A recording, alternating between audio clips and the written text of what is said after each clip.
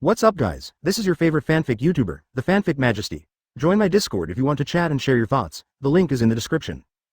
Unify Grand Line Invade Parallel World 1 UG Chapter 1 Empire Supernova Lufei. Sea Circle Calendar 1520. It was a sunny day, and seagulls were flying comfortably over the sea.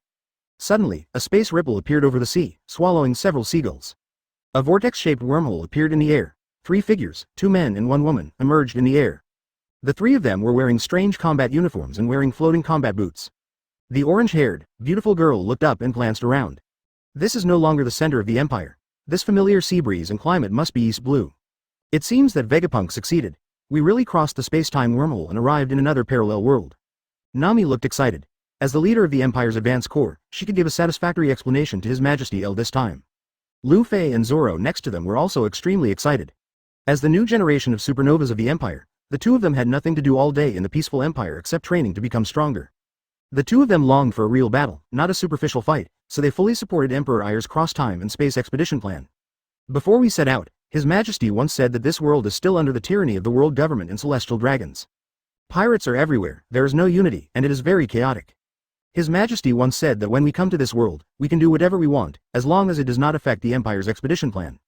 Nami looked at the mechanical compass watch on her wrist and said, "The research on Vegapunk has just been successful, and there should be a lot of time before the Empire's army arrives. Let's explore the way first, and let you 2 vent your fighting desire by the way." Lufei clasped his hands and said expectantly, "Great, then let's go to Windmill Village first? Maybe I am still in my hometown Windmill Village in this world. I don't know what I look like in this world. Grandpa and Dad told me that if I don't listen to this world, I have to teach them a lesson." Although Zoro and Nami didn't say anything, they were also looking forward to meeting themselves in this world. In their original world, Emperor Al became the strongest in the world 38 years ago. 36 years ago, he participated in the Battle of God Valley and defeated Rock's pirate, Marine, and 5 elders Satan in God Valley. Then he started the road of conquest and unification with tough means. It took 8 years to eliminate world government and establish a new empire, which was called Dragon Kingdom. In the following time, El did what his idol Qin Shi Huang did in his previous life, complete the Great Unification. Advertisement. It took 10 years to completely unify the original 175 member states. When Lufei and his friends went to this world, the Empire had already used violent means to initially complete the war against the remaining 140 non-member states. In Sea Circle Calendar 1520, that is, the 30th year of the Empire calendar, the Great Unification was completely completed. At this time, El was busy unifying the writing, weights and measures, revising monetary policy, kneading culture, eliminating racial conflicts and other matters. Vegapunk, which has the support of the entire Empire's resources, invented a time-space shuttle wormhole that can travel to parallel worlds. After learning about this, El became interested. A man's road to conquest will never stop. Life never stops, war never stops. He decided to unify the original pirate world. So, Emperor Al decided to send the Empire's supernovas Lufei, Zoro, and Nami, who fully utilized the talent of a navigator, to cross the wormhole and explore the parallel world. The sea breeze was blowing, and the 3 people in the sea and air looked at each other, and Nami said, "Let's report to His Majesty first. After all, Vegapunk was really successful this time." Nami reached out and clicked a few times on the watch, and soon established communication. Al, who had just finished handling government affairs and was enjoying Hancock's massage service, answered the phone. "Nami, did you succeed?" El's majestic voice sounded. The 3 of them subconsciously felt a high respect in their hearts. Nami has become accustomed to the way El addressed her. "Your Majesty, Vegapunk's space-time wormhole is very stable. We arrived in this world very smoothly." El continued. "Since it has succeeded, you should record the exact coordinates and continue to explore the new world. And keep records and provide detailed and accurate maps, combat force deployment and other information to the Imperial military. Be prepared for the Imperial expedition. At the same time, you can also see what the world without me is like." Nami said, "Okay, we will do it according to your Majesty's instructions." After El recalled the general situation of the original world, he began to exhort. "The current strength of the 3 of you is not enough to run rampant in the parallel world. But don't be cautious. When necessary, I will let the Empire's highest combat power come to support you." Advertisement. "Thank you, Your Majesty," the 3 answered in unison. Due to the War of Unification of Aier, Rox, Roger and others who were supposed to have died were all convinced by the supreme power of Emperor Aier and became one of the highest fighting forces in the Empire. And, after ensuring their loyalty to the Empire and Aier's own strength was enough to suppress everything. Almost all the highest fighting forces in the Empire were allowed to use pure gold. The lifespan has been greatly extended. Their fighting power has always been at its peak. In this world, Newgate, Garp, Sengoku, Haki and others who are already in their 70s and have white hair. In the Empire, they are still energetic and in their prime. In the current Empire, martial virtue has reached ultimate. At the same time, after learning about the Empire's planned expedition to the parallel world, everyone is eager to fight and is looking forward to it. After hanging up the communication, Lufei and the other two looked at the endless sea and prepared to find a place to settle down first. In the Empire, Vegapunk's talent has also been put to the best use. The technological strength of Dragon Country has reached an unimaginable level. The battle suits and combat boots worn by Luffy and his companions are products of the same style in the original Egg Island that have been iterated countless times, and have more comprehensive functions. After the combat boots turned on the cruise mode, they soon saw a restaurant floating on the sea. It was the sea restaurant Baratti. There is actually a restaurant on this vast ocean. We are just hungry too. Let's go eat something. Nami just heard Luffy's rumbling stomach. Okay, since there is a restaurant, we don't have to eat military rations. I want to eat meat. Although Luffy grew up in a completely different environment from the original Luffy, his basic personality is still somewhat similar. Zoro was also tempted by the smell of wine emanating from the restaurant. The three quickly landed in front of Baratti's door. Red-footed Zeph, who was smoking and resting at the door, could hardly fail to notice Luffy and his companions in combat uniforms. Who are the three of them? The clothes are so strange. And the faint smell makes me feel like I'm facing a beast. Looks so young, but very dangerous. Chapter 2 Lufei. This idiot is actually a variation of me? Hello, are you here for dinner? I'm the owner of this restaurant. Feeling the extraordinariness of Lufei, Zoro and Nami, Redfoot Jeffu personally came forward to receive them. This world is really cruel. Uncle's legs are broken, but he still works so hard. Lufei asked curiously, Uncle, don't you have disability allowance and pension? Zoro and Nami were also very curious. After all, in Longguo, various social welfare policies had been perfected before the three of them were born. Disability allowance? Pension? Redfoot Jeffu was confused. What is that? I can understand every word, but why can't I understand it when it's put together? Suppressing the doubts in his heart, Redfoot Jeffu took Lufei and the other two into the restaurant. Before entering the restaurant, after observing the clothes of ordinary people in this world, the three also activated the function of changing their combat uniforms and changed into ordinary clothes. At the same time, less than a mile away from the sea restaurant Baratti. Ongoing Mary, Luffy, Nami, Zoro, and Usopp were ready for battle. Next to them, the warship of Marine Captain Iron Fist Hobody appeared. The warship's cannon was aimed at the Mary. Luffy accidentally bounced the cannonball onto the roof of the Baratti restaurant with his body. With a bang, a huge hole was smashed in the roof. Red-footed Zeph, who had just returned to his room to rest, was knocked to the ground by the cannonball. In the restaurant, Zoro frowned. What's that noise? So loud. Luffy grew up in the army and had some understanding of the cannonballs that were eliminated a long time ago. It sounds like the sound of being hit by an ancient cannonball. Zoro put his hand on the famous sword at his waist, got interested, and said, It seems that this world is not only backward, but also very chaotic and disordered as His Majesty said. An ordinary restaurant can be attacked by a cannonball for no reason. As he said, Zoro ate quickly, ready to go out and see after filling his stomach. He was too eager for real fighting and killing. Luffy and Nami were the same. Advertisement on the other side, Luffy knew that he had made trouble, and was dragged into the room of Red-footed Zeph by two chefs with a look of despair on his face. Red-footed Zeph was stunned when he saw Luffy's appearance and frowned. My guest, I just received you with full courtesy. Why did you shoot me with a cannonball? Although he didn't know why the young man he had just received changed his clothes and wore a straw hat, Red-footed Zeph didn't think much about it. After hearing what Red-footed Zeph said, Luffy was stunned. Although it was indeed because of my shells that they accidentally landed here. But will you receive me? I don't know you, uncle. Afterwards, after some negotiations, Red-footed Zeph asked Luffy to work in the restaurant as compensation. In the restaurant, Luffy, Nami, and Zoro ordered another meal. They were quite capable and had a big appetite. In this way, Luffy tied an apron in front of him and became a waiter with no desire to live, and began to take orders for the guests. And it just happened to be the table where Luffy, Zoro, and the others were. Alas, it's really tiring to do odd jobs. Luffy came to Zoro with a depressed face and lowered his head. Hey, Luffy, I just heard from the guests in the restaurant that there are still many pirates in this world. After dinner, let's go find some pirates to practice with. Pirates, in our dragon country, have been a profession for decades. I'm really curious about what it's like. After hearing Zoro's words, Lufei and Luffy both raised their heads. Then they saw Luffy and were stunned. This. Lufei, you in this world are actually a restaurant waiter. The powerful Empire Supernova is actually a waiter. Ha ha ha ha ha. Lufei's appearance is so easy to recognize that Zoro and Nami immediately confirmed that the man in an apron and a straw hat in front of them is Lufei in this world. Then they laughed unscrupulously. Luffy was also confused.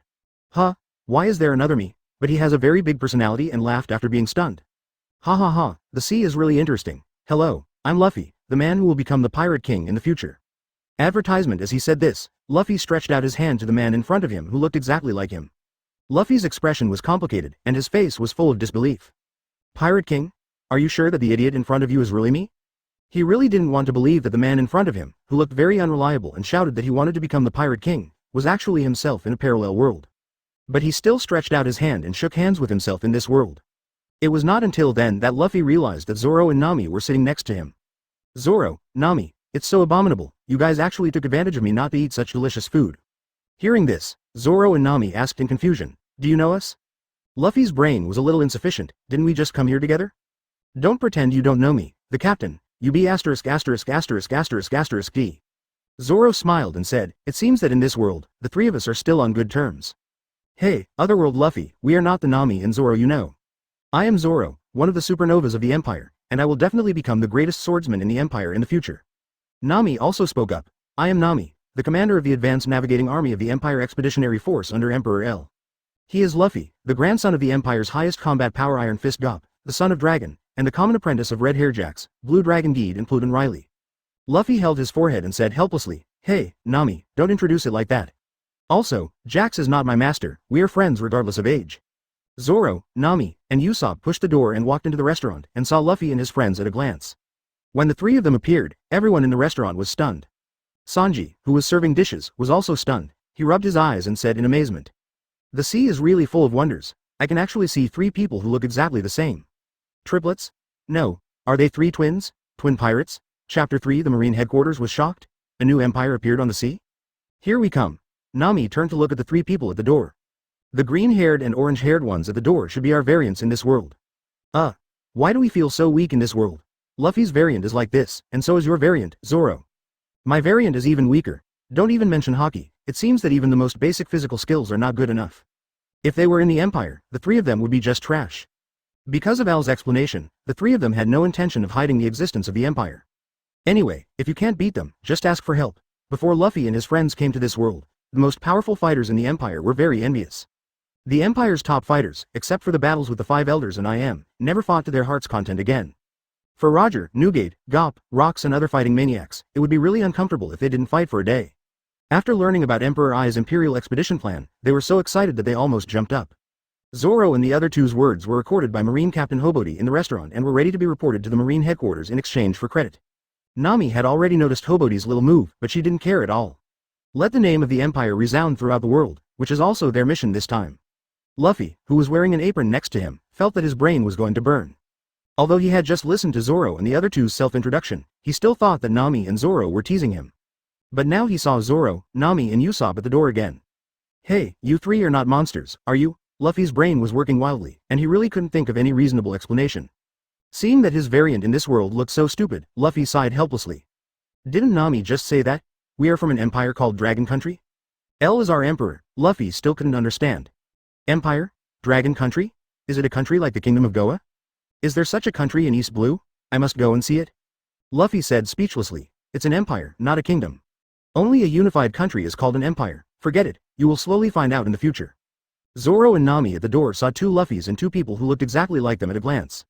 Looking at the people standing together, who looked the same except for their clothes, the people present kept rubbing their eyes. Advertisement, what empire are those three who came first talking about? And what about the Empire expedition? Could it be some parallel world written in those novels? Don't dream, it must be some weird devil fruit ability. But I heard that there is a person who can transform into other people in the Baroque works in Alabasta. My form is the subordinate of that person. Everyone was talking about it, and Nami and Zoro, who walked to the dining table, were extremely shocked. The two of them had the same idea in their hearts. Did I have a twin brother, sister when I was born? Now they are looking for their relatives? Nami stretched out her hand to Nami and smiled. Hello, I am Nami from the Dragon Kingdom, the commander of the advanced pilot corps of the expeditionary force under the Emperor. You should be Nami, right? Nami is a quirky person. Please take care of me. I am a variant of this world. Nami is eccentric and has been a thief for many years. She has stolen all over East Blue and met many people, so she has a strong ability to accept. A variant of this world? Are you from another world? Then you are me from another world? That's great, you look like you haven't experienced what I've endured. That's good. Zoro looked at Zoro and said, you must be the Zoro that Luffy mentioned. I'm you from another world, Imperial Supernova, Great Swordsman. Zoro was a little confused, but he also greeted him. I'm Zoro, Bounty Hunter, Three-Sword Swordsman. Hearing Zoro talk about his strength, Zoro suddenly felt a little ashamed. The otherworld's self is already a great swordsman, but he didn't even reach the iron-cutting realm. However, both Nami and Zoro had considerable doubts about the identities of Zoro and Nami. Haha, don't stand there stupidly, eat something. You came at the right time, it just so happens that we don't have the currency of your world. At the same time, Hobody hurriedly left because he found an unexpected situation, returned to the Marine branch, called the headquarters, and reported what he saw and heard. Because of the evidence of the secretly taken photos, the Marine headquarters directly believed Hobody's words. Involving dangerous words such as the advance army and the Imperial expedition, the Marine who was responsible for receiving the news from the branch knew that the matter was a bit serious and hurriedly reported it. In the office of Marshal Marineford at the Marine headquarters. Advertisement Sengoku also felt that something was wrong and summoned the Chief of Staff, Suru, Garp, and the 3 admirals who were on vacation to come to a meeting. Sengoku, why did you call us here in a hurry? Garp was challenging himself to eat 100 senbei without resting at a time, and was interrupted by Sengoku, which made him a little unhappy.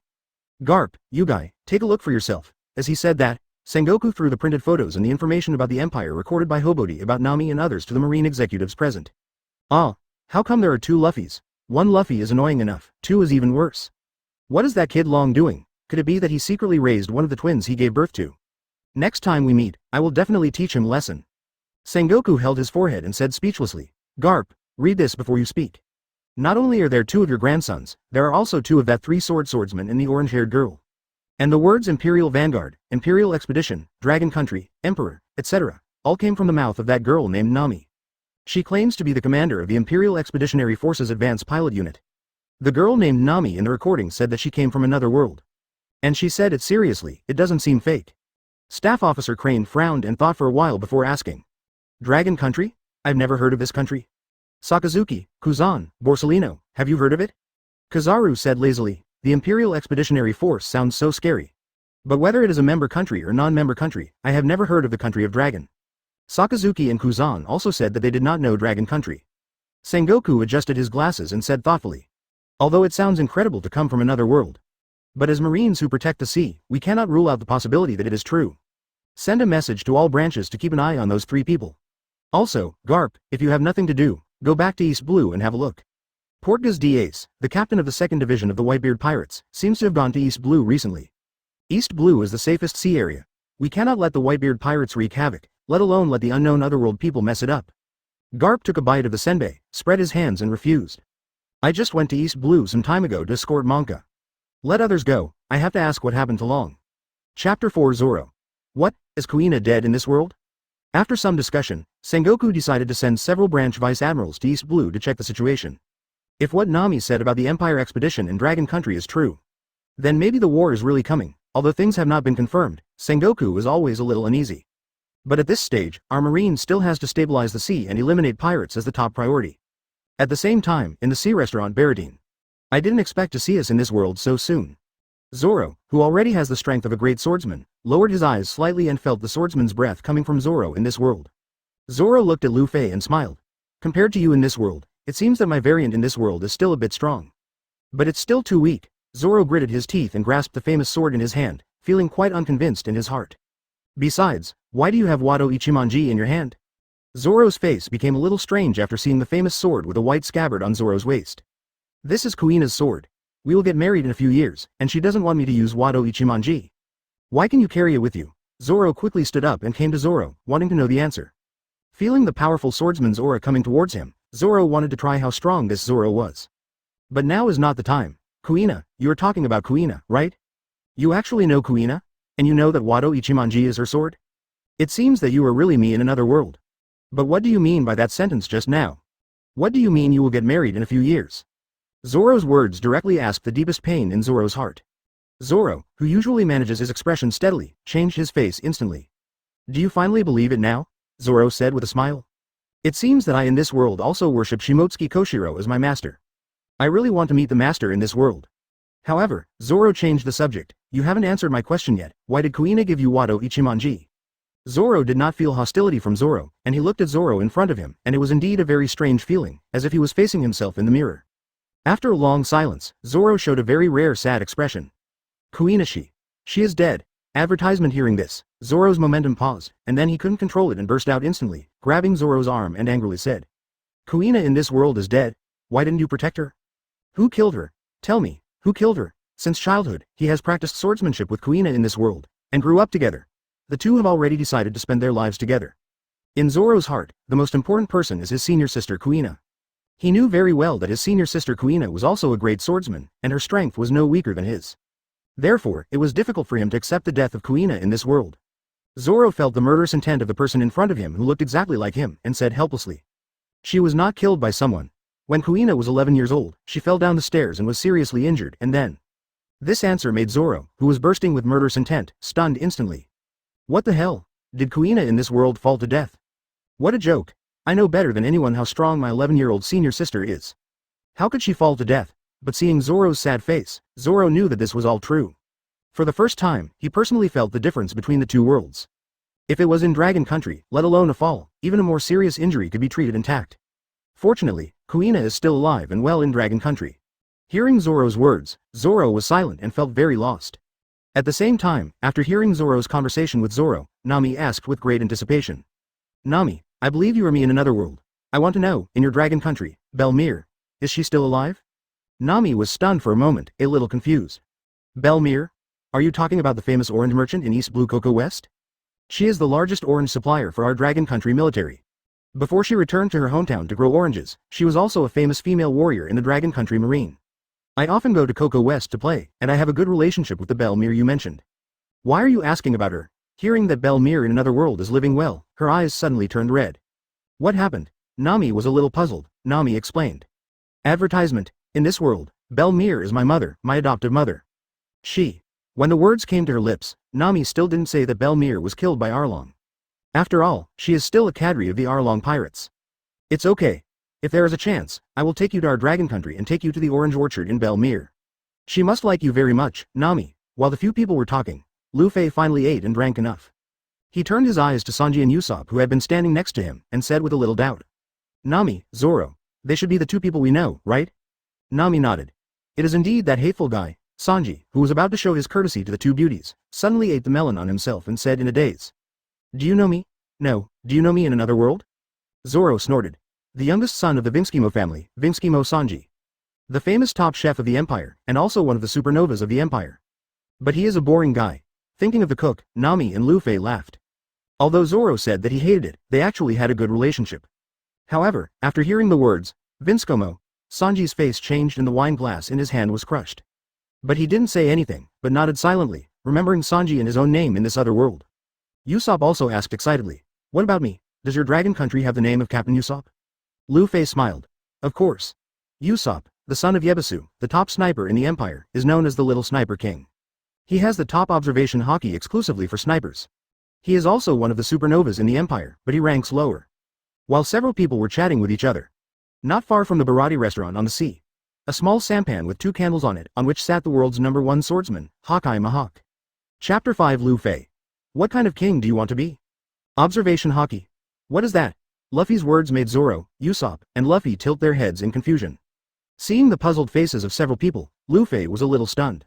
I won't talk about others for now. Luffy, you are my variant in this world, and your parents and grandfather should not change. By the way, I suddenly feel that something is wrong? With our background, you shouldn't be a pirate? And you want to be the Pirate King. In Dragon Country, when Luffy was born, the world government had been destroyed and the world was peaceful. As the grandson of Garp, the highest combat power in the Empire, and the son of Dragon, he has a noble status and has received the best teachings from his grandfather and father since he was a child. In addition, his teachers Pluton Riley and Blue Dragon Geed took turns to educate him with sticks. His strength improved extremely quickly, whether it was the development of the mythical beast Nika fruit, or physical skills and Conqueror's Haki, they were all very strong. With such a background, it is naturally impossible for him to be a pirate. Luffy's goal is to become one of the highest fighting forces in the Empire, like his grandfather, father, 2 teachers and red-haired Jacks, to lead an army and fight for Emperor L. Therefore, Luffy couldn't understand why his own variant in this world became what it is now. Not only is he weak, but he also shouts that he wants to become the Pirate King. In Luffy's view, it doesn't matter what king he wants to be in this world. After all, it won't be long before the Empire Expeditionary Force arrives. By then, the whole world will be conquered by the Empire's Iron Hoof. Let alone the Pirate King, Uranus Lousy is useless. Hearing Luffy's words, Zoro, Nami and others reacted. Nami just told Luffy about his horrible life experience. Luffy suddenly heard about his grandfather from other people, sweating profusely, and his teeth seemed to be trembling. Grandpa. Advertisement. After stuttering for a long time, Luffy still couldn't say the name of his grandfather Garp. Haha, it seems that the old guy also left a deep impression on you in this world. Luffy can understand the feelings of his variant very well, and he also has a deep understanding. Let's not talk about Grandpa, what about Dad? Compared to Grandpa, Dad is much more reliable. Did Dad teach you the Dragon Claw Fist? Speaking of which, that move is really cool. Luffy was confused, pulled off his apron, and sat on the chair in a daze. Dad, do I still have a dad? I don't know. I haven't seen him, I don't have any impression. Lufei, what do you mean I don't know or haven't seen him? Then how did you grow up? What about mom? You haven't seen her either. Luffy shook his head blankly, and then said in surprise, do I still have a mom? What does mom look like? Is she okay? Anyway, I haven't seen her, maybe she's gone. After hearing the answer from his variant in this world, Lufei was silent. He suddenly understood why he was like this in this world. He had never felt the love of his parents, and it was not easy to grow up safely. I grew up with Ace, Sabo, and the bandits Dayton. Grandpa came back occasionally. Advertisement. Well, it's good anyway. It's free, isn't it? For some reason, Lufei suddenly felt a little sad when he heard Luffy's words. Compared to himself who grew up in a pampered environment, it was not easy for him to grow up in this world. Growing up with bandits. Alas, no wonder you became like this. When I have the chance to see my father and grandfather in this world, I will question them. Why didn't they take good care of you? Your Majesty said it well, it's better not to give birth to a child than not to raise it. Lufei felt that if his father, grandfather, and mother, who were in high positions in Dragon Country, saw what he looked like in this world, they would definitely feel distressed. After a moment of silence, Lufei looked at Luffy and said solemnly. Luffy, give up your dream of becoming the Pirate King. Now that we are here, this chaotic world will be ruled by the Empire. Under the rule of Emperor L, everyone will live happily, and there will be no more pirates. Luffy, who was chatting peacefully, was very unhappy to hear this. I don't care what you are like in another world. But I am who I am. No matter what, I will become the Pirate King. No matter who it is, the Emperor L you are talking about. Nothing can stop it. Lufei glanced at the heroic Luffy, his eyes lowered. Sensing that the atmosphere was a little wrong, Zoro and Nami opened their mouths and wanted to say something to ease the atmosphere, but they didn't know what to say for a while. You seem to have made a mistake. Lufei's momentum gradually rose, and he looked at Luffy. I'm not giving you advice, but telling you a fact that is about to happen. As my variant, as an Imperial supernova, I have the responsibility to make you understand that sometimes it is better to listen to advice. What kind of king did you say you wanted to be? Chapter 6, a one-sided battle. What kind of king do you want to be? Luffy knows what kind of personality he has. So he knows very well that his variant in this world must be a personality that cannot be pulled back even by 8 bulls after making a decision. If we hadn't come, I wouldn't care what kind of king you want to be. But it's different now. No one can stop the Empire's conquest. Feeling the rising momentum around Lufei, Zoro and Nami beside him changed their faces. Usopp also hurriedly said, hey, don't be so nervous. Is there anything that can't be discussed by sitting down? But everyone cared about Usopp's words, and both Luffys became excited. Zoro and Zoro also put their hands on the knives at their waists. In the final analysis, all of them have restless and violent blood flowing in their bodies. Although they have now confirmed each other's identities and know themselves in another world. But, it is precisely because of this that they want to test themselves in different worlds to see what kind of strength they have. From the moment they met, the restless desire to fight has risen in their hearts. Several people were keen on fighting, not on destruction. They stood up and came outside the restaurant, and the momentum of both sides collided with each other. Lufei grinned and said, Luffy, if you can beat me, I will no longer stop you from becoming the Pirate King. But if you can't win, then don't think about it. I know much more about the meaning of the Nika fruit than you do. The grandfather and father of this world don't care about you, I can't let you stop His Majesty's conquering Iron Hoof at that time. That's too dangerous. Luffy didn't say anything, but his serious expression showed his attitude. Red-footed Zeph, Sanji and others walked out of the restaurant to watch the battle. After receiving the order from the headquarters, Hobody hurriedly drove the boat back to check and was ready to report to the headquarters at any time. Luffy on the opposite side had just taken a fighting stance, and when he heard Lufei's words, he tilted his head, full of question marks. Nika fruit. Aren't you the Paramesha rubber fruit? Advertisement. Luffy smiled. You're right. Then Luffy took the lead and attacked Luffy who was blocking his dream of becoming the Pirate King. But he didn't use his full strength. After all, Luffy liked his otherworld self and found it very interesting. Rubber machine gun. Luffy shouted, and dense rubber fists drowned Luffy. Luffy stood there motionless, not even using Haki, nor dodging, letting the dense fists hit him. There was a dull sound of bang bang bang. Too weak. Use all your strength, otherwise you can't even make me feel pain. In Dragon Country, after years of teaching with the mace by Qinglongid, Luffy's ability to withstand blows is much stronger than Luffy in this world. Zoro next to him crossed his arms and smiled. Luffy, go all out. You can't imagine how powerful you are as a supernova of the Empire. Hearing this, Luffy's eyes changed and became more serious. Rubber tomahawk. Luffy stretched out his right leg for more than 10 meters and used a move that was enough to defeat Arlong with one blow. Luffy on the opposite side still did not dodge or evade. After enduring Luffy's kick, he did not move at all.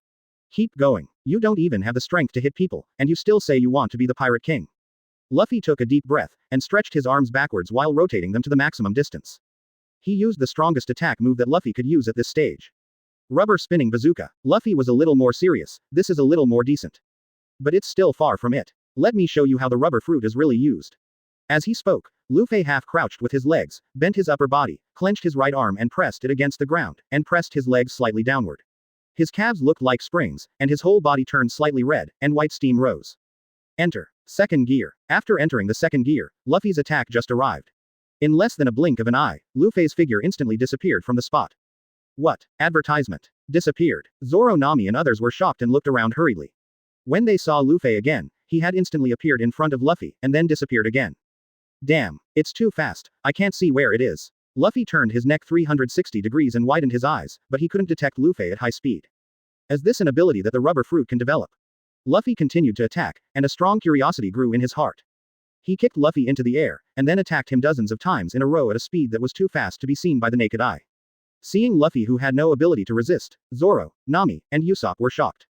Zoro was surprised. It's not the same level at all. So strong, I can't even see the trajectory of Luffy's movements. Zoro next to him laughed. This is just the beginning. This strength is not even 1% of Luffy's. But even so, your captain can't do anything with all his strength. But I think your captain doesn't look like those inhumane pirates, but like he went to sea for adventure. When the Empire Expeditionary Force arrives, as long as you don't become enemies with us, it's good to be a free adventurer. Zoro didn't care whether he was a pirate or not, he had already chosen Luffy as his captain. For him, there was no difference between a pirate and an adventurer. None of these affect his dream of becoming the world's greatest swordsman. Are you as strong as Luffy? Zoro looked at Zoro, somewhat eager to make a move. Zoro touched the hilt of the knife at his waist and smiled.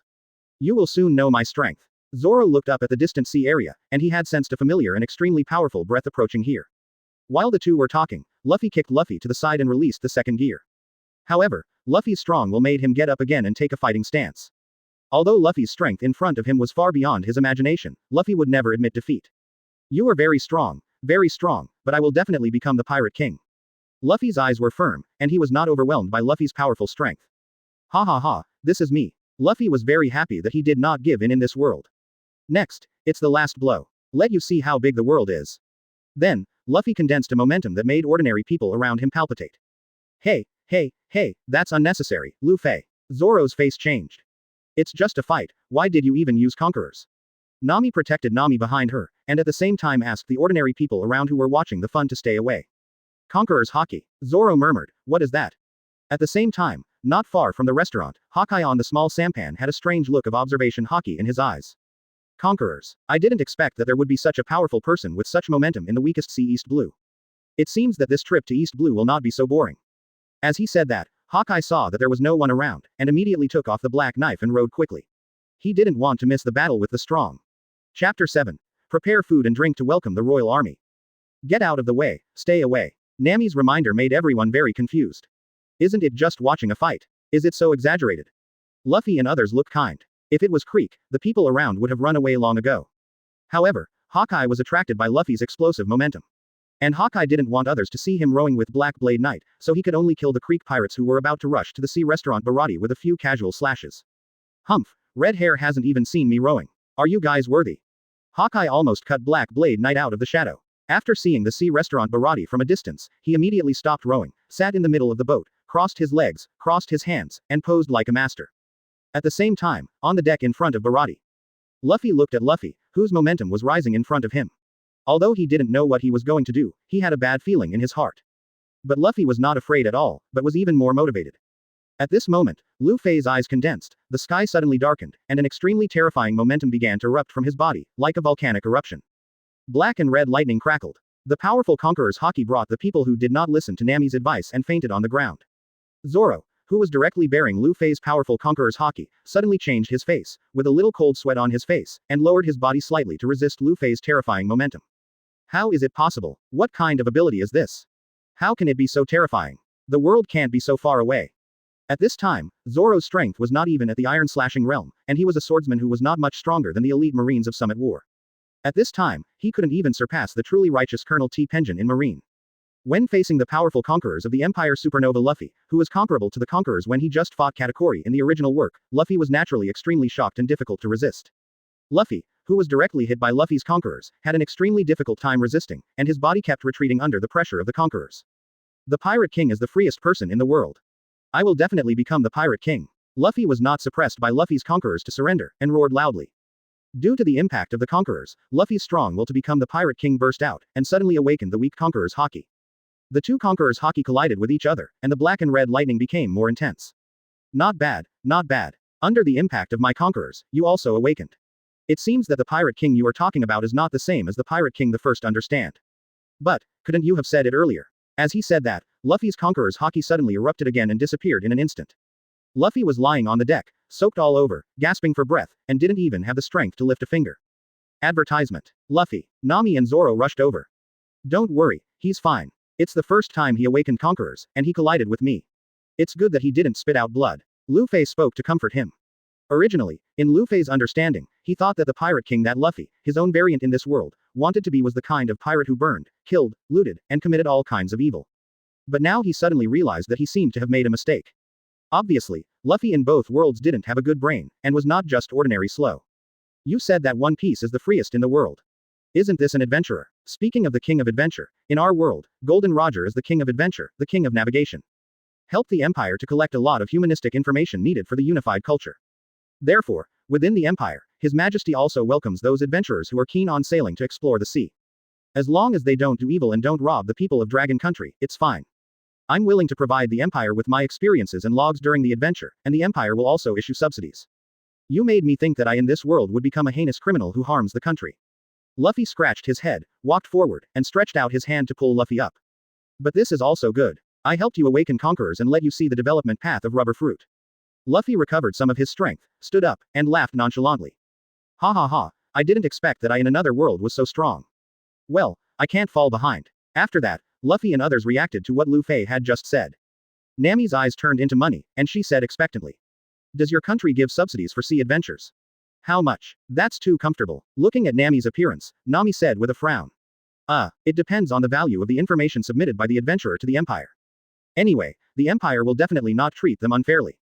Under the governance of His Majesty Aiel, there are very few cases of oppression of the people. Once discovered, it will be punished by thunder. Therefore, in the Empire, people live happily. Hearing this, Nami's face changed slightly, with strong expectations hidden in her eyes. No one will be oppressed. That's really desirable. Nami is always thinking about getting rid of the brutal rule of the fishman Arlong. Advertisement. Compared to Luffy, Zoro and others, Nami can best experience the chaos and brutality of this world. I really hope your Emperor L will come soon. Nami muttered to herself. Luffy laughed. Although he was slow-witted, he understood what Nami said. It's great, a country where everyone lives happily. I also want to see it. Well, I've decided, I must go to your dragon country for adventure. Hearing Luffy's words, Zoro, Nami and others were also looking forward to it. Although they had just met not long ago, they were already curious about the dragon country mentioned by Nami and others to the ultimate. The people who woke up around them naturally heard Nami's words. They were born in this messy world and wanted to have a peaceful and happy life more than anyone else. Although the Empire's expedition has not yet started, the idea of welcoming the Dragon Country Expeditionary Army into East Blue has already been born in some people's minds. A world without oppression. What kind of world is that? As the weakest sea and the most peaceful sea, East Blue has countless pirates burning, killing and looting. There are even more people who have become slaves because they can't pay the sky gold. Many people know that this is caused by the rule of the world government. In the past, there was no choice but to endure it silently, but now it is different. They have a new choice. Sister Nami, when will your Dragon Country Expeditionary Force come? Can you take care of East Blue first after you come? The brave people came forward and asked. Nami wanted to know the answer even more. As long as the Dragon Country Expeditionary Force comes, maybe her village will be saved. Nami was very satisfied with people's reactions and said. Soon, when the space-time wormhole can be large-scale, it will come. With Vegapunk's ability, it won't take long. At this time, a curious voice came from behind the crowd. I am also interested in the empire you are talking about. Haki, the world's #1 swordsman, just arrived, but after seeing 3 pairs of people who look exactly the same, he was amazed and stood there observing, and then heard what Nami and others said. Haki has a cold and calm personality. He believed what he saw, and believed that Lufei, who had such a strong conqueror's Haki, would not lie easily. I feel the breath of a powerful swordsman that I haven't seen for a long time. Haki cast his hawk-like eyes on Zoro. Chapter 8: The 5 strongest swordsmen in the Empire. Haki is excited. The world's greatest swordsman, Haki Mahawk. I went out to sea just to meet this man. When Zoro saw Haki, he was trembling with excitement, and he could no longer suppress his fighting spirit. Luffy, it's great to go out to sea with you. I never thought I would meet this man so soon.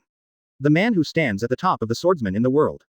Dracul Mahawk. After hearing this, Haki turned his gaze from Zoro to Zoro. At this time, Zoro had already drawn the 3 knives from his waist and tied a green headscarf to represent his seriousness. The promised moment, finally. It's finally here. As he said this, Zoro walked forward and stood opposite Hawkeye. Did your sword cut the ship over there? That's right. Hawkeye looked at this man who looked exactly like Zoro, whom he wanted to draw his sword to fight. I see, you are indeed the strongest. Zoro pointed the tip of his sword at Hawkeye. I went out to sea just to see you. Hawkeye was slightly interested. Oh, what is your goal? Of course I want to be the strongest. Zoro took a fighting stance. Let's have a contest. Contest. Hawkeye snorted disdainfully. Pathetic weakling. If you were a first-class swordsman, even without a fight, you would be able to see the gap between you and me. You dare to attack my sword. Should I say you are brave or ignorant? I am interested in him. Hawkeye looked at Zoro, whose mouth was twitching slightly. Zoro continued. It is for my ambition. It is also for the promise between me and my best friend. Zoro, who was standing next to him, was impressed by Zoro, who dared to attack the world's strongest swordsman. Advertisement. If I were him, I would definitely do it. That's the heart of a swordsman. But I never expected it. I can actually meet a variant of Hawkeye Mifki, one of the strongest swordsmen in the Empire. In the Empire, he is known as one of the 5 strongest swordsmen along with Pluten Riley, Golden Roger, Sky Admiral Golden Lion Shiji, and Red Hair Jax. There was a fight between the 5, but no one knows who won in the end. They once taught me how to practice swordsmanship. Zoro also took the 3 famous swords on his waist in his hands. The Great Blade 21 Works, Enma, Aim no Hobibage Slash, and the former Wanokuni National Treasure Black Blade Autumn Water. During the Empire's conquest, Emperor Al completely destroyed Wanokuni, a place he hated, renamed it Seastone Island, and then moved other people there to live and open up a country for trade. And it is managed by the Empire's highest combat power, Blue Dragon Geed and Sky Admiral Golden Lion Shiji, and they command the 1st Air Force Corps of Seastone Island. Similarly, 3 of the captured famous sword trophies were given by Aiel as rewards to the Empire's supernova swordsman Zoro. And it is stipulated that if the owner of the famous sword dies in battle, the famous sword will be returned to the Empire. If he does not die in battle and grows into one of the highest combat forces in the Empire, the famous sword will be completely given to that highest combat force. Zoro is working towards this goal. When Zoro's fighting spirit surged, the battle between Hawkeye Mihawk and Zoro had entered the 2nd stage. The knife in Hawkeye's hand had already been inserted into Zoro's left chest. Do you want to be stabbed in the heart? Hawkeye changed his mind about Zoro and reminded him. Why don't you retreat? I don't know. Zoro looked up at the sky, as if he was looking at the dead Kuina. I just feel that even if I retreat a step here, all the important vows and promises so far will disappear. Then I can never come back here. Hawkeye smiled. Yes, this is called defeat. Then I can't retreat. Zoro looked very determined. It's better to die in your hands. Zoro sighed. I am worthy of this world. I would rather die in battle than lose. What a strong swordsman's heart. Hawkeye had the same idea, stepped back a few steps, and said, Boy, tell me your name. Zoro took the starting posture of the 3,000 worlds and said solemnly. Roronoa Zoro. Hawkeye pulled out the black knife behind him and said seriously, I will remember this name, a long-lost strong man. In order to show the etiquette of a swordsman, I will use this world's strongest black knife to bury you in the sea. After a defeat, Zoro turned around and stretched out his arms to Hawkeye. The scar on the back is the shame of a swordsman. Just when Hawkeye was pleased to be ready to give Zoro a knife, Zoro pulled out the black knife Chushui and swung a green flying slash to block Hawkeye's knife. Then he leapt and stood opposite Hawkeye, and said to Zoro. It's enough to experience the taste of defeat. There's no need to be seriously injured. Zoro looked at Hawkeye and said. The Hawkeye of this world has recognized you, hasn't it? Of course. Hawkeye looked at Zoro. It's too early for you to die. I am Dracul Mihawk. See yourself clearly, know the world, and become stronger. No matter how many years pass, I will wait for you in this strongest position. Advertisement. Surpass this sword. Surpass me. Roronoa Zoro. Zoro nodded at Zoro and said in a deep voice. You're done, then it's my turn. Zoro, you are worthy of being me in this world. You have the same swordsman's heart as me. Both of us will definitely become the strongest swordsman. Now, you watch from the side. Let me open up the road to the strongest swordsman of the 3-sword style for you. Besides, I really want to try, is the Hawkeye of the Empire stronger, or the Hawkeye of this world stronger? Zoro looked at his powerful self in another world and nodded heavily. After the people around him dispersed, Hawkeye said expectantly. You just said that there is another me in your empire. The other me is listed as one of the 5 strongest swordsmen in the empire along with Pluten Rayleigh, Galdi Roger, Golden Lion Shaki, and Red-Haired Shanks. In your world, their sword skills have not declined. When asking this question, no one knew how excited, expectant, and eager Hawkeye was at this moment. In this world, he has already stood at the top of the swordsman, so lonely. Compared with the title of the strongest swordsman, Hawkeye wants to fight with the top swordsman. He hasn't been so excited for a long time. So much so that the black knife in his hand was trembling with excitement, and he couldn't wait to fight with the 5 strongest swordsmen in the empire. Zoro smiled and said, because of His Majesty El's existence, their strength has always been at its peak. In our empire, the 5 of them are the ultimate goal of all swordsmen. Especially you in another world, Hawkeye Myfok of the Empire, are the most admired and wanted to fight by all swordsmen. Because compared to the other four, Hawkeye Myfok is the purest and most ultimate swordsman. You will see them later, but now, it's a battle between Dragon Country's Supernova, the great swordsman Zoro, and the most powerful swordsman in this world. Hawkeye Myfok felt Zoro's powerful strength and was eager to fight. Come on, fight. Chapter 9. The great swordsman Zoro versus Hawkeye. Are we going to fight to the limit or to fight with all Haki? Under normal circumstances, Hawkeye would not ask this question.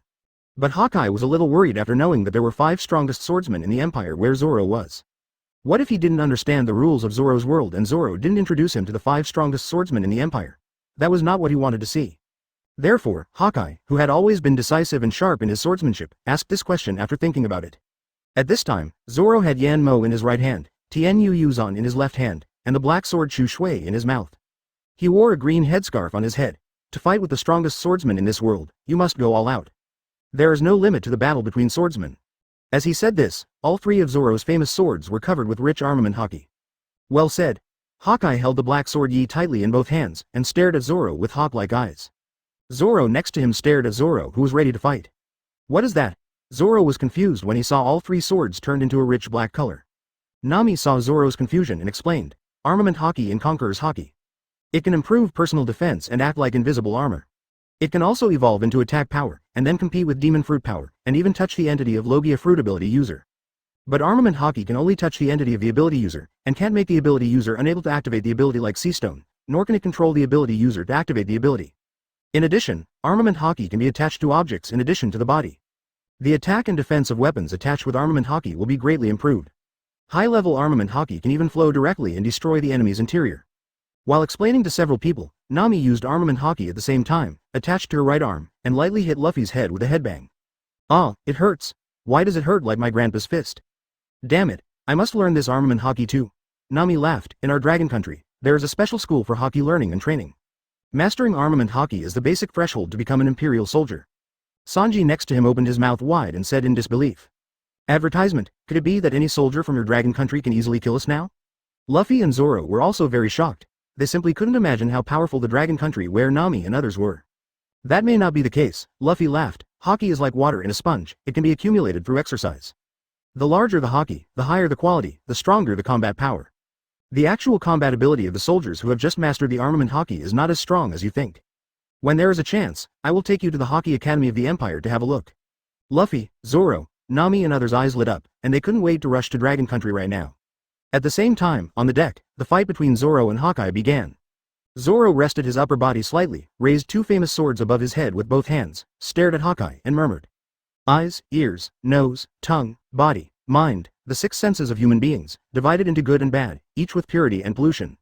3 swords style, 3 lives, death, 1080 troubles Phoenix.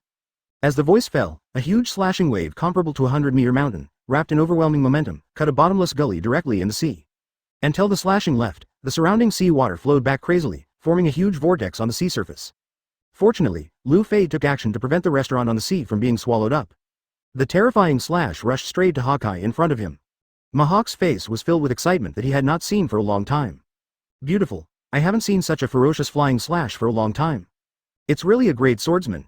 In the blink of an eye, Hawkeye swung the black knife with both arms, and out of respect for Zoro's strength, he whispered. Black knife flash. Although it was not big, it was more condensed and sharper. The green slash wave suddenly hit Zoro's 1800 troubled Phoenix. Boom. Boom. The 2 extremely strong slash waves collided, and a deafening roar broke out. Then, in the shocked eyes of Zoro and others, the 2 slash waves circled each other and rose to high altitude, and then exploded like a cloud bomb. All the clouds in the sea area within a radius of more than 10 miles were instantly cleared. Then it was dyed green by 2 colliding slash waves. Advertisement Captain Hobody of Marine, who was hiding not far away, was stunned by Lufei's conquerors, but the video Denmushi in his hand was still working diligently. After the 2 slashes, Zoro and Hawkeye abandoned the flying slash and directly collided with their swords. In the blink of an eye, the 2 had already swung hundreds of swords back and forth. At this time, Zoro was stunned. In order not to miss this level of fighting, he couldn't bear to blink. It's amazing. I thought Zoro would be strong, but I didn't expect it to be so strong. If I faced the slash just now, I'm afraid I would be torn into powder. It's ridiculous that I was still ashamed of my defeat just now. This world is really much more vast than I thought. Zoro looked at Zoro fighting with Hawkeye, greedily absorbing Zoro's mature 3-sword swordsmanship.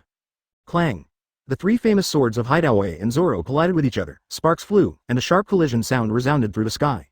The excitement in Hawkeye's eyes could no longer be hidden, and his eyes flashed with a refreshing light. It's so satisfying. The fight between swordsmen should be so pure. Hawkeye became more and more excited, but he still controlled himself and didn't use all his strength.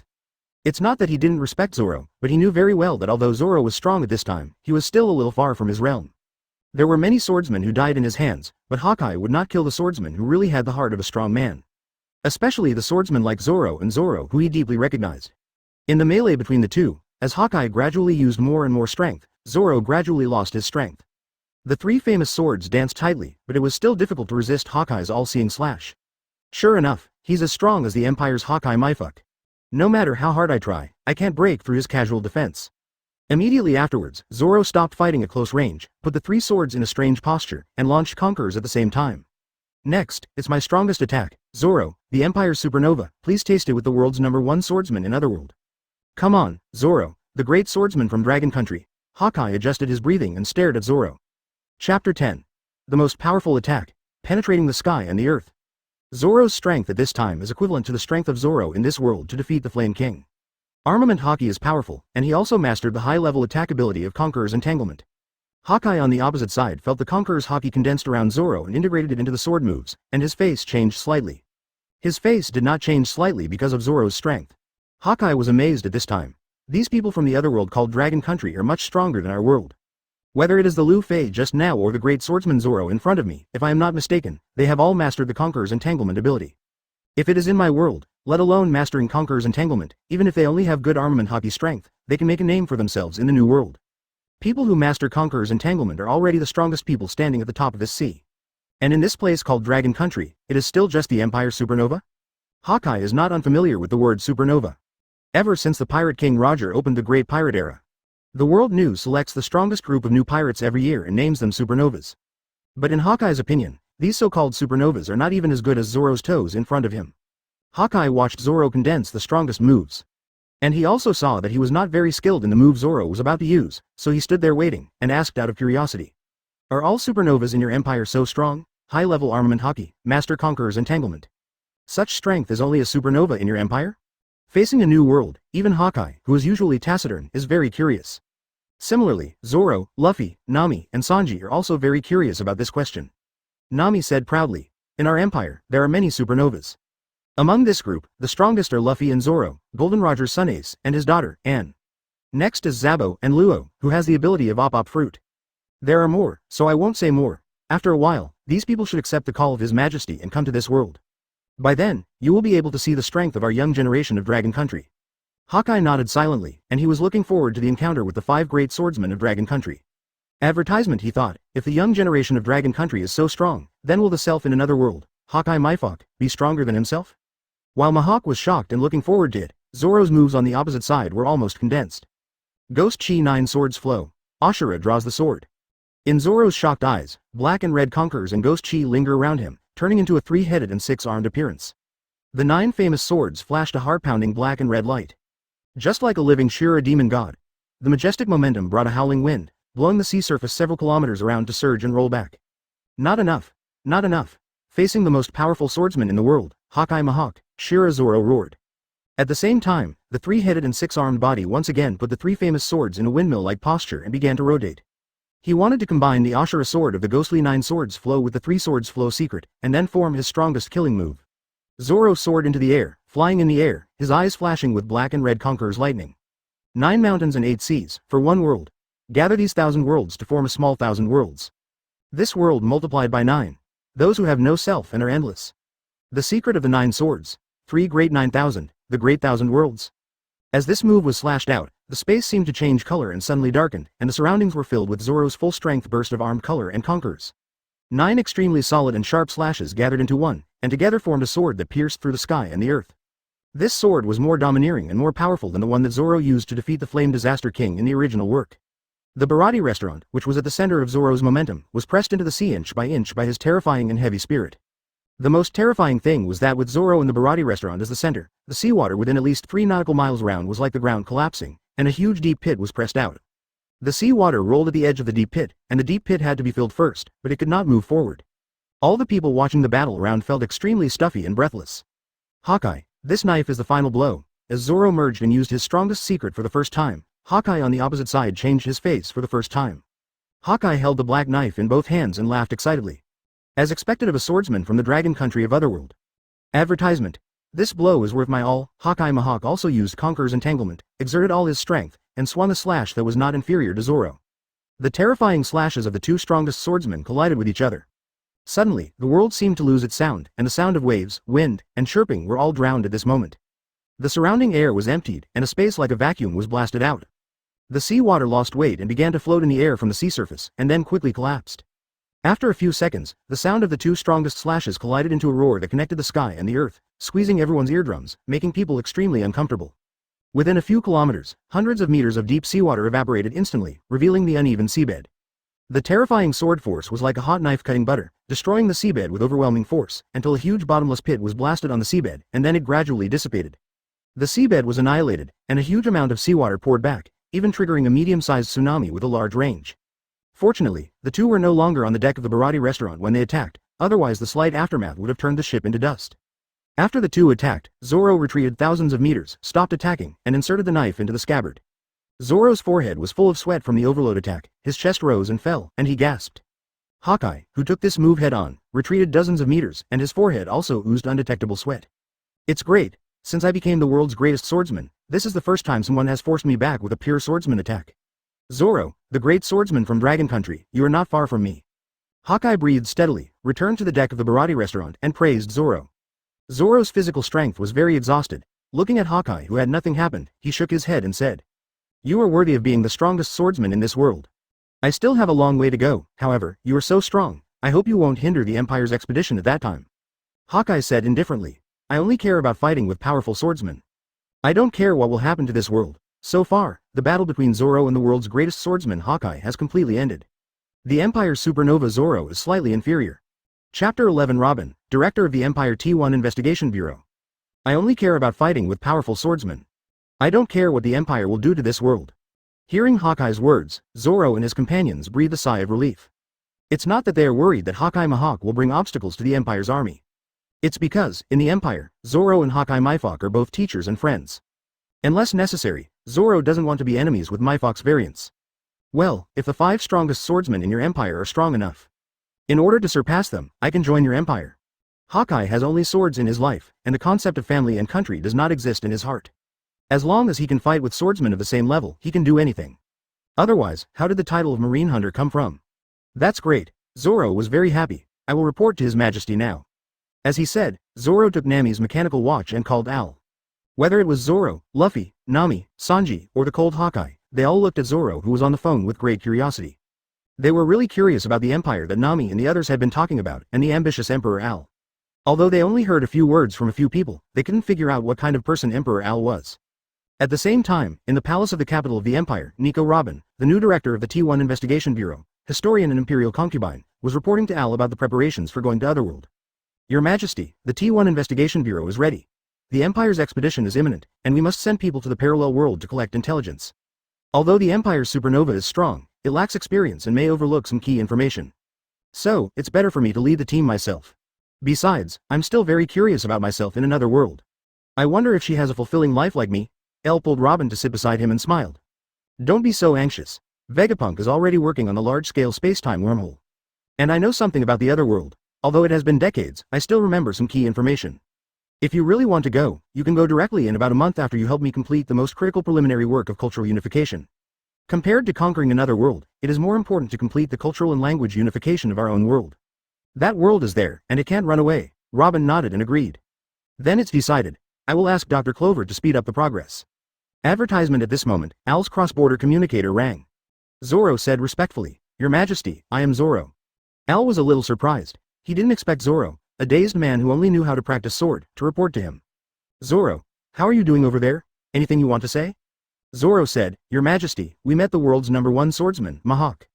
I fought him. Oh, Al was a little surprised and laughed. Met Hawkeye and fought him? Who won and who lost? No one was hurt, right? Dare to bully our Empire's supernova? Do you need me to send the Empire's top combat force to suppress you? Well, it just so happens that Garp, Xinglong Guide, Sengoku, and Newgate, the 4 of them have some free time. Do you want to let the four of them go together, beat up Hawkeye, and give you a vent? Hearing this, Hawkeye next to him froze, and he was a little confused, and his hawk-like sharp eyes were a little blank. He could probably tell who these people Al was talking about. Marine Hero Garp. Four Emperors Kaido of the Beasts. Marine Marshal Buddha Sengoku. The world's strongest man Whitebeard. Hawkeye thought to himself that although I am the world's #1 swordsman, I am also as strong as the four emperors. But you let these top four emperors come to beat me up? Isn't this a bit too bullying? Mahawk has a rebellious and cold personality, but he is not a fool and knows himself very well. He knows very well that he will not be able to hold on for a few more times under the beating of these top fighters and will be beaten into a muggle. No. This? Hawkeye's cold face showed a trace of awkward panic for the first time. What I want is a battle between swordsmen of equal strength, not to be beaten.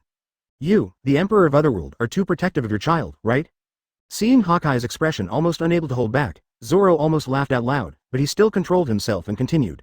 Your Majesty, I am not injured, he held back, I am still a long way from being the world's greatest swordsman. The Empire has its own deployment, so there is no need to send several supreme fighters. The world's greatest swordsman means that if he can fight with the 5 strongest swordsmen in our Empire to his heart's content. Advertisement, he doesn't even mind joining our Empire. But this requires your opinion, Your Majesty. After hearing Zoro's words, El put away his joking thoughts and said. Of course it's possible, but they will have to wait for a while before they go over. I have agreed to it in advance. Tell Hawkeye that if he really decides, I can also teach him swordsmanship at that time. I haven't made a move for many years. The people of the Empire seem to have forgotten that I am the real #1 swordsman in the Empire. Zoro was stunned. He only knew that Emperor El was unparalleled in combat power and defeated the current supreme combat power of the Empire with one person and started the road of conquest. He didn't know that His Majesty El, whom he admired, was also a great swordsman. That's because although El's swordsmanship is unparalleled, he has not used swordsmanship since he founded the country and ascended the throne decades ago. Except for those old generation strong men, few people knew this news. And because El was too strong and had ascended the throne, he didn't compete with his subordinates for any combat power ranking. It's just like Li or Feng of the Tang dynasty was an unparalleled and invincible general commander, but when he ranked the generals, he excluded himself. Zoro was very excited when he knew the news. It turned out that His Majesty El, whom he had always admired, was actually an invincible swordsman. Your Majesty, you can't favor one over the other. After I have made contributions in this world, you have to guide me, Zoro said subconsciously. Ha ha ha, El laughed heartily, no problem. You continue to explore the new world, and report at any time if there is anything. After that, El hung up the communication. He and Robin had something to do. Seeing that the communication was hung up, Hawkeye was relieved that he didn't really send several supreme forces of the Empire to besiege him. At the same time, he was more excited and excited. Zoro looked at Hawkeye and said. You heard it, His Majesty promised to teach us 2 swordsmanship when the time comes. You may not know how strong His Majesty is. Such a huge empire was established by His Majesty with his own powerful military force. I learned in history books that the world government and the so-called king of the world were destroyed by His Majesty himself. You will see it later. Hawkeye nodded silently. He felt like he was reborn and returned to the path of pursuing the peak of swordsmanship. It turns out that although my swordsmanship is strong, it is far from the strongest. Then, Zoro, Lufei, Nami and others prepared to discuss where to go next. Nami looked at Nami and wanted to say something several times, but in the end she didn't say anything, just followed behind silently. This time, because another world's self was here, she didn't steal going merry. Nami was so smart that she naturally saw that Nami had something to hide. Chapter 12 Sengoku feels frightened, although she saw a top swordsman fight. But Nami was in a very low mood. She knew that she should go back to the village. If she went out to sea for too long and didn't return, the fishman Arlong might attack the villagers of Kokoazi village. She actually wanted to tell Nami about her situation. But Nami was very worried. After all, she was still a cadre of the Arlong pirates. Although Nami and the others seemed to get along well, Nami, who had worked hard for the village for 8 years, had become cautious. She was helpless and afraid. She wanted to tell Nami, but she felt that she would soon save 100 million Baileys to save the village, so she was very entangled. Zoro and Luffy were very excited. Especially Zoro. He learned a lot from the battle between Zoro and Hawkeye. He saw clearly the 3-sword style path he would take in the future. At the same time, he was shocked that his self in another world was so strong even though he was the same age as himself. If I was born in Dragon Country, would I be so strong now? Zoro personally felt the huge difference between the 2 worlds. Luffy pestered Luffy, how do you use that cool second gear? Can you teach me? In return, I am willing to give you all the meat today. Luffy is serious about giving food to others. Luffy is also a foodie, so he naturally did not refuse, and told Luffy the secret of opening the second gear briefly and quickly. When you are proficient in using it, I can teach you other more powerful tricks. However, if there is anything delicious and fun in your world, you have to give me a portion. Luffy hesitated for a while and then agreed reluctantly. Because he had a great time fighting with Zoro, and Zoro saved him after all, preventing him from being beaten by Whitebeard and others in another world. So Hawkeye also walked into the Baratti restaurant with everyone else, ordered a large table of food and wine again, and talked while drinking. Zoro, you are still a long way from the variant Zoro in another world. I hope you can quickly reach his level. What I told you remains unchanged. I will always wait for you at the top swordsman position in this world. Zoro nodded heavily. Compared with the original book, he saw his future path earlier and knew how to become stronger. He will grow up faster. Zoro, Hawkeye picked up the wine glass and clinked it with Zoro. There are still many places that can be corrected in your move just now. The charging time is too long, and there are many flaws. Advertisement while drinking, Hawkeye helped Zoro point out the problems he had in swordsmanship. Zoro wrote them down one by one, put down the wine glass and smiled. Thank you for your advice. I wrote it down. The next battle with you will make it more difficult for you to deal with it. It will make you more enjoyable. Hawkeye also laughed. Nami frowned and looked at Nami, concerned. Nami, what's wrong with you? Did something happen? You looked bad from the beginning? Nami, who was immersed in worrying about the villagers, was frightened by Nami's caring words. No. Nothing. I just. Facing herself in another world, Nami could no longer bear the grievances and pain that had accumulated in her heart for 8 years, and burst into tears. Seeing Nami's extremely painful and helpless tears, the faces of several people present all sank. Lufei, who was eating meat, was stunned for a moment, put down the meat in his hand, and said with a serious look. What happened? Who made my navigator cry? At the same time, Marine Captain Hobody, who had completely filmed the 2 horrific battles, rushed back to the Marine branch without caring about his body that was seriously injured by the aftermath of the battle. He was very glad that he was afraid of death enough. After seeing the 2 Lufeis fighting, he woke up and immediately moved away, letting the video Den Mushi take pictures of all the battle scenes with a telescope across several miles. At the same time, he sent someone to take back the other Den Mushi he left on the Baratti restaurant. This time, I will definitely make a great contribution. Although Hobody is just a little Karami, but he is the first Marine to contact visitors from Otherworld, so the headquarters has assigned him a lot of tasks. As long as he completes them, he will be transferred to the headquarters. The excited Hobody wiped the blood that kept flowing on his body and dialed the Den Mushi at the headquarters. Because he was the first Marine to contact Lufei, Zoro and others, Sengoku gave him the authority to report directly to him. Marineford, Marine Headquarters. Advertisement in the Marshal's office. Sengoku answered Hobody's call. Is there news so soon, Marshal? Big news? Big news? Hobody panted while uploading the video he had taken. After you gave me the task, Lufei from Otherworld and Straw Hat Lufei had a fight. Then, a very powerful swordsman I didn't know came over and had a terrible fight with the 3 swordsmen from Otherworld. I don't understand the details, you can watch the video yourself. Sengoku hung up the phone and checked the video sent by Hobody. As soon as he saw the fight between Lufei and Straw Hat Lufei, Sengoku stopped immediately, realizing the seriousness of the situation, and immediately ordered all the admirals, vice admirals and other Marine seniors at the headquarters to prepare for a response. In one day, he called the senior management for 2 consecutive meetings. This was the first time Sengoku had done this in his life. Garp cursed and pushed the door open and walked in. Sengoku, what happened to you today? It's the second time, old man. Just as he was about to complain, Garp saw Sengoku's extremely serious expression and realized that something big had happened, so he stopped making jokes. Soon, dozens of vice admirals, third admirals, alternate admirals Momosagi, Chaton, Cranestaff, former Admiral Zephyr, director of the Marine Crime Investigation Bureau, Dark Horse Tianjung and others gathered together. Sengoku, what happened? Cranestaff also saw the cold sweat oozing from Sengoku's forehead from time to time. While waiting for the Marines to gather, Sengoku had already watched all the videos and recordings. The information revealed in them made Sengoku, the resourceful general, feel frightened and helpless for the first time. Sengoku took a deep breath, adjusted his fluctuating mentality, looked at all the Marine executives present, and said very seriously. Everyone, big event. It is a more serious event than the 4 emperors forming an alliance. Hearing Marshal Sengoku's words, the Marine executives present widened their eyes, sat upright, and the originally whispered discussions all quieted down. We must consider facing a world-class war. Sengoku stood up and played the video sent by Hobody. Everyone, watch it for yourself. The Marine executives present watched the video played by Sengoku carefully. Chapter 13 Sengoku. Garp, look at Lufei, are you ashamed? Everyone, watch it for yourself. Sengoku raised his hand and wiped the fine sweat on his forehead. Garp, Zephyr, Crane, Akainu, Kizaru, Aokiji and other Marine executives looked up at the screen projected by the video Den Mushi. The first image sent by Hobody was the battle between Lufei and Lufei, which was relatively short. The Marine executives finished watching it quickly. Such a skilled conqueror's Haki. Lufei. Is the one on the opposite side also my grandson? Garp was a little confused.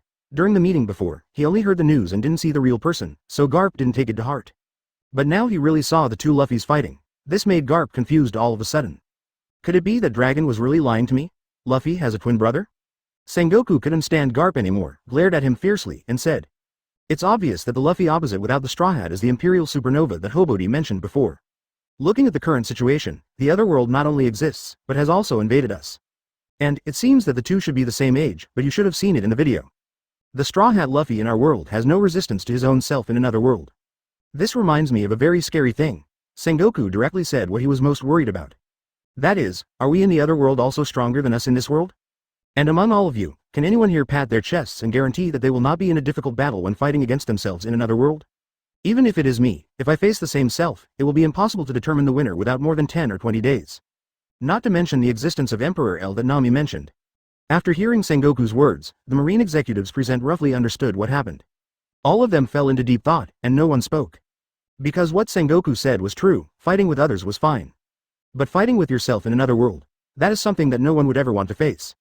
Advertisement Staff Officer Crane frowned and said, that Luffy should have mastered more than just Conquerors. Look carefully. When he activated Conquerors, the aura around him was so strong. That's obviously a sign that he would use Conqueror's entanglement. It's just that he didn't use Conqueror's entanglement to attack Straw Hat Luffy. Crane's words reminded Sengoku and others who didn't watch carefully. After they watched carefully, their faces became even gloomier. Then, Crane continued, Conqueror's Coil is an attack method with stronger attack power than high-level armament Haki. In our marine, only Marshal Sengoku and Vice Admiral Garp have mastered this method. The New World 4 Emperors all master Conqueror's Coil.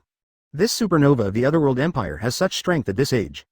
It's really chilling. Zephyr continued. In addition to mastering high-level armament Haki and Conqueror's Coil, this dragon country Lufei also has observation Haki, which is equally strong. Such a young genius, if placed in marine, is a perfect seed for Admiral. But it seems that in his empire, he is just a supernova. He was even sent to our world as an advance army. In addition, I have been engaged in physical training for many years.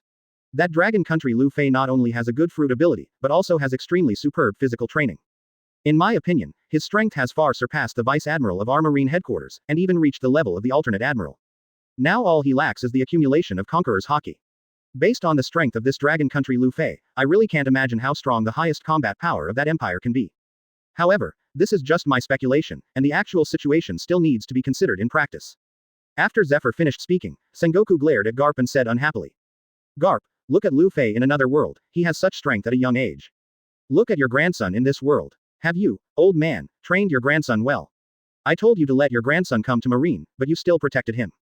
If I had known that your grandson was such a genius, I would have snatched him to Marine even if I had to. Advertisement. Zephyr was also sighing and regretting. He felt very sorry that he didn't snatch Garp's grandson to Marine back then. As a Marine instructor, he was confident that he could make a genius like Luffy reach a level far stronger than it is now. Alas, what a pity. Listening to what Sengoku and Zephyr said, Garp's face was very embarrassed, and he didn't even eat the senbei. He looked at Longuo Lufei and suddenly felt ashamed of his grandson. But he was thick-skinned, and the people present didn't see any reaction from him. Garp sighed, it's too late to say these now. As the world's top combat power, he naturally saw how strong his grandson from the Otherworld was. Comparing the two Luffys together, he simply couldn't bear to look at them. No, I have to go to East Blue. See Luffy in another world with your own eyes. You should have gone a long time ago. Sengoku snorted, but the next video is the focus of today. After all, Longuo Lufei's strength has only been shown to a small extent, and the rest is speculation. And another supernova of the Empire named Zoro has shown all his strength. That's the highlight of today. Then let's listen to some live conversation recordings recorded by Hobody. I haven't listened to those recordings yet. Sengoku looked at the Marine executives present and suddenly felt a little tired. He was wondering, what was he like in the Otherworld Empire? Was he also a Marine Marshal? Garp was very generous. After deciding to meet Lufei, he laughed out loud and said, in another world, I must be a great pirate, ha ha ha. As for you, Sengoku, you might just be a little Kurami under my command. Sengoku was so annoyed that he said, Garp, you old thing, you think you are my boss. You didn't even succeed in the challenge of eating 100 senbei in a row, and you dare to say this. I'm not afraid to tell you, I have already completed it. Hearing this, Garp suddenly felt depressed. The faces of the Marine executives present also changed. After hearing Garp's words, they couldn't help but wonder what the other self would be like. Kizaru thought, I'm in another world, maybe I don't have to punch in every day. Akainu was also a little stunned. Will I in another world also insist on absolute justice? Aokiji. What will I be like in that world called Dragon Country? Sengoku saw that the atmosphere of the meeting was distorted by Garp's words, knocked on the table, coughed twice and said. Don't think about it, let's continue with the main event of today. Chapter 14 Unveiling the Empire's Terrifying Power. Among the two images sent back by Hobody, the one that made Sengoku feel the most scalp tingling was the battle between Zoro and Hawkeye. Gion, you are the only great swordsman in our marine. The next image should make you unbelievable. After Sengoku finished speaking, he waved his hand to let Marine News King Branu play the second image. Momosegi's expression tightened, and he looked up and focused on the image that was projected. What is this? Hawkeye Mahawk. Why is he in East Blue? With his strength, what is he doing in East Blue, the weakest sea? Seeing the world's greatest swordsman, Hawkeye Mahawk, whose real strength has reached the level of 4 emperors, and who will be rewarded with a terrifying bounty of 3.69 billion in the future, a group of marine executives were a little unbelievable. According to Hobody, Hawkeye Mahawk was bored and went to East Blue to hunt down an East Blue pirate group that had offended him. Sengoku explained briefly, then continued, for the time being, it doesn't matter why he appeared in East Blue. After all, although he is a Shichibukai, he is not an ambitious person like Doflamingo and Crocodile. The marine executives nodded, said nothing, and continued to watch. The first to be played was the battle between Zoro and Hawkeye, and everyone watched it quickly. The three-sword swordsman was originally a well-known pirate hunter in East Blue, and now he has become a member of the Straw Hat Pirates.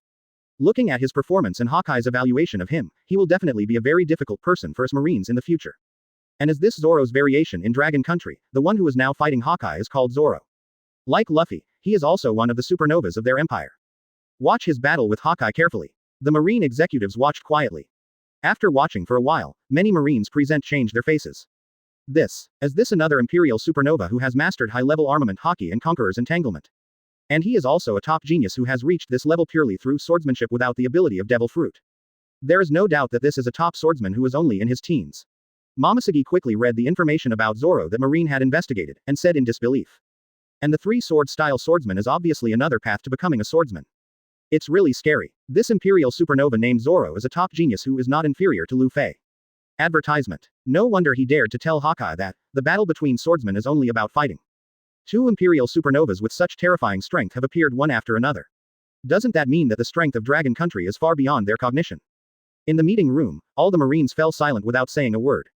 Branu continued to play the video, interrupting the dead silence in the conference room. 1008 Troubled Phoenix. Ghost Chi 9 Sword Style. Ashura draws the sword, 3000 worlds. All Marines stared with wide eyes and watched the video in silence. The scene of Commander Luo and Hawkeye fighting lingered in the minds of Marine executives like a nightmare. They couldn't help but wonder, if it were them, could they match the Imperial supernova named Zoro? How long could they last without losing in his hands? Except for Sengoku, Zephyr, Garp, the 3 admirals and the admiral candidates, all Marines knew very well that they might not even last 10 minutes in the hands of the Imperial supernova Zoro and would be killed. 10 minutes, or these Marines subconsciously overestimated themselves out of self-esteem. Momosegi. Staff Officer Suru's voice was a little hoarse, you are the only great swordsman in our marine, and you are also an admiral candidate. Do you have the confidence to defeat Zoro? Gion subconsciously put her hand on the handle of the famous sword Kinpira at her waist, and her magnificent chest rose and fell. After a long time, she finally answered. No, if I fight with all my strength, I have less than 30% chance of dying with this Zoro. But he is still so young, only 19 years old, and is in the best period of improving his strength. Give him another 2 years, no, 1 year, I have less than 10% chance of exchanging my life for his. And after 1 year, he will only be 20 years old. Momosegi unconsciously exerted force on the handle of the Kinpira, and her forehead turned white due to excessive force. After hearing Momosegi's hesitant answer, the meeting room was so quiet that one could hear a pin drop, and only the heavy breathing of many high-level Marines could be heard. At only 19 years old, he can fight against Hawkeye at full power, and is only slightly inferior. Such strength is simply horrifying. Damn, how strong is this Dragon Country? How terrifying is the Emperor Al they are talking about? As the video freezes, Momosegi seems to have seen something extraordinary, and walks forward to adjust the progress of the video. Looking at the 3 famous swords in Commander Luo's hand, Momosegi's voice trembles a little. Advertisement. As the only great swordsman in Marine, she sees more details than the Marines present. This is impossible. Seeing that Momosegi looked a little strange, the Crane staff officer said, what's wrong? Gion. Momosegi took a deep breath, calmed down, walked forward and carefully checked Zoro's 3 famous swords, and then said in a trembling voice, we have seen Zoro's strength, let's not talk about it for now. Look at the 3 famous swords in his hand. After Gion paused the screen, he saw Zoro's sword clearly, his mouth slightly opened, and a chill rushed from the soles of his feet to his forehead. After a pause, she continued. Zoro's 3 swords, one is Aim no Habakiri, one is Enma, and the last one is the black sword Shisui that disappeared for a long time along with the Dragon Slayer Swordmaster Ryuma.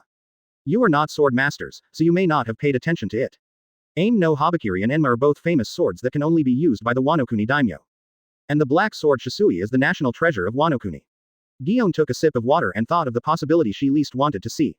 And these 3 swords appeared in the hands of this Imperial supernova named Zoro. Do you know what this means? Sakazuki realized what Momosegi wanted to say, and took over the conversation. This means that in the empire called Dragon Country, Wano-kuni, which our marine and world government have been unable to intervene in, has been conquered by the empire.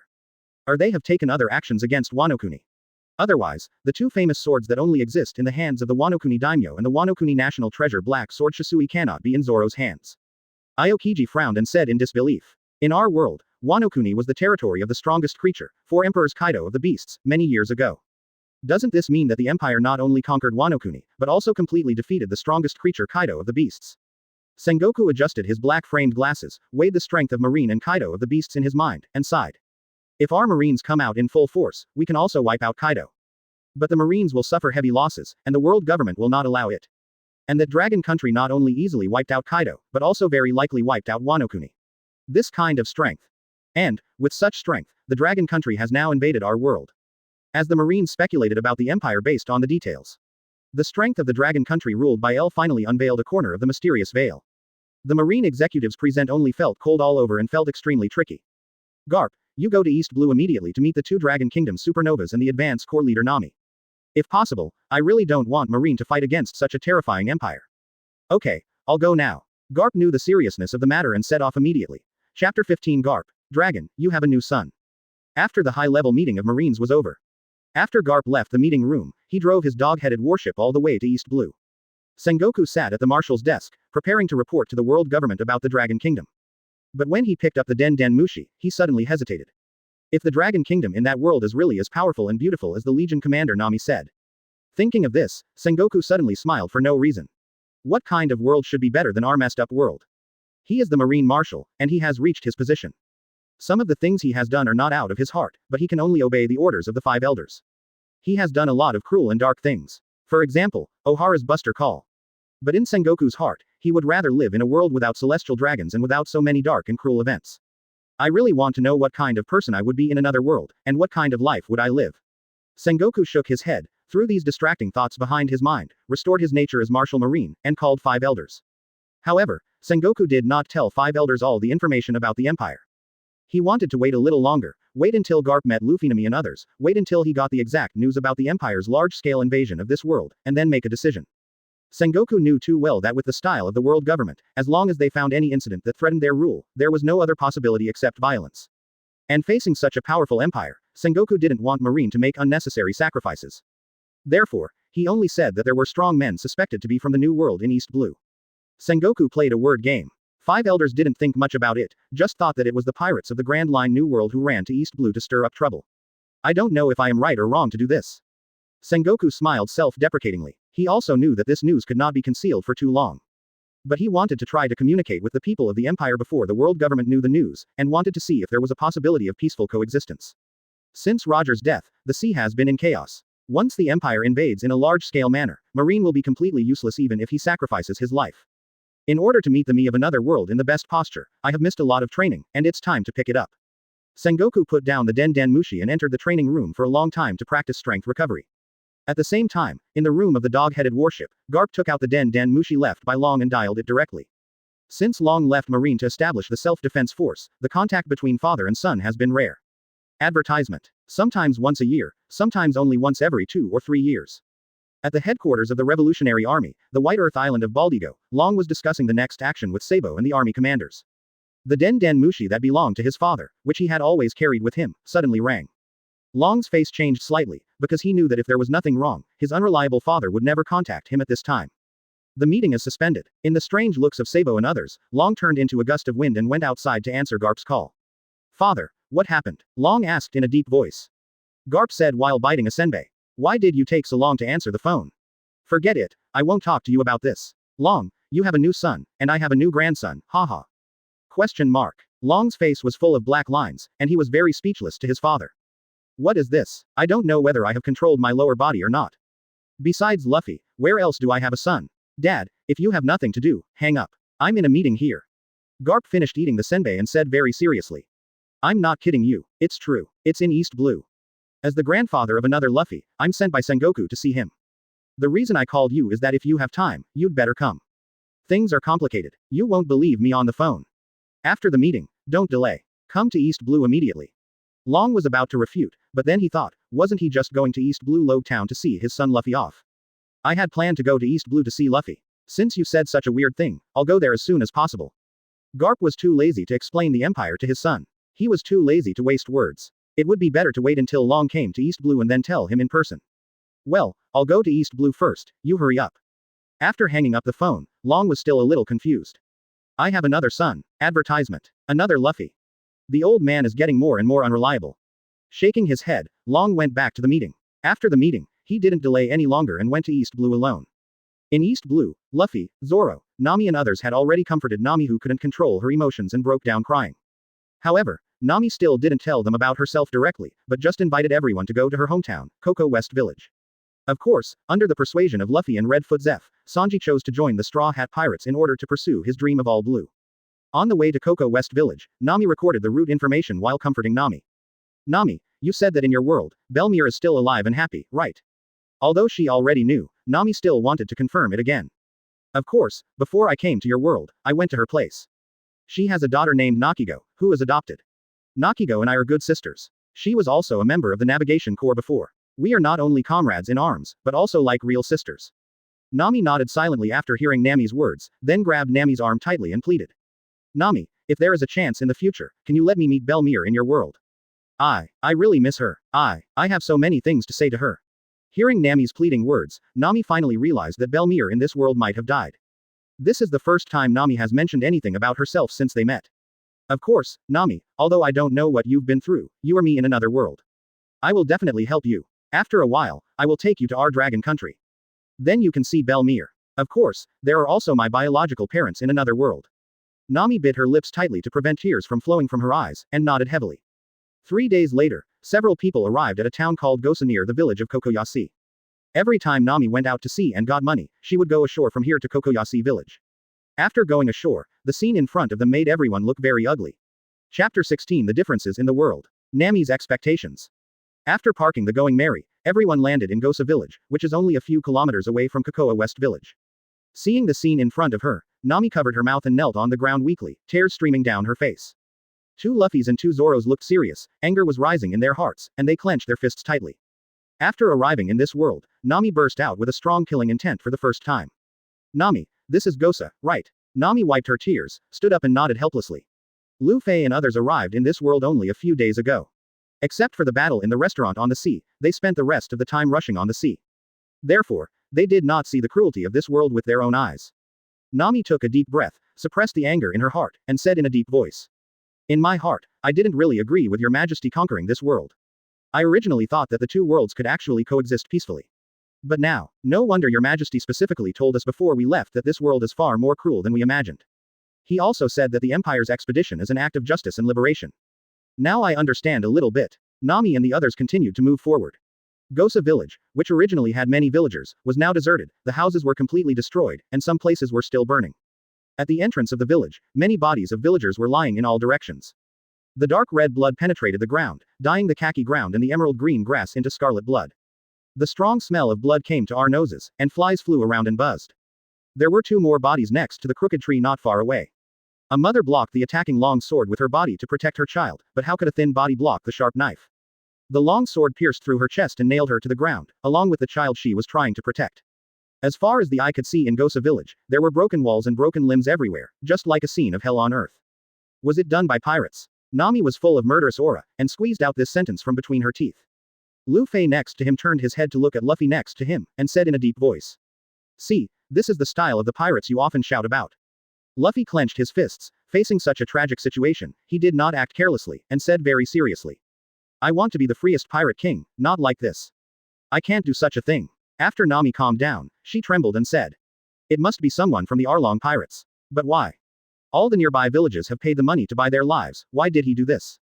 After a moment of silence, Nami looked at Nami and asked. Advertisement. Nami, what is the village like in your world? Nami thought of the Gosa food street in her own world and said. Under your majesty's wise rule, the pirates have long disappeared. The villages near Cocoa West village have been merged together after a long period of development because they can produce high-quality oranges, forming a very developed commercial town. All the villagers who grew up here are full of laughter every day, with endless money to make and endless good days to live. The entire Cocoa West town is prosperous and thriving, and there is even a great hope of developing into a medium-sized commercial city. In our empire, Gosa village has long been merged with Cocoa West village and has become a well-known food street in East Blue. Every time I go there will be surprises. Before I came to your world, I went there specially and ate a lot of novel delicacies.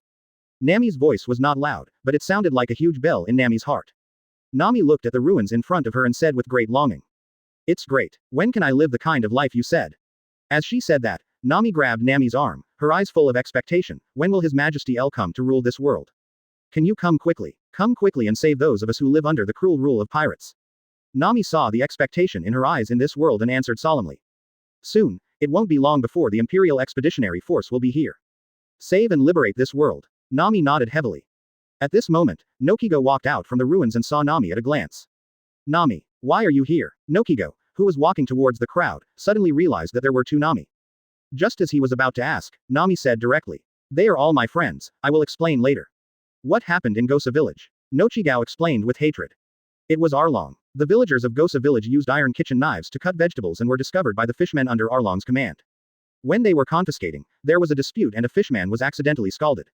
Then Arlong killed all the villagers of Gosa village on the grounds that the villagers of Gosa village resisted his rule.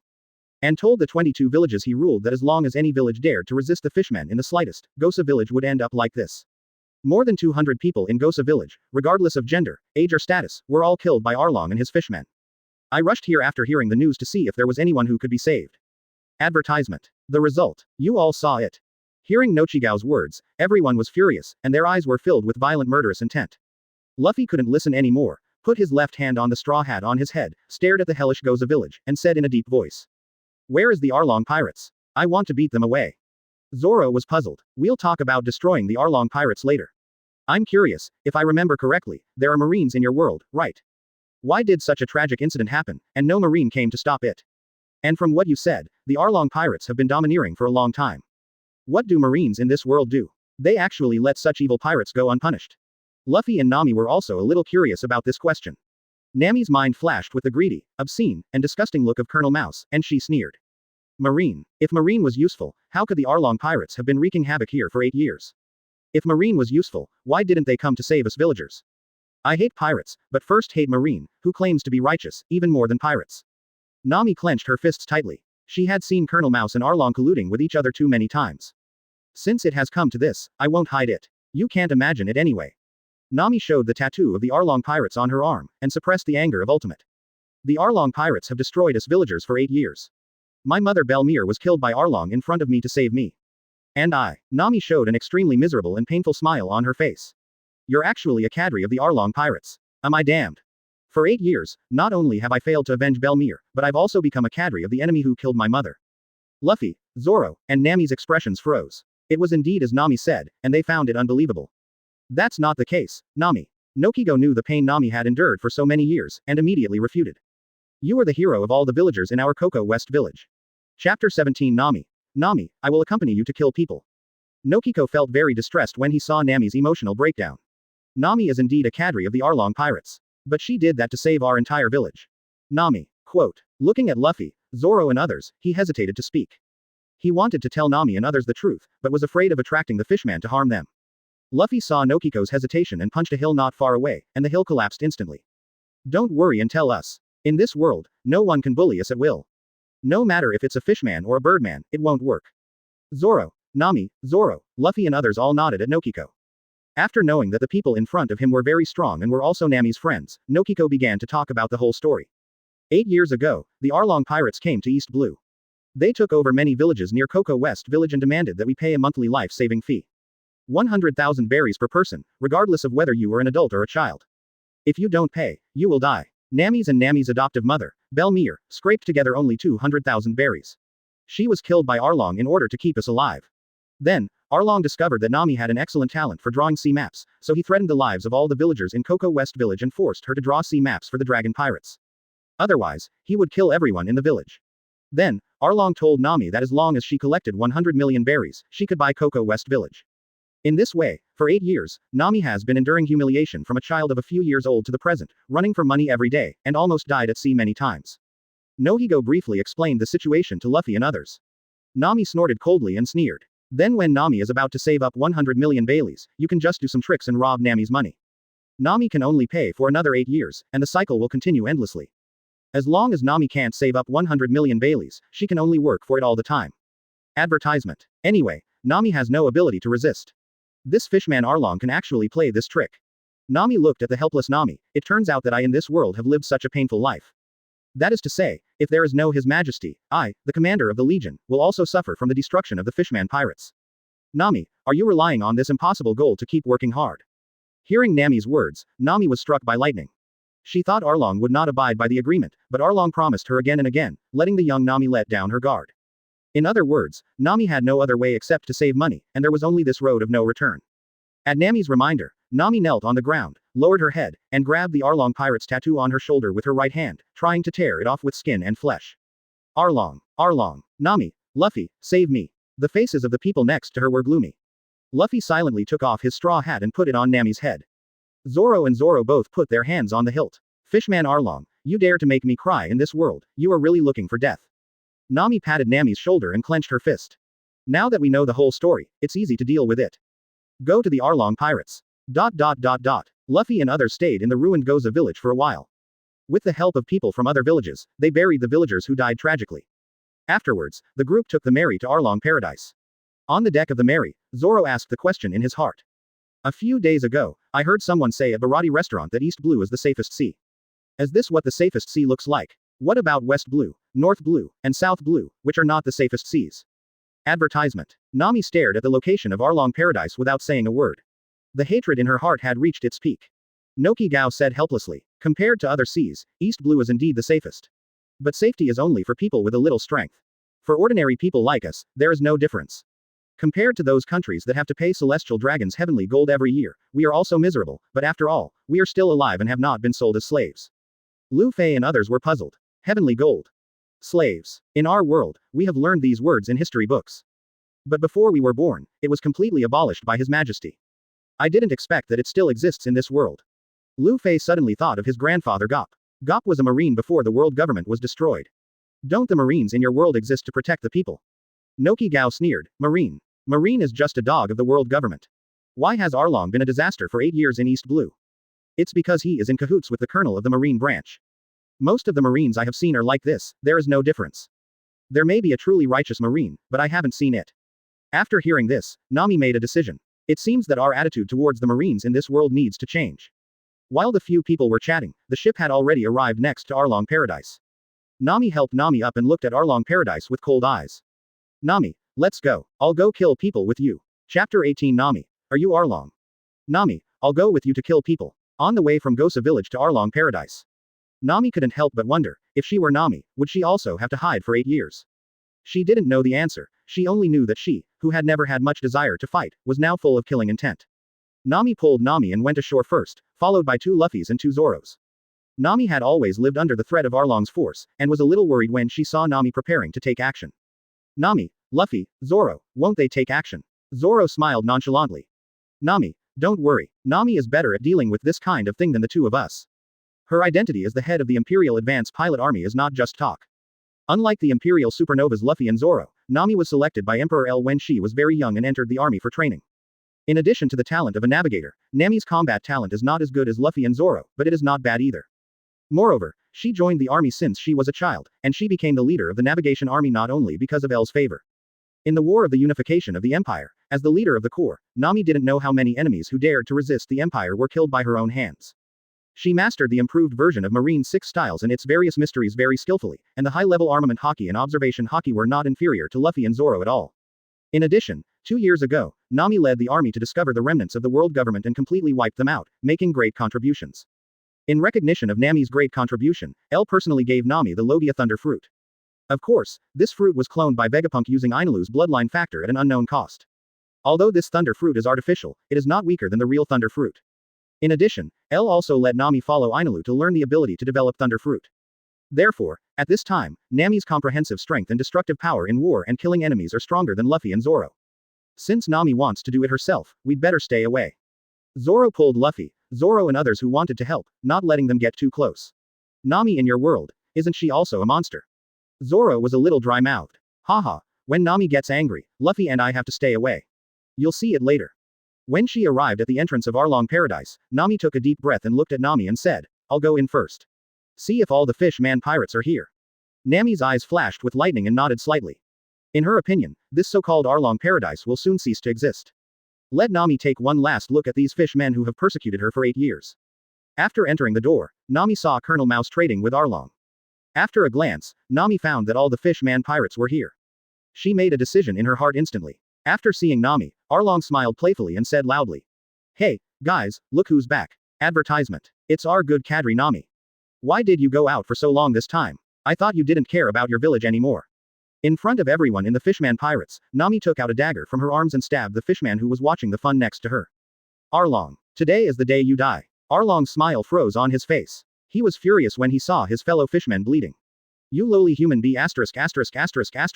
D. How dare you offend the powerful fishmen who are the masters of humans? Since you don't want to live, Lousy will kill you first, and then let the people in your entire village be buried with you. Arlong stood up from the chair, holding the saw-toothed broadsword, with a brutal face, muscles bulging, and slashing at Nami with a whistling wind. Zzzzz. And at this moment, a low sound like thunder rolling and spreading in the endless dark clouds. It suddenly shook the air and dust within a radius of hundreds of meters, just like real thunder. At the same time, thousands of tiny hair-like electric lights suddenly flashed in the air, as if an unknown huge electric field inadvertently enveloped the entire battle situation. What? Arlong, who was about to kill Nami, suddenly skipped a beat. All the fishmen present felt panic. The next moment, a strong pressure swept in from all directions. Like a surging ocean, like a howling gale, like thunder and lightning tearing through the sky. With a loud bang, behind Arlong, less than a meter away. Suddenly, a brilliant lightning exploded in the void, and the smoke and air waves in the sky were all broken and spread. Advertisement. In less than 1/10 of a second. First, countless lightning and thunder between reality and illusion emerged in the void. Billions of lightnings entangled with each other, each combined with human nerves, veins, and blood vessels. Suddenly gathered into a lightning figure. Who? In this lightning moment, Arlong clearly felt that a terrifying monster seemed to appear out of thin air behind him. He never expected such a thing to happen. At this moment, Arlong's scalp exploded, and his heart was alarmed. Without thinking, he grabbed the serrated broadsword with both hands and chopped it backhand. Clang. However, just before he made any move, the figure of the lightning turned from real to virtual, and a jade hand bursting with violent arcs of electricity grabbed and instantly pressed on the blade of the sawtooth broadsword. It was like an adult grabbing a toy swung by a child, making the sword blade motionless and unable to move forward at all. His own horizontal slash with 1,000 pounds of force was actually fixed so casually. Arlong felt completely unbelievable. At the same time, an extremely painful and paralyzing electric current swept through his body. Arlong was like being struck by lightning. Every inch of his skin and muscles trembled violently like sieve bran, and he couldn't move at all. It was at this moment of extreme pain and paralysis that Arlong finally saw the face of the person behind him clearly. His eyes were full of horror and fear, as if he had seen a ghost. The figure behind him suddenly flashed like thunder, and it was a person he had never expected. Nami. At this moment, Nami flew into the air, looking down from above, like the god of thunder. Staring at Arlong, who was in a state of trembling and unable to move, his eyes were full of indifference. Are you Arlong? Chapter 19 Thor. Are you Arlong? In midair, Nami's body was flashing with lightning, and her orange hair fluttered like silk under the stimulation of a large number of electric arcs. Arlong was directly shocked and stood there in a daze, and the serrated long knife in his hand fell to the ground with a clang. How is this possible? You are Nami. Seeing Nami's face in the thick lightning, Arlong was dumbfounded. This is impossible. However, Nami, who came from the Imperial army, would not give him a chance to talk nonsense. With a thought, Nami's right arm was directly covered with thick armament Haki, and crackling lightning arcs lingered at the same time. Boom! Thunder roared suddenly in the air. The arm covered with high-level armament Haki and lightning, like pushing a golden mountain and overturning a jade pillar, raised an overwhelming and terrifying air wave and slapped the fishman Arlong's head. Electric current pushes. 1,000,000 volts. Time seemed to slow down 10 times at this moment. The shadow of death covered, the vision suddenly darkened, and the wind rushed back. Arlong only felt that his lungs seemed to be squeezed and burst by the violent wind pressure. Standing there in a daze, he clearly felt the terrifying power contained in this pressure. This was the fear he had never experienced in the 8 years since he came to East Blue. At this moment, Arlong tried his best to escape from Nami's pressure. But unfortunately, the gap in strength was too big, and Nami was too fast, so he didn't have time to react. Bang! Crack! Arlong's eyes bulged suddenly, his vision shook violently, and then his eyes went black, and he lost consciousness directly. Amid the crackling sound of bones and flesh bursting, the first thing was a heart-wrenching pain. Arlong's head was hit directly into his chest by this blow. Then, countless pores on his body were spurting tiny blood arrows, and it felt like he had turned into a bag of broken skin with thousands of holes, and all the blood in his body was gushing out. Without even a groan, Arlong's body seemed to be hit by a mountain. With the horrifying sound of bone cracking, Arlong's standing posture just now was not even maintained for half a second, and his knees broke with a bang. The white thigh bone stubble pierced into the ground fiercely, making him nailed to the ground by Nami like a nail. However, Nami's angry blow was far from over. The terrifying power penetrated Arlong's body directly into the ground. With a loud bang. Advertisement. The earth shook. Large pieces of land and stone spread and rolled like waves on the water, extending in all directions. This scene was like several earth dragons turning over together, trying to overturn the ground under their feet. The air around Nami immediately burst into an unbearable roar. With Arlong's body as the center, the buildings within hundreds of meters around seemed to be blown by a 12-level gale at this moment. The 7 or 8-story Arlong paradise collapsed directly, and the houses where the fishmen pirates usually lived were all turned into ruins. Tisk, it's so boring. It's so weak. Nami curled her lips, with a look of dissatisfaction on her face, retracted her arm, and the arc jumped to clear the blood on her arm. It must be said that Nami's move was like a cannon hitting a mosquito. However, after the 3 of them came to this world, Lufei and Zoro had a fight, and she actually still had a little bit of itchy hands. Under this terrifying blow, almost all the fishmen who were about to rush over to help Arlong died under the residual power of the escape. The mouse colonel, who was a little further away, jumped into the pool in Arlong Paradise in advance, and was then crushed by the ruins and electrocuted. From a distance, seeing Nami's battle finished, Zoro, Lufei and others came over. Nami, who had been protected by Nami, was shocked beyond words. Too strong. I in another world is so strong. Nami couldn't believe it. Because Nami had shown them armament Haki before, she guessed that she might be very strong in another world, but Nami didn't expect that she would be so strong.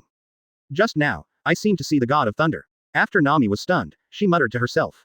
No, in our empire, there is someone else who has the name of the god of thunder. The god of thunder Enelu is half my master. I heard that he was adopted by our majesty back then. He is the man who was given the name of the god of thunder by his majesty. He is also one of the highest combat forces in our empire.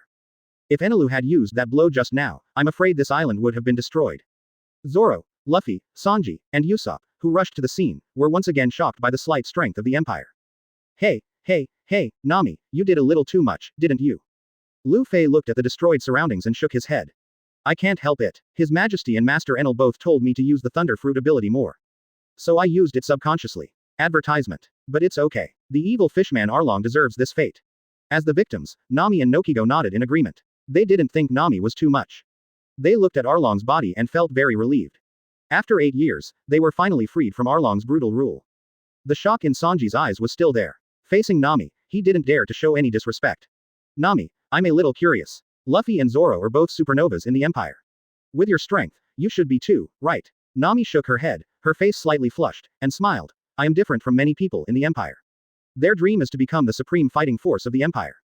And my dream, in addition to drawing the sea map of the whole world, is to become His Majesty's woman-like Sister Robin and Sister Reiju. But His Majesty said that I am still young and let me venture out first. Sanji was confused. What did he hear? Reiju. Are you talking about that Vinsmoke Reiju? Yeah, Nami looked at Sanji's appearance and said strangely, Reiju of the Vinsmoke family. She is my sister. Sanji spoke subconsciously. I know, Sanji's biological sister in our world is one of His Majesty's concubines. Any questions? Nami was very surprised by Sanji's reaction. Sanji quickly realized that he was a little too radical, and waved his hand to explain. No problem. I just thought of some bad things that happened when I was a child. As long as the Reiju in another world is happy. After that, Sanji didn't say anything more, and no one asked any more questions. After dealing with the fishman Arlong, Nami looked at Luffy, Nami and the others, and said reluctantly. It's time for us to part ways. You have your adventures, and we have our missions. Luffy said to Luffy, Luffy, I hope you can become stronger when we meet next time. Zoro also said to Zoro next to him, you too, the next time we meet, I will personally test your strength. Chapter 20 Hancock. Your Majesty, I still want to. Are you leaving? Luffy and Zoro were reluctant to leave after hearing what they said. Although they had only been together for less than a month, they had already established a good friendship as different people from different worlds. I have to leave for a while. You have your own adventures. Luffy, don't you want to be the freest person on the sea? If you stay with us all the time, you won't be able to achieve this goal. Luffy took Luffy's straw hat and took a photo with Luffy as a souvenir. After everyone said goodbye reluctantly, they rushed to their own journeys. The Straw Hat Pirates headed for their next destination and soon set off from Cocoa Village. Looking at Going Merry, who was getting farther and farther away, Nami said, we should also report our work to His Majesty. The next batch of people from the Empire should also be coming. Luffy and Zoro naturally had no objection. Soon, Nami dialed El's communication. At this time, Al had just finished playing a game with the former Amazon Queen and current Imperial concubine Boya Hancock. Hancock's smooth face was pressed against Al's chest, her face flushed and very happy. Your Majesty, I want to visit another world after a while. Not only does the concubine in this world belong to your Majesty, but I in the other world must also belong to the man I love the most. El put his hand on Hancock's jade-like shoulder and said softly.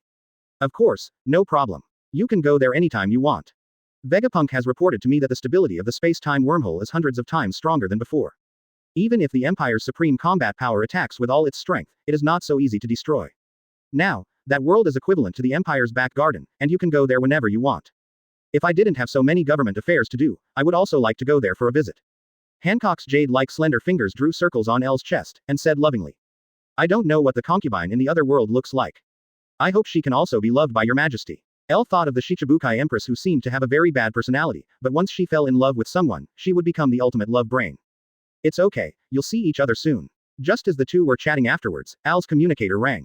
Nami, your majesty, we have parted ways with our own variants in the other world. I want to ask your majesty if there are any arrangements next. Another batch of advanced troops from the Empire should be coming soon. Al thought for a moment and said, the next batch of people who have passed my review have been arranged. The two supernovas of the Empire, the son and daughter of Golden Roger, have applied many times. Advertisement. In addition, I have also arranged for Robin from the T1 Investigation Bureau and Ms. Crocodile, one of the leaders of the Empire's underground organization, to go together. Robin and Crocodile usually cooperate a lot. When they arrive in the new world, they will surely be able to cooperate better. Oh yes, and the Empire Marine Vice Admiral Smoka, who is on vacation, also applied yesterday and said that he wanted to go to Otherworld for a vacation and beat up himself in another world. Hearing Al's words, Nami, Lufei, and Zoro were excited. Let's not talk about Roger's son Ace and daughter for now. The arrival of Nico Robin, director of the Empire's T1 Investigation Bureau, and Crocodile, one of the leaders of the Empire's underground organization, symbolizes that the Empire has officially launched an expedition to this world. These two are intelligence experts in the Empire. Since they are going to a new world, it means that the preparations for the expeditionary force are almost complete. All they need is a suitable opportunity, so they need them to come and quickly form an intelligence organization. As for Marine Vice Admiral Smoka, who came here for vacation, the others didn't care much. After all, they were not very familiar with him. By the way, your next move is up to you. You can go back to the Empire and play for a while. I know when the right opportunity to start the war will come. You can arrange your own schedule at will. Nami nodded, no objection, and continued. By the way, your majesty, we have met some Marines in this world.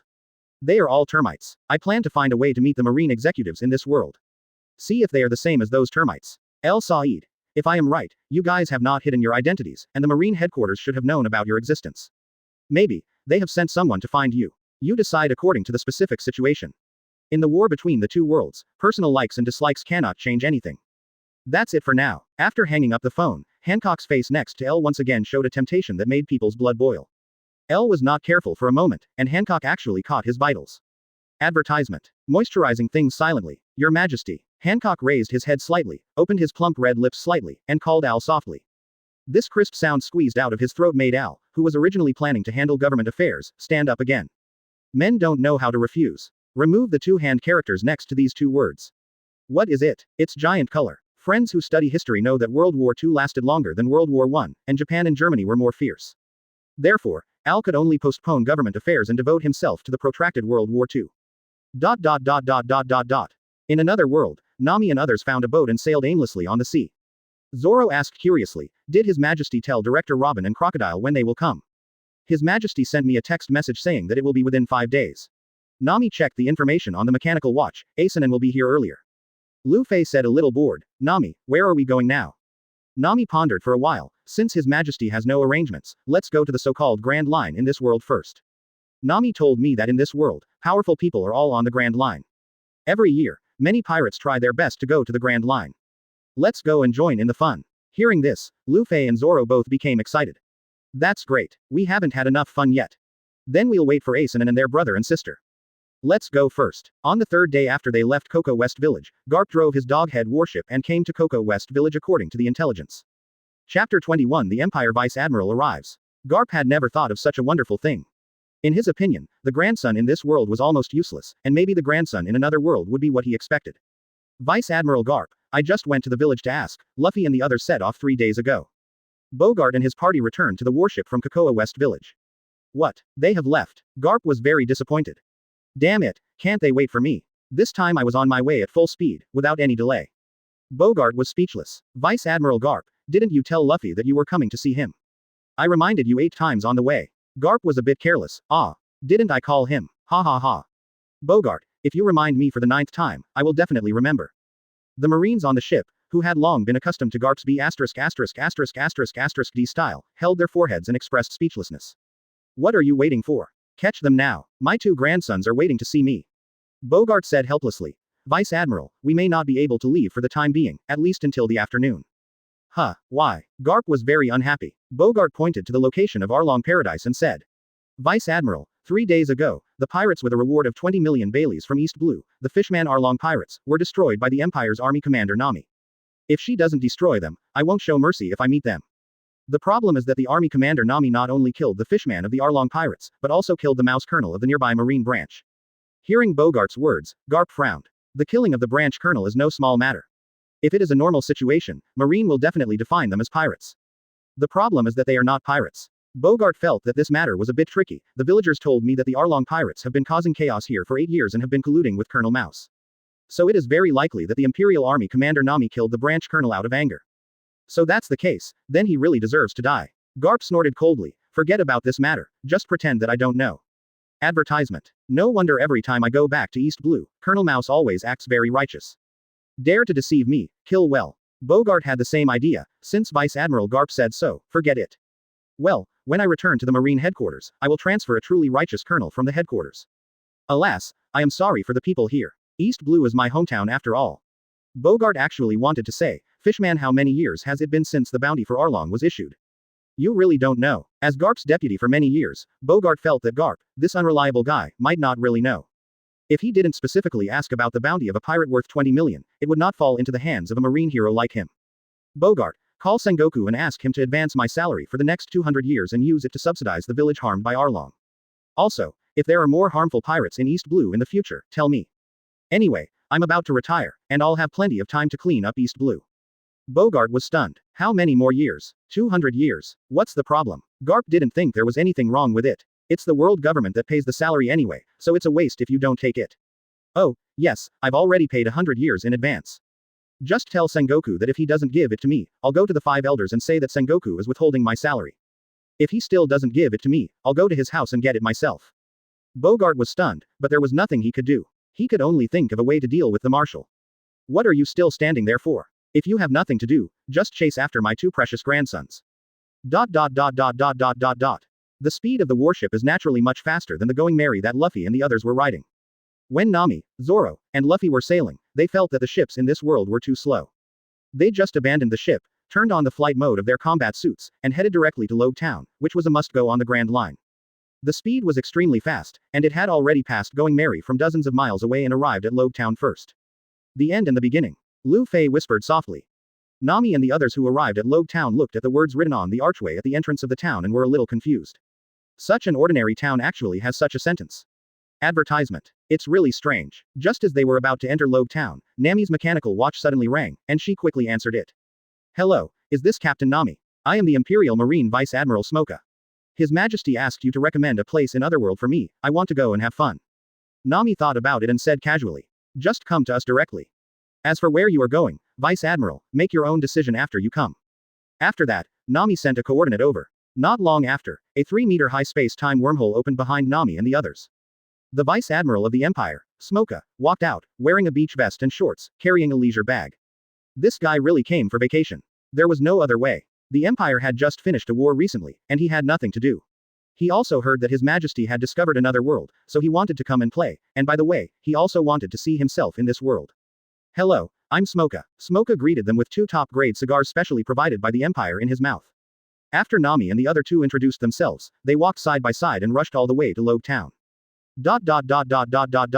Just as Smoka and the others were strolling in Logue Town, Garp's warship, which was running at full speed, caught up with Going Merry. On the Merry, Nami, Sanji and the others looked at the dog-headed warship that was chasing them quickly from behind, and they were a little confused. Such a big warship. Marine is chasing us. No, we don't have a bounty now. Why are they chasing us? Nami stared at the huge dog head in front of the warship with some surprise. Due to the arrival of Luffy and others, the East Blue Overlord Creek and the Fishman Arlong in this world were not defeated by Luffy, so Marine did not offer a bounty for them. Only Luffy looked at the man standing on the dog head, his scalp tingling and his teeth began to tremble. Hey Luffy, what's wrong with you? Nami saw Luffy's expression, and her heart skipped a beat, feeling something was wrong. How scary must the man on the dog head decoration be to make Luffy show such an expression? Chapter 22 Lufei. The grandfather of this world is coming to see me. Just like Luffy who likes to stand on the sheep's head of the Merry. When Garp has nothing to do, he also likes to stand on the dog's head of his warship. As a marine hero, Garp's warship is much larger and faster than the average Vice Admiral's warship. Bogart, you see Luffy, bring the ship over to me. This brat, he didn't stop the ship when he saw his grandfather. I want him to feel the iron fist of love. Garp said this, but he really missed Luffy in his heart. He hadn't seen his grandson for a long time. On the Mary, Luffy looked at the warship getting closer and closer, and Garp's face that left a deep shadow on him, and cold sweat ran down his forehead. Hey, Nami, hurry, run. Facing his grandfather, Luffy had no idea of resistance at all, and just wanted to run away quickly. Luffy, what happened? It's just an old marine, what's there to be afraid of? Sanji took out a lighter and lit the cigarette in his mouth, obviously ready for battle. Zoro only had the sword Wado Ikimonji in his hand at this time, but he was still full of fighting spirit. Marine, I just wanted to try the new swordsmanship I learned from Zoro, and the enemy came. Stop. Seeing the eagerness of several people to fight, he hurriedly stopped them, don't do it. Everyone was puzzled. Luffy, why? At this time, Garp's warship approached. He jumped directly onto the deck of the Mary and punched Luffy. Luffy, you stinky boy, why are you running away when you see me? Luffy screamed in pain, tears were about to flow out. Seeing that Luffy had no desire to resist, Sanji took a step forward and said. Hey, old man, you are good at fighting, right? Garp looked at Sanji like a fool, ignored him, just stared at Luffy, and said. Why are you the only one here? Where is the other grandson of this old man? Luffy stood up, covering his head. Luffy and the others left a few days ago, and I don't know where they went. Grandpa, why are you looking for Luffy? What bad things did he do, and he is not a pirate? Several members of the Straw Hat Pirates were stunned. Grandpa, Luffy's grandpa is Marine. Ah, Nami looked at Garp and suddenly covered her mouth. You are. Advertisement. Oh, this little girl recognizes me. Garp laughed. Marine hero, the strongest Marine, Monkey D. Garp. Hearing Nami's words, Sanji, Zoro, and Usopp were all dumbfounded. They didn't know Garp, but they knew the name of the hero Garp a long time ago. Haha, it seems that I am quite famous. Garp sat down on the deck and asked Bogart to bring food to him. They ate and talked. I didn't expect Luffy's grandfather to be such a powerful person. Garp watched Luffy eat and drink a lot, his stomach was bloated, and he recalled Luffy's childhood. Luffy, how are you getting along with Luffy from another world? I came here to see him this time. Very good. Luffy picked his teeth. Luffy not only taught me how to develop devil fruit, but also taught me armament Haki. Although I haven't learned it yet, he is really amazing. Garp felt relieved to hear that the two had a good relationship. He thought that even though Luffy was from another world, he should recognize him as his grandfather, right? Can you contact Luffy? I must see them. It is very important. We need to discuss important matters concerning the whole world with them. Luffy and others looked at Nami. When Nami left, she left her contact information to Nami. Nami dialed Nami's communication number. At this time, Lufei, Nami, and Zoro were experiencing the customs and habits of Otherworld Log Town. Although this world is extremely underdeveloped, it also has its own flavor. At the door of a snack bar, Nami picked up the communicator. Nami, what happened? Nami looked at Garp's expectant eyes and replied.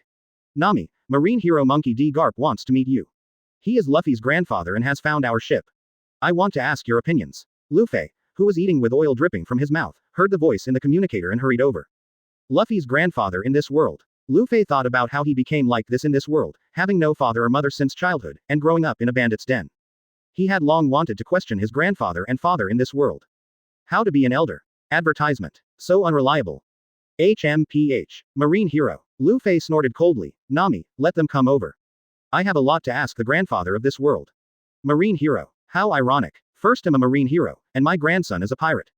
Nami looked at Lufei's angry look, nodded, and said to Nami on the other side of the communicator. We are in Log Town, you come over. Let Garp in this world be prepared, Lufei is very angry now. Some bad things may happen at that time. Lufei looked at the communicator and said coldly. Why is it that only the grandfather of this world comes to see me? Does the father of this world have no legs? Or is he embarrassed to come to see the son of another world? Yes, Luffy was raised like this by you too, and he is indeed embarrassed to come to see me. When Lufei thought of the scene when he first met Straw Hat Luffy, he felt that he was angry for no reason. He originally thought that the grandfather of this world might be just an ordinary old man. After hearing Nami say that the grandfather in this world is a marine hero, he was really a little angry. After all this time, the grandfather in this world is not incapable of raising his own grandson. Then why did he send Luffy to the bandits to raise? Did he not want to raise him or what? The more Lufei thought about these questions, the angrier he became. The more he thought about them, the more he wanted to question the unreliable grandfather and father in this world immediately. On the deck of the Mary, Garp was embarrassed when he heard Lufei's sarcastic words. He scratched his head and opened his mouth, wanting to say something, but facing another world, Luffy who was raised so well, he really didn't know what to say. After scratching his head for a long time, Garp suddenly thought of his son Long, and coughed twice. Ahem, Lufei, your father in this world, I have called him to come and see you. He should be here soon. I also have a lot to say to you, let's meet in Logue Town. After that, Garp quickly hung up the phone awkwardly. He was always very thick-skinned, but his face turned red at Lufei's too sarcastic remarks. Then he thought, Long, you kid haven't arrived yet, let me be scolded by Lufei first, you kid wait for me. Just when several people decided to meet in Logue Town. Logue Town Marine Sergeant Tashigi saw Smoker wandering on the street. Colonel Smoker. Chapter 23 Smoker beats up Smoker. Colonel Smoker. The confused Marine Sergeant Tashigi trotted all the way to Smoker, who was wearing a vacation outfit. Smoker, the Vice Admiral of the Imperial Marine, was a little confused when he heard the voice. I just came to this world, and someone knows me. My name in this world is Smoker. I don't know what that guy is like. While thinking, Smoker turned his head to look at Tashigi. After seeing Tashigi's appearance, Smoker was a little surprised. The only female great swordsman among the supernovas of the Empire, Kuina. Or another female swordsman with a little fame in the Empire, and the famous sword collector Tashimi. Smoker was a little confused for a while. Tashimi of the Empire grew up in a family of swordsmen and famous sword collectors. She did not join the army. Influenced by her family, she is also a swordsman and a sword fanatic. He runs a knife shop in Tianjin, the capital of the Empire. In the Empire, Tashimi and Smoker have only met and know each other, but they don't know each other. You. Smoker suddenly didn't know how to address him. Are you Kuina or Tashimi? Tashigi was stunned. She was a little confused and didn't realize anything was wrong. Instead, she saluted, adjusted her black framed glasses, and said, It's really rare. Colonel Smoker didn't wear a military uniform today. Is he preparing for a vacation? I know a few good places to go for a vacation. Are you a fool? Smoker was stunned. I'm not Smoker. I'm the Vice Admiral of the Empire Smoker. But I'm very interested in Colonel Smoker you mentioned. Where is he? Hearing this, Tashigi was startled, and looked at Smoker carefully from top to bottom for 2 minutes, then scratched his head and said, I understand Colonel Smoker wants to take a vacation, but doesn't want others to know. I'll leave now, just pretend I haven't seen the Colonel. Smoker was almost confused by the confused Tashigi. Just as he was about to speak, he caught a glimpse of the figure walking over from the street corner, and a very interested smile appeared on his face. I never thought that I would meet the me of this world so soon. So interesting. However, according to this stupid woman in front of me, the me of this world is only a colonel. Advertisement. That's too bad. After so many years, you can only be a colonel. It seems that he didn't work hard enough. We need to loosen his muscles and let him know that as a variant of my Smoker, he can't be too bad. The life trajectories of Smoker in the Empire and Smoker in this world are completely different. Smoker in this world was spotted by Marine when he was a child in Logue Town watching Roger being executed in one piece, and was brought to the headquarters for training. However, this guy is a thorn, and the justice he upholds in his heart is different from that of most Marines. It is justice in the true sense. After contradicting his superiors several times and disobeying military orders, Sengoku angrily demoted him to East Blue Logue Town as a colonel. As for Vice Admiral Smoker of the Empire, his parents participated in the great event of the unification of the Empire. Smoker's parents followed El to fight all the way, and finally after the establishment of the Empire, both husband and wife were named Rear Admiral. After Smoker was born, he grew up in the Imperial Marine and ate smoke fruit by accident. But the strength of Vice Admiral Smoker of the Empire is much higher than that of Smoker. Although the upper limit of smoke fruit is there, he has developed taijutsu, armament haki and observation haki to a very high level. The position of Vice Admiral did not rely on the influence of his parents, but on his own fists on the battlefield. Therefore, both the body and the momentum are much stronger than Smoker in this world. At the same time, Smoker was walking on the street with a seastone top on his back. He was smoking in the bedroom, but he received a call from Garp, asking him to help find the traces of Lufei, Nami, and Zoro in Logue Town. Tashigi, who are you talking to? Smoker was wearing a marine jacket, with his chest open, his face full of stubble, and his appearance was unkempt. Because the smoke from the cigar in Smoker's mouth blocked his face, Smoker didn't see it clearly at first. He just felt that the person talking to Tashigi looked a bit like himself. Tashigi was stunned and turned his head blankly. Looking at the familiar figure of Colonel Smoker, he looked back at Smoker in a beach vacation outfit. Why are there two Colonel Smoker? No. Tashigi quickly pulled out Seo Shiger from his waist and pointed it at Smoker. Who are you? You are not Colonel Smoker. Are you using the devil fruit? How dare you turn into Colonel Smoker? At this time, Smoker also came over and saw Smoker behind Tashigi. He was stunned for a moment, then shouted angrily. Paramesha clone fruit user. Advertisement. I know your information, Bentham from Baroque Works. How dare you turn into lousy and swagger around? Who gave you the courage? Don't think that lousy won't catch you just because you are a subordinate of Shichibukai Crocodile. What lousy hates most is Shichibukai. While cursing, Smoker took off the 10 hands on his back and prepared to take down Smoker in front of him. Oh. How come I in this world am such a fool? I don't look smart at all. But you came just in time for me to test your quality. Smoker didn't even bother to use the devil fruit ability, and kicked with a tempest kick. But he didn't use armament haki. It would be funny if he kicked himself to death in this world. A 6 to 7 meter long slashing wave was kicked out by Smoker, and the sharp tempest kick cut directly into Smoker's body. Smoker didn't dodge, and the slashing wave went straight through his elemental body. Is it Logia smoke fruit too? Then I won't be polite. Empire Vice Admiral Smoker's figure disappeared instantly, and at an extremely fast speed, he punched Smoker with a punch covered with armament Haki, which directly stunned the elemental Smoker. Armament Haki. Haki. Smoker was hit so hard by this punch that he grimaced and almost vomited his breakfast. Who are you? Smoker was really stunned. He really couldn't understand why there was a strong man who mastered armament Haki in East Blue. Tisk, what a waste. Smoker stared at Smoker, very unhappy. You are too weak. But since Lousy is here, I will loosen your bones.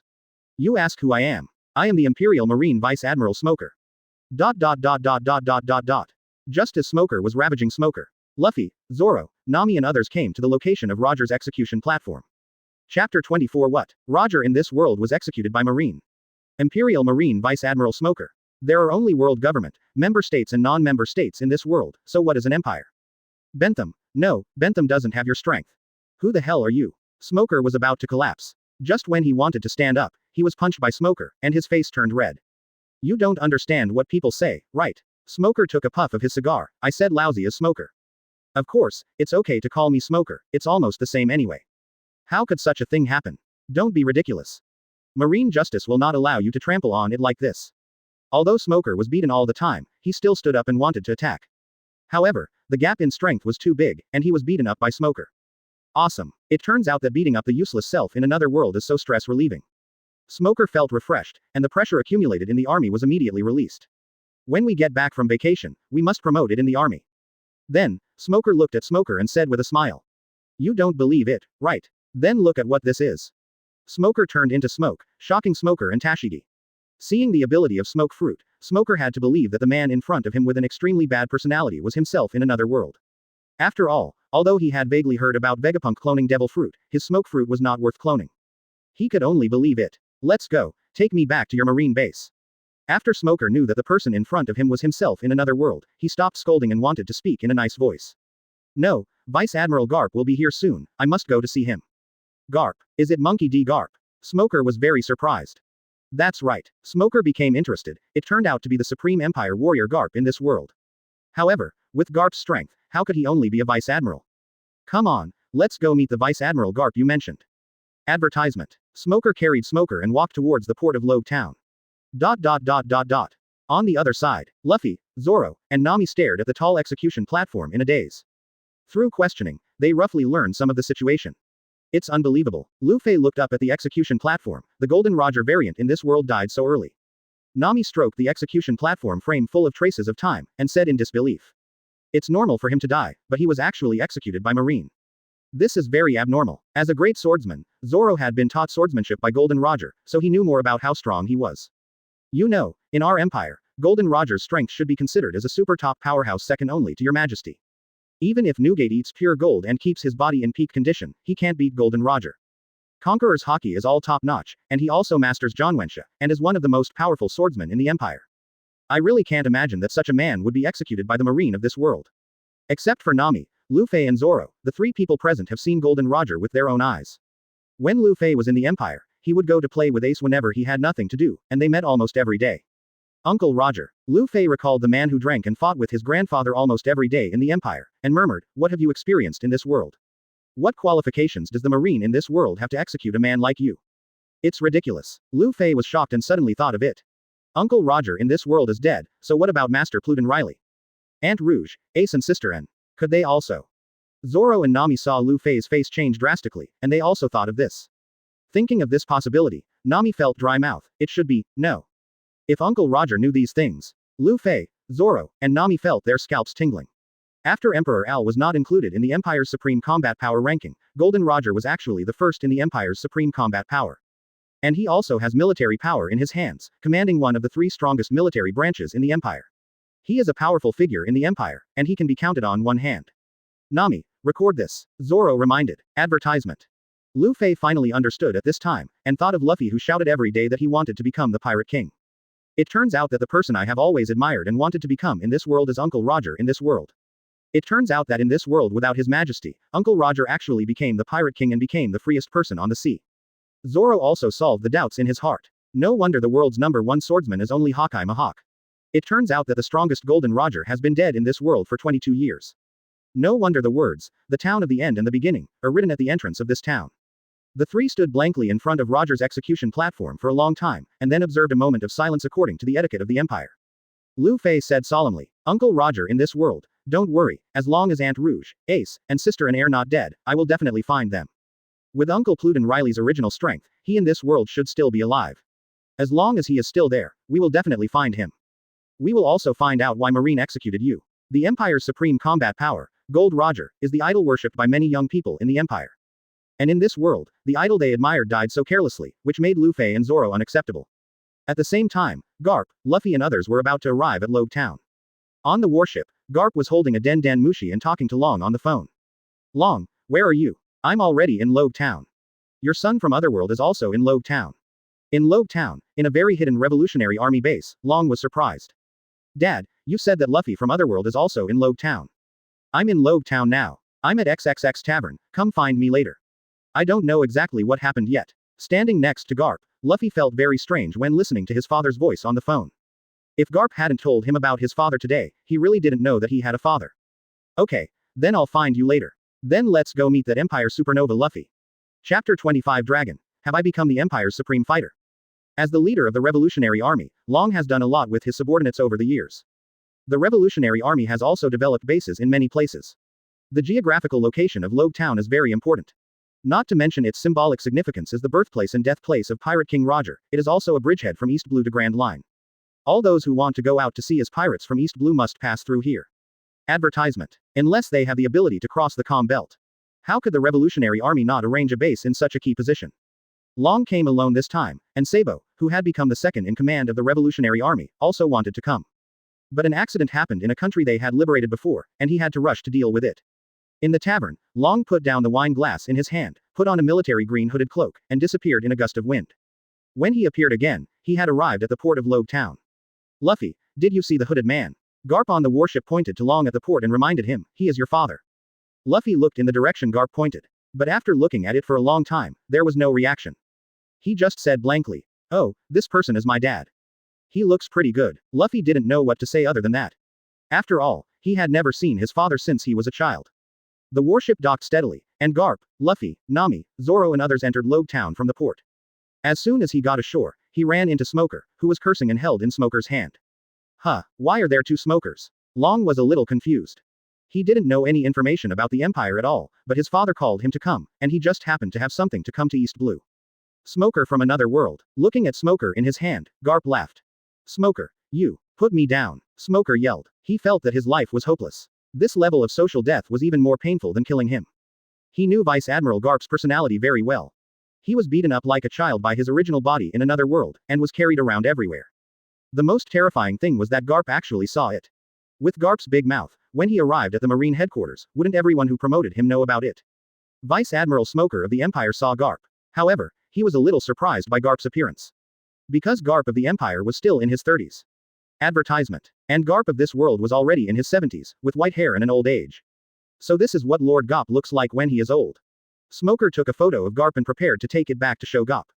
Garp shaved his head and came to Smoker, his eyes scanning Smoker and Smoker from time to time. Although he already knew that there were indeed two worlds, Garp was still amazed when he saw it with his own eyes. Are you the Smoker from another world? Garp asked, and then introduced himself. I'm Garp, Vice Admiral of Naval Headquarters. Smoker said. Hello, Vice Admiral Garp, I'm Smoker, Vice Admiral of the Imperial Marine First Fleet. The one next to him is. Smoker's observation color is not weak, and he noticed Long from a distance. Long did not take off his hood, and said in a deep voice. Dad, what's going on? Garp was too lazy to explain, Bogart briefly and quickly told Long about the Dragon Kingdom in another world. Long didn't want to believe such a bizarre thing, but the two Smokers in front of him made him believe it. There is such a thing. Long, who always had a calm and cold face, was very shocked after hearing about the Empire. Doesn't that mean that in another world, there is also a dad and me? Garp nodded and introduced to Smoker. He is my son, Monkey D. Dragon. Hearing this introduction, Smoker's pupils shrank. Monkey D. Dragon. Monkey D. Dragon. This. Seeing Smoker's look, Long asked curiously. This Smoker Vice Admiral, judging from your appearance, you must know me from another world. Smoker suppressed his amazement and said. More than knowing. Monkey D. Dragon. One of the supreme combat forces of the Empire, the commander of the Hurricane Corps, a special force of the Empire. One of the most mysterious supreme combat forces of the Empire. Two supreme combat forces in one family, the monkey family, is a well-known existence in our empire. I never thought that I would be able to see the variants of the two supreme combat forces of the Empire directly during my cross-world vacation this time. But what's the matter with the tattoo on your face? Hearing Smoka's words, Garp and Long were both very surprised. Supreme Combat Force of the Empire. Commander of the Hurricane Corps. Advertisement. Hearing this word, Garp and Long were a little strange. You mean, in your world, my father and I all obey the rule of the Empire? Long suddenly felt a little incredible. What kind of country, what kind of ruler, can make him and his father willing to obey? Of course, all the supreme forces of the Empire will obey your Majesty's orders. No one can disobey your Majesty. The respect and loyalty in Smoka's eyes are visible to the naked eye. After hearing the news about the Emperor of the Empire, Garp and Long found it difficult to digest for a while. In our world, there is no emperor in the true sense. At most there is a king. World government is the highest power. Smoka waved his hand and said indifferently, "You don't need to tell me these, and I don't care. These are things that your Majesty should worry about. We soldiers will only obey your Majesty's orders unconditionally. If you are curious, you will see it when the Imperial expedition officially begins." Smoka didn't want to say too much to the people in this world. If you want to see yourself in another world, you will have plenty of opportunities in the future. Now, I'm going to take this kid to do something.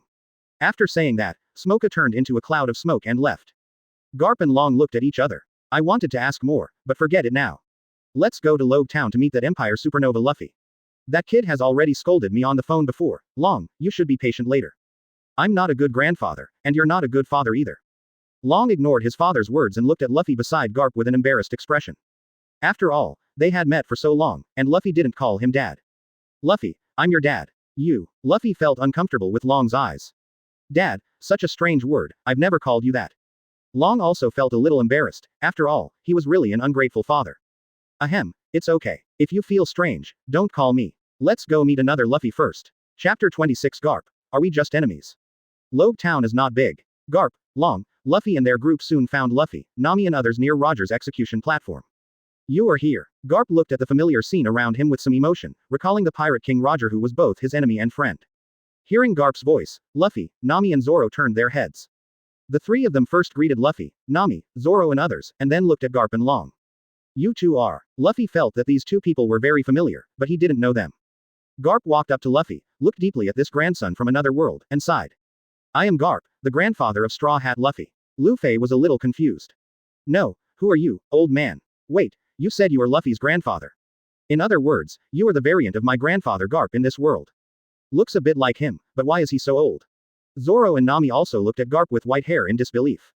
It's not that Lufei couldn't recognize his grandfather. But in the Empire, Garp, who was the highest fighting force in the Empire, was allowed by Aiel to take pure gold when he was in his 40s. Therefore, Garp's appearance has always remained the same as in his 40s, with black hair, Blackbeard, and more robust. Why are you so old? Lufei widened his eyes and felt very uncomfortable. Garp was a little surprised and said, Old, I'm already 78 years old, how can I not be old? And I've taken good care of myself. Wait until you see Whitebeard, then you'll know what old means. Is your grandfather not old in your empire? Lufei nodded. Yes, in the Empire, my grandfather is not old at all, he looks like he's only in his 40s. I didn't expect that in this world, my grandfather would be so old. As a supernova of the Empire, with two of the Empire's highest combatants at home, Lufei knew about pure gold. However, because Aiel had issued a confidentiality order, the news about pure gold was only spread among a limited number of people. Looks like he's in his 40s. Garp was stunned. Is your grandfather not the same age as me in your empire? Lufei shook his head and said affirmatively, of course they are the same age, my grandfather is also 78 years old. It's just that His Majesty asked for confidentiality on this matter, so I can't tell you. Then, the atmosphere suddenly fell into an awkward moment. Although he knew that Garp was the variation of his grandfather in this world, Lufei couldn't call him grandpa. Advertisement. Garp was the same. Lufei looked exactly like his grandson, Straw Hat Lufei, and he wanted to see Lufei in his dreams. But he couldn't treat Lufei, the supernova of the Empire, the same way he treated Lufei. Why don't we find a place to eat and talk? Nami noticed that the atmosphere was a little awkward and suggested. Ahem, okay, that's good. Garp didn't want to be so awkward anymore. After they arrived at a restaurant, Lufei felt strange about the man next to Garp who was wearing a cloak and kept silent but stared at him from time to time. So he asked, who is this? Garp glared at his son and took off the cloak from the dragon. You little brat, we're all family, why are you still being so mysterious? There's no one from the world government, so why should I hide? Although Long is very powerful and the leader of the revolutionary army, he has no temper when facing his father. After seeing Long's appearance clearly, Lufei was stunned. Dad, is this the variant of Dad in this world? When Lufei called out the word, Dad, Long suddenly felt envious. His own son Luffy has never called him daddy. No, how come the daddy in this world is like this? What's wrong with your face? Lufei stared at the red tattoo on Long's face with a strange look. Could it be that the grandfather of this world hit you with a slipper? Puff. This made Garp, who was drinking to ease the awkward atmosphere, spit it out. Long's expression suddenly froze, and his hand holding the wine glass stopped in the air. He was a little confused by Lufei's words. Luffy recalled the iron fist of love he had suffered when he was a child, and laughed out loud without holding back. Zoro, Nami, Sanji and others tried hard not to laugh. Nami and Zoro, who had seen Garp and Dragon, both blushed. After a while of silence, Long finally said a word. No, don't talk nonsense. Garp coughed dryly and changed the subject. Ahem, forget it, let's not talk about this. Lufei, I came here this time under the order of our Marine Marshal Sengoku. I came here specially to see you three. You should know what I want to ask. When they talked about business, they all became serious. Advertisement. Nami took over the topic and said, what you want to know most should be about our Empire's expedition to this world, right? Yes, I want to know what your Empire is planning. It concerns the safety of the entire world, and Garp also became serious. Is there no possibility for our two worlds to coexist peacefully? Hearing the words, peaceful coexistence, Nami really laughed out loud this time. Peaceful coexistence. Your Majesty is a man of great talent and cares about the people. We have only been in your world for a short time, and we have seen that many people choose to become pirates because they can't survive. Nami's hometown has been destroyed by pirates for 8 years. And many more people have become slaves. Our Majesty once said that since the ruler of your world does not love his own people, let him come. Do you think your world full of oppression is really good? Nami actually knew that she shouldn't say these words, but she was furious when she thought of Nami's experience. This Vice Admiral Garp, do you know what the final outcome of the world government and celestial dragons in our world is? Not only Garp wants to know this question, but the dragon next to him wants to know more. Almost all celestial dragons were skinned and stuffed with straw. All world government officials who oppressed the people were beheaded. Under your Majesty's governance, our world is very beautiful. Not all, but at least more than 90% of the people can live happily. Everyone can live in harmony under your Majesty's governance. No slaves, no pirates, no world government, and no celestial dragons riding on everyone's head. Nami took a sip of water and let out a long breath. Of course, these words are just my own thoughts. As for what you want to know, when will the Imperial Expeditionary Force arrive and whether the two worlds can coexist peacefully? We can't give you an answer. That's the secret of our empire. I can only say that such a beautiful world has been made into this by your world government. It's better to let your Majesty rule it. After listening to Nami's words, Long was thoughtful. Garp felt very sorry. In other words, our two worlds can only be enemies. Lufei took a sip of water and said, whether we are enemies or not depends on the choice of the world government. Long agreed with Lufei. Lufei is right. Whether the two worlds will start a war depends on the world government. You Marines have no autonomy and cannot make the decision. Chapter 27. The Greatness of Ire. The Fascination of Dragon. Long's words made Garp silent. I'm right. Long continued. Celestial dragons are supported by the huge amount of gold collected from the sky. World government relies on the sale of slaves and the annual increase in protection fees from member countries to support itself. Marine is just a violent agency and does not produce anything. Dad, how much of your annual military expenditure in the Marine is taken from the gold from the sky by celestial dragons? How much is the blood money paid by the slave trade and member countries sucking blood from their own people? Marine has existed for so many years, when has it ever been truly just? Don't think I don't know what happened in the Valley of God 36 years ago. Such an ugly and vicious incident, the world government chose to cover it up, but Dad, you Marines and yourself, as the parties involved, actually chose to cover it up. Since then, I have been completely disappointed with Marine. Although there are many Marines who truly uphold justice in the Marines, in essence, Marines are just guards of celestial dragons. To put it bluntly, they are dogs of celestial dragons. It's rare for Long to say so many words at once. But this is indeed what he has been thinking for so many years. Having led the development of the Revolutionary Army for so many years, he has long been aware of Marine's biggest problem. Garp sighed and did not refute. He knew that his son was right. Let's not talk about this. He looked at Lufei. Lufei, if your empire goes to war with our Marine, will you attack me? Lufei was stunned, and then replied, no, when the war starts. My grandfather on the Empire side is your opponent. But you are so old, you will definitely not be his opponent. Besides, there are many supreme fighters in the Empire who are as strong as my grandfather. After the war begins, the Empire will conquer your world with a crushing force. There is no second possibility. Long asked curiously. Lufei, the time of the Empire's expedition cannot be told, so can you tell me what your Empire is like? I am very interested in this. Besides, what kind of existence is your Empire? Is it similar to the form of a member state in this world, or like the huge kingdom hundreds of years ago? Lufei looked at Garp and Long and felt a little strange. How come you never have the concept of unity in your mind? Advertisement. Why do you have to be a member country? Do you have to think that our dragon country is a separate country? Unification. Long and Garp were very surprised to hear this word. Long found Lufei's words very difficult to understand. The world is so big, there are so many countries. Maresmen, long-armed people, long-legged people, little people, fur people. How can so many races be unified? This is impossible to accomplish. Lufei looked at his grandfather and father in this world, and said word by word. Why is it impossible? You haven't even thought about it, why do you think it's impossible? Do you think our dragon country is just an ordinary country in another world? People in your world are so naive. Listening to Lufei's words, looking at the proud look of Nami and Zoro. Garp and Long suddenly had an incredible idea in their hearts. Long's heart has never beat so fast in his life, and he has never been so dry-mouthed as it is now. Is your world unified? This is impossible. No one knows better than Long how difficult it is to create a force and led it to grow. Since he founded the Self-Yang Army and changed its name to the Revolutionary Army, it has been developing for decades.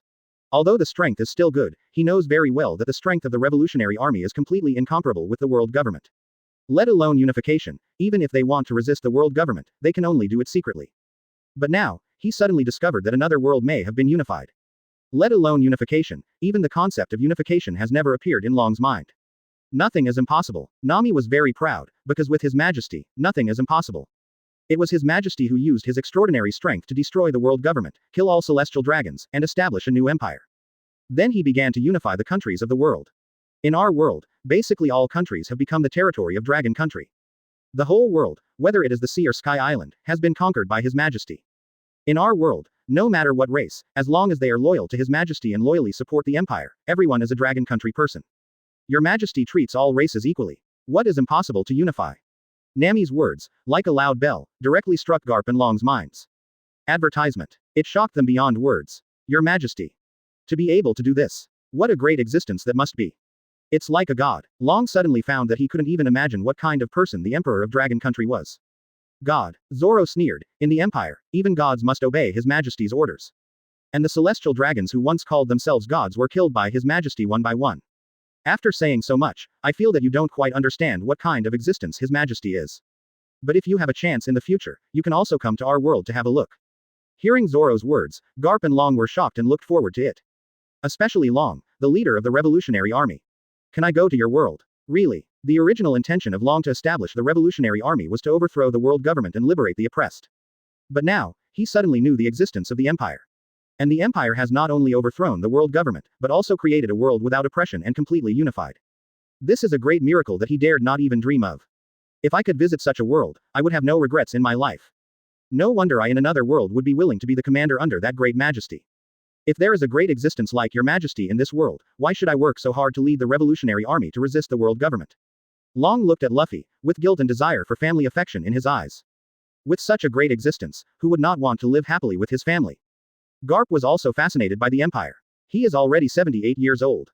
But he still clearly remembers why he became a Marine. He is to protect the sea, practice the justice in his heart, and protect those who are deeply harmed by pirates. But in the world ruled by that majesty, there are no pirates and no cruel rule of the world government. He is almost 80 years old, and he wants to live happily with his family more than anyone else. I also want to visit such a world. No problem. Nami and others were very proud. When we go back, we can take you to our world. Chapter 28 Supernova Ace arrives. When will you return to Dragon Country?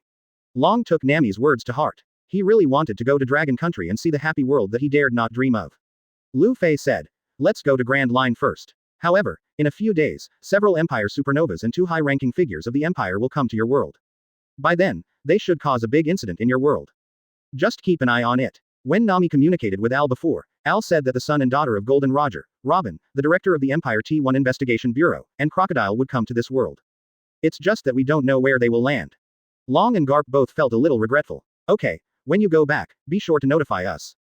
Afterwards, the few of them chatted a lot more casually. All about the Empire. But Nami was very alert. In addition to strategic deterrence, she did not reveal any other useful information. Garp knew that he was not the type to get information, so he did not ask any more questions, but turned to look at Luffy. Luffy, do you want to go back to Marine with me? A world war will soon happen in this world. It's too dangerous for you to go out to sea and take risks like this. Luffy refused without thinking. I have said since I was a child that I will not be a Marine. I want to be the freest person on the sea. I want to be the man of the Pirate King.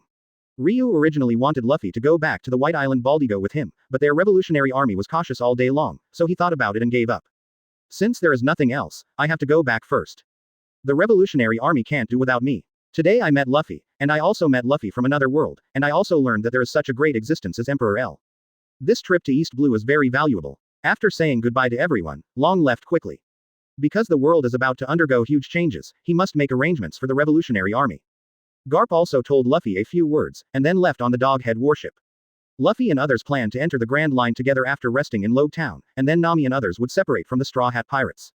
Advertisement. At the same time, far away near Grand Line Alabasta, Ace, the captain of the 2nd Division of the Whitebeard Pirates, was following the trail to hunt down Blackbeard Marshal D. Teach.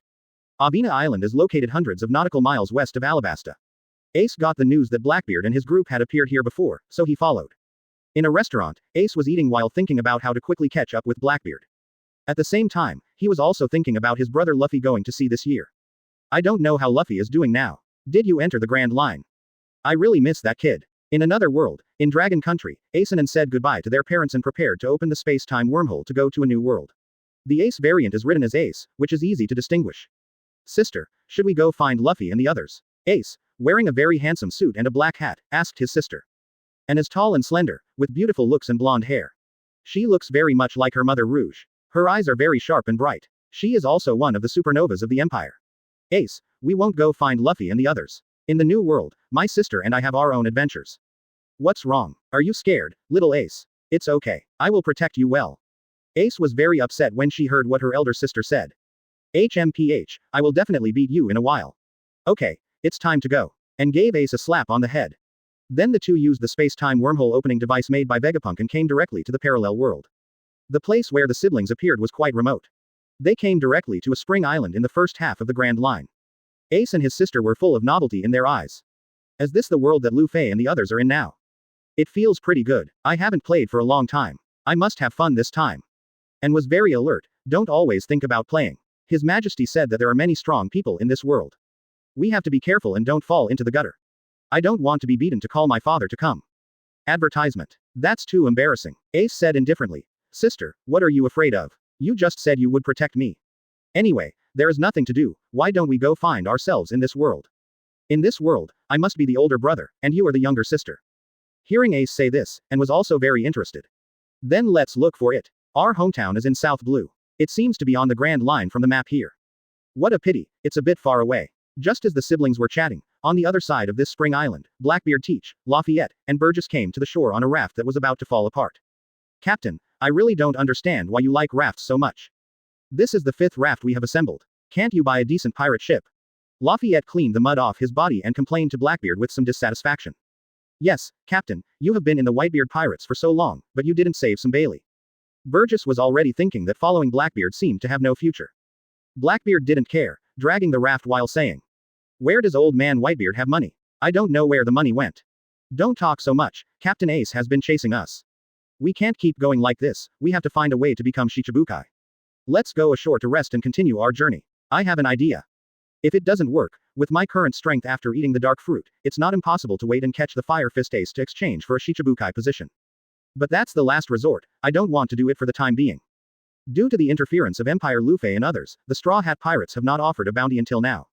Blackbeard has also been paying attention to the bounty issued by Marine, wanting to find an opponent who is threatening but not strong, and catch him to exchange for the position of Shichibukai with the world government. After Blackbeard and his group landed, they began to purchase supplies on the island. And Ace and brother and sister, were also wandering around the island. The two groups were separated by less than a block. Chapter 29 Blackbeard. Captain Ace, would you like to join us? On Spring Island, Ace and Air tasting the delicacies of this world. Blackbeard and his friends are also eating in a restaurant not far away. In order to prevent themselves from being caught up by Ace, they are basically all covered in dust, and there is not much material on the small raft. At this time, more than 10 days have passed since Lufei and his friends entered the Grand Line. After entering the Grand Line, Nami, Zoro, and Lufei parted ways with the Straw Hat Pirates at the Whiskey Mountain Range. At this time, the Straw Hat Pirates have already picked up Chopper on Drum Island and have entered Little Garden Island, fighting Mr. 3 of Baroque Works. In fact, the adventure journey of the Straw Hat crew is very outrageous, with a short time and fast progress, and they will enter the next journey in almost a week at most. On Little Garden Island, Lufei and his friends fought hard with Mr. 3.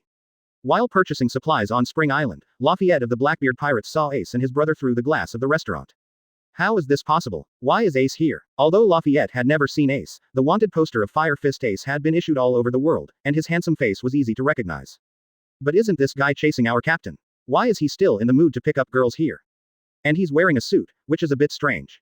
When Lafayette felt strange, Ace turned his head and saw Lafayette staring at him outside the restaurant. Sister, who is that guy? Why is he staring at us? Did he recognize us? Anne turned her head and glanced at Lafayette, thinking that Ace was right. It should be us who know this world. We'll go ask him after dinner. Advertisement. Lafayette noticed that Ace had found him, dropped the supplies he had just purchased, and immediately ran to inform Blackbeard. Captain, stop eating, let's go. Huh, why? I'm not full yet. Blackbeard was eating his favorite Sakura peach pie in big mouthfuls, feeling very strange. Lafayette looked anxious. I saw Ace the Fire Fist. What? Blackbeard glared. This is impossible. Wasn't he still far away from us the last time he showed up? How could it be so soon? Blackbeard didn't like things getting out of his control. Although he knew he was not weak, he hadn't developed dark fruit very well, and didn't want to fight with Ace the Fire Fist so early. Then don't eat it, let's go. Just when Blackbeard and his friends were about to run away, Ace and his brother had already followed Lafayette to the restaurant where Blackbeard was. Brother, you know us, right? Ace looked at Lafayette, but are you going to leave? Blackbeard. Teach felt a little confused, and a little angry at the same time, feeling that he was ignored. What do you mean? Aren't you the Fire Fist Ace just here to chase me, Blackbeard? What do you mean we know you? Tisk. Ha ha ha ha. Blackbeard's eyes were cold, and he smiled as if no one was around. He was ready to take action. Captain Ace, there should be a limit to looking down on others. Isn't it a bit too much to ignore me like this? Hearing this, the Ace siblings were very happy. Sister, I said they must know us. But what is Captain Ace? Advertisement. Could it be that I in this world am the captain of a certain force? It sounds good. Anne looked at Blackbeard and others. They had already seen that Blackbeard and others had bad intentions and were ready to fight. But they didn't want to miss it after finally meeting someone who knew them. Ace is the captain, what about me? Do you know me? The Ace siblings in the Empire are completely different from Ace, who grew up in a garbage dump with bandits in this world. Gold Roger and Rouge are in high positions in the Empire. The Ace siblings grew up under the meticulous care of their parents, and they don't have the bandit spirit that Fire Fist Ace has raised since childhood. They have a very noble status in the Empire, and they are the kind of top officials second-generation military second-generation. Therefore, they have not experienced any intrigue. Although they are very powerful and are all supernovas of the Empire, they are still relatively kind-hearted. Blackbeard and his companions looked at Anne and heard Ace call her sister, and they were very confused. Captain, does Fire Fist Ace have a sister? That shouldn't be the case. Blackbeard scratched his head. I have been with Captain Ace for so long, and I have never heard him say that. But now is not the time to dwell on these things. Captain Ace, now that you have caught up with me, what are you going to do? If you ask me, why don't you stop being the captain of the Whitebeard Pirates and join our Blackbeard Pirates? I am already the strongest dark fruit ability user, you come to be my vice captain, and the two of us will dominate the world together, isn't it good? Blackbeard is very ambitious, and as long as there is a possibility, he will want to recruit powerful crew members for his own use. If you join, the beautiful sister next to you will naturally be a member of our Blackbeard Pirates. Blackbeard is not stupid at all. His observation Haki has been warning him that the woman next to Ace is very strong. Join you and be your vice captain. Chapter 30 Blackbeard vs. Ace siblings. Join you. You are pirates, right? Ace looked at the hostility of Blackbeard and others. Although he grew up in the care of his parents, he also trained in the army. His good character does not mean he is stupid. Also, you haven't answered my question yet. From the looks of you, you must know me in this world. Tell me, where did you meet me in this world? Ace of the Empire is no weaker than Lufei. He has all Conqueror's Haki and also masters high-level armed color and Conqueror's entanglement. Logia Mera Mera fruit was also developed very well with the help of his parents. Much stronger than the Fire Fist Ace of this world. Ace of this world. Listening to Ace's words, Blackbeard and others were a little confused about the situation. What do you mean? Are you not from this world? Don't look down on me, Captain Ace. If you agree, you are my vice captain now. If you don't agree, then I, Blackbeard, won't be afraid of you. Ace sneered, since you don't want to believe it, then there is nothing to say. A pirate like you who has done so many evil things at first glance, are you worthy of me joining you? Fill your own teeth first, you be asterisk asterisk asterisk asterisk asterisk D. Blackbeard was not angry, and the first thing he thought of was to escape first. Because he was also confused in his heart. The Fire Fist Ace and the woman named and in front of him gave him a very strong sense of oppression. This was something he had never felt in all the years around Ace. And although they looked exactly the same, Blackbeard could still feel that the Fire Fist Ace in front of him really didn't recognize him. Based on his understanding of Fire Fist Ace, the captain of the second team with a hot temper would definitely be furious when he saw himself, the murderer who killed Thatch, and it was impossible for him to pretend not to know him. Since we can't come to an agreement, don't blame me for taking action. Blackbeard used the dark water that he had been concentrating on to attack Ace. Let me see whether you, the so-called otherworld ace, are stronger or my dark fruit is stronger. Dark water. Blackbeard's right fist was covered with a rich black color, and the power of the dark fruit rotated in his palm like a windmill. A terrifying suction force enveloped Ace directly. Dark fruit. Ace's whole body was instantly covered with armament Haki, and when he retreated to avoid it, he kicked out with a tempest kick. Advertisement. The fiery red slashing wave scorched the surrounding air. The terrifying tempest kick directly slashed Blackbeard. Blackbeard had never expected that the fire fist ace in front of him could use Marine 6 styles so skillfully. If he hadn't hurriedly used armament Haki to block it at the critical moment, I'm afraid Ace's kick would have cut him in half. He didn't know that within the Empire, after being perfected and improved, Marine 6 styles has become a compulsory course for most people in the Empire to become stronger. Under Al's order, this thing has almost become something like compulsory education for 9 years. Basically, as long as you are a Dragon Country person, you can use Marine 6 styles. Even if it is demon fruit power, you will spend time practicing Marine 6 styles to strengthen your physical fitness. Damn it, it hurts so much. Why does it hurt so much? Although Blackbeard used armament Haki to block the tempest kick, he still lay on the ground screaming in pain and grinning. I thought you were a powerful person, but I didn't expect you to be a person with the ability of dark fruit. If it were an ordinary demon fruit power in your world, you would really be restrained by you. It's a pity that you met me from Dragon Country. Ace didn't think about using the power of Mera fruit easily, and now that he knew Blackbeard's ability, it was even more impossible for him to use it. As long as I don't use my fruit power, and only use Haki and physical skills, you can't do anything to me. Besides, my sister is here too. Just as Blackbeard was about to get up, his alarm bells rang, and a strong pressure rushed straight to his face. It was Ace's sister Anne. She had already taken off the ground the moment Blackbeard made his move, ready to hit Blackbeard hard at any time. Burgess. Blackbeard yelled, wanting Burgess to help him resist Anne's attack. But unfortunately, Anne's attack speed and power were terrifying. The fist covered with armament Haki hit Blackbeard's abdomen fiercely. Bang! The extremely terrifying impact force directly smashed Blackbeard's entire body deeply into the ground. The smoke and gravel on the ground rolled and whistled, like a dragon turning over. With one blow, Blackbeard vomited blood. He didn't even have time to use armament Haki to block Anne's attack before he was hit head-on. Lafayette and Burgess finally reacted at this time and were about to attack Anne, but they found that Anne was no longer in front of them. Impossible, how can he be so fast? Puff. Advertisement. Before Burgess finished speaking, Anne, who appeared again, punched him in the chest. The food he had just eaten, along with blood, spurted out of his mouth. Burgess knelt on the ground, gasping for breath after suffering this battering ram-like attack head-on. They were stunned by Anne and couldn't find Anne at all. Their strong bodies could hardly withstand Anne's high-level armament Haki attack. Damn it, what kind of ability is this? Blackbeard just asked, and he was kicked into the air by Anne, and then he could only cover his whole body with armament Haki and withstand Anne's violent attack. Even with Blackbeard's observation Haki, he couldn't see clearly and couldn't react to Anne's attack at all. The attack speed was extremely fast, and the strength of each attack was also very terrifying. It made Blackbeard feel as if he was being punched by Whitebeard. Damn it, don't be so arrogant, I'm Blackbeard. Blackbeard was extremely strong and his body structure was different from that of normal people. Although he was seriously injured, he was still alive and well. Dark Point Dao. Blackbeard roared, and a large amount of dark matter violently escaped from his body. And saw that something was wrong, and his figure flashed and disappeared in an instant, appearing next to Ace. Seeing Anne's speed, Blackbeard felt very aggrieved. His moves were not fast. Facing Anne, he felt powerless like facing Kizaru. No matter how strong the attack is, what's the use if you can't hit anyone? What kind of ability do you have? Blackbeard was covered in blood, and several teeth were knocked out, making him look even uglier. Seeing that Blackbeard's dark acupuncture points were released, and disappeared again, and kicked Blackbeard in the chest with a kick covered with Conqueror's Haki. Before Blackbeard finished speaking, he was like being hit by a high-speed train, his body smashed several hills, and sank tightly into the wall on the mountainside. Sister, I really envy your ability. The amplification of the Momo fruit is too powerful. You are also a pure physical skill master, this fruit is really too powerful in your hands. And was still not very satisfied with the fight, and said a little disappointed. It's a pity, I haven't used the 100-fold amplification yet. But this guy is a little bit unusual. I hit him like this, and he was fine. 2 UG Chapter 31 Bring Blackbeard back to the Empire. When I was in the Empire, I heard my father say that. It seems that there is a dark fruit user locked up in His Majesty's palace. Later, His Majesty sent that person to Dr. Vegapunk for research. I wonder if it is the person in front of me. Ace looked at Blackbeard Teach, who stood up again and said to his sister. Anne pondered for a while and said, it may be him, but it has nothing to do with us.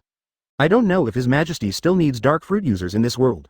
Wouldn't it be more convenient and faster to do research with 2 dark fruit users? Ace's eyes lit up. Yes, why didn't I think of this? Hurry up and call His Majesty to ask. If necessary, we will directly capture this Blackbeard and bring him back to the Empire. Sister, ask His Majesty quickly, I will beat this guy up again. After that, Ace stepped on Moonwalk and rushed quickly towards Blackbeard, who was about to escape. In the Dragon Kingdom Imperial Palace, Robin was reporting to Al on the progress of his work before leaving. Your Majesty, in 3 days, Dr. Clover will give you a preliminary plan for the unification of characters. Dr. Clover has almost mastered the simplified Chinese characters you gave us. To promote the unification of characters, there is no need for me, the director of the Empire's T1 Investigation Bureau. In 3 days, I will go to the New World with Crocodile. Elle looked through the documents submitted by Robin and was very satisfied. No problem, you can go there in 3 days. Do you want to bring a few Seraphim with you? The 5th version of Seraphim has been studied. Robin shook her head, not yet. After Crocodile and I complete our investigation, it won't be too late for your Majesty to send the Seraphim troops there. After reporting on her work, Robin looked around. Since it was not the time for the Empire's meeting, there were only her and Elle in the palace. Robin dismissed the servants in the palace, moved her lotus steps lightly, and looked at the man on the throne with her beautiful eyes. Her face was so beautiful that she almost dripped with water. Your Majesty, Robin's voice was full of charm. I will leave in 3 days. How about I accompany your Majesty at night during these 3 days? Although Al has no shortage of women around him, he basically won't touch other women compared to his imperial concubines. Robin is also Al's favorite, but she has always been the director, so she is usually busy and spends less time with Al. Unlike the history before Al crossed over, Al did not deliberately ask the harem not to interfere in politics. After all, this is a world with extraordinary abilities, and Al's own strength is enough to suppress everything. His women are all very capable, so there is no need to turn them into vases, so most of them will not stay with him all the time. Looking at Robin in the uniform of the director of the Investigation Bureau, Al naturally did not refuse. Advertisement during this period of time, one of them missed her like a river, and the other was looking forward to her. Come over when you are done with your work in the evening, I will be busy soon. The Empire expedition is just around the corner. Robin was dressed in black, which tightly bound her tall figure, with a willow-like waist and a plump chest and hips, which was the most beautiful fruit of a woman's youth. After reporting her work, Robin temporarily left the palace. Just then, and called. What's the matter? Elle asked. Your Majesty, we met a dark fruit ability user in this world. I discussed it with Ace and thought that your Majesty might need this person. I just wanted to ask your Majesty, do you need us, my sister and I, to bring him back to the Empire? After hearing En's report, Elle pondered for a while. Very good, just bring him back to the Empire. But that person is not weak, you'd better be careful. It doesn't matter if we can't catch him in a short time, just do it yourself. Remember not to let him die, I will be very useful. Also, when you catch the dark fruit user, find a munch fruit user named Wapple. It's a waste to leave the munch fruit on him. If you find him, bring him back to the Empire. If you can't find him, it doesn't matter. The expeditionary force will arrive soon. And said respectfully, yes, sir, after hanging up the call, and activated the Momo fruit ability, like teleportation, and in the blink of an eye, he flew over a distance of thousands of meters and came to the battle between Ace and Blackbeard. Ace, your Majesty asked us to bring him back to the Empire. Let's go together. When Ace heard this, he stopped playing around and turned on Haki to attack Blackbeard with his sister. Blackbeard Teach was numb. Damn it, where did these monsters come from? How could I encounter 2 such powerful monsters that look like Ace but are much stronger than Ace?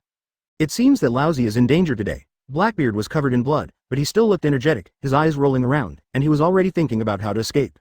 Advertisement, it's a pity that I haven't got my dad's shock fruit yet. The plan hasn't started yet, otherwise, Lousy wouldn't be afraid of these 2 people. Ace and En were about to join forces to attack, and their previous battle attracted a large number of Marines. The leading Marine was the headquarters Vice Admiral Hound Doberman. Doberman was the Vice Admiral under Sakazuki, and recently he was chasing pirates in the first half of the Grand Line according to the instructions of Admiral Sakazuki. Marine? Blackbeard was just about to take advantage of Ace and En's attention being diverted and was ready to run away. He had just run 2 steps when he was hit into the ground by En's heavy punch that was 100 times amplified. Want to escape? You don't think we will not catch you if the Marine of this world comes? How ridiculous. Seeing his sister controlling Blackbeard, Ace turned into fire and blocked the Marine. You're Marine here, it's better not to interfere in our business. Ace was burning with flames all over his body, like a fire god, and the development of his Mera fruit was far beyond the Ace of Fire Fist in this world. Hound Doberman frowned and said, I thought it was someone else. I didn't expect it to be the captain of the 2nd Division of the Whitebeard Pirates, Ace of Fire Fist. What are you doing in the first half of the Grand Line? Doberman is a hawkish Marine who hates pirates as much as a Kainu. But he is not stupid, he knows that he is not the opponent of Ace of Fire Fist. It is better to hold him here and call Sakazuki Admiral for support. What did you say, captain of the 2nd Division of the Whitebeard Pirates? Ace finally knew where he was in this world. Because he had to complete the task assigned by His Majesty, he did not reveal his identity as Blackbeard had just been captured and Wapple had not yet been found. Instead, he remembered the name of the Whitebeard Pirates and planned to go to the Whitebeard Pirates with his sister to find himself in this world. What? Do you want to fight me? Ace's aura rose and he was ready to attack Doberman. At the same time, Akainu, who was still at the Marine headquarters and had not yet been on a mission, received a report from Doberman's Marines. Fire Fist Ace? In the first half of the Grand Line? Chapter 32 Akainu wants to meet Supernova Ace. Why is he in the first half of the Grand Line? Sakazuki was about to say this when he suddenly remembered the intelligence from a while ago. Thatch, the captain of the 4th Division of the Whitebeard Pirates, was killed by a man named Blackbeard and then escaped from the Moby D*K. Fire Fist Ace should be chasing Blackbeard. Doberman's deputy glanced at who was beating Blackbeard and continued to report. Admiral, there is a female pirate with Fire Fist Ace. That Blackbeard is no match for that female pirate and has been captured by them. A female pirate who can defeat Blackbeard teach. Akainu was a little confused for a moment. The only famous female pirate in the Whitebeard Pirates is the Ghost Lady Armand. Blackbeard can kill Thatch. Can she be Blackbeard's opponent? Admiral, not Armand. Armand has a wanted order. It's a female pirate who looks about the same age as Fire Fist Ace. What? Akainu suddenly felt something was wrong. At this moment, Ace looked at Doberman with great dissatisfaction and said, "This Marine, your Marine needs a lesson. You actually said my sister is a female pirate?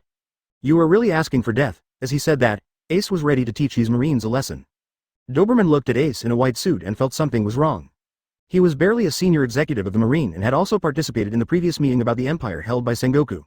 You said that girl is your sister? Then there may be a misunderstanding between us? Don't do it yet. Doberman hurriedly stopped the Marine who was about to shoot. Akainu on the Den Den Mushi side also heard the conversation between Ace and Doberman. Doberman, since they are not pirates, they may be from the Empire, so be careful. Otherwise, it may lead to serious consequences. Fire Fist Ace has no sister. The one in front of you who looks exactly like Fire Fist Ace is basically confirmed to be from another world.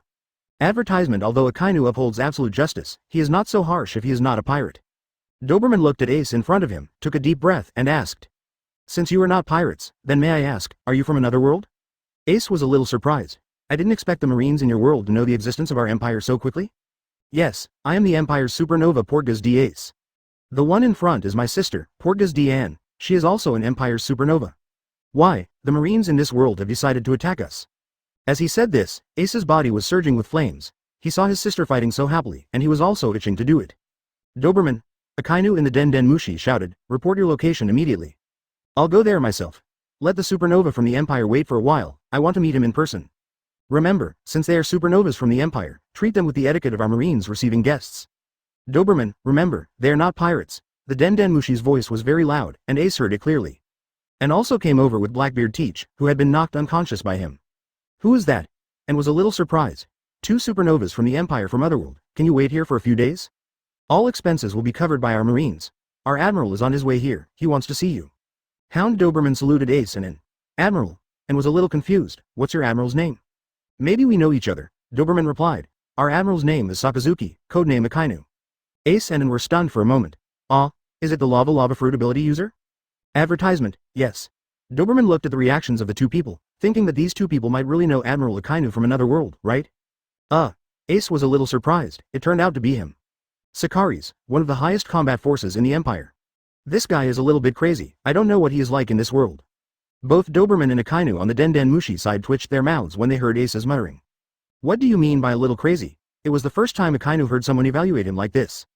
After a while, Ace discussed with then turned to Doberman and said, "You can let us meet your Admiral. But you Marines have to help us find the trace of the Fire Fist Ace you mentioned. Or you can tell me the location of the Whitebeard Pirates, and we will find him ourselves. Oh, and Our Majesty asked for the location of the Munch Munch fruit ability user Wobble."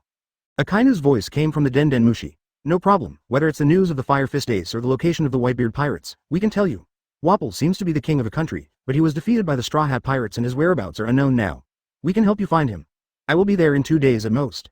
Hearing Akainu's answer, Ace was very satisfied. Then there will be no problem.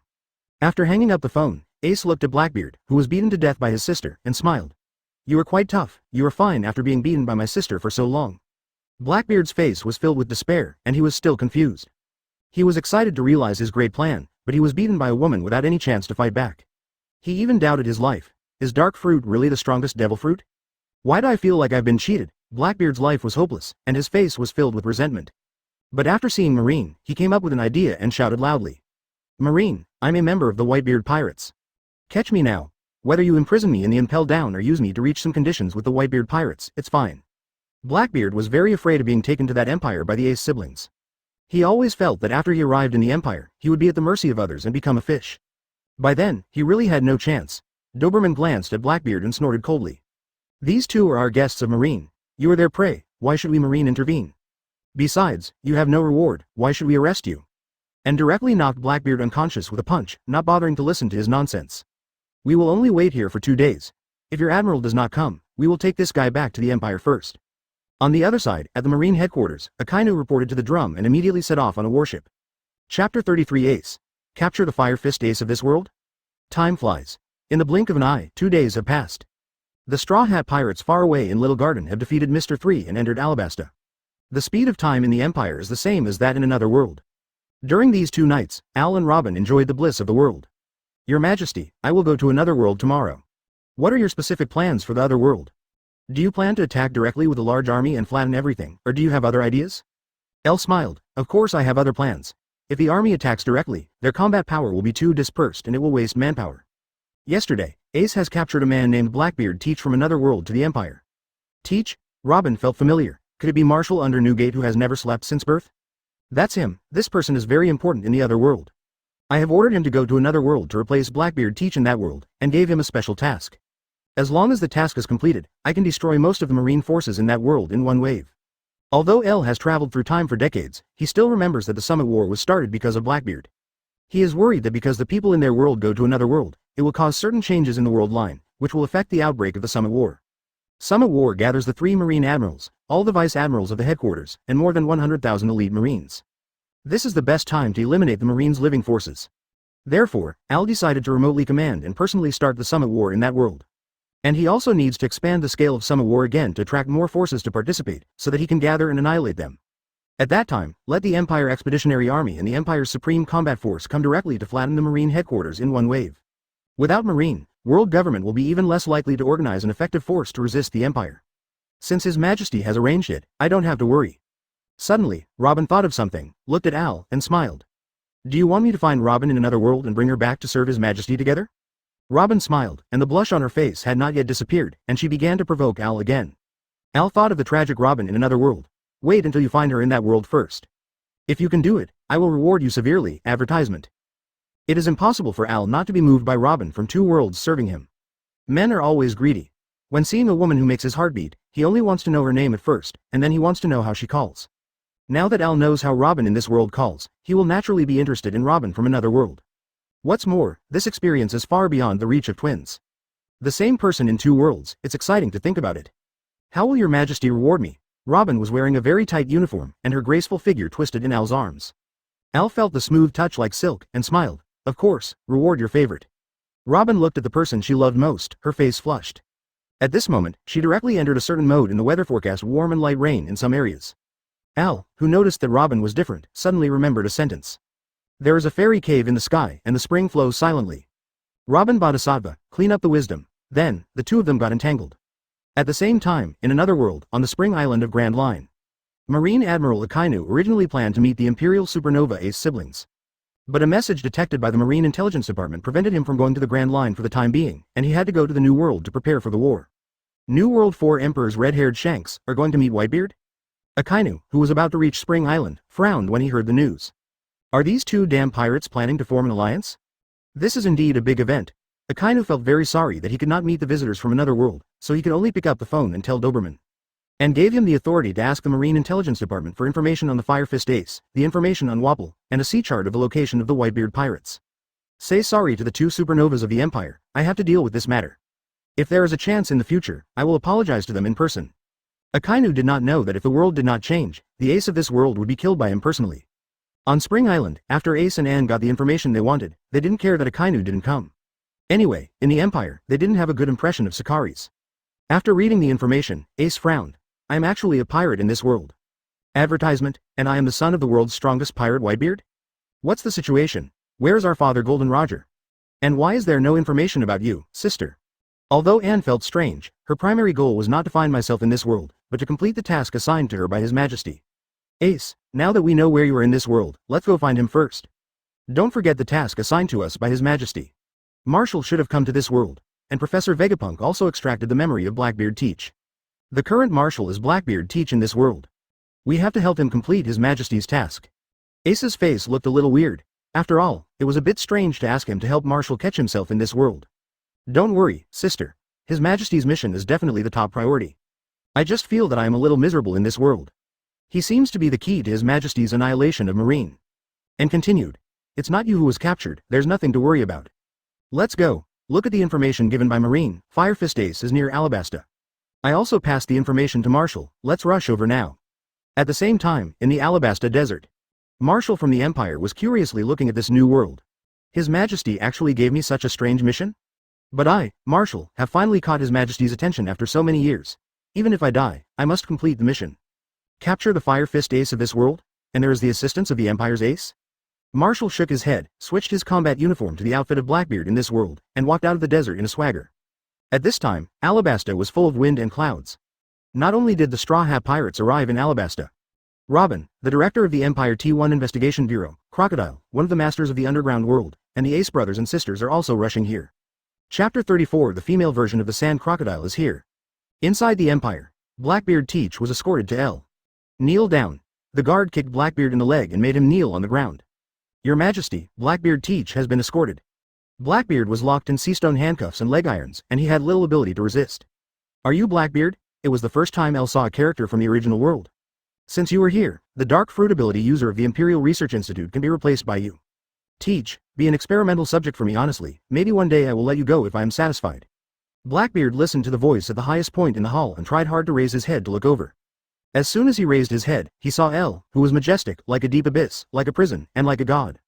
Although Elle did not explode Conqueror's Haki, after being an emperor for so many years, the pressure he normally exuded was no longer something that a normal person could bear. Ordinary strong men, even if they just face Elle, will tremble all over and lose all thoughts of resistance. Blackbeard is the same at this time. In his cognition, Whitebeard is the strongest in the world. But after seeing Emperor Elle, he knew what it meant to sit in a well and see the world. Even the invincible Whitebeard father can't have any thoughts of resistance in front of this man. Why is there such a terrifying man? Facing Elle, Blackbeard has already had some mental breakdown at this time. Even Blackbeard's imagination of himself can't reach the level of the man he sees now. Send him to the Imperial Research Institute. Elle just wanted to see Blackbeard out of curiosity about the world of One Piece that he had seen in his previous life. Today is the day when Robin goes to another world. After Blackbeard was taken away, Robin took Crocodile's arm and walked into the palace together. Every time Elle saw Crocodile, the female version of the Sand Crocodile, he always felt very strange. I always can't help but think of the Supreme Golden Hook Lao Sha who shouts, "Sassy Bullita," to everyone he meets.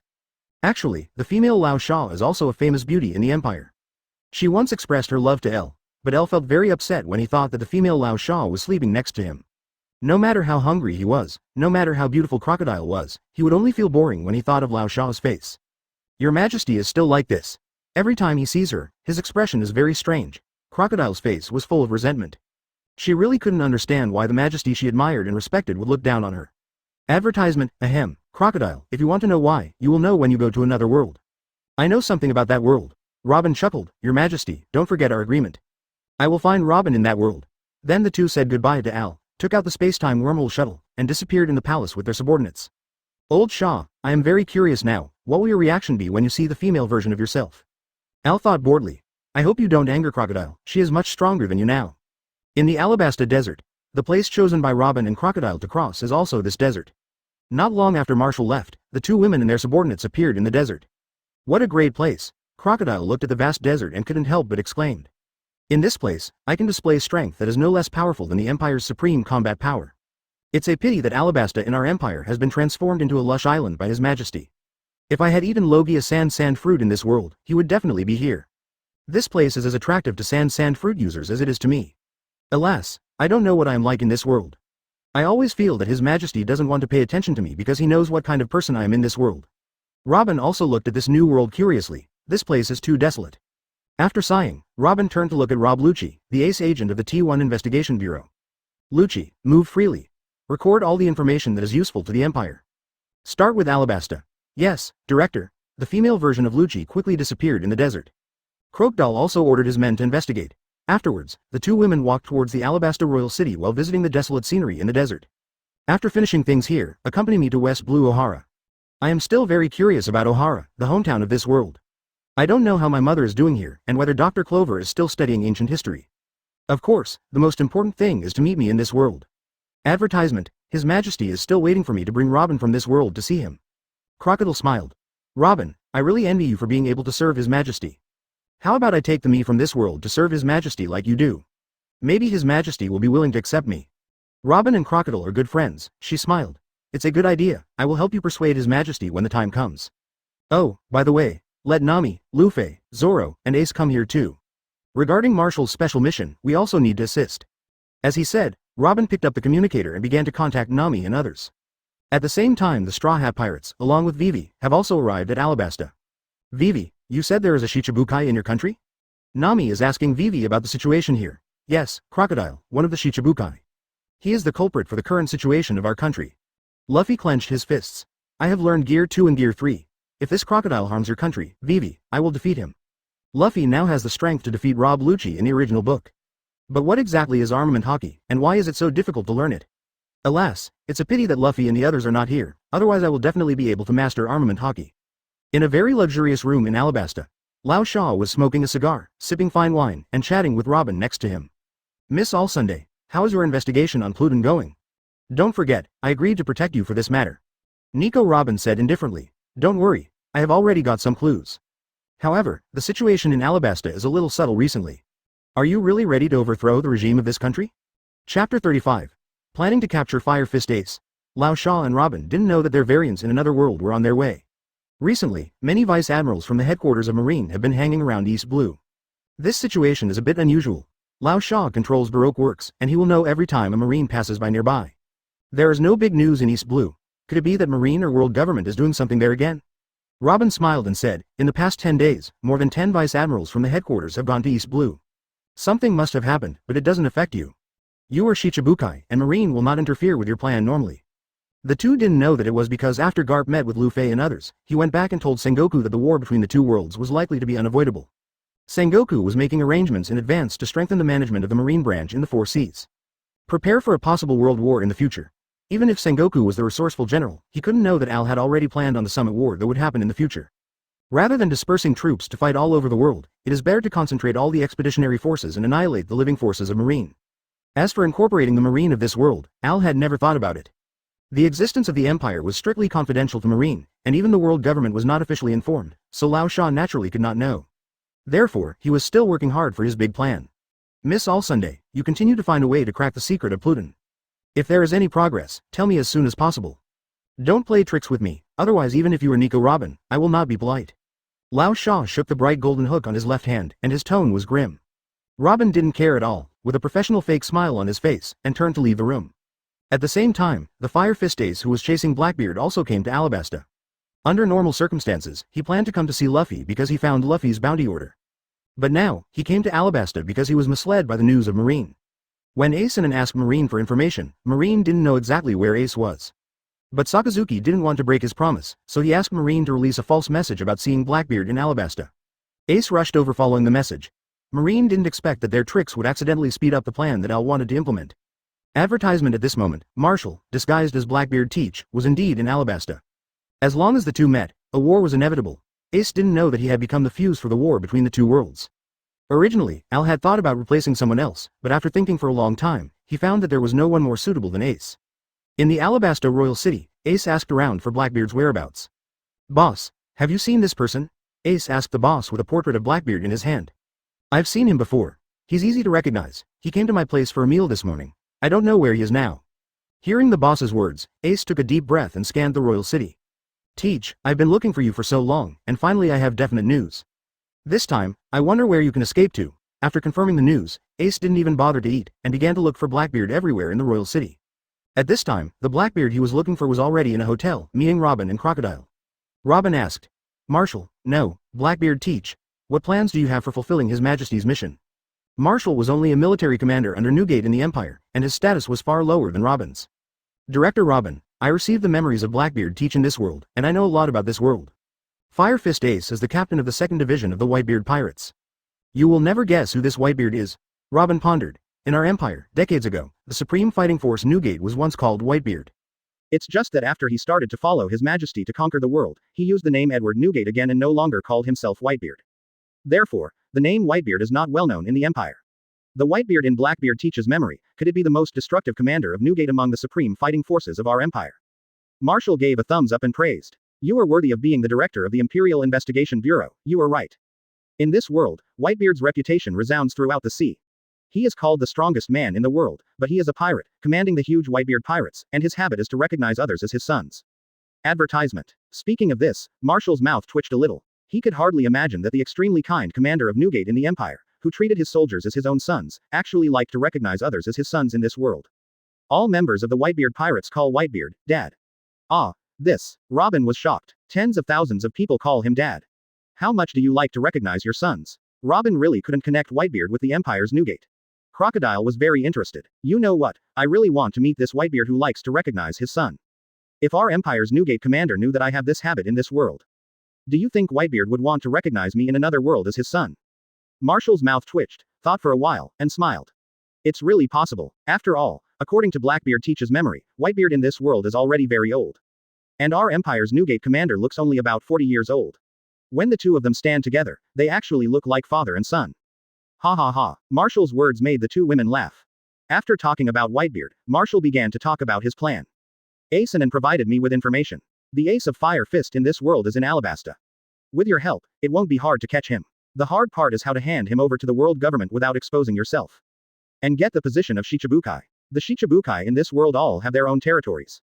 After I become a Shichibukai, I can use the territories to accommodate the Imperial Expeditionary Force.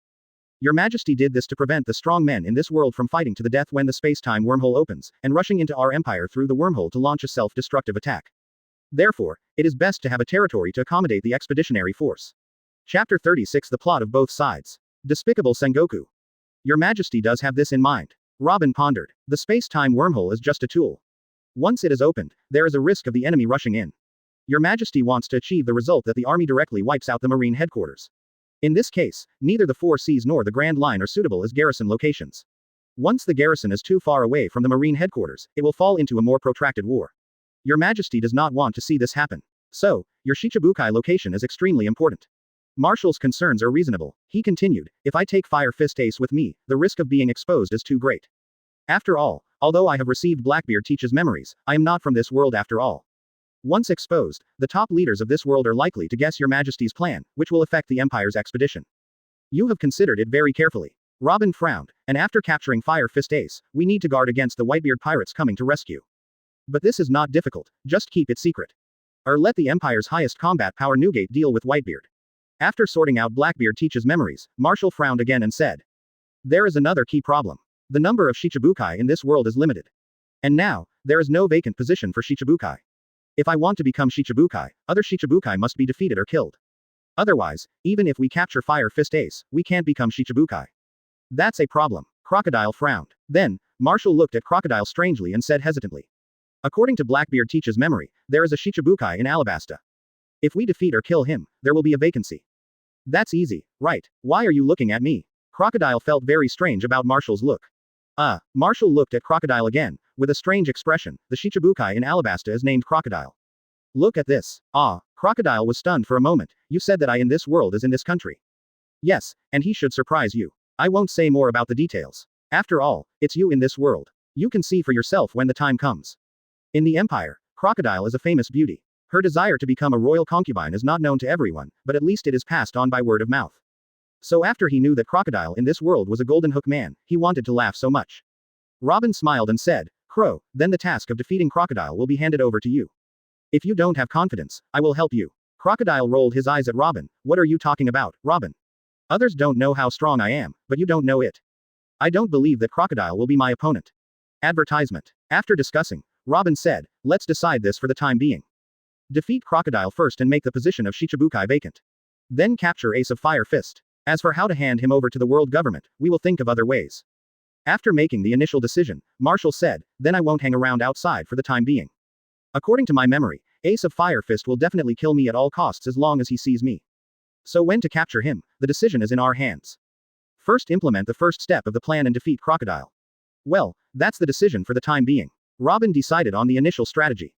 Besides, Ace, and Nami, Lufei, and Zoro should also be here tomorrow. When they all arrive, we can have a small gathering first.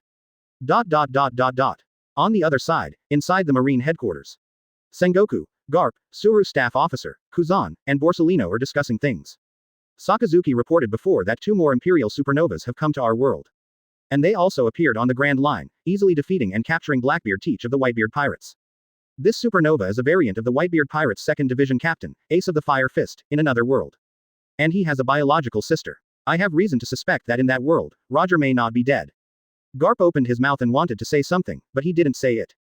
Ace of the Fire Fist, what does it have to do with Roger? Garp asked knowingly. Sengoku looked at Garp like a fool. Don't think I don't know what you did, old man. After all these years, do you really think I, Sengoku, have been doing nothing? How stupid do you have to be to not know that Ace is Roger's son? The last name Portgas, in all these years, except for Roger's wife Rouge, I have never seen anyone else with this last name. With the name Portgas d'Ace, he has been on the sea for so long. Anyone who knows the inside story of Roger's surrender can guess it. Under normal circumstances, I don't want to tell you this, but the situation is different now. Ace in another world actually has a sister, and according to Doberman's report, her family background is very unusual. So I doubt that in that world, Ace's father Roger is not dead. Advertisement. Maybe not only is he not dead, but he is also likely to be one of the so-called supreme combat forces of Dragon Country. Listening to Sengoku's words, Garp was a little speechless for a while. He always thought he had hidden it well, but he didn't expect that Sengoku, the old guy, knew it a long time ago. This is impossible. Staff Officer Crane looked a little grim. This is simply the worst news. Everyone here knows how strong Roger is. If he is still alive and well, I can't imagine what kind of price we have to pay to deal with him. What's more, that empire has a mysterious emperor. Sengoku looked at several marine executives present, hesitated for a moment, and said, I have an idea. According to the information we know so far, the empire called Dragon Kingdom is too strong. Once the war begins, we can't be opponents at all. And now the war has not started, the people of that empire treat our world as a back garden, and come and wander around casually. The most people who come are the so-called Imperial supernovas. Although I long for peace, we must prepare for a rainy day. And those supernovas that are wandering around in our world now are the best handles. Hearing Sengoku's words, Garp and others were shocked. You want to capture those supernovas of the empire? And then threaten their families in the empire? Sengoku sighed and said, the families of these supernovas are probably the supreme fighting force of the empire in that world. That Luffy's grandfather must be you in another world, Garp. His father must be Long. Catching Luffy will at least make you and Long in that world dare not act rashly. In addition to the Ace siblings, as long as they are captured, even Roger will have to think twice before taking action. Garp slammed the table, stood up and said angrily. I don't agree. Sengoku, you are too despicable. Chapter 37 Sengoku. Tell the New World 4 emperors about the empire. I'm mean. Garp's frankness made Sengoku look a little ugly. Then tell me, once that empire officially invades our world. What do you think I, as a marine marshal, should do? Everyone here should know how terrifying their combat power is. This is almost a war that is doomed to fail. War, what does mean? As a marine marshal, Sengoku has lost a lot of hair due to anxiety these days. Our world is now their backyard, they can come and go as they please. In this situation, we have no initiative. If we don't find a way to catch those people before the war starts, we will only be more passive at that time. Sengoku sighed, looked at Garp, and asked helplessly. Garp, I only have one question for you. If the war starts and that supernova Lufei also joins the war, will you attack him? Garp's face stagnated, he pondered for a long time, and said. I will attack him, but I won't kill him. You see, I knew it would be like this. Sengoku was also very entangled. Don't say you Garp, if the Rocinante in that world also joins the army and attacks us, I won't have the heart to kill him either. This is human nature, but everyone here should understand that their social structure is different from ours. Garp, you have seen those supernovas in the Empire, and you should know that they will obey the orders of their emperor. Even if the emperor ordered Lufei to kill you, Garp, I don't think that Lufei would hesitate at all. This is another most difficult gap between us and them to make up for. Since knowing the existence of another world, Sengoku has been thinking about this problem. It must be said that as a marine marshal, his thinking is very correct. In the Empire, L's orders are above all else, and no one will disobey them. Sengoku's words made several marine high-level officials present fall silent. Garp thought of what he talked about when he met Lufei and others in Logue Town. Advertisement. At that time, Garp already knew that the two worlds would only be enemies and could not coexist peacefully. But Garp saw the appearance of Lufei in that world, and it was difficult for him to be cruel. After thinking for a long time, Garp finally spoke. Sengoku, you are right. At present, we are far inferior to that empire in terms of combat power and command execution. But I still disagree with your order to capture Lufei and others. Their combat power is not something we can catch by just sending a few vice admirals from our headquarters. If we want to catch them, we must send admiral-level combat power. Otherwise, it is only possible to start a war between the two worlds prematurely because of the attack on the Empire's supernova. Besides, I even suspect that even if you send admiral-level combat power, it will be difficult to complete your plan. Garp's words were also carefully considered by him, not random talk. Staff Officer Crane, who had not spoken, agreed. Sengoku, Garp is right. When I came to the meeting, I heard people from Sakazuki's side say. The two supernovas named Ace and seem to be able to open a space-time wormhole anytime and anywhere and return to their world. That's just one of them.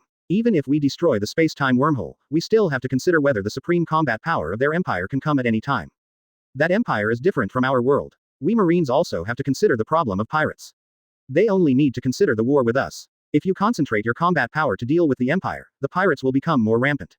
Once your actions, Sengoku, not only fail to catch those supernovas, but also let the supreme combat power of that empire come early, and then let the pirates become too rampant. Suru looked at the worried Sengoku and said in an inexplicable tone. At that time, do you think the 5 elders of the world government will let you continue to be the Marine Marshal? Compared with that empire, we have too many things to consider and solve. It's not that you can really do it just because you say you want to catch those supernovas that threaten Roger and others in another world. Hearing the words of the Crane staff, Sengoku frowned even more tightly. Faced with such a powerful enemy, I really can't think of any better way. War requires knowing both ourselves and the enemy, and our understanding of that world is just the tip of the iceberg. They can easily send people to our world to obtain various information. Advertisement. The longer the time, the greater our disadvantage. Staff Officer Suru sighed and asked, Sengoku, you haven't reported the other world to the world government yet. At this point, it's impossible to hide it anymore. Otherwise we will only be more passive. Aokiji said. It's time to tell the world government. If you want to start a large-scale war, Shichibukai will also be a great help. And only the world government has the mandatory call for Shichibukai. And, I think, if possible, we can even let our Marine take the lead and contact the New World 4 Emperors. Tell them the seriousness of the matter, and then see if we can unite according to the specific situation. This is a war for the whole world. If we don't unite, facing such a powerful empire, we will either surrender or be destroyed. Compared with the war between the two worlds, the battle between our Marines and pirates is just a small fight. I'm not sure whether the other 4 emperors will agree, but if the red-haired Shanks knows that another world exists, he will definitely cooperate with us. Of course, if we can sit together and discuss it properly, Whitebeard may also cooperate with us. As for Charlotte Linlin and Kaido of the Beasts, it will be difficult for these two people. But things have come to this point. If we can unite a force, we should unite a force, right? The justice that Aokiji upholds is different from that of most Marines. He will first consider it from a more moderate position. That's why he proposed to unite with the pirates. Contact the New World 4 Emperors. Sengoku actually thought about this matter. I've thought about this. Kuzan is right. For the war that is about to break out between the two worlds, it is right to gather all the fighting forces that can be gathered. For this matter, Xiaohei, Kuzan, you two should come up with a plan as soon as possible. I will tell the world government about the empire first. The fighting force that the world government can gather will not be weaker than our Marine. Chapter 38 5 Elders. What? The world government was destroyed. Kuzan, since you propose to unite the New World 4 Emperors, then you will take the lead and discuss the specific plan with Chief of Staff Crane. Garp, go with them. You have some friendship with the New World 4 Emperors. Then, Sengoku looked at Kizaru who was doing nothing, pondered for a while, and said. By the way, Borsalino, you have always been the captain of the scientific corps, responsible for protecting the best scientists in the past 500 years. You should go to Vegapunk immediately and ask him if he can develop a space-time wormhole. If we can also master the means to travel to another world at any time, we will have a great advantage. Even if we can't beat them, we can at least choose to exchange homes with them. At least we can achieve a dead end. With such means, the Empire will not start a war recklessly. Borsalino is usually lazy and pursues justice of not helping each other, but when it comes to matters related to the survival of this world, he puts away his lazy attitude. No problem, I'll go right now. But Marshal, even if Vegapunk has a clue about the super technology of space-time wormhole, it will take at least decades to develop it. It took more than 10 years to clone the blue dragon fruit using Kaido's bloodline factor. I'll tell you in advance, it's good for everyone. Borsalino has always been responsible for protecting Vegapunk's highest combat power and knows Vegapunk's research habits very well. Of course I know this. Sengoku waved his hand, just do it. This is just the last resort. Quickly arranged the tasks of several people, then picked up the Den Dan Mushi and prepared to tell the world government about the empire. Holy Land Mariajoy, Pangu City. The highest power center of the world government, between powers. The 5 elders are discussing the specific amount of Tianshengzhen this year. The god of finance, Azamburn V. Nasujuro, carefully wiped the first-generation Kidetsu in his hand and casually said. Marine has spent too much on military expenses in the past 2 years.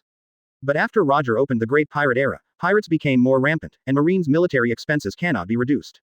Advertisement. Celestial Dragon's expenses cannot be reduced either. The god of science defense, Zagolucia Satan, leaned on his crutches and smiled. Then let the member states suffer a little more. Starting from this year, each member state's Tianshengzhen will be increased by 50%. In this way, the problem of Celestial Dragon's expenses and Marine's military expenses can be solved. In addition, each member state will pay a part of the expenses specifically for dealing with the Revolutionary Army every year. This fee will be temporarily set at 20% of Tianshengzhen. If there is a country that cannot pay, it means that the country is likely to have colluded with the Revolutionary Army. Just kick it out of the member states. Dealing with the revolutionary army is the most important thing. As long as the government is still here, and low-level humans will soon reproduce as long as they don't all die. Quote. The two five elders decided the fate of countless people in a few words. At this moment, Sengoku had already thought of his excuse and dialed the five elders Den Mushi. Sengoku, why are you calling us at this time? Hasn't this year's marine military expenditure been determined? It has increased by more than 30% compared to previous years. Are you still not satisfied? Satan scolded Sengoku before he could speak. As a marine marshal, Sengoku had long been accustomed to the temper of the five elders and spoke directly. My lords, this has nothing to do with marine military expenditures. It's a very serious incident on the sea. You five must make a decision. Satan snorted coldly and said, CP has not sent back any useful news recently. What big thing can happen on the sea? Roger has been executed, there are only so many pirates on the sea, what big thing can happen? Advertisement. Sengoku curled his lips and got straight to the point. It's a more serious situation than Roger's execution. Some time ago, people from another world appeared in East Blue. It has been confirmed by many parties in Marine, and Garp and Doberman have personally contacted them. Those people are from a world called Dragon Country. It's extremely dangerous, and according to what they said, the empire they belong to is about to invade our world on a large scale. Compared to this, Roger is nothing. Sengoku quickly and briefly explained the seriousness of the matter. After hearing what Sengoku said in Den Mushi, several five elders were stunned for a moment. What did you say? Sengoku, as a marine marshal, you must be careful with your words. Another world. It's about to invade our world. Do you know you are talking to us? I'll give you another chance. Tell me what happened. Nasujuro didn't even wipe his holy sword and immediately rebuked. I've said it before, Garp and Doberman have both come into contact with him. And that world called Dragon Country is a parallel world to ours. The three people who first appeared in East Blue are named Lufei, Zoro, and Nami. Lufei is a variant of Garp's grandson in this world, but he is much stronger than Garp's grandson. He is one of the supernovas of the Empire, and his strength is extremely powerful. He has mastered high-level armament Haki, Conqueror's entanglement, observation Haki, and has also developed Devil Fruit very well. He is extremely powerful. According to the images sent back by the branch Marine before, this person has at least reached the level of Marine's candidate admiral. And, he is the same age as Garp's grandson, only 17 years old. The one named Zoro is a variant of a three-sword swordsman in East Blue, and his strength is not weaker than Lufei, and he is also one of the supernovas of the Empire. He is also a top swordsman, and he is still in East Blue broke out with the world's largest swordsman. Quote. According to the image of the time, Zoro's strength is not much weaker than the Hawkeye. Quote. Hia West Village killed all members of the Murloc pirates. Quote. Although she did not see her, but her strength was extremely strong, the headquarters Vice Admiral Ghost Spider went to watch the battle scene. Quickly informed the situation of five elders, and then passed them to them at the time. Sueku said a message that fired five elders. Chapter 39 World Government's Response. Sengoku, Satan, the most irritable of the five elders, said angrily. Do you know what you are talking about? It sounds very convincing, but none of us have ever seen any other world. You just say something and you want us to believe it. Nasu Sholang, the bald five elders holding a knife, said. Satan, Sengoku is not the kind of person who speaks without purpose. After so many years, we know his character well. But, Sengoku, what do you mean by what you just said? Not only has another world appeared, but that world is also a parallel world to our world. People who exist in our world also exist in that world. Is that what you mean? Sengoku continued. That's right. And from what we can see so far, the people in that world are much stronger than their variants in our world. And I am very sure that they are really going to invade our world. From time to time, those supernovas mention the emperor of their empire. It was that emperor who wiped out the world government of another world. After listening Sengoku's words, and quickly finished watching the video materials about another world sent by Sengoku. Several five elders fell silent. After a long time, the map head five elders took a deep breath. The world government of that world was destroyed. Celestial dragons no longer exist. If that's the case, then there is no need for the other world to exist. Sengoku, gather all the marine forces and be ready to deal with the invasion of the Empire at any time.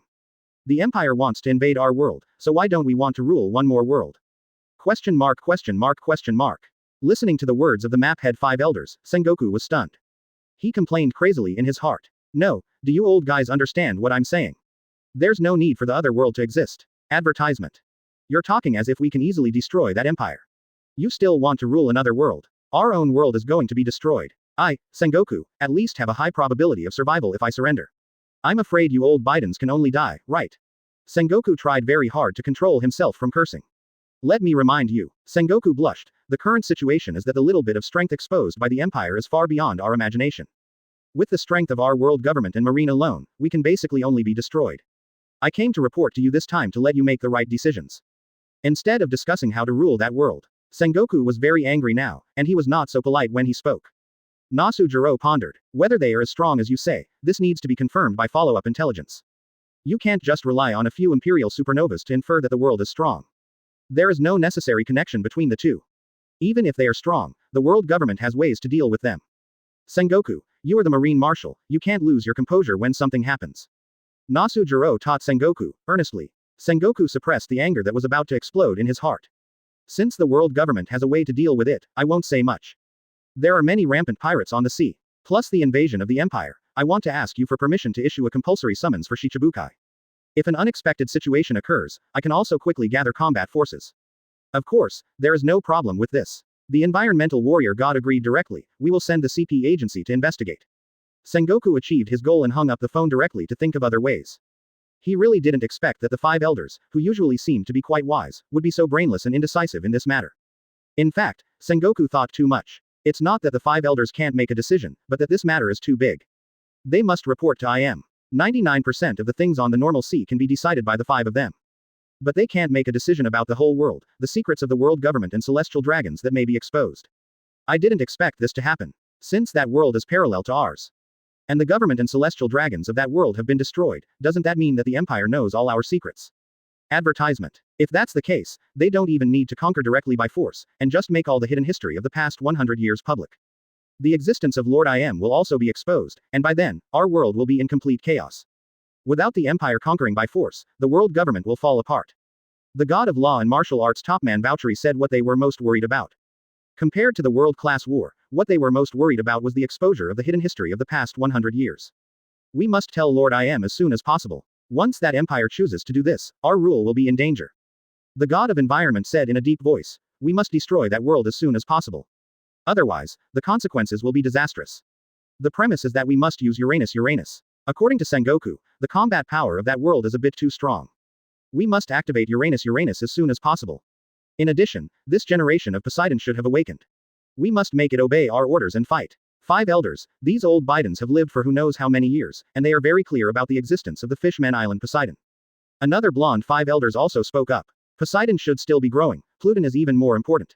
Tell the people of CP9 to find Pluton's blueprints at the fastest speed at all costs, even if they have to occupy the water city. Also, send more people to capture Nico Robin, the orphan demon son of Ohara, at all costs. Ohara has been destroyed, and only Nico Robin can decipher the ancient text. The ancient text on Pluton's blueprint also needs her to decipher. Another five elders who had not spoken before added. Arrange CP0 to investigate those visitors from Otherworld. If necessary, you can also capture those so-called Empire supernovas directly. Then torture them to get more detailed information about the Empire. Let Stussy come back, she doesn't need to obtain information about pirates for the time being. Turn all your energy to the Empire. If necessary, let Marine start the world conscription. After making some arrangements, the elders immediately headed to the deepest part of Pangu City, where the Void Throne was located. They wanted to inform the king of the world, Yim, of the existence of the Empire. Chapter 40 The Imperial pilot force arrives at Alabasta. When Marine and world government were planning strategies to deal with the invasion of the Empire. In the royal city of Alabasta, Robin and Crocodile were scouting around. Alabasta is the largest island in the ocean, bar none.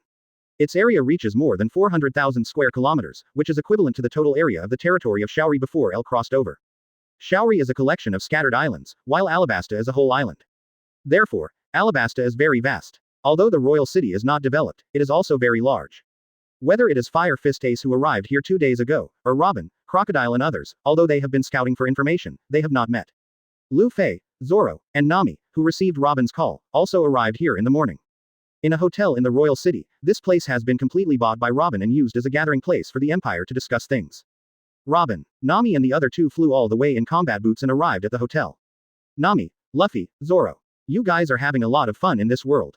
Robin is very familiar with Nami and Luffy. They have dealt with Zoro several times and are considered nodding acquaintances. Nami, let your Legion members come over first. Your Majesty has a mission for us to complete. Ace and Air still on the way. They should arrive this afternoon. Nami nodded. I have been waiting for this moment for a long time. Your Majesty finally took action. We have seen too much tyranny of the world government and too much misery of civilians in this world for so long. Eliminate the tyranny of the world government, and the world belongs to the Empire. Nami quickly picked up the communicator and began to contact the Legion members who had been waiting in the Empire. The Advanced Pilot Corps is composed of a group of people who have mastered cutting-edge navigator skills. They are usually responsible for recording and drawing various ocean routes and exploring marine resources. The various cutting-edge materials needed by the Empire Research Institute and the Empire's energy reserves are basically found by the Advanced Pilot Corps.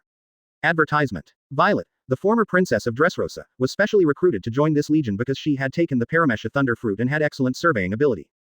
At the same time, this legion also has the ability to change the weather in a small area.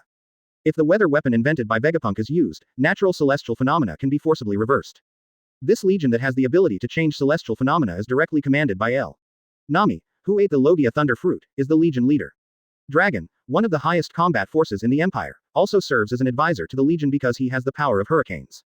Under normal circumstances, Nami will not contact Dragon. She will only contact Dragon to come and work with her when it is necessary to change the comprehensive climate and celestial phenomena on a large scale. With the help of Nami's Logia Thunder Fruit ability and Dragon's Hurricane ability, this legion can exert extremely terrifying destructive power. Snake, you should come here with 500 people from the legion first. Nami contacted the deputy leader Bendik Snake after getting L's permission. Bendik Snake, the deputy commander of the navigation army, is a mighty man who is more than 3 meters tall. In this world, he is actually a navigator of the New World 4 Emperor's Red Hair Pirates. In the Empire, he is under the command of L, and he has fully exerted his talents.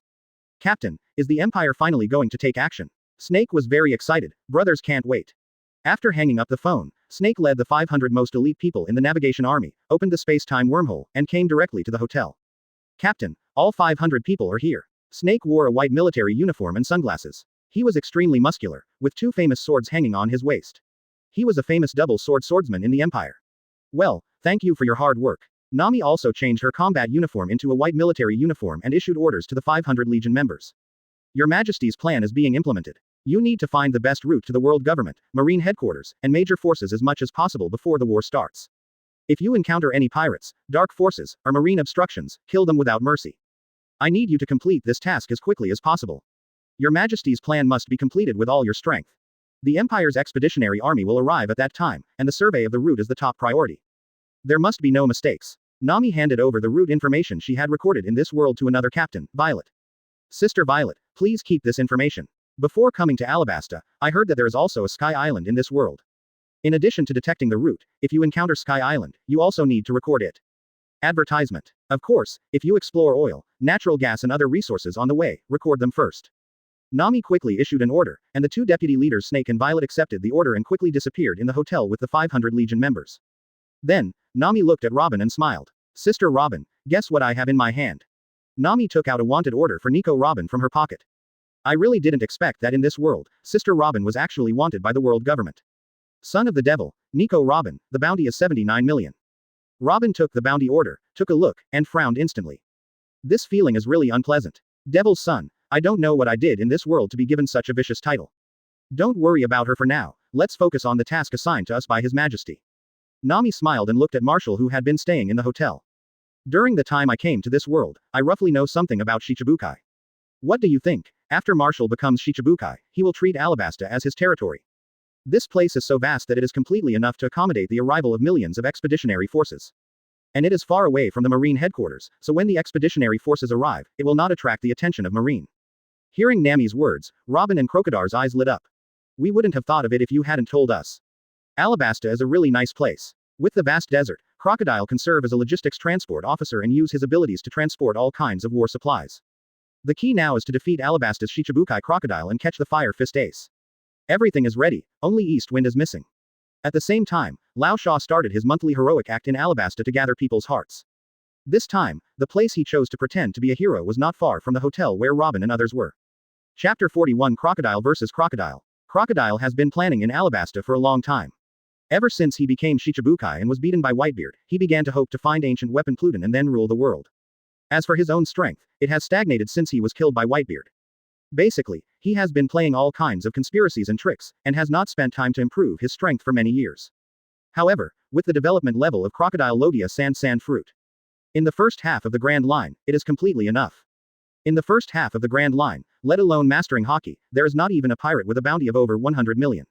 Lao Sha has been in Alabasta for so many years, and he is basically invincible. Therefore, here, his extremely arrogant character is even more vivid. In the Royal City, Lao Sha plays the hero who eliminates pirates once a month.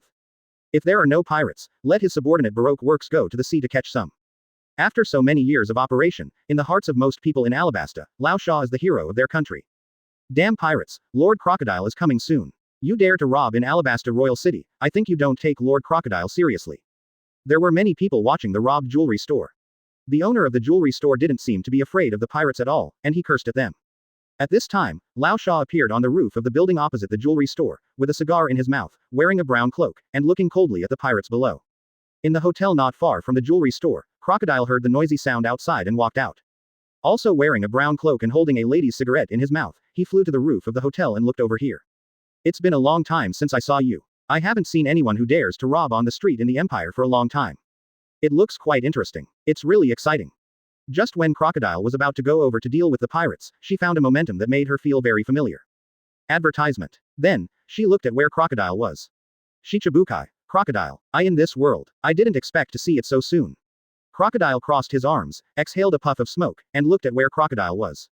I want to see what I am like in this world. The people watching below the jewelry store looked up and saw Crocodile standing high up and posing. They were very surprised and admired him. Master Crocodile. You are here. Crocodile raised his head slightly and said arrogantly. Shut up, you stupid people. I am only here to take the lives of these pirates. Why are you making so much noise? The people who didn't know the truth were full of admiration, and various voices of admiration came one after another. So cool. Even though you say that, you always come to help us. Long live Crocodile, guardian of Alabasta, king of the desert, Crocodile. Looking at the crowd below, Lao Sha was very pleased and laughed his classic laugh. Okay, you can yell whatever you want. In short, don't come to this country to make trouble, pirates. This time, this group of pirates was not arranged by Lao Sha himself. These pirates are very arrogant. Do you want to fight hundreds of us alone? You are a government lackey who sold your soul to power. Advertisement. What's the point of pretending to be a hero? Kill you, and all the treasures of this city will be ours. Just when Lao Sha was about to go down and kill these pirates in seconds, the people below suddenly saw Crocodile standing above the hotel. What's going on? Why are there two Lord Crocodile? Lord Crocodile, is that your clone? Hearing the voices of the people below, Lao Sha was stunned. What clone? Lao Sha, who was interrupted from pretending to be cool, was a little angry. Just as he was about to speak, he followed the crowd's gaze and saw Crocodile on the roof of the hotel. He saw clearly the female version of himself wearing the same clothes as himself, but with a curvy figure and exquisite and beautiful face. After seeing it clearly, Lao Sha's face instantly darkened, and the uncontrollable anger filled Lao Sha's heart in an instant. Crocodile blew out a smoke ring and looked at Lao Sha with a strange expression. No wonder Marshall looked at me so strangely at that time. So I am a man in this world. As he said, Crocodile questioned Lao Sha. Hey, who turned you into a man? You look so disgusting now. Lao Sha was already furious when he saw the female version of himself, and now he heard such a teasing, he was even more angry to the ultimate. Mr. 2, you are really looking for death. Lao Sha said with murderous intent, and quickly turned into sand and flew towards Crocodile. Like being E. Like becoming my look. Then go to hell. Chapter 42 Myself in Another World. Lao Sha was stunned. Lao Sha was so angry that he was extremely angry. In his opinion, the female version of himself in front of him could only be his subordinate Bentham. Lao Sha, in anger, completely forgot how Bentham dared to touch his boss's face to gain the ability to become Lao Sha. His deepest secret was exposed nakedly, and he was standing in front of him. It was simply the biggest mockery of him as a Shichibukai. As for Lao Sha's former gender, there have been too many hints. In addition to the ambiguous threat of the transvestite King Ivankov, the most obvious ones are 2 points. Alabasta has a kind of camel that can only be ridden by women, and Lao Sha has ridden this thing a lot. Moreover, the reason why Lao Sha likes to raise crocodiles is also related to his former gender. Crocodiles are creatures that are male as long as the temperature is controlled above 32 degrees Celsius, and are basically all female if the temperature is controlled below 30 degrees Celsius. Lao Sha's usual hobbies are simply obvious. Crocodile looked at Old Sand who was rushing towards him angrily, and teased. What? Did I hit the nail on the head? Do you want someone to help you change back to a female? Old Sand was already extremely angry, and attacked Crocodile in silence. Desert Diamond Sword. At this time, Old Sand only wanted the most cruel means to kill the female version of himself who made him extremely angry. 4 sharp blades made of sand directly cut Crocodile into 4 pieces. Crocodile's body turned into 4 pools of broken sand, and then quickly changed back to its original state. You are too weak. You are so angry that you don't even need armament Haki. Or do you actually want to see your gender change back deep in your heart? Seeing that his killing move full of anger and without any reservation was easily resisted by the ability of Logia Sand Fruit, Old Sand was stunned. Lao Sha looked at Crocodile in disbelief, his eyes full of shock. You are not Bentham. The ability of Logia Sand Fruit. This is impossible. I am the one who has the ability of Logia Sand Fruit, how can you have it too? Could it be that the world government has already studied devil fruit to this extent? Advertisement. Not only Lao Sha couldn't believe it, but the pirates and people at the door of the jewelry store below were also stunned. Two Shichibukai crocodiles. What is going on? Crocodile chuckled, and his arm instantly turned into sand, turning into an arc-shaped sand dune, which instantly passed over the pirates below. Crescent-shaped sand dune. More than 100 pirates were instantly drained of water in their bodies by this move, turning into mummies. Who are you? Lao Sha couldn't make a mistake about the moves he was good at. Are you a clone of the world government? Lao Sha was surrounded by violent wind and sand, and he had decided that he would kill the clone of himself in front of him today no matter what. For the extremely arrogant old sand, he would never allow the world government to clone him. Clone. A lot of wind and sand were also dancing around Crocodile. I am one of the controllers of the Empire's underground world, Crocodile. How dare you, a weakling who can't even use armament Haki skillfully, attack me? I really didn't expect that I in this world would be so weak. Old Sand is not stupid. When he heard Crocodile's words, he immediately realized that something was wrong. He frowned. You in this world? You mean, you are not from this world? And I am you from this world. You or me from another world. This, although it was very unbelievable, Lao Sha's mind was spinning rapidly. He knew that the world government had collected Shichibukai's bloodline factors for some research. But the man who called himself Crocodile in front of him obviously could not be cloned by the world government. And the Paramesha clone fruit was eaten by his subordinate Bentham.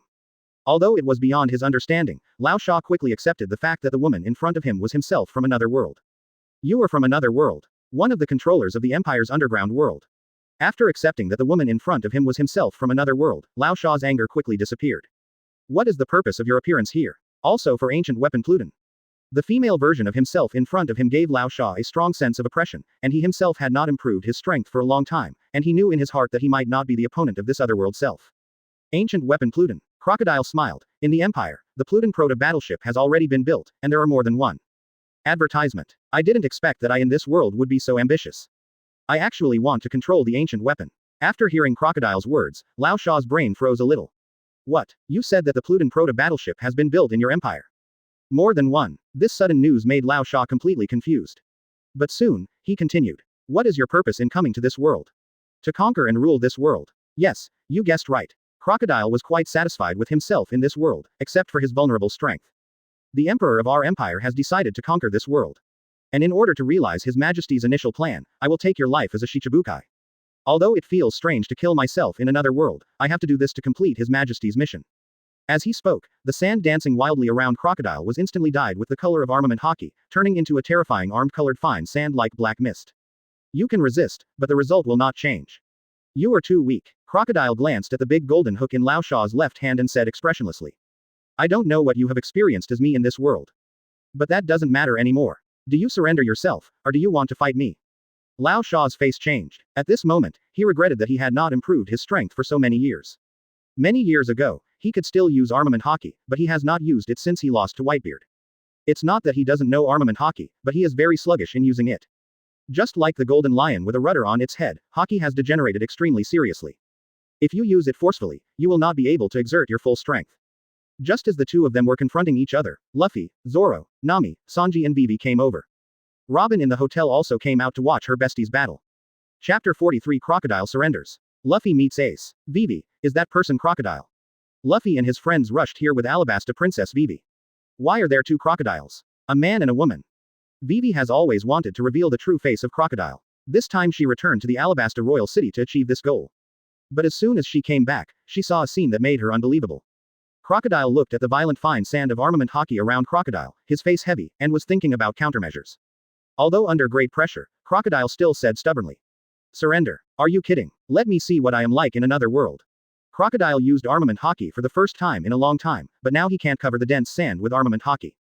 It's just that the big gold hook has become a big black hook, and that's all he can do. Go to hell. Crocodile sighed and looked at the old sand attacking him. You really overestimate your own abilities. She stood there without moving, and the sand covered with armament Haki turned into a black sandstorm, bringing up a lot of sand. Black sandstorm. Lao Sha, who had just attacked, didn't even see how Crocodile attacked, and was caught in the sandstorm formed by the armament Haki sand. Facing Crocodile's powerful armament Haki, Lao Sha didn't dare to transform into an element at all. He could only try his best to use the armament Haki that he had never used before. Lao Sha, whose armament Haki had degraded extremely seriously, had a total amount of Haki that was not even enough to support his full body armament Haki. And it was only a thin layer. Such Lao Sha, facing a strong man who mastered high-level armament Haki, had no room for resistance except to be beaten. Damn it, what have I been doing all these years? How could I be so weak? Lao Sha was covered with dense wounds by the sandstorm formed by the armament Haki sand, and scarlet blood flowed on his face. What a disappointment. At the entrance of the hotel, Robin leaned against the wall. I thought it would be a hearty battle, but it turned out to be a one-sided battle. Chloe, end the battle as soon as possible. Advertisement. We should proceed to the next plan. Hearing Robin's words, Lao Sha turned his head and looked over. He recognized at a glance that the Robin in front of him was not the Miss Alsunday under his command. Nico Robin from another world. This feeling is really unpleasant. It's been a long time since I felt that my life and death were controlled by others. Lao Sha stood there, breathing heavily. He knew very well that he could not beat himself in another world no matter what. Facing the Haki master, his proud Logia devil fruit ability might become a weakness. But he didn't want to die at all. His mind was running fast, thinking about how to deal with it. You must be eyeing my position as Shichibukai, right? Otherwise, I can't think of a reason for you to attack me. Your Imperial army needs a place to station troops, and Alabasta is an excellent place. I guessed right, you must be attacking me for this reason. At the critical moment of life and death, Lao Sha's mind turned quickly. If this is the purpose, I can apply to the world government to resign from the position of Shichibukai. If you have a suitable candidate, I can also recommend you to the world government. How? Old Sand's expression remained unchanged. He looked at the armed diamond sword that was about to chop his neck, and did not resist, but made suggestions. Even if it was half a second later, his head would have been cut off by Crocodile. You are so sensible, I have no reason to kill you. Crocodile did not attack again, but turned to look at Robin, asking for her opinion with his eyes. Robin still remembered what she promised Al, looked at Old Sand, and smiled. Of course you can live if you want to. You are a powerful Shichibukai, right? Find me in this world. Then bring her to see me. If you can find me, it doesn't matter if you spare your life. There is no hatred between us, it's just that you just happened to block the way of our empire. When Old Sand heard Robin's condition, he was stunned for a moment, and felt infinitely fortunate that he had taken in and sheltered Robin. If this is the only condition, I can let Miss Alsunday come to see you now. She is in the Alabasta royal city, and we have a cooperative relationship. This answer made Robin stunned, and then he said with a little joy. Advertisement. I didn't expect that the person I was looking for was actually here. Let her come to see me, and then you resign from the position of Shichibukai and recommend our people to become Shichibukai, and your life will be saved. But we have to wait a few more days, our plan will be completed soon. Lao Sha breathed a sigh of relief, and at the same time made up his mind in his heart that from today onwards, he would train Haki no matter what. He never wanted to experience this feeling of not being able to control his own life again. Because the aftermath of the battle between the two was not small, the people watching the excitement were very far away, so the conversation between the three was not known to others. Afterwards, Lao Sha took a Den Mushi from someone else and contacted Nico Robin in this world. Miss Alsunday, come to XX Hotel immediately. The faster the better. If you are slow, I will not protect you anymore. At this time, Robin was studying the historical text below the royal city. When he heard Lao Sha's urgent voice in the Den Mushi, his expression changed a little. Could it be that someone from the CP organization came here? But it shouldn't be. With Crocodile's personality, it is impossible for him to give face to the CP organization. What happened? Robin, who had been wandering in the dark since she was 8 years old, had already noticed that something was wrong and had the idea of running away. After hanging up the phone, Robin took a photo of the historical text and immediately prepared to leave secretly. Lao Sha knew Robin very well. After hanging up the phone, he immediately flew towards Robin's location. Whether he could survive depended on whether he could find Robin. No matter what, he would not let Robin escape. Crocodile followed closely behind Lao Sha. She was also very curious about what Robin in this world was like. Soon after Lao Sha and the others left, Vivi, Lufei, and Nami rushed over. Robin saw Vivi at a glance. After all, in the Empire, Princess Vivi of Alabasta is also one of the royal concubines of El. Also arriving here at the same time were the siblings Ace and N. Ace. Lufei saw the Empire's supernova Ace standing next to N at a glance. Ace, why are you here? Chapter 44 Lufei. How about I go catch Fire Fist Ace? Ace, why are you here? Lufei looked at Ace and N, the siblings who had just arrived here, and shouted directly. Ace at the door turned his head to look at Lufei and asked curiously, are you Lufei from this world?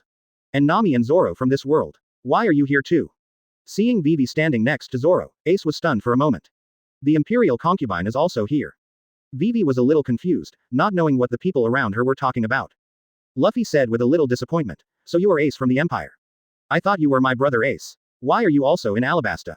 Ace's face changed slightly, and he made up a reason to fool Lufei. You can't tell Lufei that we are here to catch your brother Ace of Fire Fist, right?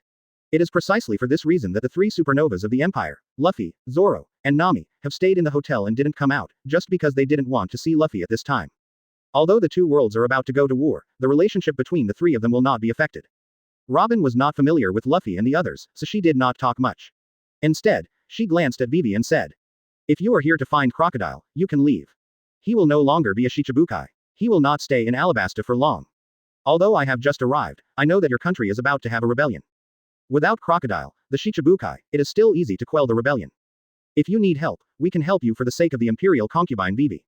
After listening to Robin's words, she was slightly stunned, pointing at herself and muttering. Imperial concubine, Vivi. This. Nami and the others next to her quickly introduced the two worlds to Vivi. After understanding the general situation, Vivi had a strong curiosity about the Emperor of the Empire, Al, for no reason. What kind of man should he be? Will I become his empress? However, the rebellion in Alabasta needed to be dealt with urgently, so Vivi did not stay here for too long and left with Luffy and the others. After Luffy and the others left, Zoro, Nami, and Luffy came out of the hotel. I hope Luffy and the others are not present when we capture Ace of Fire. However, it should be interesting to capture Ace of Fire with my face. Nami pondered. Your Majesty just needs Ace of Fire as the fuse to start the war. Your Majesty doesn't want us to kill him. It's nothing more than suffering a little and being locked up for a while. With the influence of Roger, the pirate king of this world, and Ace of Fire as the captain of the Whitebeard pirates, he might become the fuse of the war even without your Majesty's order. After all, his identity is too sensitive in this world. As long as he is captured, two major forces in this world can be affected. Advertisement. No wonder your Majesty chose him as the fuse of the war. Before Nami and the others came to Alabasta, they had some understanding of some well-known forces on the sea. It is very clear that the Whitebeard pirates have a position in this world. Now we have also mastered the whereabouts of Ace of Fire. Sister Violet has been watching him. Just in the Alabasta royal city, take the portrait of Blackbeard teach and ask around. As long as Crocodile resigns from Shichibukai, let Marshal go find Ace of Fire Fist. Let's work together to catch him. Nami quickly arranged the steps to implement the plan. On the other side, Crocodile followed Crocodile all the way and soon arrived at where Nico Robin was originally. When they arrived, they just saw Robin in disguise, preparing to escape from Alabasta. Miss Alsunday, are you going to escape? After seeing Nico Robin, Crocodile finally felt relieved. He didn't want to be killed by his other self. He couldn't compete with him in strength, and he couldn't escape, so he could only complete the task assigned by Robin. Robin, who had almost packed up and was about to leave, heard Lao Sha's voice, and her expression changed. She said in a perfunctory manner. If you think that studying the historical text is considered running away, then so be it. On the contrary, didn't you sell my information to the CP organization? You rushed here so quickly, are you afraid that I will run away, and you will have trouble explaining it? Robin knew that she had no chance of running away from Lao Sha, and immediately observed whether there were any traces of CP agents around Lao Sha. Except that Lao Sha made a deal with the world government, she could not think of any other possibility. But soon, Robin was a little stunned. Crocodile showed up, staring at Nico Robin with a pair of beautiful eyes. Robin looked at Lao Sha on the left and Crocodile on the right, and was suddenly a little confused. Nico Robin, I didn't expect to see you so soon. Advertisement. As the variant of Nico Robin, the director of the Imperial T1 Investigation Bureau, you are really a bit beyond my expectations. I thought you would be a world-famous historian. I never expected that you would be my subordinate in this world. Hey, let me clarify. Lao Sha took over the conversation. She is not my subordinate, but I need her to find the ancient weapon Pluton. And she also needs the protection of me, the Shichibukai. In general, it's a cooperative relationship. Lao Sha is not stupid. Since Nico Robin can let him go as the director of the Imperial Investigation Bureau, the importance and status of Miss Alsunday are self-evident. He doesn't want to complicate things anymore. After all, he has reprimanded and threatened Robin before. Robin didn't understand the relationship between the two Lao Shas in front of him for a while. But she can see that the male Lao Sha is very afraid of the female Lao Sha. Another world. Empire. Nico Robin, director of the Empire T1 Investigation Bureau. Robin quickly digested the new information she received, and then used her knowledge to analyze it. The more she analyzed, the more she felt that something was wrong.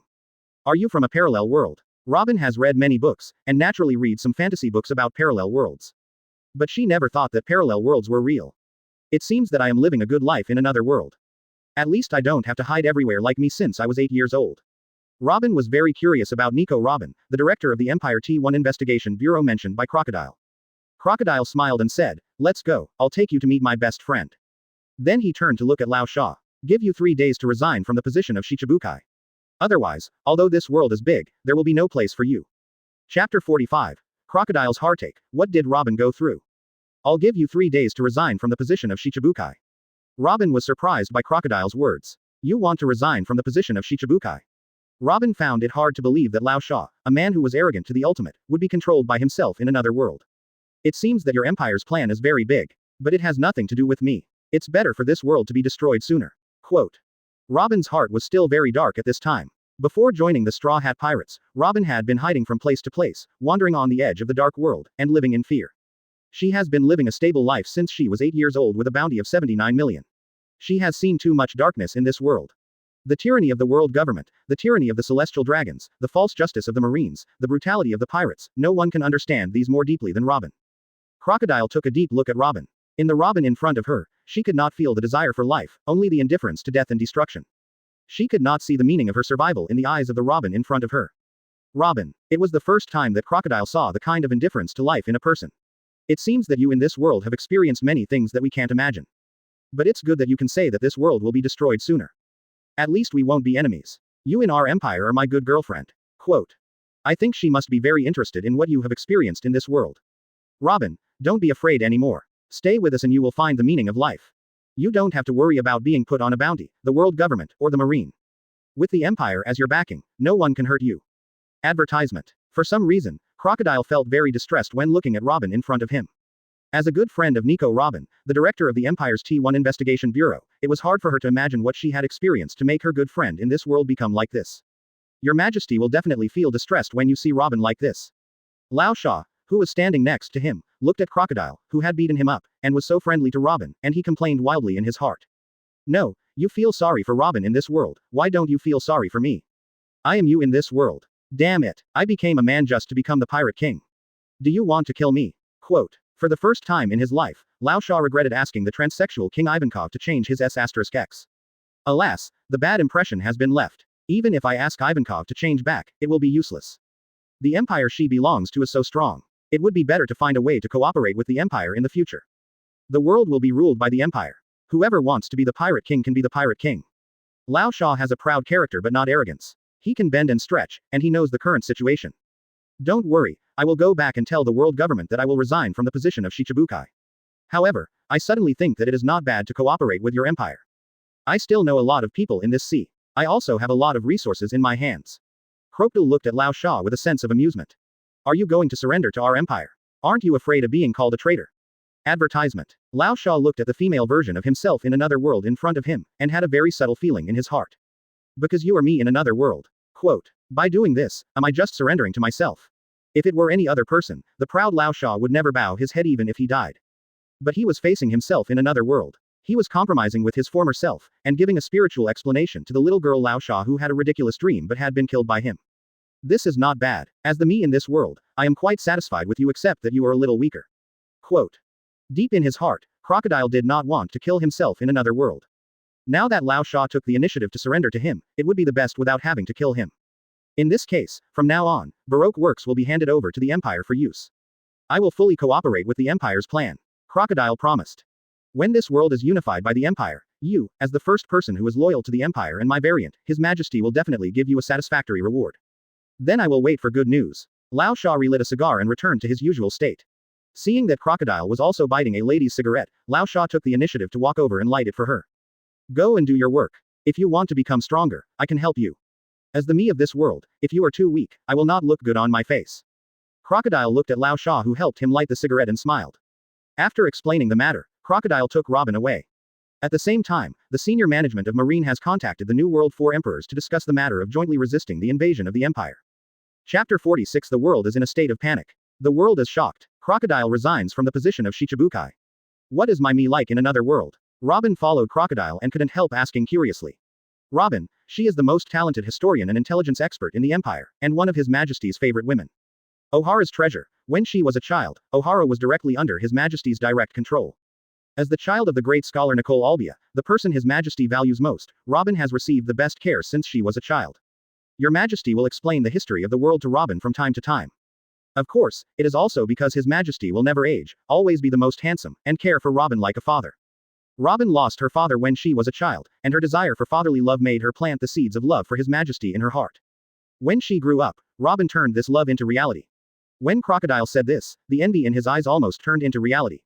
She had never understood why His Majesty refused to accept her before. It was not until she saw the old sand in this world today that she understood why Aiel always looked at her so strangely. Your Majesty must have been to this world before, otherwise how could he have seen me in this world?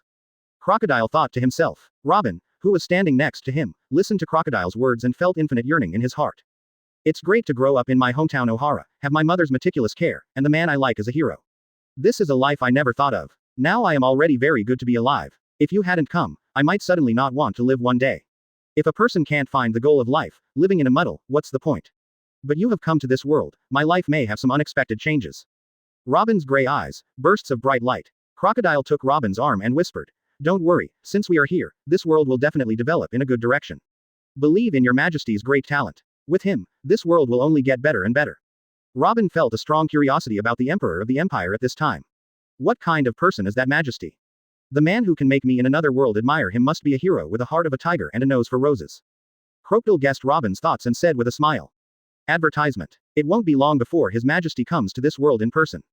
By then, you will be able to see the God in the hearts of our Imperial people, that is, His Majesty L. Maybe you will be attracted by the infinite charm of our Majesty at that time. Ha ha ha, my good girlfriend, the director of the Empire T1 Investigation Bureau, once promised you a mission in front of His Majesty. Robin was very curious. About my mission. What is it? Crocodile laughed. I can't tell you this for the time being, it will be boring if I tell you. But it's definitely not to harm you. She thought, should I tell you directly that Director Robin plans to serve His Majesty together with myself in this world? That's too hard to say, at least for now. The two women chatted while rushing towards the location of the hotel. At the same time, advertisement. After returning to his residence, Lao Sha did not delay, picked up the Den Den Mushi and contacted Morgans, the president of the World News. Shichibukai Crocodile, I didn't expect that someone like you would contact me on your own initiative. Is there any big news? Morgans was almost dying of worry during this period. There were constant small news on the sea, but no big news. This made him, who liked big news, very unhappy. Shut up, Birdman. Draft a newspaper with the front page headline for me and send it to the world. Morgans realized that there was really big news and immediately became serious. Whatever the content is, as long as it's big news, I'll help you distribute it for free. Lao Sha said word by word. Listen carefully, I won't say it a second time. Tell the world that I, Crocodile, will voluntarily resign from the position of 7 warlords of the sea from today. From now on, I will no longer be a legal pirate under the command of the world government. Send the news to the world as quickly as possible. If you are slow, I will find you and feed you to the crocodiles.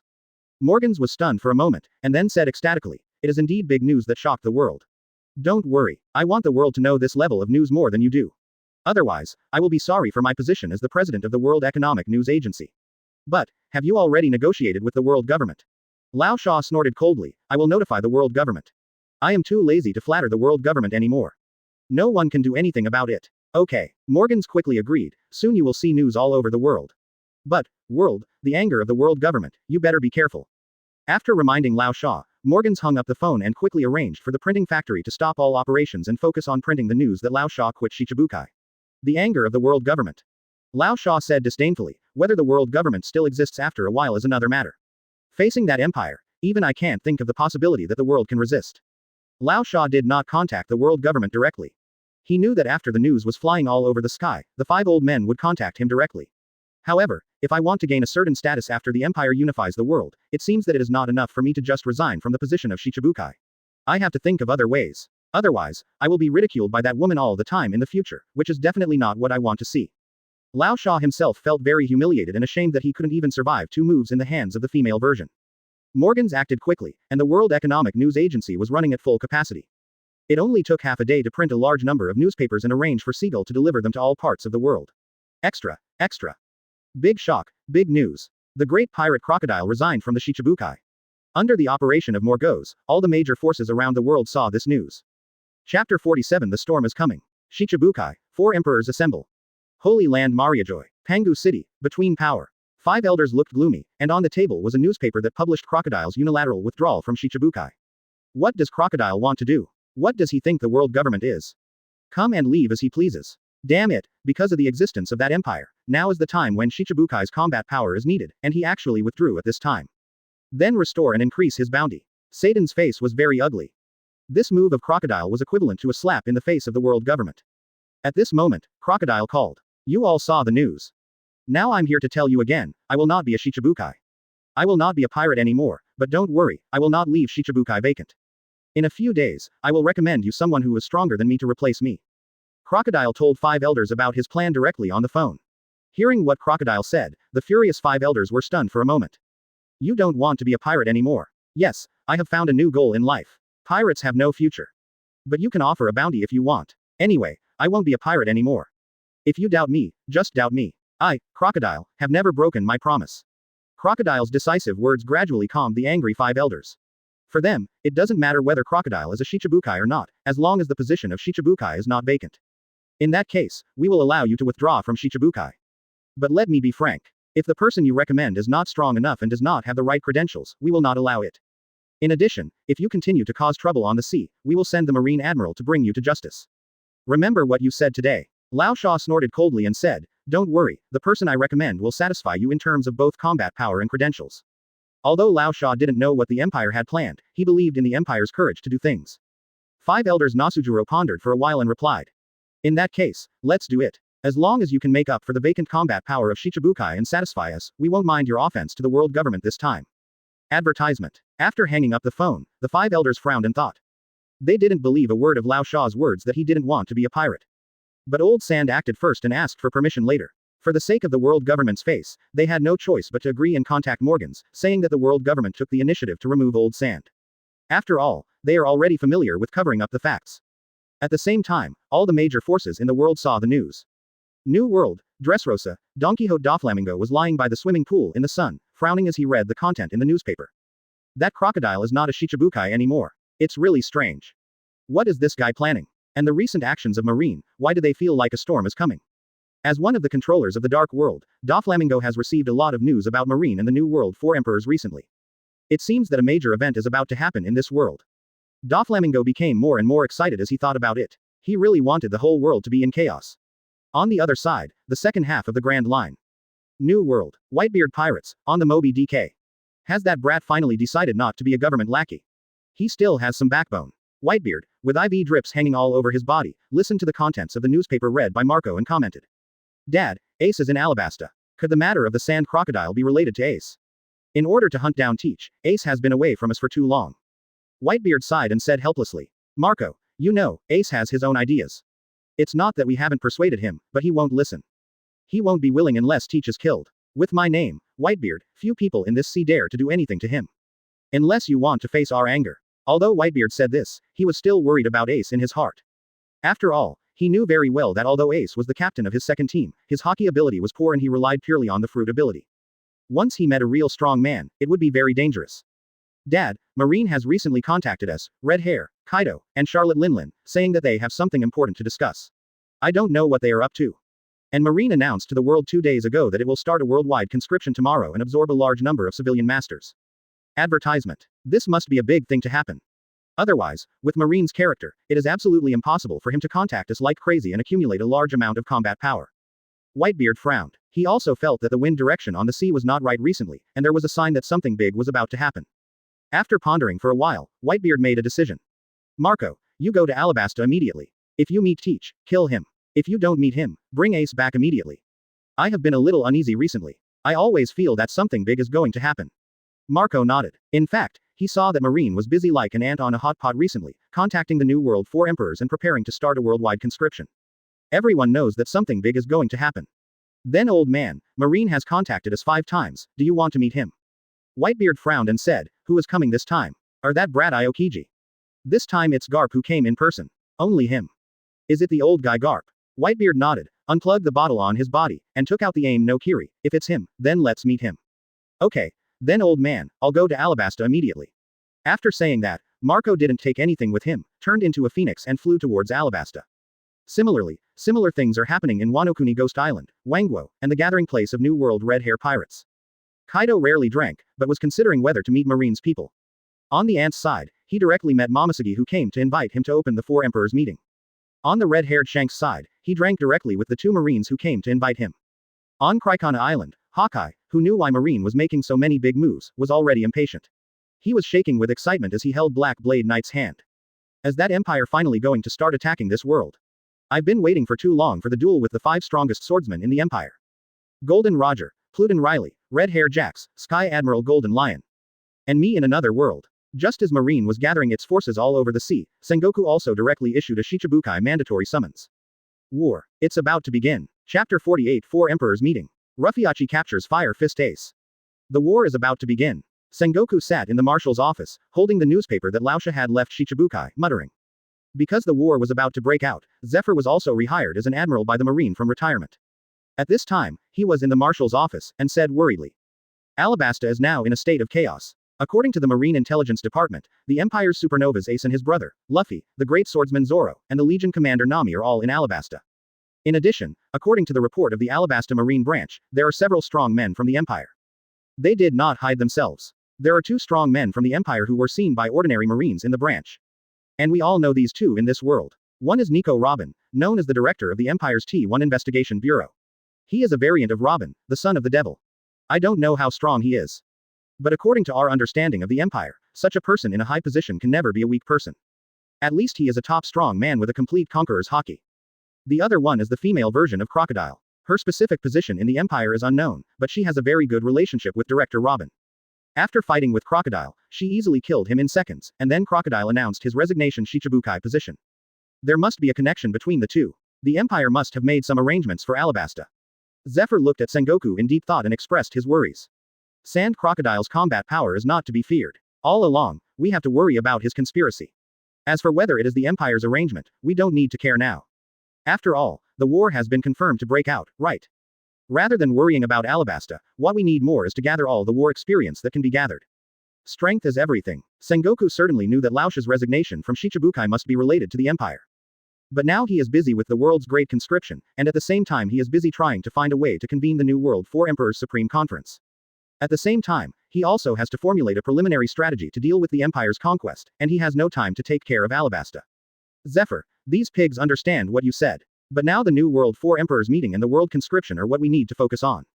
Once the 4 Emperors meeting is really held, in order to deal with the threat of the New World 4 Emperors' own combat power, all the high-level combat forces of Marine must be present to prepare. Otherwise, once the New World 4 607 Emperors start a war during the meeting, it will really be a big joke.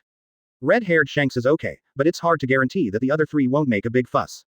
Especially Kaido. So, unless the Imperial Army descends on Alabasta, our attention can only be focused on this 4 Emperors meeting that concerns the fate of the world. Zephyr nodded. I understand. And what I'm worried about is that the Imperial Army will descend on Alabasta. As the world's largest island, Alabasta is too suitable as a garrison for the Imperial Army. But in the current situation, we have no other choice but to watch. The world government seems to have made arrangements, but it only dispatched the CP agency. Quote. Sengoku shook his head and said, not only that, the world government just sent a message. The Knights of God, who have been protecting celestial dragons, are also ready for war. But they will not go out easily, so the war still depends on us Marines. Zephyr and Sengoku looked at the big words, justice reigns over the world, on the wall of the marshal's office and fell into silence. Both of them understood that in the face of the upcoming war, even the 2 of them could die at any time. After a long time, Sengoku issued an order. Start the Marine World recruitment immediately. Issue the Shichibukai compulsory recruitment order. Recruit all the elite Marines of the Marine branch. At the same time, all Marines will be put into wartime status, and Dark Horse Tensei's Marine Crime Investigation Bureau will be fully transformed into an intelligence department. In times of war, the Marine Crime Investigation Department is no longer necessary. Let Dark Horse Tensei be responsible for all intelligence, and make Alabasta a key focus. Gion and Chaton will be directly promoted to Admiral once the war begins. If someone with sufficient combat power is found during the Marine recruitment period, he will be directly promoted to Admiral. Everything is to make up for the lack of combat power. In the face of such a powerful empire, all hidden dangers are unimportant. Advertisement. Winning the war is the most important thing. Sengoku quickly gave the order. Zephyr quickly turned around and left, and began to busy himself with the world recruitment. At the same time, New World, Whitebeard Pirates, on the Moby DK. Whitebeard, holding aim Murasakiri, is confronting Garp. Garp, I haven't seen you for decades. You suddenly came to lousy this time, are you trying to take down the most masculine person in the world? Whitebeard Haki overflowed, and the terrifying momentum rushed towards Garp like a tidal wave. Garp had no expression on his face, crossed his chest, and said coldly. Newgate, now is not the time for you and me to fight. Our world is about to be destroyed. Invaders from another world have come to our world. And they are about to send the Imperial Army to destroy our world. This time, I came to invite you to the Marine headquarters to hold a meeting of the New World 4 Emperors. To discuss the matter of jointly responding to the Imperial invasion. Quote. Garp's words made Whitebeard, who was about to fight, stagnate. Garp, if you come to Lousy just to make fun of Lousy, then don't blame me. As he said that, Whitebeard bent his right arm, and a ball of transparent light condensed on his fist. The ability of Paramesha Shock Fruit has been activated. Garp didn't want to really fight Whitebeard at this time, so he said directly. Roger is still alive. Sure enough, when Whitebeard heard this, he immediately put away his momentum, but his anger increased. Do you know what you are talking about? I am talking about Roger in another world. Garp said directly. According to what we know so far, the other world is a parallel world to our world. In another world, there is not only Roger, but also variants of you and me. And, they all belong to the Supreme Emperor of that empire. I have seen the supernova of the Empire in that world, and the person I saw is the variant of my grandson in that world. Do you understand the seriousness of the matter after I said that? Whitebeard was silent for a while, digesting the news that Garp said. So, in order to deal with the invasion of that empire, you Marines came up with a way to unite with the New World Four Emperors. However, since what you said is the truth, I am really interested in myself in another world. But, just based on this news, you want Lousy to go all the way to the Marine headquarters to hold a bullshit Four Emperors meeting. You are just dreaming. Who do you think Lousy is? Lousy is Whitebeard. What qualifications do you Marines have to order me around? If you want Lousy to attend the meeting, then arrange the meeting place at Lousy's Buyitic certificate. Otherwise, no deal. Whitebeard is not stupid, how could he not know what Marine is up to? Don't think I don't know, you Marine and world government are the rulers of this world. That so-called empire, even if it wants to invade this world, it will destroy Marine and world government. What does this have to do with me, a pirate? You want me, Whitebeard, to be your Marine's vanguard. Don't even mention you, Garp. Even rocks back then didn't have the qualifications. Seeing that the talks were not going to work out, Garp said directly. There are no pirates in that empire. Once our Marine and world government are defeated, all pirates on the sea will only end up destroyed.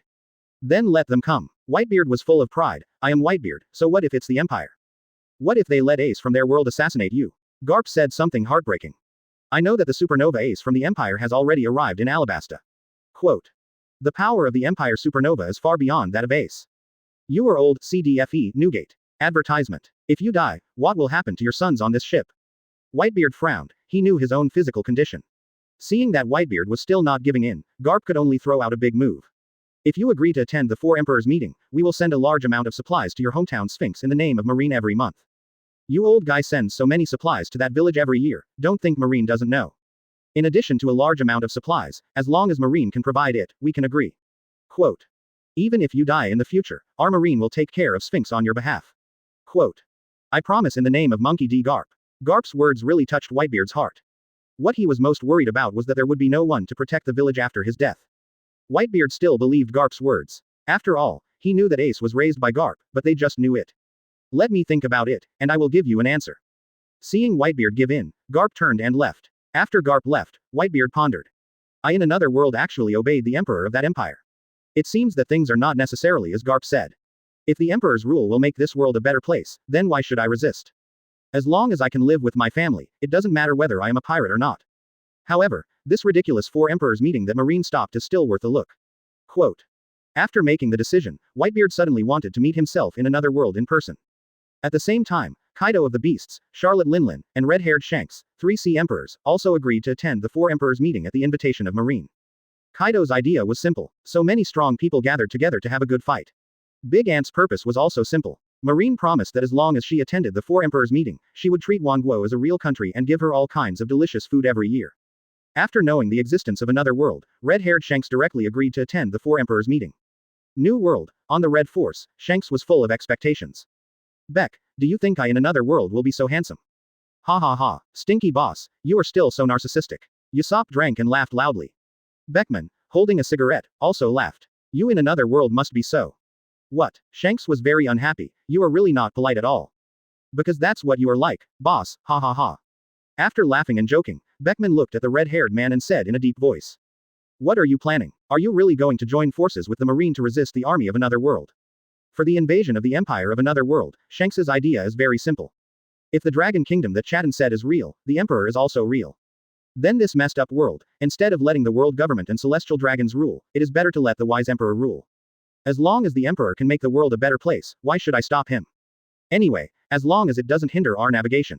Shanks looked far into the distance, looked up at the sky, and muttered to himself.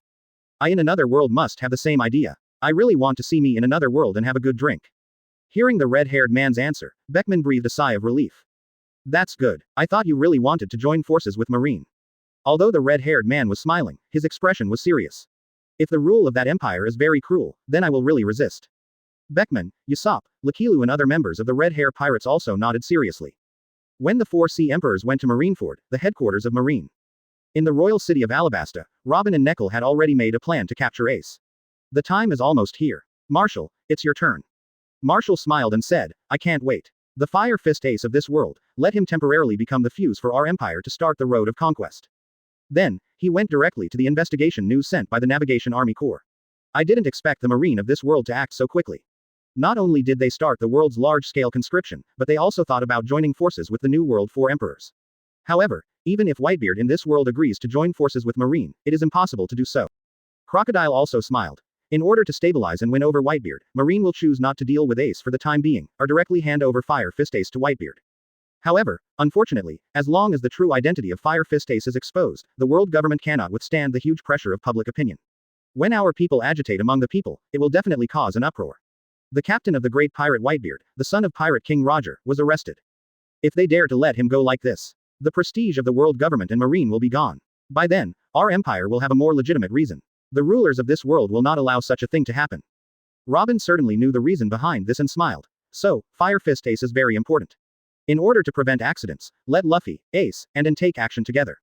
Let's go. Fire Fist Ace has been looking for Blackbeard in the royal city these days. Teach, I'm going crazy looking for him. Marshall, Lufei, Ace, and N, you guys go give him a surprise. Lufei, Ace, and N all showed strange smiles on their faces. I don't know how the Fire Fist Ace in this world will react when he sees the three of us attacking him. It must be very interesting. At this time, the Fire Fist Ace was staying with the Straw Hat Lufei and others. Lufei, if you want to leave, go first. I'll give you my life card. I have something else to deal with here. Just as Ace and Lufei were talking, Marshall, dressed as Blackbeard, appeared in the field of vision of the Fire Fist Ace. Chapter 49. Fire Fist Ace is willing to be arrested. Marine World Recruitment. Ace, aren't you going with us? Because Crocodile had been defeated and had resigned from the position of 7 warlords of the sea. So the rebellion in Alabasta was quickly quelled. Lufei and his party's adventure in Alabasta soon ended. Lufei, who loves adventure, naturally couldn't stay in Alabasta for a long time. After meeting Ace, he was about to leave. Fire Fist Ace looked at the figure of Blackbeard Teach in the distance, and his fists clenched. But thinking that his brother Lufei was still around, he pretended that he didn't see anything and quickly said, Lufei, you go first, I'll finish my business here and go back to my dad. You have your adventure, and I have my persistence. Lufei, I want to make Whitebeard Dad the Pirate King. Lufei said indifferently, the man who will become the Pirate King in the future must be me. Haha, I knew you would say that, I really can't do anything with you. Ace smiled indulgently. By the way, Ace, we met you from another world in the royal city yesterday. Lufei suddenly thought of something, do you want to meet another Ace? Ace was a little confused. He had not met Lufei for a long time and had not heard Nami and others talk about the other world. Me from another world. Ace did not understand what Lufei was talking about for a while. Lufei smiled and said, haha, you will definitely see it, this surprise is left to you. People in another world are very interesting. I'll leave first, Ace, I'll leave your life card. Quote. Lufei is committed to free adventure and will not be bound by a certain place. Lufei, it's time to go. Nami and others shouted on the merry. Ace, I'm leaving then. After that, Lufei stretched out his arms and flew directly to the merry with the elastic force. Under Ace's gaze, he gradually disappeared on the sea. My lovely brother is gone, so now it's time for us to settle the score. Ace looked up at where Marshall was, and his expression began to become extremely cold. Teach, are you still going to run away? Marshall actually despised Blackbeard for killing his companions, but there was no way, he was now playing the role of Blackbeard in this world. Thief ha ha ha ha, isn't this Captain Ace? Are you looking for me to avenge Thatch? Who made him get the Logia dark fruit that I want most in my life? God wants him to die. You can't blame me. Marshall imitated Blackbeard's tone and unscrupulous words directly angered Ace. Teach, today I will make you pay for Sachi's life. Fire Fist. As soon as the voice fell, the hot-tempered Ace directly blasted Marshall with a fire fist full of intention. Marshall stood there, without any movement, still smiling at Ace. What a good man who values friendship and loyalty. If it weren't for completing His Majesty's plan, I really want to make friends with you. Just let you suffer for a while, and I'll have a chance to talk to you face to face later. Quote. Marshall looked at the furious look of Ace the Fire Fist and couldn't help thinking in his heart. Fire Fist. From behind Marshall, another identical figure with an identical fire fist suddenly appeared and collided with Ace's fire fist in midair. The two fire fists collided with each other, causing a violent explosion. The terrifying flames brought up the wind and sand all over the sky, and then burned the sand and turned it into liquid flowing on the ground. The Empire Supernova Ace appeared behind Marshall and looked at Ace the Fire Fist with a playful look on his face. Are you me in this world? Really good, loyal and righteous, a good man. Ace is very satisfied with himself in this world. He not only cares about his younger brother, but also can avenge his brother thousands of miles away. He is a person he admires. Ace on the other side was stunned. He looked at the man next to Marshall who looked exactly like him and also used fire fists in disbelief. Who are you? Why do you want to help Teach? When Ace asked this question, he immediately thought of what Lufei said before leaving.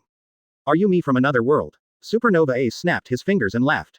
It seems that someone has already told you. I am the son of Roger, the highest combat power of the Empire, and one of the Empire's supernovas are Ace. What about you? I have seen your bounty order. Why do you take your mother's last name? Portgas Ace. Upon hearing Roger's name, Ace seemed to have triggered an emergency response and immediately retorted. I am not his son. Advertisement. I have a father. I am the son of Whitebeard Edward Newgate. Ace sighed. Why bother? How sad it would be for my father to know. But it doesn't matter. My father will see you later. I won't see him. Ace was very angry when he heard Roger's name. Even if he is really resurrected in this world, I won't see him. But if possible, if I have a chance in the future, I want to see my mother in another world, BTB. Is your mother okay in your world? Thinking of the great mother who insisted on being pregnant for 20 months and exhausted her vitality in order to save his life, Ace felt extremely guilty. He had only seen the mother in the photo. She was a gentle, maternal and strong mother. In Ace's heart, he always felt that his birth killed his mother. If it wasn't for saving him, his mother would live well in this world. He hated Roger, and one of the important reasons was that Roger abandoned his mother, which led to his mother's death. My mother is very good, and she often scolded my father. Ace thought of the mother who regarded him and his sister as treasures. You will see them if you have a chance in the future. But now is not the time for us to talk about this. Quote. Fire Fist Ace, are you going to surrender or resist? Ace didn't care about capturing himself in this world, because he wouldn't really kill Fire Fist Ace anyway. He was just using him as the fuse for the Empire to start a war. Ace didn't quite understand the situation, but he quickly reacted, putting aside his nostalgia for his mother, and said coldly. Just now I wanted to ask, aren't you me from another world? Why are you with Teach, and helping him? That's to lure you into the trap Ace-san in this world. Quote. The Empire's supernova Lufei walked out from the side. Hello, Ace-san in this world. I'm sorry to attack you on our first meeting. I see your love for Lufei, you're a very good brother. But for the sake of His Majesty's mission, I can only let you suffer a little. But don't worry, His Majesty said that he is just borrowing you and will not let you get into trouble. Ace was surprised to see Lufei appear, but then he smiled. Are you my brother in another world? Although I don't know why you want to deal with me, and I don't know why you are with Teach. But since you said so, let me test the strength of Lufei in another world. As he said that, Ace was ready to attack. But the next moment, Ace stopped with a shocked face. The Empire Supernova and Ace's sister came out from the side and looked at her brother in this world. Without your father and mother, you have suffered a lot in this world, my brother in this world. And as a girl, with a delicate mind, and she has seen the sadness and longing in Ace's eyes that were difficult to hide when Ace talked about his parents. Inexplicably, as a sister, and suddenly felt distressed. Seeing Anne's appearance, Ace was shocked. Mother. No, you just look very much like mother. Who are you and why do you look so much like mother? Anne's appearance made Ace miss her mother in her heart. She could no longer suppress it. She took out the photo of her mother that she carried with her and gently rubbed it with her hands. Go ahead. I won't do it. Ace looked deeply at the face of the sister in another world who looked very similar to her mother. When Mom was alive, she must have been similar to me, the sister from another world. Thinking of this, Ace closed his eyes slightly, put his mother's photo on his body, stretched out his arms, and no longer resisted. Facing his sister's face that looked like his mother to the ultimate, Ace would never take action. Although he knew that it was just a sister from another world, he didn't care anymore. He could resist anyone, but not Mom. Quote. Ace, Anne, Lufei, Marshall and others didn't expect this scene at all.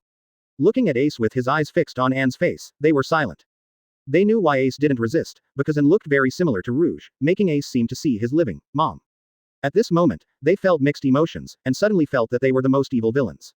They thought about fighting with Fire Fist Ace and then taking him down, thought that Fire Fist Ace would escape, and thought of any other possibilities. But they didn't expect this scene now. Looking at the one who gave up resistance in front of them Ace, Anne suddenly choked up. She decided not to hide the truth anymore. She walked up to Ace, took his hand, and whispered softly. Ace, he is not Blackbeard Teach. He is a soldier under the command of Commander Newgate, the supreme force of our empire. That is the variant of Blackbeard Teach in our world. Asterisk. The real Blackbeard Teach has been defeated by Ace and me and brought to the empire. The current Blackbeard is being used as a research subject and is living a life worse than death. If you want, when his research value is exhausted, I can take Blackbeard's head off and give it to you to avenge Thatch. Ace opened his eyes, was silent for a long time, and said. I don't know what your empire has planned. But if you agree to one condition, I will help you complete your majesty's mission. After the matter is completed, let me see my living mother. $705. Ace's voice was almost begging, and the people present trembled. At this moment, the communicator on Marshall's body rang. It was Al calling. Your Majesty. Advertisement. How was the mission completed? I didn't expect that the Marine in that world could actually contact the New World 4 Emperors. Your Majesty, the Fire Fist Ace is right in front of us. And took the communicator and told Ace's conditions. Al held the communicator, was silent for a while, and sighed. Alas, Mother will always be the greatest existence in the world. Your mother is also an extremely great existence. Ace, I agree to your request in the name of the Emperor of Dragon Country. Use your identity to disrupt the whole world. In return, I will let you meet Rouge. After I unify the world, you can even really recognize Rouge from our world as your mother. Rouge would be very distressed if she knew that her child in another world had such a rough life. 0. Although the worlds are different, they are actually the same person, aren't they? Hearing Al's words, Ace took a deep breath and replied in the most solemn tone of his life. I will definitely do what you say. After hanging up the phone, Ace stroked the photo of his mother on his chest, unable to hide the complexity in his heart. You tell me what you need me to do, I will fully cooperate with you. Marshall, who had a Blackbeard face, smiled. Fortunately, we don't have to fight. I actually don't want to attack a man like you.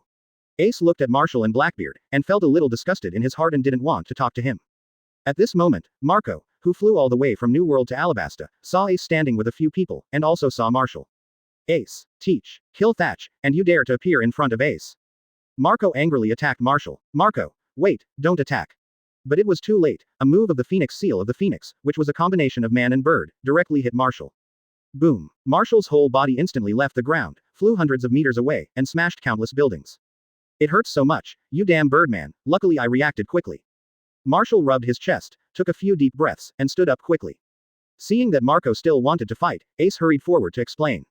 There were two aces at the scene, and Marco directly believed the statement of the two worlds. Duh, I'm so sorry. How about you fight back? Marco scratched the non-existent hair on the back of his head, his face full of embarrassment. Boom. Marshall kicked him far away with one foot. Then I won't be polite. Marco, who was still in the form of a phoenix, felt no pain from Marshall's kick and flew back quickly. Although he already knew the truth, he still looked at the two aces in front of him with some shock. I never thought that I would see two aces at the same time one day. If Dad knew, he would be very happy. Ace smiled and said, Marco, go back and tell Dad that I have something important to do here. I will go back after I finish this. You must tell Dad clearly that no matter what happens to me, don't worry about me. I can handle it. Marco frowned. Ace, something big is about to happen in this world. Dad asked me to take you back. Is it something important? Ace glanced at An and said with a smile on his face. It's about my mother. Hearing this, Marco nodded heavily. That's really important, and I will definitely support you. Dad told me on the way here that he would go to the Marine headquarters to attend the New World 4 Emperor's meeting. After you finish your business, go back to Dad as soon as possible. After that, Marco left Alabasta without stopping. At the same time, Marine's World conscription was officially held under the auspices of Black Arm Zephyr. Chapter 50. Rhythm of War. Fire Fist Ace is sent to Marine headquarters. After Marco left, Ace the Fire Fist and Empire Supernova Ace returned to the temporary gathering place of Robin and others. And looked at Ace and said, Ace, from now on, you are in a state of capture. We will announce the news that the captain of Whitebeard's 2nd Division, Ace the Fire Fist, was captured by Blackbeard Teach worldwide. After the news spreads, the former Shichibukai Crocodile who has surrendered to us will recommend Marshall to the world government and make him the new Shichibukai. After he becomes Shichibukai, Alabasta will temporarily become his territory. As for Alabasta King Cobra, we will have someone to talk to. He will be willing to hand over Alabasta to the Empire. After everything is done, the Empire's army will descend on Alabasta. The one who leads the Empire's army at that time may be Newgate, the supreme fighting force in our world, or my father, Golden Roger. At that time, the war between the two worlds will officially begin. Ace's expression remained unchanged, and he said, You want to use my identity as the son of the Pirate King to disrupt the sea. Although I voluntarily cooperate with you, even if Marco tells Dad, he should still summon the Whitebeard pirates to rescue me. Because this is not only Dad's love for me, but also the face of the Whitebeard pirates. Even if it's fake, by that time, I will be executed by the Vice Admiral in the hands of Marine, and it will be no different from the real thing. You were waiting for this time, right? Yes. Robin in the hotel took over the topic, but since there is an order from His Majesty, we will not let you get into trouble. Unless you kill yourself, we will not let your life be in danger. Of course, as long as the people of the Whitebeard Pirates, 103, will not attack our Imperial soldiers. Because of your existence, we will not attack the Whitebeard Pirates. Quote. You have to understand this. Even if you are the captain of the Whitebeard Pirates, our Imperial soldiers cannot ignore the hostility and forcibly not attack the crew of the Whitebeard Pirates. I understand. Marco should be able to handle it. Ace nodded. It's good that you understand. After everything is over, because of your meritorious performance, as long as the Whitebeard pirates do not cause trouble, the Empire will allow them to exist as an adventure group on the sea. Whether it is Whitebeard or you will understand how correct this choice is at that time. The power of the Empire is far beyond the imagination of everyone in your world. Robin's words made Ace fall into deep thought. Crocodile picked up the Den Den Mushi and called Lao over. Lao Sha soon came to the hotel. After some communication, Lao Sha exclaimed. I didn't expect that Ace the Fire Fist was actually the son of Pirate King Roger. You used him to stir up trouble in the sea, which is really the most brilliant move. Even if Marine wants to promote the union of the New World Four Emperors now, it will put aside the arrest of the captain of the second team of the Whitebeard pirates, and may even release him directly. But once the identity of the son of Pirate King Roger is exposed worldwide. Quote. Whether it is the world government or Marine, they will have to pinch their noses and execute Ace the Fire Fist, and go to war with the world's strongest man Whitebeard. Your move is really brilliant. At that time, Marine and world government will have to withdraw a large number of troops to face the Whitebeard pirates. And the Empire can take this opportunity to attack and encircle the Marine headquarters. This move of yours directly cuts off all possibilities of Marine and Whitebeard's union. After Lao Sha knew Ace's identity, he quickly figured out the key to the matter. I will contact the world government right now and recommend Marshall as the new Shichibukai. But to be honest, at this point, whether you have the status of Shichibukai or not will not affect you. Robin shook his head and said, that's not the case.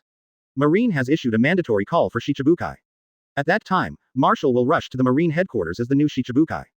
We will know all the deployments of Marine in advance. Although we can crush them in combat power, the lives of the Imperial soldiers are also lives.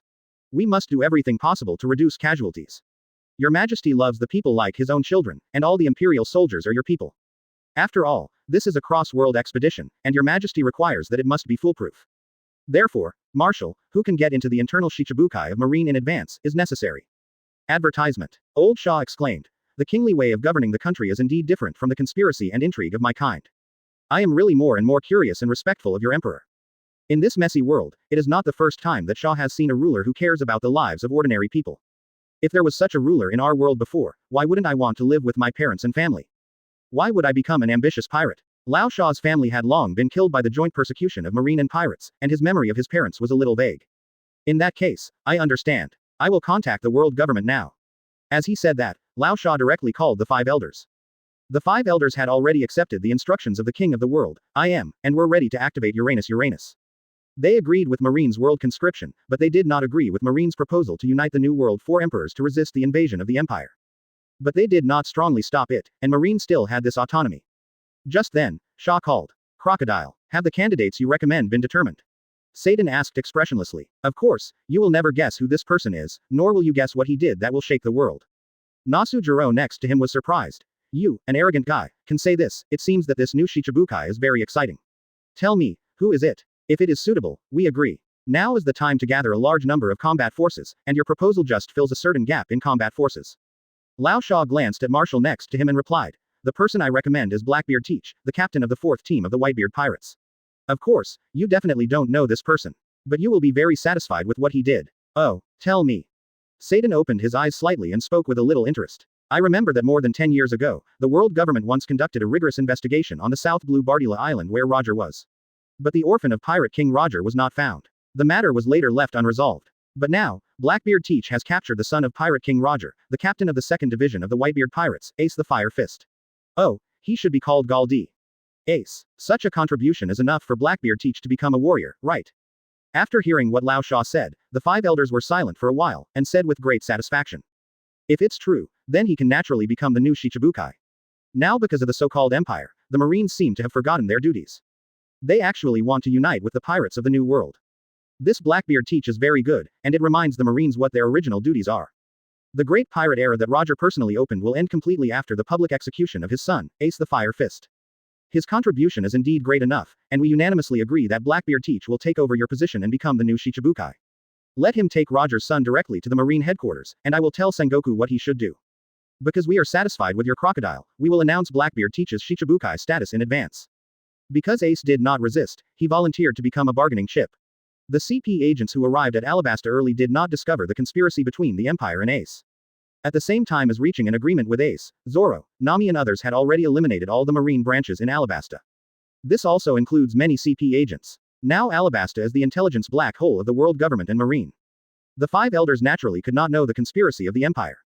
For the supreme ruler of the world government, who is so arrogant that he does not care about the Empire, he is planning to invade and destroy the Empire. Because they are worried that the secret of the blank 100 years in another world will be exposed in this world. The world government has also obtained the blueprint of the ancient super battleship Pluton and started to build it secretly. For them who have claimed to be gods for hundreds of years, the world where the Empire is located is just another world they will rule. Crocodile, we are very satisfied with what you did this time. Let Blackbeard Teach send the Fire Fist Ace to Marineford as quickly as possible. It just so happens that the Marine world recruitment is underway and is the focus of world attention. At this time, the execution of the son of Pirate King Roger is of great significance. Lao Sha directly agreed. Don't worry, he will arrive at Marineford with the Fire Fist Ace soon. After hanging up the phone, Robin and others smiled. Very good, there are no accidents. Quote, Marshal Ace, you two should set off immediately and head to Marineford. After arriving at the Marine headquarters, Marshal, send back the information about Marine's deployment. Give the Marine of this world a surprise then. Of course, no problem. I've been waiting for this moment for a long time. Marshal's face was full of anticipation. It is my honor to complete your Majesty's mission. After all the details were finalized, Marshal and Ace immediately set off for the Marine headquarters, Marineford. Not long after the two set off, the newspaper of the World Economic News Agency was distributed all over the world. Morgans jumped up and down excitedly. Ha ha ha, I didn't expect that in just less than a month, there would be so many shocking news. Advertisement. First, Crocodile resigned from the position of Shichibukai, then Marine started the World Conscription, and the extremely exciting New World Four Emperors Supreme Conference. Now there is news that the Whitebeard pirates Blackbeard teach captured the Pirate King's biological son, Ace of Fire Fist, and became the new Shichibukai. This is so exciting. If nothing unexpected happens, the news of the execution of Ace of Fire Fist will soon be announced by us. Morgans wished that the world would be more chaotic. As long as there was big news, he didn't care what happened. Soon, inspired by Morgans' various bonuses, the news of Ace of Fire Fist's arrest quickly spread all over the world. At the same time, Marineford, the headquarters of Marine, was also the focus of the world. Marine's world conscription caused a huge shock worldwide. What happened that made Marine choose to start the world recruitment? It's been many years, but this is the first time I've seen Marine relax restrictions and recruit strong people from all over the world. I don't know if there will be several Admiral-level strong people this time. What is the world recruitment? The most incredible thing is the meeting of the 4 Sea Emperors of New World that Marine tried hard to promote this time. It was almost held at the same time as the world recruitment. I heard that the 4 Emperors of New World all agreed to come to Marineford to attend the Supreme Conference. That's a bigger event that attracted the world's attention. I don't know what happened that made Marine do such an incredible thing. Not only that, Marine has issued a Shichibukai mandatory summons yesterday. The 7 big villains on the sea are also on their way to Marineford. Quote. Such a large-scale gathering of combat power, is Marine planning to launch a major action that will shock the world. Marine's headquarters, Marineford, is already crowded at this time. Countless powerful people with dreams, justice, evil intentions, and all kinds of miscellaneous strong people on the sea, almost all gathered at the Marine headquarters. In the crowd, a tall blind man holding a sword walked slowly in the crowd. The strong man hidden among the people, a monster with admiral strength. His name is Yisheng, Paramesha gravity fruit ability. Possess top combat power that can destroy cities and countries. Yisheng wore a purple cloak, holding a sieve in his hand, feeling the noise around him, slightly raised his head 3.5 times, feeling the sea breeze and sunshine. The wind direction of this world has changed. Quote. What will happen? Let me, an old blind man, see for myself. Future Admiral Fujitora smiled, because this time the Marine world recruitment, he showed up at the Marine headquarters in advance. Not far away, a tall man with green hair, wild clothes, open arms, and a green, dead river heart, printed on his chest, also came to participate in this Marine recruitment. Logia Sen fruit ability user. One of the most lame, funny, and unprepossessing future Marine admirals, Green Bull Border Collie. Oh no, it's Aramaki. What is Marine doing? Such a big move, it attracted me. But with this opportunity, I can also become one of the most powerful people in the world. It seems pretty good. A large number of people attracted by the Marine recruitment gathered in the huge square in front of Marineford. The people who came were not only those who wanted to be Marines, but also many pirates who came from all over the world to watch the excitement. Op fruit ability user Trafalgar D. Valtier Luo, Kid, Hawkins, and other pirates who had not yet made a name for themselves were watching the video broadcast by the video phone bug in the Sabayati archipelago. Quiet. On the high platform, Marine Marshal Sengoku shouted loudly with a loudspeaker. Just as Sengoku's impassioned speech caused everyone to cheer. The newspaper that Morgan had deliberately delivered a few hours late was scattered on Marineford Square like snowflakes. It published the news that Pirate King Roger's son Ace the Fire Fist was captured, and Blackbeard Teach became the new Shichibukai. Seeing the news in the newspaper, Sengoku's face suddenly froze, and he wanted to curse the world government. Chapter 51 Golden Roger goes to the battlefield. The Empress goes to the New World. Damn Blackbeard Teach. Why did you arrest Whitebeard's 2nd Division captain at this time? If he hadn't been holding a megaphone, Sengoku would have cursed out loud. And world government. It's really annoying. It took a lot of effort to convince Whitebeard to attend the 4 Emperors meeting. You actually agreed to Blackbeard Teach becoming Shichibukai at this critical moment. Sengoku was almost driven crazy by the world government, this pig teammate. Facing that powerful empire, let alone the Ace of Fire Fist, even if Roger himself came, he would have to resist the invasion of the empire first. Sengoku was so angry that his face turned red, and his hands holding the newspaper began to tremble. He couldn't imagine that such a big program would appear at this critical moment. Because of Morgan's tricks, even if Sengoku wanted to temporarily conceal the news at the Marine headquarters, he couldn't do it. The newspapers, like snow, continued to be distributed in Marineford Square for a full 20 minutes. Almost everyone could get a copy to read. Has the captain of the 2nd Division of the Whitebeard Pirates, Ace the Fire Fist, been captured? No wonder Marine has to gather so many forces. So they are going to go to war with the Whitebeard Pirates.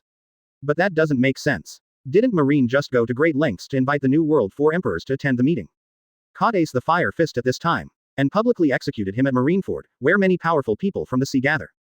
This is simply a slap in the face of the world's strongest man, Whitebeard. Yes, although the Whitebeard deserves to die, Marine is making fun of him. If I were Whitebeard, I would be so angry that I would go crazy. This is not the most important thing, look at the headlines on the other side. Ace the Fire Fist is actually the biological son of Pirate King Roger. This is the biggest news today. Such an identity, revealed at this time, is completely putting Marine on the fire. If Marine executes him, it will offend Whitebeard to death. Quote. If there is no execution, will Marine be laughed at by all the people present today? Can you still call Marine a righteous Marine if you dare not even execute the son of the Pirate King? Those who can sail across the ocean to the Marine headquarters are not weaklings, nor are they fools. Everyone present can see that the appearance of this newspaper at this time directly puts Marine to death. On the podium, not only Sengoku was confused by the operation of the world government and Morgans. Garp, who had just invited Whitebeard to rush back to the Marine headquarters to take charge, was even more stunned. Ace was captured. Was he captured by Blackbeard Teach, the captain of Whitebeard's 4th team? And Ace's identity as Roger's biological son was also directly exposed. Is he on the way here now? And they said he would be publicly executed at the Marine headquarters. What a joke. What happened at this time made the battle-hardened Marshal Sengoku and the hero Garp's brains crash. Even if he had been a marshal for decades, Sengoku's mind was a mess at this moment, and he had lost all his composure. As a Marine for decades, even when he was fighting against Rock's pirate, Sengoku did not lose his composure. But at this moment, Sengoku was really confused. If the 5 elders were in front of Sengoku, he would have wanted to transform into a giant Buddha and send a shockwave to the 5 old Bidens. Damn it, Lousy is trying so hard to gather forces to resist the invasion. You 5 old men are holding Lousy back like this. At this moment, Sengoku even thought of resigning from the position of marshal and giving up resistance. Sengoku, don't be silent, what should we do now? Garp didn't like to use his brain, and he didn't know what to do in the current situation. The worry about his grandson Ace and the strong threat of the invasion of the Empire made this Marine hero numb and no longer have the power of the strongest Marine. Sengoku opened his mouth and exploded in anger. You are the culprit who secretly raised Roger's son. At this time, you come to ask me what to do. If you didn't steal Ace away, would there be the current situation? Advertisement. Garp didn't indulge Sengoku, and said. You are allowed to adopt celestial dragons as your son, but I can't adopt the son of the Pirate King as my grandson. Now you Sengoku scolded me. Look at those people below. If you don't give the world a clear explanation, Marine's face and Marine's justice will be trampled on the ground today. Marine will no longer be Marine. Al ordered his men to capture Fire Fist Ace and send him to Marine headquarters, which directly put Marine in the most dangerous situation. Of course, we also have to thank the stupid world government and the assistance of Morgans, who was afraid that the sea would not be chaotic enough. Just then, 5 elders called Sengoku. Sengoku, you have seen the news. Sengoku really wanted to scold these 5 damn old Bidens. It took a long time to calm down and take several deep breaths before he could barely suppress the anger in his heart. Thinking of what might happen next, Sengoku said helplessly. See, my plan has been messed up by this news. Satan said coldly. What a shitty plan you have. Is it a stupid meeting of the New World 4 emperors? Or are you hiding the identity of Roger's son from us? Don't think we don't know, you already knew that Fire Fist Ace is Roger's son, right? Don't forget your identity, Sengoku. You are a Marine, and the meaning of your existence is to eliminate pirates for the world government and member countries. As for the so-called invasion of the Empire, it's not something you should worry about. Sengoku, just like Ohara back then, that Empire also knows about the blank 100 years of history. The world government will not allow the people of that Empire to survive. You can't tell the world about the existence of that Empire. Sengoku really wanted to ask, is the blank 100 years of history more important than the safety of the whole world? But he still didn't ask, because he was the executor of the Ohara destruction incident. He knew better than anyone that the world government was most afraid of the exposure of that history. Thinking of this, Sengoku felt powerless. Then what do you want me to do? Satan said firmly. Of course, while many heroes on the sea are here, publicly execute the Pirate King's son, Ace the Fire Fist. Show the world your Marine's determination to suppress pirates. The great pirate era was opened by Roger, so let's end it with his son's life. As for the Whitebeard pirates, it just so happens that your Marine has carried out a large-scale recruitment. It's the time when the fighting power is the most abundant, and we can also destroy Whitebeard, the bandit of the old era. Revitalize the reputation of Marine and show the glory of Marine. Satan said as a matter of course, leaving no room for Sengoku to refuse.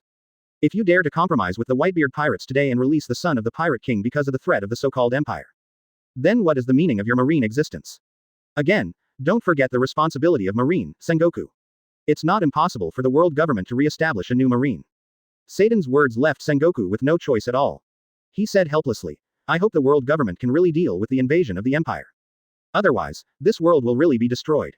Seiden ignored Sengoku and hung up the phone directly. Standing on the high platform in silence for a long time. I don't know what kind of struggle he went through. Sengoku raised his feet as heavy as lead and walked towards the loudspeaker Den Den Mushi, looking at the people gathered in Marineford Square. Everyone. Quote. Just as you thought. The world conscription is because Marine knows that Ace of Fire Fist has been captured and knows his true identity.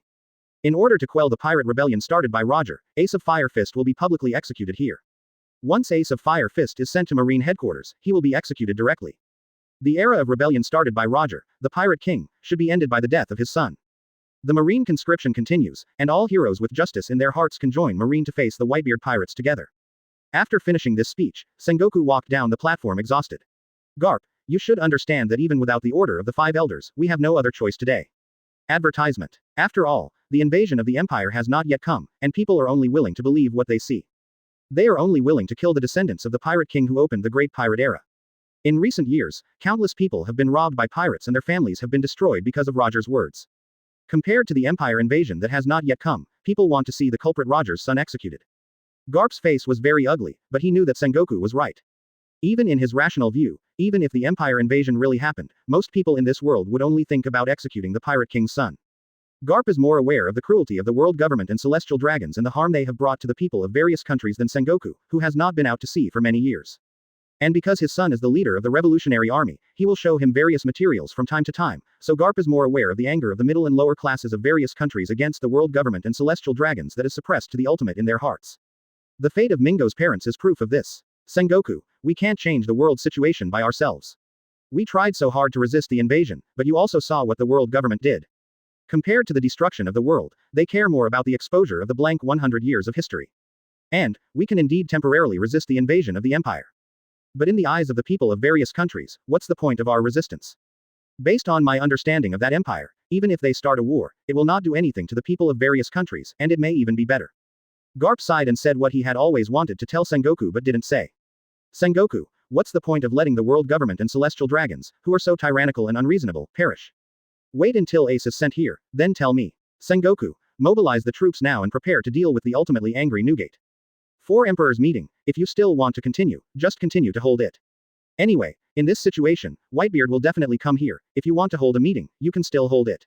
After saying this, Garp walked away with heavy steps. Garp wanted to say something, but as a Marine Marshal, he could think so but could not do it. In order to relieve the depression and worries in his heart, Sengoku devoted himself to the world recruitment work before the Fire Fist Ace was sent to the Marine headquarters. What made him feel gratified was that this recruitment had achieved remarkable results. Not only did it add hundreds of thousands of elite Marines, but it also absorbed the Gravity Fruit ability user Issei, who reached the Marine Admiral combat power level, and the Logia Forest Fruit ability user Aramaki.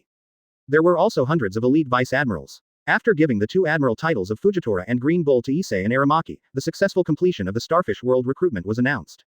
And almost all the people who came to the Marine headquarters did not leave, but instead continued to increase. All those who knew the identity of Ace in the world were waiting for the execution of the Fire Fist Ace. Waiting for this opportunity was also El, who was far away in another world. After learning that the plan was completely completed, El immediately recruited all the highest combat power of the Empire. At this time, dozens of the Empire's top fighters gathered in the Imperial Palace. These supreme fighters are all at their peak. Gold Roger, Rox, Newgate, Pluton Riley, Charlotte Lingling, Blue Dragon Geed, Sky Admiral Golden Lion Shiji, Great Swordsman Hawkeye Myfuck, Red Hair Jax, Thunder God Enel, Big Buddha Zongguo, Iron Fist Gop, Hurricane Dragon, Kuzan, Borsellino, Sakaris. There are also dozens of Imperial Supernovas, Op Fruit ability user female version Trafalgar Luo, Ina, Swordsman, etc. All the supreme fighters stood respectfully in front of Emperor Ai, waiting for the Emperor's order. You all gathered here today, which means that our Empire's expedition to another world is about to begin. I have arranged everything in that world, Nords. Just waiting for the arrival of the Imperial Expeditionary Force. Aier glanced at these supreme fighters under his command and asked, who is willing to be the vanguard and rush to New World? The palace discussed quietly for a while, and soon the result was discussed. Golden Roger stood up first. Your Majesty, my son and daughter are in that world. I am a little worried about them, how about letting me lead the Pioneer Room to go to New World first? Eagle Eye Mifki also stood up and volunteered. Your Majesty, I am very interested in myself in another world. I am different from the other supreme fighters. I am not the commander. I just need to go alone. El thought about it. In his opinion, the other world is now in the hands of the Empire and the playground of the Empire's supreme power. Since you two have volunteered, you can go directly to that world after you are ready. The rest of the supreme fighters, if you want to go, you can apply to me. However, on the day when the war is completely launched, everyone will come to that world with me. At this time, the Imperial concubine Boya Hancock suddenly said, Your Majesty, I also want to go to that world to play. Robin has found himself in that world, and I want to see him too. Maybe it will bring a big surprise to His Majesty. Al said indifferently. It's up to you, go if you want. Anyway, your strength is not weaker than the ordinary supreme combat power of the Empire. I don't have to worry. Hearing Al's agreement, Hancock has begun to look forward to seeing himself in another world.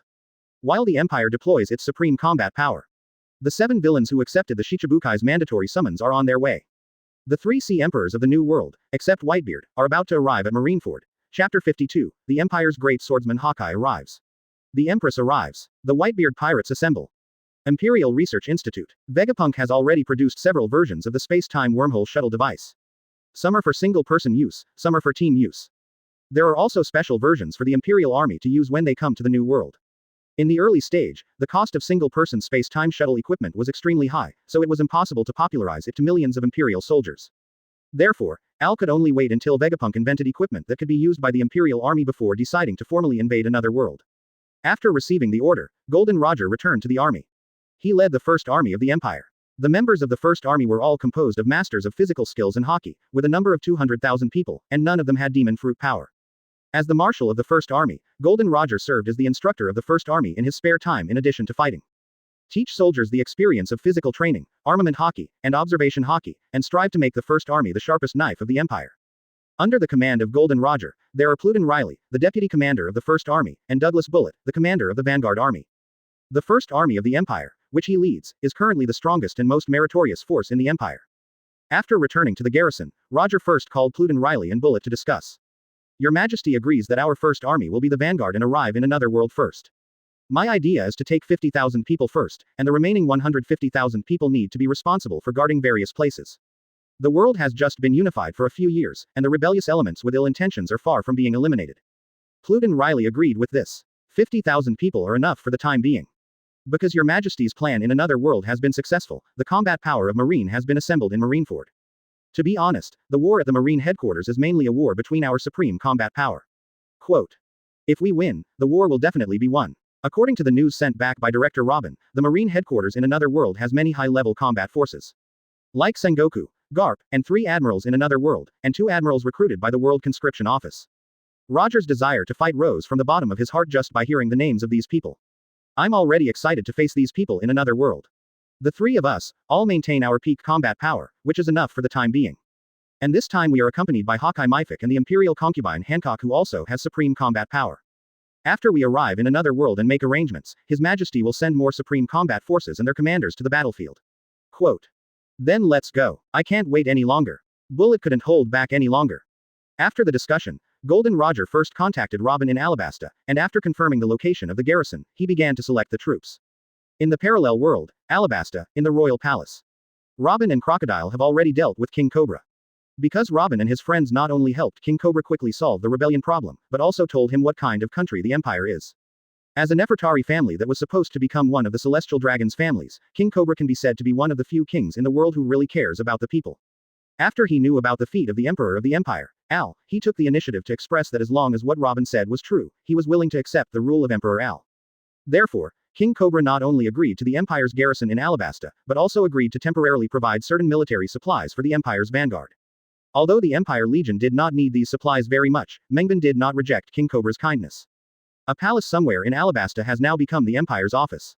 Inside the palace, Robin received a call from the Marshal of the First Legion, Roger Gold. The location of the garrison is completely fine. Marshal Roger can come anytime. After learning that the garrison was about to arrive, King Cobra even gave up his garrison location for Roger's army to use. Although King Cobra had not met Emperor L and had not been to the Empire, he actually understood it very well. With the strength of Robin, Crocodile, the Empire's supernova Lufei, Zoro, the Ace siblings, and the army commander Nami, they can completely overthrow Alabasta. So, King Cobra was very generous. Anyway, he couldn't resist, so he might as well open his mind and accept the arrival of the Empire. He felt that there would be no worse rulers than the world government and celestial dragons. It would take some time for Golden Roger to gather his troops, so Hawkeye Mythic and Princess Hancock came to Alabasta first. Because the two people who came this time had a high status, all the members of the Empire in this world gathered together to welcome them, of course, including King Cobra and Lao Sha. At noon, two more stable space-time wormholes suddenly appeared above the Empire's office in Alabasta. The two supreme warriors of the Empire are finally here. Crocodile looked at the open space-time wormhole and said with a little excitement. Haki Mifki, one of the strongest swordsmen of the Empire, CDBF, was the first to land in front of the palace from midair. Haki Mifki was wearing a gothic black tuxedo, with the supreme sword Black Blade Knight on his back, and his hawk-like eyes subconsciously scanned the circle. Hello, Director Robin, long time no see, the style is still the same. Mifki first greeted Robin, who was the Imperial concubine, and then nodded to the others. Cobra and Laosha looked at Haki Mifki in front of them and were stunned. The strength of the Empire is really beyond comprehension. The Advanced Combat Force actually sent a top combat force like Haki Mahawk to come and take charge. Although Cobra had never seen Haki before, he had long heard of the name of the world's #1 swordsman Haki Mahawk. Originally, he still had some doubts about the Empire, but now, looking at the Haki Mahawk from Otherworld, he no longer had any doubts. Advertisement. As the king of Cobra who often attends the World Summit, he knows very well that no one, including the world government, can directly command the world's greatest swordsman. Old Sand looked at Haki Mifok's cold but very young appearance with great surprise, and felt unbelievable. Haki Mifok, at the age of 30, was allowed to use pure gold by Aiel because of his great contribution in the war of unification of the Empire. His age and physical condition have always remained at the age of 30. And 30 years old is the most vigorous age for men.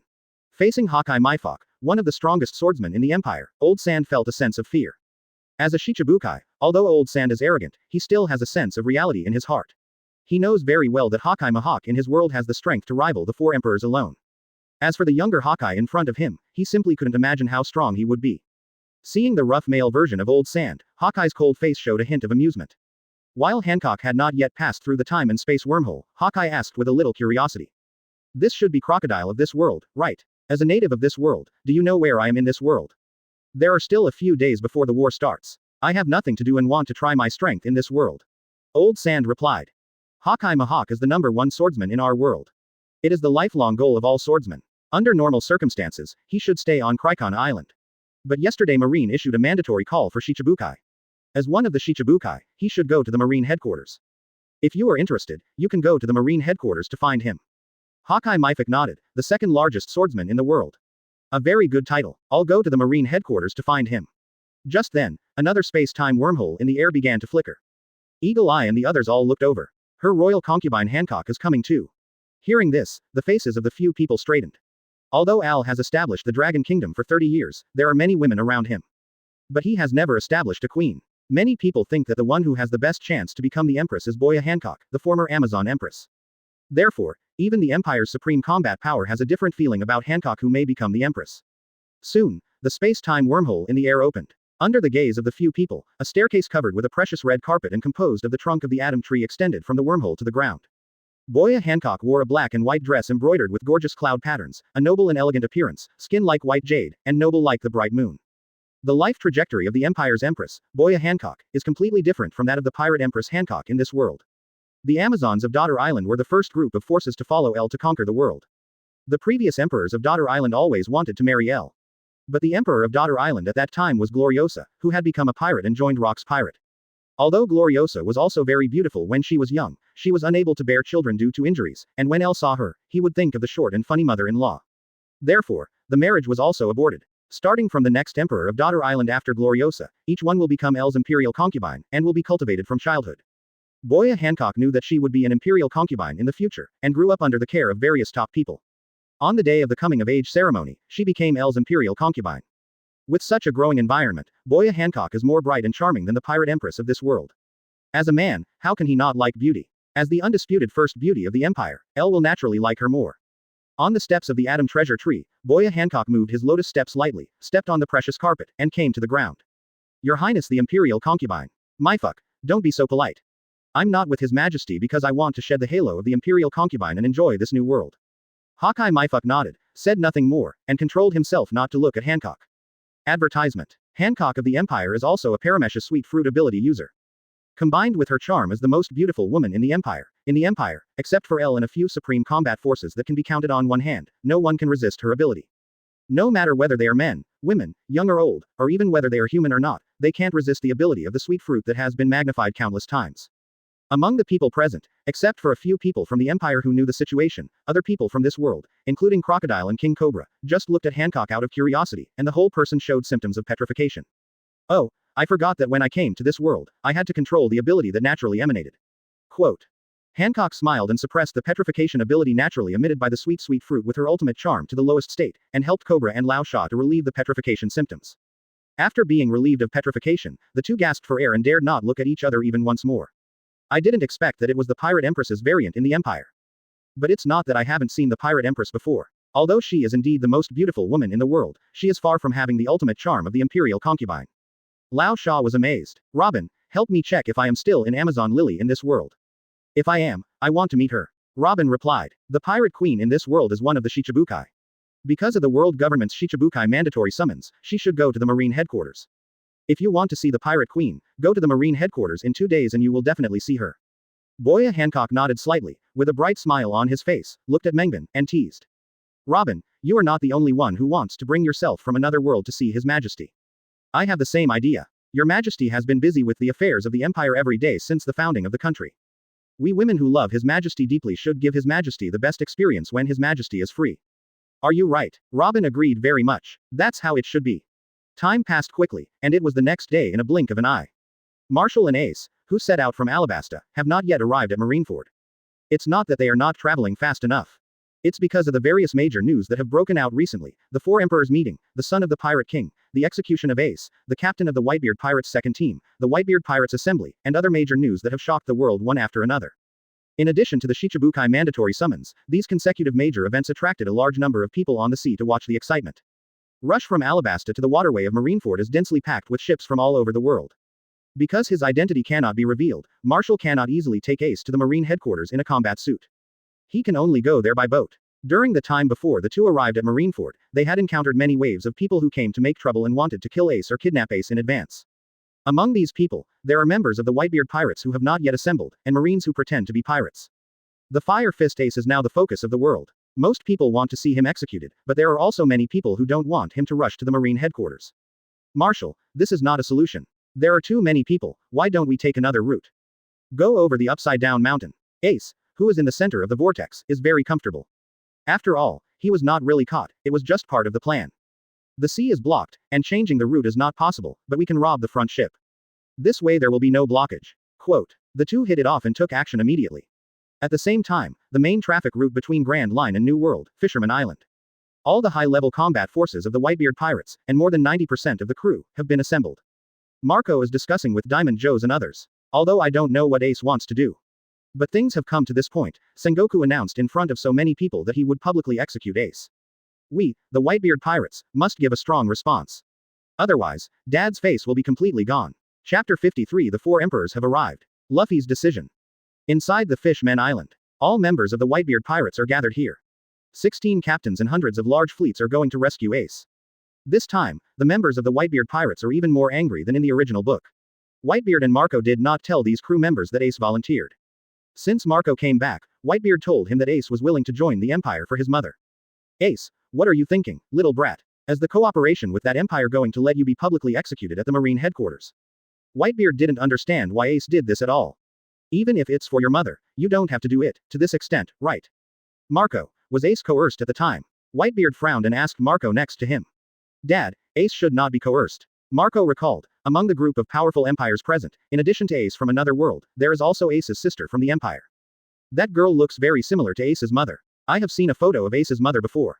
So I have an impression. What Ace said about his mother is probably because Roger in that empire is still alive and well. I see. Whitebeard understood. Garp told me that Roger in that world is still alive.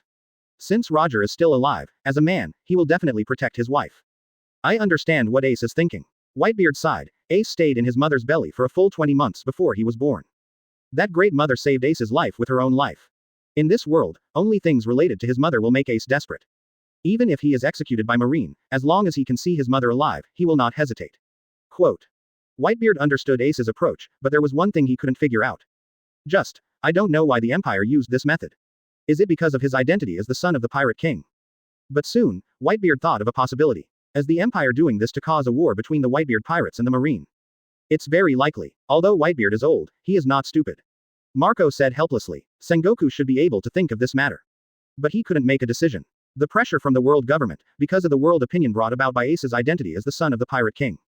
Sengoku was forced to choose to publicly execute Ace and go to war with us. Whitebeard said in a deep voice. If Marine does not execute Ace, it will lead to the collapse of marine justice. If we don't save Ace, then our Whitebeard pirates will also fall apart. Things have developed to this point, our situation is the same as Sengoku, there is no choice. We can only gather all members to save Ace. Is that empire really that powerful? Marco was very worried. Across a world, it was so easy to control the two major forces of us and Marine. We have to go to war with Marine. And once we go to war with Marine, that empire will reap the benefits. To be able to use such a strategy, it seems that the empire's understanding of our world is far beyond our imagination. Whitebeard is very open-minded and said very heroically. Marco, I'm old. Even if there is no invasion of that empire, Marine will find a way to attack us before I die. And Lousy is the same. I will not let myself die of old age, but will definitely die in a fight with Marine. Born in the sea, die in the sea, this is the fate of us pirates. After saying this, the two were silent. Marco wanted to say, Dad, you won't die. But the words came to his lips, but he couldn't say them. No one can defeat time, not even the invincible Whitebeard. After a long silence, both of them were thinking about the same question. Both father and son understood that even if Ace reached some agreement with the Empire. But Ace was escorted to a place like the Marine headquarters, and no one could guarantee that Ace would not be in trouble. Regardless of whether they would fall into the Empire's plan, they would go to save Ace without hesitation. And Whitebeard considered more. Unlike the confident Whitebeard during the Summit War. This time, Whitebeard understood very well. What he was going to face was the Marine, which had experienced the world conscription, supplemented a large number of troops, and was full of martial virtue. Moreover, the 3 Sea Emperors of the New World would also appear at the Marine headquarters to attend the so-called 4 Emperors meeting. If they were not handled well, the enemies that their Whitebeard pirates would face, in addition to the Marine, might even include the 3 Emperors of the New World. Although Whitebeard often said Kaido and Red Hair were 2 brats. But he knew in his heart that he was already 70 years old and could not even exert half of his combat power in his peak period. Going to Marine headquarters is a life or death struggle. But who is he? He is Whitebeard, the strongest man in the world. Marco, prepare for battle. Follow Daddy and fight to the death at Marine headquarters. Save Ace. Marco looked worried, but did not disobey Whitebeard's order and quickly turned and left. At the same time, the 3 Sea Emperors who had arrived near the waters of the Fishmen Island from New World also saw the big news flying all over the sky. Advertisement. Kaido of the Beasts did not take a boat, but turned into a blue dragon and soared in the sky. The seagulls trained by Morgans knew the 4 Sea Emperors, so although they were afraid, they still threw a newspaper to Kaido. Marine's mass conscription. Marine's public execution of Whitebeard Pirates' second team captain, Fire Fist Ace. That kid who has a good relationship with Yamato, Tang Ran or Roger's son. After reading the newspaper, Kaido laughed excitedly. Woo ha ha, the world's top war that Lousy longs for the most is about to begin. How can Lousy be missing? Old Whitebeard, I have to thank you very much for your care for Lousy and Rock's pirate. Don't die so soon, wait for Lousy to come. Only Lousy can take your life. When Marine invited Kaido, he didn't say anything, just said that the other 3 Sea Emperors would also participate, and Kaido agreed directly. And now, Teacher Kaido, who is eager for war, has been completely excited. Hundreds of miles away from Kaido, the Anthem Mother of the Big Mom Pirates is sailing on the sea. Unlike Kaido, who is alone, Big Mom has a family with her. The 3 desert generals, Charlotte Katakuri, Cracker, and Smoothie, were on board. There was also Charlotte Owen, who was called Little Akainu, and the eldest son Perospero, and the whole family were on board. As the shame of the 4 emperors, Big Mom rarely controlled herself and did not have a bulimia attack for a long time. The 4 emperors meeting is really exciting. But the old man Whitebeard is going to die in the Marine headquarters this time. Marine played this beautifully, and actually wanted to publicly execute Ace of Fire Fist at the Marine headquarters. Mom, do we have to take action against the Whitebeard pirates at that time? Katakuri frowned, he always felt that something was wrong. Of course, Katakuri, don't forget that the Whitebeard pirates have been competing with us for territory in the New World. This time we have a chance to fight him king to king, general to general, I won't show mercy. Back in Rock's pirate, you dared to refuse to have a son with me. I will never forget this shame, old man Whitebeard. The ant hasn't been out of the 10,000 nations territory for many years. This time she came to the Marine headquarters, of course, she wanted to make a big fuss. Unlike the ant and Kaido, the red-haired Shanks is at least a normal person. Boss, I'm afraid that this time I can't solve the problem by relying on your face. Things are a bit too serious. Beckman held a newspaper in his hand, smoking and laughing. Too many top powers on the sea gathered at the Marine headquarters this time. That empire will definitely come back to get involved. We red-hair pirates, I'm afraid we can't stay out of it. Sometimes, having no position is the most dangerous. Beckman is known as the smartest person in the world, and he considers a lot of things. Shanks didn't think so much. Baker, you are right to worry. But I didn't go to the Marine headquarters to stop the war this time. Compared to the strong men on the sea, what I am most worried about is the Empire that we don't know until now. We will wait and see how the war between the Whitebeard pirates and the Marine headquarters will develop. However, Kaido and Ant, the two sources of trouble, are all in the Marine headquarters. I'm afraid the Whitebeard pirates won't get any benefits this time. Baker, speed up the journey. Get to the Marine headquarters as soon as possible. Calm Belt, Daughter Island, Amazon Lily. The pirate queen Boa Hancock is arguing with her mother-in-law. I can't set foot in that place again. Even if I am deprived of the position of Shichibukai, what can I do? I do whatever I want, and no one can order me. At this time, the pirate queen did not meet Luffy, and was still the bad-tempered and willful queen of the Daughter Island to the ultimate. Granny Zaw said helplessly, Snake Princess, you must go this time. And you have to know that this Shichibukai mandatory summons was not issued by the world government. You will not fight where the world government is. Instead, you have to go to the Marine headquarters. I heard from Shaki that this matter is not as simple as executing the Fire Fist Ace. Asterisk. But there is another world called an empire that wants to invade this world. Advertisement. The world government and Marine are anxious this time. If they don't deal with it well, they may be destroyed by that empire. Granny Zaw knew why the Empress didn't participate, and she dropped a bombshell directly. Killing the world government and celestial dragons. Snake Princess, are you sure you don't want to participate? Don't you want to kill a few celestial dragons with your own hands? When the Empress heard Granny Zaw's words, her eyes, which had been slightly drooping, opened instantly. Are you telling the truth? If that's the case, then I must go. And no matter who wants to deal with the world government or the celestial dragons, I will definitely help. Grandma Zaw laughed. How could the information Shaki gave be false? She's in the intelligence business, and she makes a living from it. She was the former emperor of our Daughter Island, so she won't harm us. She told me this because she wanted you to get rid of the nightmare in your heart yourself. Snake Princess, for you, nothing can be a greater revenge than killing a few celestial dragons with your own hands. Well, I'll go now. Hearing the word celestial dragons, the Emperor's eyes almost spit out flames. When the Empress set out from the Calm Belt Daughter Island, the other Shichibukai had already set off early. The fastest one was Hawkeye Mahawk, who relied on a small sampan to go everywhere. At this time, Hawkeye had arrived at Sabayati Archipelago, only one stop away from the Marine headquarters. I don't know if the 5 strongest swordsmen of the Empire have arrived in this world. Compared to the battle with Whitebeard, I'm more looking forward to fighting with the 5 strongest swordsmen of the Empire. Hawkeye has not forgotten the excitement of fighting with the Empire's supernova Zoro at the Baratti restaurant. However, with such a big thing happening in this world, the Empire will definitely not sit idly by. The focus of the world is now on Marineford. I have a feeling that the Empire's strongest swordsman will definitely appear at the Marine headquarters. Since parting with Zoro, Hawkeye has been strengthening his swordsmanship and Haki training, so that he can maintain his strongest condition when the Empire's strongest swordsman arrives. I can't wait, the me in another world. At this time, the Straw Hat Pirates did not realize that the entire sea was about to boil because of the big event. The Straw Hat Luffy group, who left Alabasta and went on an adventure, is now on Guy Island and plans to go to Sky Island. They are in a more remote place on Guy Island, asking about Sky Island. They haven't seen the news that Fire Fist Ace is about to be executed. Luffy has Ace's life card in his hand, which is placed in the interlayer of his straw hat brim. If the life card starts to burn, Luffy can detect it immediately. But now Ace is full of energy. He just robbed a ship with Marshall and rushed to the Marine headquarters. Uncle, the Sky Island written in Rolando's book is real, right? Luffy and his group were asking about Sky Island. At this time, the poster birds sent by Morgans finally began to cover these more remote areas. For those remote areas, Morgans distributed the big news that shocked the world one after another. The newspaper slowly floated into the hands of Luffy and his group. It's really strange, there are newspapers distributed here today?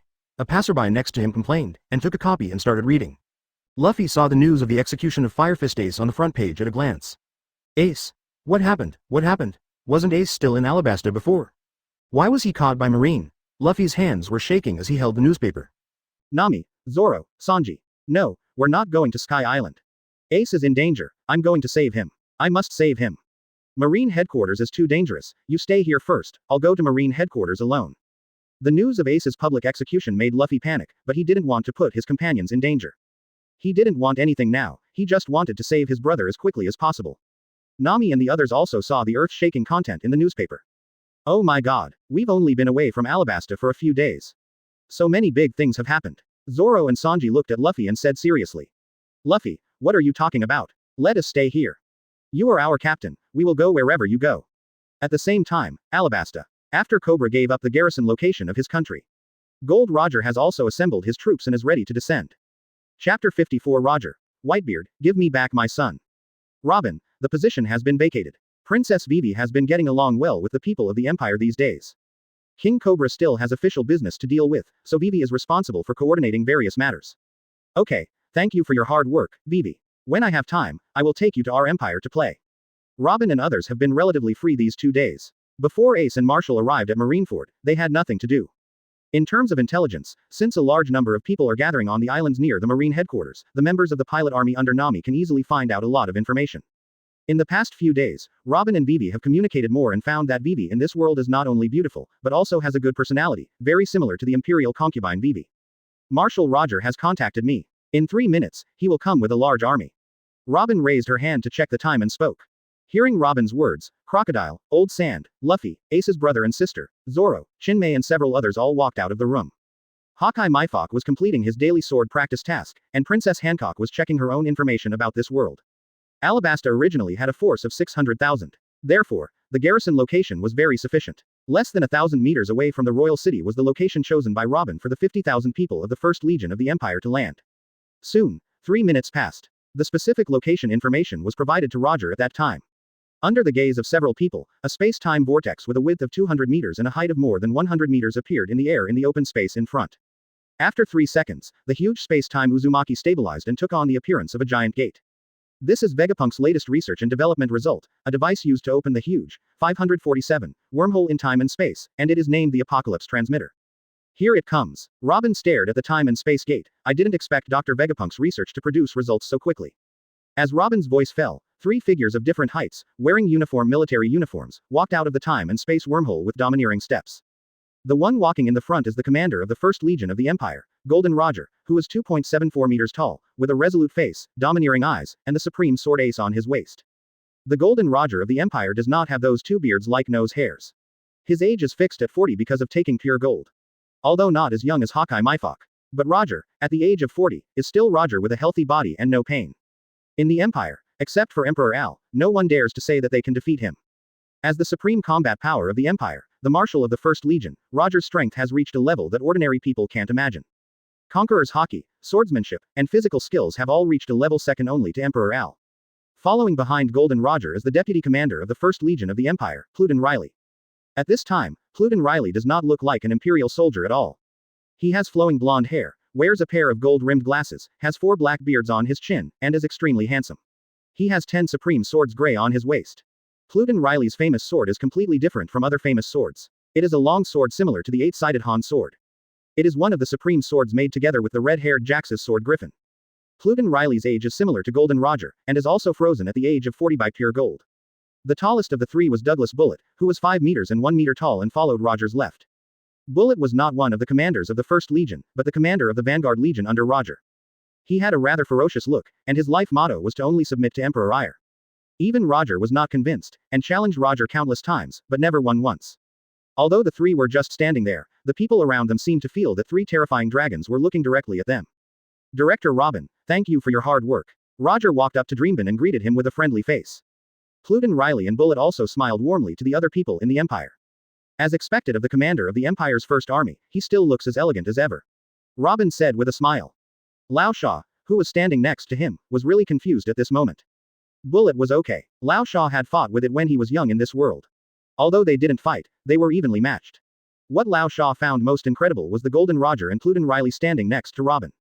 He knew that the Empire was strong, but he never thought that there was a living pirate King Roger in the Empire. When he was in Logue Town, he witnessed the execution of Pirate King Roger with his own eyes. The figure of that extremely Haki left a very deep impression on Lao Sha. It was from that time that Lao Sha decided to become the Pirate King himself. But now, he actually saw the living Pirate King. He was as domineering as a mountain.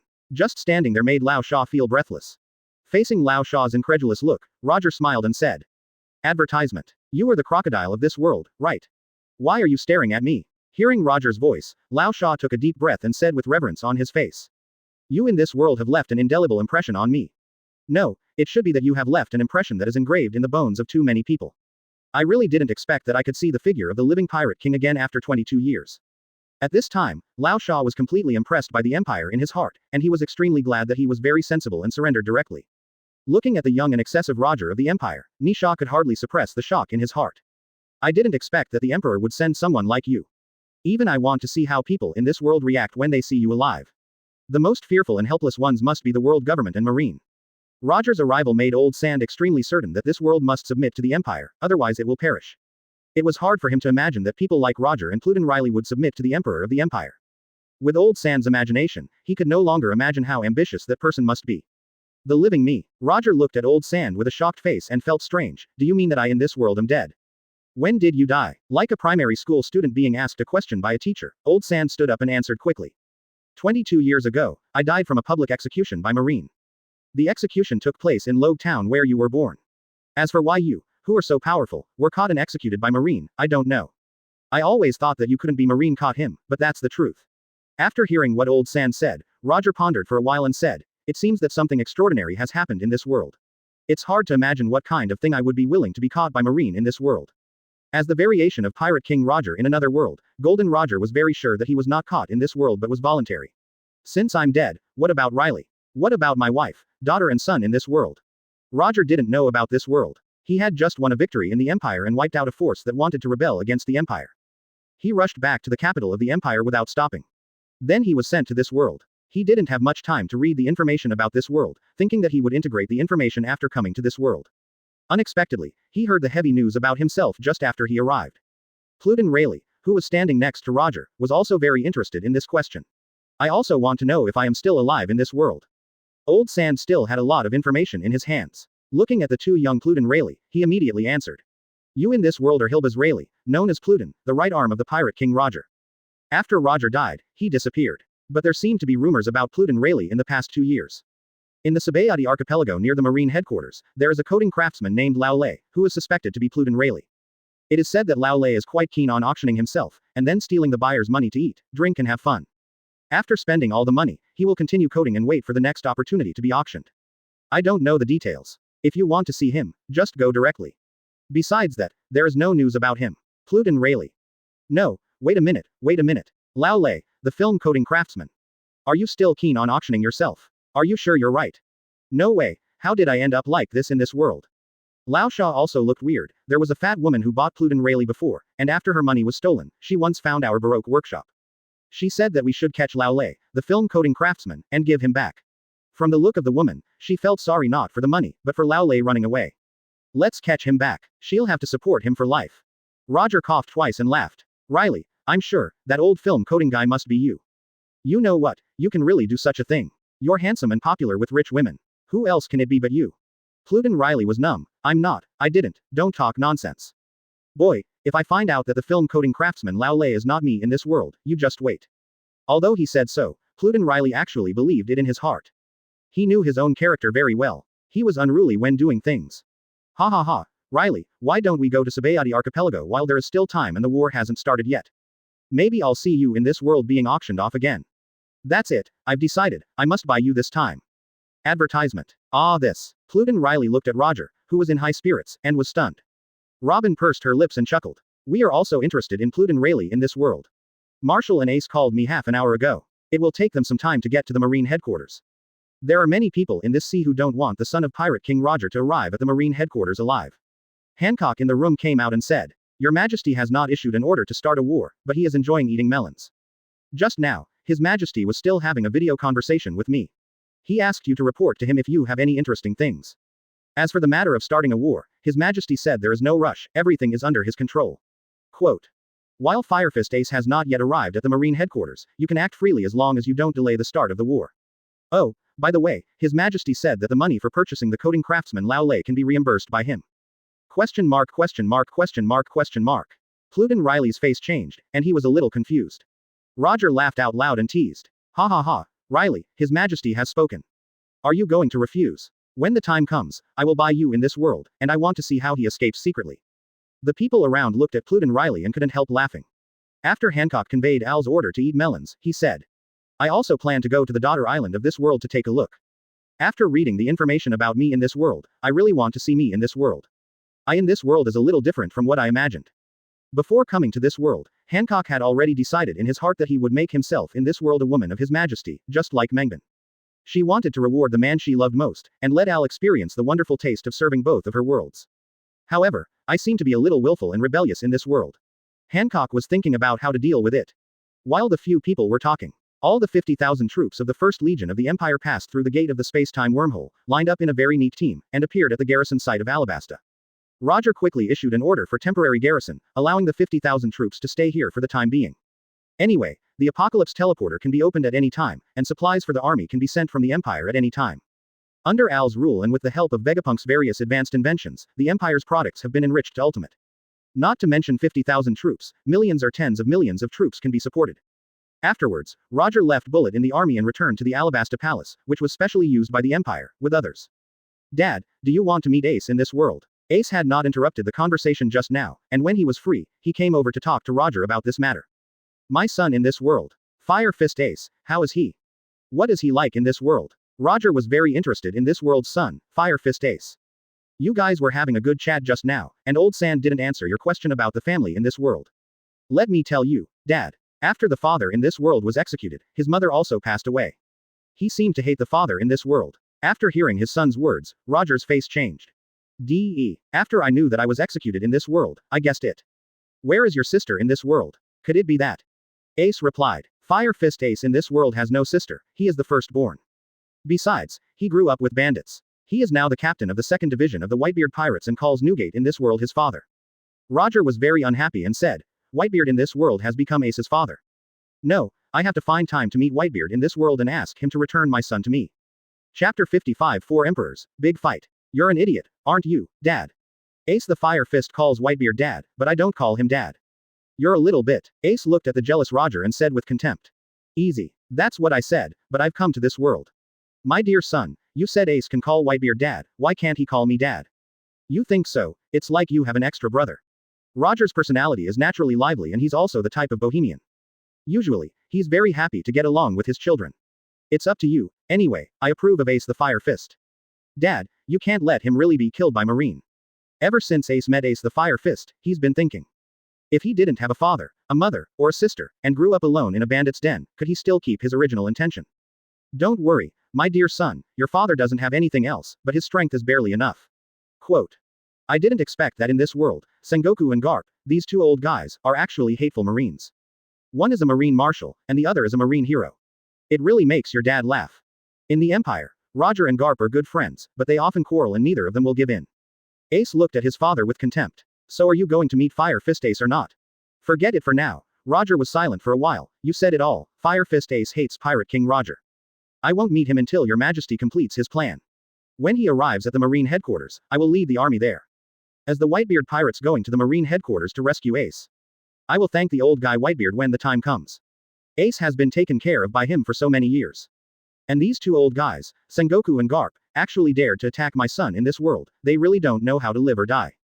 Fire Fist Ace didn't tell the people of the Empire that he was raised by Garp. Son, your mother will come over in a couple of days. You can accompany her to relax in this world. Mom is coming. Ace was very surprised, but then sighed, how distressed my mother must be to know that I have been an orphan since I was a child in this world. After talking with his beloved son, Roger went to find Pluton Rayleigh. He was going to discuss with Riley about going to Sabayati Archipelago to buy the coding craftsman Old Rayleigh. At the same time, in Shaki's rip-off bar in Sabayati Archipelago. Pluton Rayleigh was drinking casually. Shaki looked at Rayleigh and said. It's been 3 months. You still remember to come back. Rayleigh was embarrassed. There was no way. The money he got from the last auction had been spent. He could only come back to coat the passing ships honestly. Shaki didn't say much. She had long been accustomed to this unruly handsome old man. Since you are back, I just have something to tell you. Quote. Rayleigh gulped down a bottle of wine in one breath, sighed, and said. You want to talk about Roger's son Ace. If it weren't for the news reported everywhere this time, I really didn't know that Roger actually had a son. I didn't know that the famous Whitebeard Pirates second team captain Ace, the Fire Fist, is Roger's son. If I had known earlier. Zeke snorted coldly. Even if you knew earlier, what can you do? Don't talk about those things, just tell me what you are going to do. Do you want to save him? Rayleigh raised his head slightly and looked at the supreme sword ace hanging on the wall of the bar. Shaki, you know, Roger once told me that if he had a son, he would name his child after this sword. Now that I think about it, Roger should have had a son at that time. It's just that for so many years, I haven't thought about the true identity of Fire Fist Ace. Now that I know, let's go and watch the fun. If the Whitebeard pirates can rescue him, I will help. If Whitebeard can't save Ace, there is no need for me to die. In the original plot, Rayleigh didn't know that Roger had a son until Sengoku announced Ace's identity. But now that he knew in advance, it was impossible for him to really not watch. Shaki continued. The most worrying thing is not the execution of Ace. It's the people who suddenly appeared on the sea recently and claimed to be the Empire. Quote. I have received a lot of intelligence about that Empire. It seems to be from another world, and it is going to invade our world. Advertisement. I guess the time when the war started was when the Whitebeard pirates and the Marine headquarters went to war. Marine invited the New World 4 emperors to the headquarters for a meeting some time ago, and they must have felt the pressure from that empire. I just don't know why, but Ace is suddenly going to be executed. The development of things is completely beyond my expectations. Rayleigh frowned and said, an empire from another world. This sea is getting more and more confusing. Even if it's true, what does it have to do with us? Shaki glared at Rayleigh and said, it's a big deal. Don't tell me you don't know the real reason why Roger surrendered. What did you see at Raftel? Although I didn't see it, I guess it must be related to the world government, and it must be related to the blank 100 years. The reason why Roger surrendered should be to make celestial dragons disappear in this sea one day. Rayleigh nodded and sighed. There is a reason in this regard. You still don't understand what I want to say. Shaki snatched the wine from Rayleigh's hand. Now the empire of another world is going to invade our world. The intelligence mentioned that the people of that empire are pretty good, not the kind of extremely evil people. The empire is coming. Roger's goal is about to be achieved. There is intelligence that a supernova of that empire who is only 17 years old can rival the world's greatest swordsman Haki. From this point, we can boldly speculate that the strength of that empire is incredibly strong. World government is very likely not the opponent of that empire. Speaking of this, Shaki paused and said meaningfully. After you arrived at Raftel before, everyone agreed that you came too early and the time has not come yet. Now, such a powerful empire is going to destroy celestial dragons and world government. Isn't the time coming yet? Shaki's words made Rayleigh fall silent. Perhaps because of this reason, the agents of world government seem to have been looking for members of Roger's pirate group recently. Single quote. No need to think, it must be to kill you, so that you won't tell others what you saw in Ravdaran. No wonder someone has been watching me recently. Rayleigh suddenly realized, so this is the reason. It seems we can't stay here any longer. Wait until Ace's matter is over, and then we'll leave immediately. Rayleigh made a decision quickly. Just when the world government was looking for the members of Roger's pirate group. The 3 Sea Emperors, Kaido of the Beasts, Charlotte Linlin, and red-haired Shanks, arrived at the Marine headquarters almost at the same time. In order to welcome the arrival of the 3 New World Emperors, Marine pinched its nose and held a welcoming ceremony with the highest etiquette. Welcome the 3 New World Emperors to the Marine headquarters. Thousands of Marines, led by several vice admirals of the headquarters, welcomed the red-haired Shanks and the other 2 with dark faces. Wu chuckle. Kaido, who turned back into human form, held a huge wine gourd in his hand, and laughed arrogantly while drinking. I don't know how many times Lousy has come to the Marine headquarters. But it's the first time I've been welcomed like this by you damn Marines.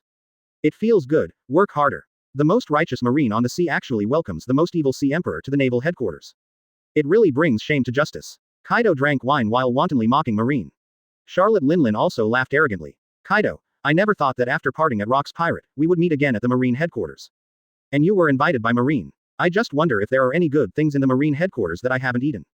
Linlin. Kaido burped, you are getting more and more annoying. You were not this disgusting back then. The auntie was furious when she heard this. Without thinking, she went berserk on the spot, and her terrifying momentum quickly soared. Kaido, don't forget, you don't owe me a huge favor. Kaido had been itching for a long time, and he just wanted to provoke the auntie on purpose so that he could have a hearty battle at the Marine headquarters. Damn old woman, you still remember it after so many years.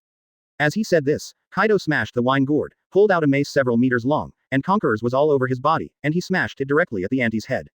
Thunder. 8 trigrams. Big Ant naturally refused to give in. Napoleon. Yes, Mom. The hat on Big Ant's head instantly turned into a giant sword, and then Big Ant held it in her hand, and terrifying red lightning flashed around her body. Weo. At the moment when Kaido's Thunder 8 trigrams attacked, Big Ant instantly swung out a move that only the giants could use. Advertisement. A slashing wave as big as a mountain range directly hit Kaido's mace. 4 Emperors duel, the sky and the earth cracked. After these 2 fight, they will not hold back at all, and they will go all out to kill. Boom. Thunder 8 trigrams and Weo collided suddenly, and the air within a range of thousands of meters around them was instantly emptied, and all sounds disappeared. A large number of Marines who originally organized the welcome ceremony suffocated directly because they could not breathe oxygen. The next second, the air that was drained was instantly filled in. The sound is so loud that it is almost inaudible. The 4 emperors collided with all their might, and the sound produced was no longer audible to human ears, but a highly destructive infrasound.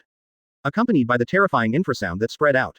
With the location of Big Mom and Kaido as the center, the terrifying shock wave formed by the collision between the 2 people stretched out in all directions like a raging sea. The towering gate of the Marine headquarters, engraved with the Marine logo, collapsed instantly like a crushed egg under the attack of the 4 emperors. The dense black and red lightning of Conqueror spread around the 2 people like a spider web. The sky of Marineford seemed to be cracked directly with the strong collision of Conquerors between Kaido and Big Mom. All this happened too quickly, in just a few seconds.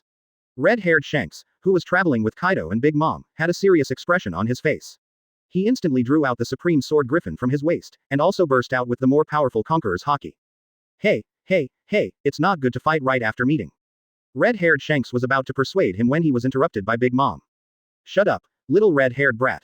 Big Mom was really angry, and backhanded Elbaf's spear, swung at red-haired. No matter how good-tempered red-haired was, he had to take action at this time. After all, he was one of the New World 4 emperors. Being looked down upon like this, he, red-haired Shanks, didn't have any face. The enraged red-haired Shanks was not polite and directly drew his sword to attack. God's Haki. The red slash wrapped with strong Conqueror's Haki penetrated the sea and sky, and with unparalleled domineering momentum, it directly enveloped Big Mom and Kaido. Red Hair didn't make a move, but once he made 650 moves, it was earth-shattering. The 3 Sea Emperors of the New World had just arrived at the Marine headquarters for less than 2 minutes, and they started fighting together. The war between the Marine headquarters and the Whitebeard pirates has not yet begun, and many buildings in Marineford have been destroyed like wheat being cut. The 3 extremely powerful Conquerors' Haki almost enveloped the entire Marineford. Sengoku, who had just finished the preparations and immediately came to meet Kaido and others, looked at the black and red lightning covering the sky above Marineford, and his face turned green. Damn it, what happened? Garp, Zephyr, Aokiji, Sakazuki, Borsalino, Aikisho, Aramaki, Cake, Gion, Tensho. Stop them now. Sengoku was about to collapse. He had expected that something unpleasant would happen when the New World 4 Emperors arrived at the naval headquarters. But he didn't expect that before they even met, the 3 Sea Emperors would directly break out into a melee. Kaido was alone, but Big Mom and Red Hair were not.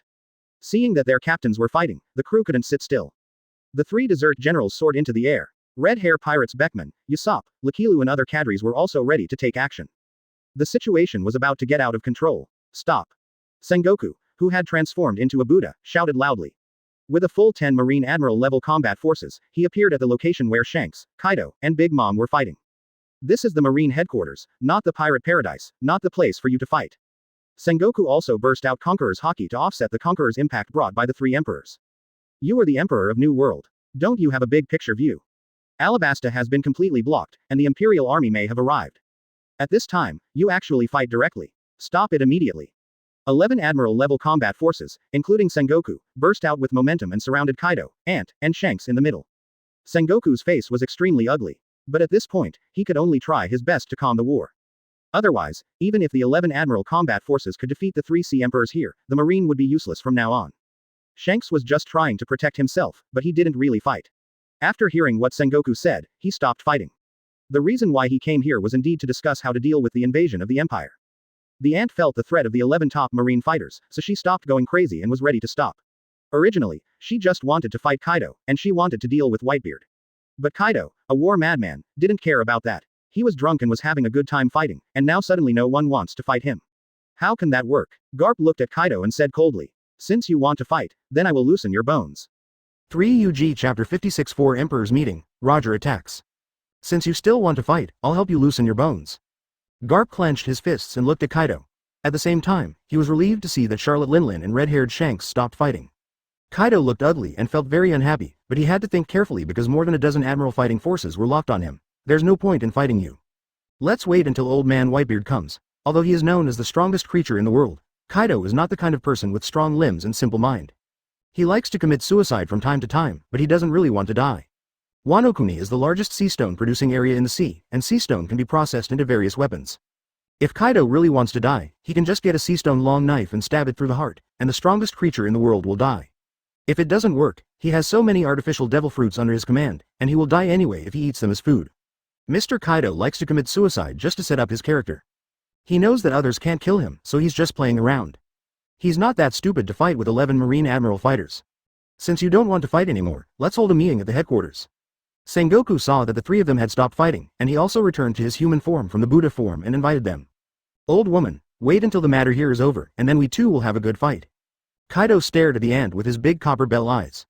The ant looked at the red-haired Shanks who had just drawn a knife to cut her, her face full of anger. However, the 3 of them didn't say anything more, and went to the meeting place with the 11 top Marine fighters. After a group of people sat down, Shanks took the lead in asking the question he was most concerned about. Sengoku, you invited a few of us to come to the meeting because of the invading empire. But we don't know much about that empire. What kind of strength can make you, Martial Marine, put down your face and invite us pirates? Shanks accepted the invitation at that time, just listening to Marine's general introduction of another empire. He was originally going to return to Grand Line from New World, so he accepted the invitation directly. He didn't know the specific situation very well, Ant and Kaido didn't know the existence of another empire at all. They both accepted the invitation for other reasons.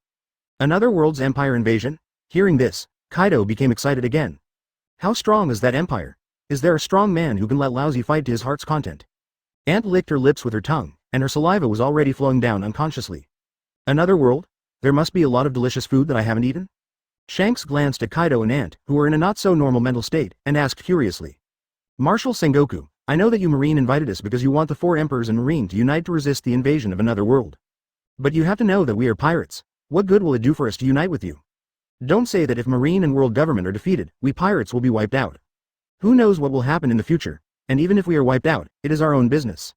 Sengoku looked at Shanks, pondered for a while, and said. In return, if you successfully resist the invasion, Marine will temporarily give up chasing you. How many years it will give up depends on whether you have contributed to this war and how much you have contributed. Hearing this, Kaido laughed out loud. Hey, Sengoku, did you invite us here just to say these words? Give up hunting us? Have you, Marine, attacked us in all these years? I've been in New World for so long, how come I haven't seen any Marine? Are you treating us like fools? Want to use us as guns? It's not that easy? Shanks and Auntie didn't say anything, but they shared the same opinion with Kaido. Just as Sengoku was negotiating with several sea emperors. In Alabasta, Robin and others received information about the Marine headquarters. 3 New World Sea Emperors actually fought directly in naval headquarters? Robin was very surprised. Marine, this is not okay. This kind of thing can happen in your own territory. But this is also interesting. It's not that easy for Marine to unite with the New World 4 Emperors. Golden Roger looked through the information and was also surprised. Charlotte Linlin, Kaido of the Beasts. What surprised me the most was that Shanks became one of the New World 4 Emperors. These 3 people should be Charlotte Linlin, Qinglong Gade, and F. Ajax in our empire, right? I can understand that Whitebeard is one of the New World 4 Emperors, but this guy has also become the Emperor of the Sea. It's really surprising. Seeing this information, Roger's extremely belligerent heart has begun to stir. Hey, Roger, you guys don't want to join in the fun, do you? Pluton Riley is very familiar with Roger's appearance. Is there anything wrong, Riley? Roger laughed. You know me, I have always been a very stable person. And Nami has already drawn the route map. Naval headquarters is very close to Sabaody Archipelago where the coding craftsman Lao Lei is. Didn't we agree yesterday to buy you from this world? It's so close anyway, so what's wrong with joining in the fun? Riley, you don't think Marine and the so-called New World 4 Emperors can leave me there, do you? Advertisement Eagle Eye Mifki next to him, although he has not spoken all the time, is ready to go, and Black Knife Knight has been inserted behind him, and he looks like he is going to set off immediately. After getting ready, Hawkeye Mifki said, anyway, His Majesty has not ordered the Imperial Army to go to war. And Princess Hancock has said before that His Majesty is keen on watching the fun when he is not handling government affairs. It just so happens that the 3 Sea Emperors of this world are gathered at the Marine headquarters. Let's go together and give them a little surprise, and let His Majesty have a good look at the fun. I don't think there is any problem. Pluton Riley looked at Hawkeye Myfok who was ready to go, and said speechlessly. I think you heard that the red-haired Shanks in this world is in naval headquarters, and you want to compete with him in swordsmanship. But you were right, it has been a long time since we let go and fought properly. This time, just show up first to attract Marine and world government to gather more combat power, so that we can catch them all in one fell swoop. That's right. Roger was already rubbing his hands. Let's go now. Riley frowned and thought for a while, then said, You go, I won't go for the time being, 50,000 troops are still stationed here. No matter what, our 2 commanders can't all leave. Roger nodded and agreed. That's good, after I go to the Marine headquarters, I will go to Sabaody Archipelago to buy you back from this world. Then we will laugh at you in this world. After saying that, Roger suddenly had an idea. Do you think we should call Golden Lion, Blue Dragon Gade, and Red Hairjacks who are still in the Empire? That would be so much fun, Robin laughed. They probably can't come over for now. If we add them, it won't be fun, but we will destroy the Marine headquarters directly. And if we overexpose the real strength of the Empire, it might scare the world government and the Marine. It will cause them to switch from open war to underground guerrilla warfare, which will bring a lot of trouble to the Empire. Roger agreed with Robin. I'm a little too excited, this really won't work. Then let's go. Captain Nami will go with us. In this kind of large-scale one-on-many fight, Captain Nami's ability is very useful. Even if we can't kill a few Marine admirals this time, we must at least destroy most of the buildings at the Marine headquarters and make them bleed. Nami originally planned to go together. Her Thunder Fruit ability must be tempered by war to become stronger. Let's go too. Lufei and Zoro were also eager to move. Roger looked at the 2 Empire supernovas, thought about it, and said, You can go, but your strength is not enough for the time being. Even if Captain Nami can't beat her, with her Thunder Fruit speed, if she wants to run, no one can stop her. You can go, but after all, there are more than a dozen top combat forces gathered in the naval headquarters now, and Hawkeye and I may not be able to take care of you. Once you encounter danger, you must immediately open the time and space hole to escape. Zoro said. Lufei and I don't plan to directly participate in this top-level battle. The main purpose is to watch the battle between the supreme fighters, which will be of great help to our future strength improvement. Lufei also thought so. Roger nodded and looked at Ace and his sister. Do you two want to go together? Ace was very entangled and said, of course my sister and I want to go, but isn't Mom coming soon? We must accompany Mom first. Well, you two won't go, and Dad will go with them. After making the decision, Roger, Hawkeye Mifok, Nami, Zoro, and Luffy turned on the high-speed flight mode of their combat suits and rushed to the Marine headquarters. If the flying combat suits were not too expensive, Al would have equipped all the soldiers in the Empire with them long ago. But even for an empire that is so powerful that it is unimaginable, it is often difficult to equip millions of soldiers in the Empire with combat suits. If another world is unified, the resources will be almost enough. Roger and his group moved very fast. After leaving Alabasta, they took the shortest route to Marineford under the leadership of Nami. At the same time, the Straw Hat Pirates, who were originally on Guy Island preparing to go to Sky Island, had already left Guy Island. Luffy was extremely anxious and urged him every once in a while. Nami, can you go faster? Ace is in danger now, I must save him. Zoro looked at Luffy's confused look and said seriously. Advertisement, Luffy, don't worry. With our current strength, even if we fly directly to Marineford, what can we change? Didn't you see the news just now? The 3 Sea Emperors of New World fought at the Marine headquarters, and then were stopped by the 10 Admirals of Marine. The 4 Emperors meeting is being held now. Luffy, do you know how serious the situation is? How terrifying is the strength of 11 Admirals? Although we don't know how powerful Admiral is, it's probably not much different from Hawkeye, the world's #1 swordsman. It's like being in Marineford now. Marine alone has gathered 11 terrifying fighters comparable to Hawkeye. Our strength is not even a little bit different. Of course we have to save Ace, but we must not rush in as recklessly as you did in the past. Sanji rarely agrees with Zoro and also speaks up. Luffy, this time is different from the past. We can only look for opportunities to save Ace according to the situation. Otherwise, with so many top fighters, even if it's just the aftermath of their fight, we can't bear it now. And don't forget, in addition, there are 7 Shichibukai who will also be there. This level of war is not something that small pirates like us can easily participate in. Luffy, don't be impatient. Luffy seemed to have listened to Zoro and Sanji's advice, but he didn't seem to have listened. He lay on the sheep's head of the Mary, staring blankly at the lifecard belonging to Ace in his palm. Don't worry, Zoro, Sanji, Nami, I will not be the same as before. As long as we rescue Ace, we will escape as quickly as possible. At this time, the Straw Hat Pirates were like a stone thrown into the sea, without any waves. When Roger and others went to Marineford, the headquarters of Marine, the 4 Emperors meeting had lasted for several hours, but no consensus was reached. Sengoku rubbed his eyebrows and considered Kaido's proposal in his heart. What do you think, old man Sengoku? As long as you Marine, no matter what arms you buy after the war, you must buy lousy. Okay. If you agree, then I will cooperate with you. Of course, you can rest assured that the weapons produced by my Kaido's factory are of excellent quality. Even if you want to buy seastone weapons and seastone bullets, you can buy them as long as the price is right. The Marines present all looked very unhappy. Not 10 of them could accept the fact that Marine bought arms from pirates. But as the saying goes, people always compromise. Kaido also knows this truth. Before this, Kaido's proposal was even more outrageous to the ultimate. Anyway, I have 2 conditions. Either you give Vegapunk to Lousy, or you agree to let Marine buy arms from Lousy. Otherwise, Lousy will not cooperate with you. Also, I'll tell you secretly that many of the arms of the world government are produced by Lousy, but they buy them from Joker. Compared to Kaido, Marine directly agreed to Big Mom's conditions. Big Mom only had one request, that is, Marine needed to send a certain number of giants to her Wanguo and live in Wanguo. At the same time, she also asked Marine to come forward and ease the relationship between Wanguo and Elbaf. Sengoku already knew that the world government would buy a large amount of arms from pirates every year. However, he did not directly agree to Kaido's request, but turned to look at the red-haired man and said, Red-haired, what are your conditions? Let's talk about it together. The red-haired man shook his head. I don't need money, nor do I need any other conditions. I will only make my own judgment based on the actual situation I see after the Imperial army begins to invade. If they are evil and brutal, then I will naturally take action. If not, then I will consider it carefully. The first meeting between the 4 Emperors and Marine lasted for more than 8 hours, but it was not yet concluded. Roger and others, who were rushing at full speed, could already see the gate of the Marine headquarters. Chapter 57 Roger, Hawkeye Miffy and red-haired Shanks meet. Is this the Marine headquarters of this world? It doesn't look that good. Roger and his companions were flying in the air. Looking far away, they could already see the damaged gate of Marineford. Nami smiled and said, This is normal. This is how it should be in a world without His Majesty. According to my people's investigation, there are more than 300 countries in this world. More than 300 countries are fighting each other and are hostile to each other. All resources are spent on hostility with other countries, which is a serious waste.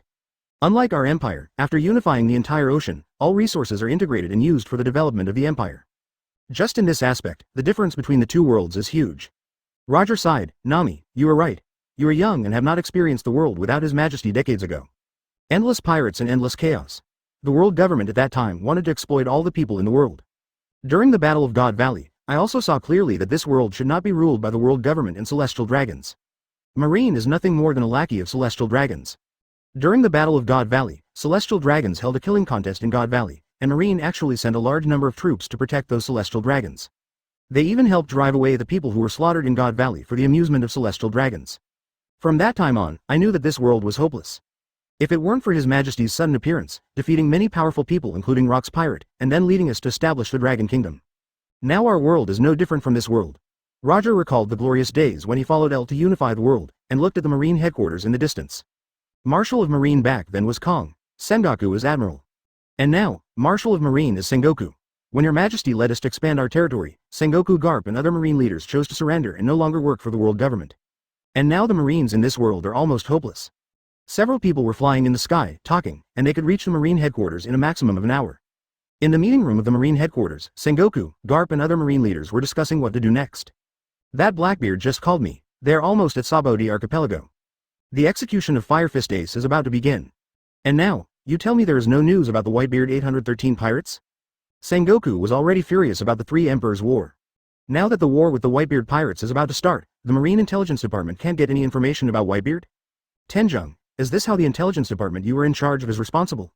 Sabodi Archipelago, to the Marine headquarters, it is only a day's journey at most. Now countless eyes around the world are watching our Marine headquarters. They are all waiting for us to publicly execute Ace of Fire Fist. The Whitebeard pirates have been fully assembled, and they will come out in force after Ace of Fire Fist arrives at the Marine headquarters. And the large amount of Imperial combat power gathered in Alabasta is also eyeing them covetously. Sengoku simply couldn't imagine that as the Marshal of all Marines, he didn't even know where the enemy was. I didn't even expect you to get the information about those Imperial strongmen in Alabasta. Dark Horse Tianjung really has no words to express his pain. None of the intelligence personnel he sent out could report the news to him alive. Marshal, the Whitebeard pirates have gone crazy. In 3 days, I have sent out more than 3,000 Marine intelligence personnel. In just 3 days, all 3,000 people were killed. The one who attacked must be the Whitebeard pirates. The only thing I can be sure of now is that the Whitebeard pirates are near the waters of the Fishmen Island. But Marshal, you also know the relationship between us and the Fishmen Island. It's good that they don't obstruct our Marine investigation. It's simply a pipe dream to expect them to cooperate. The Fishmen Island is also the territory protected by Whitebeard. There, we Marines are completely outsiders.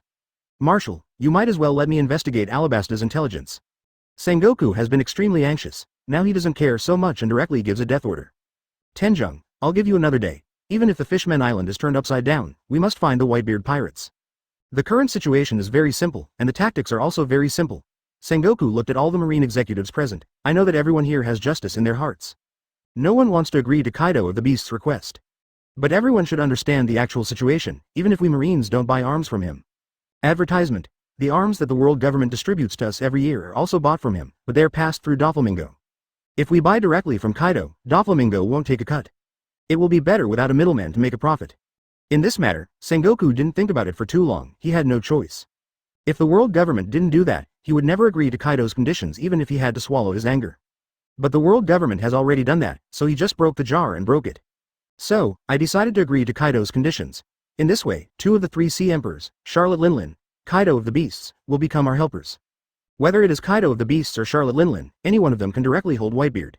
With the 2 of them, plus the combat power of the world recruitment, the Whitebeard pirates are not to be feared at all. After quickly dealing with the Whitebeard pirates, we are likely to face the Empire's army. At that time, the war will really begin. This is the best way at present. What do you think? Sengoku gritted his teeth and said his plan. All the Marines present looked extremely ugly. Cooperating with pirates is against their inner justice. The most intense reaction was Akainu Sakazuki, who upholds absolute justice. He was so angry that his hands had turned into the color of molten lava, emitting black smoke. No matter what you think, I will never agree to cooperate with pirates. Marshal Sengoku, it's only been a short time since first left the Marine headquarters for a mission, and the Marine has become like this. Why didn't you tell me that you were going to unite with the New World 4 Emperors? Even if the Empire invades, so what? At most I'll die in battle. I'd rather not be a Marine than cooperate with pirates. After Sakazuki finished speaking, he rushed out of the meeting room. Sengoku sighed and didn't think about persuading Akainu. He knew very well how much Akainu hated pirates and it was impossible to persuade him. What about you? Do you think the same as Sakazuki? The meeting room fell into a dead silence. Since you all have no objection, let's do it this way. When all the wars are over, I will resign as Marshal and no longer be a Marine. As a Marshal, I am no longer worthy of being a righteous Marine. After Sengoku finished speaking, he waved his hand tiredly and asked everyone to leave. Just when Sengoku was in a meeting, Hawkeye Mifok, Roger, Nami, Zoro, and several others came to Marineford Masaomi. How do you think I look like now? Roger manipulated the combat suit to completely cover his appearance. Nami and the others were speechless. Marshal Roger, isn't it better to show up directly? Why hide your identity? Roger laughed. You don't understand this feeling. I in this world have been executed by Marine a long time ago. After the fight starts, I will accidentally reveal my lineup and scare them to death.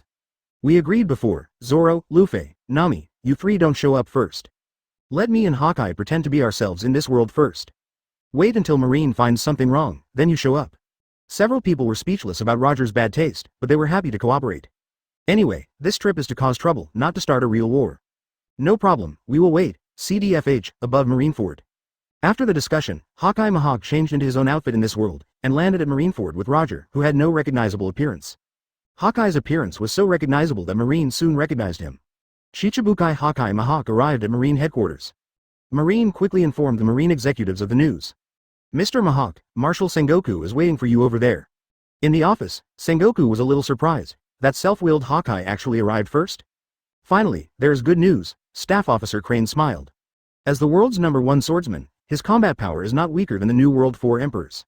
As long as he does not lie, our chances of winning this war will increase by another 10%. Sengoku nodded, and of course he also recognized Hawkeye's strength. After the long journey, arrange a place for him to stay and receive him with the highest etiquette. Tell Hawkeye that I will go see him in person after he has rested. Advertisement in Marineford, Hawkeye and Roger quickly arrived at the arranged residence under the guidance of Marine. After entering the room and clearing the surveillance telephone bugs in the room, Roger was very surprised. No, you are so popular in this world? With your arrogant personality, you have such a good relationship with Marine in this world? Marine in this world can give you a house of this standard, which is probably the highest reception standard. Hawkeye Mifok himself felt a little strange. Although I am one of the Shichibukai in this world, I am still a pirate after all. Marine can do this. Roger found a place to sit down casually and frowned. It seems that Marine is trying to win over you in this world. From this, it can be inferred that Marine has already resorted to some means to gather combat power. Marshal Sengoku of Marine will meet you later, I will go with you. I want to see what kind of person the Marine Marshal of this world is. Red-haired Shanks, who was still staying at the Marine headquarters, also heard the voice of the Marine broadcast that the world's #1 swordsman Hawkeye had arrived at the Marine headquarters. Is Hawkeye here? Ha ha ha, I'm bored here, let's go and have a drink with him. The red-haired man was so happy that he asked Marine Hawkeye where Mihawk lived. He took Ben Beckman, Yasop and other red-hair pirates to find Hawkeye. There were more than a dozen Marines following behind him, pushing several carts of alcohol. Boss, don't you need so many bars? Are you going to find Hawkeye to reminisce about the past, or are you going to drink him to death? Rikilu was confused. It's not a big deal. Hawkeye pretends to be very cold, but he can drink a lot. The red-haired man replied casually, and soon found the residence of Hawkeye Mifki and Roger at the moment. Shanks shouted before they arrived. Hawkeye, you came so early, and you didn't even tell me. Open the door, I'm here to drink with you. Inside the house, Hawkeye Mifki and Roger were waiting for Sengoku to come to see them, but they heard a familiar voice coming from outside the door. Why does this voice sound so familiar? Jack's voice? Roger and Hawkeye quickly recognized it. No, Jax hasn't come to this world yet. His variant in this world is the New World 4 Emperors, red-haired Shanks.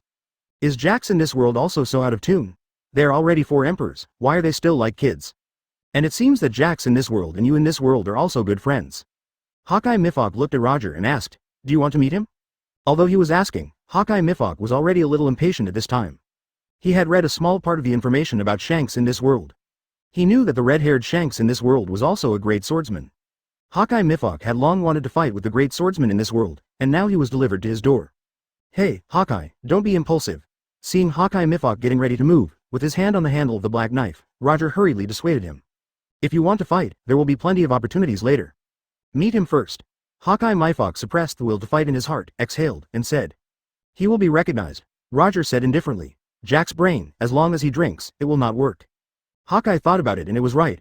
Red-haired Jax was indeed like this. Just when the two were about to open the door, Shanks kicked it open. Hawkeye, what are you doing? Why haven't you opened the door for so long? Could it be that you were afraid of me drinking last time? Ha ha ha. No, I won't go home until I'm drunk today, drink to my heart's content. Lakilu, go ask Marine for some food. If it doesn't work, make some and send it over yourself. I'm so happy to see Hawkeye at Naval Headquarters. Shanks went up and put his arm around Hawkeye's shoulders, holding a large jar of wine in his hand, and drank it himself. After drinking a large glass in one breath, Shanks' face turned red. This guy is the kind of guy who gets tipsy after drinking a little, but can stay tipsy and drink non-stop. Hawkeye Mifok was stunned, thinking, is the red-haired Jax in this world so unruly? No, the unhaired Jax in the Empire seems to be more outrageous than the guy in front of him. Mifok thought of some bad memories. When he was in the Empire, he was drunk by Jax too many times, and then he was laughed at by Jax. Thinking of this, Hawkeye also became angry. You can't drink more than you in the Empire, and you can't drink more than you in this world? I don't believe it. As Shanks drank, he soon saw Roger next to Hawkeye. Roger was also looking at Shanks. Chapter 58 Shanks. Roger, your strength is still not enough, you need to practice more. Roger did not reveal his true face. He was looking at Jax in this world. He was looking at the child he had picked up in the Valley of Gods with the Emperor. In another world, during the Valley of Gods War, Jax, who was only 1 year old, was placed in the reward treasure chest of the Celestial Dragons Massacre competition by someone unknown. The treasure chest, which served as a shelter, was broken by the aftermath of the battle and was discovered by Roger. Since then, he has been following Roger, and sometimes receives various teachings from Al. Therefore, compared with Shanks in this world, the red-haired Jax in another world grew up with Roger.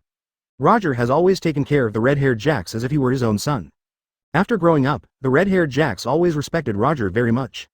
He did not disappoint the teachings of Emperor Al and Roger, and became one of the highest fighting forces of the Empire before the age of 25. With such a past, Roger would naturally take a few more glances at the red-haired Shanks in this world. However, as soon as his eyes looked at Shanks, his brows knitted tightly and anger rose faintly in his heart. Roger's eyes fell on the empty left arm of red-haired Shanks. In Roger's opinion, Shanks must have had his left arm cut off in a battle with someone else.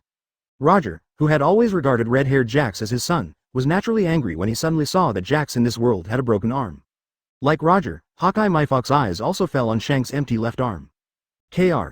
Hawkeye was about to ask, but then he remembered that he was not the world's #1 swordsman Mahawk, and immediately stopped asking.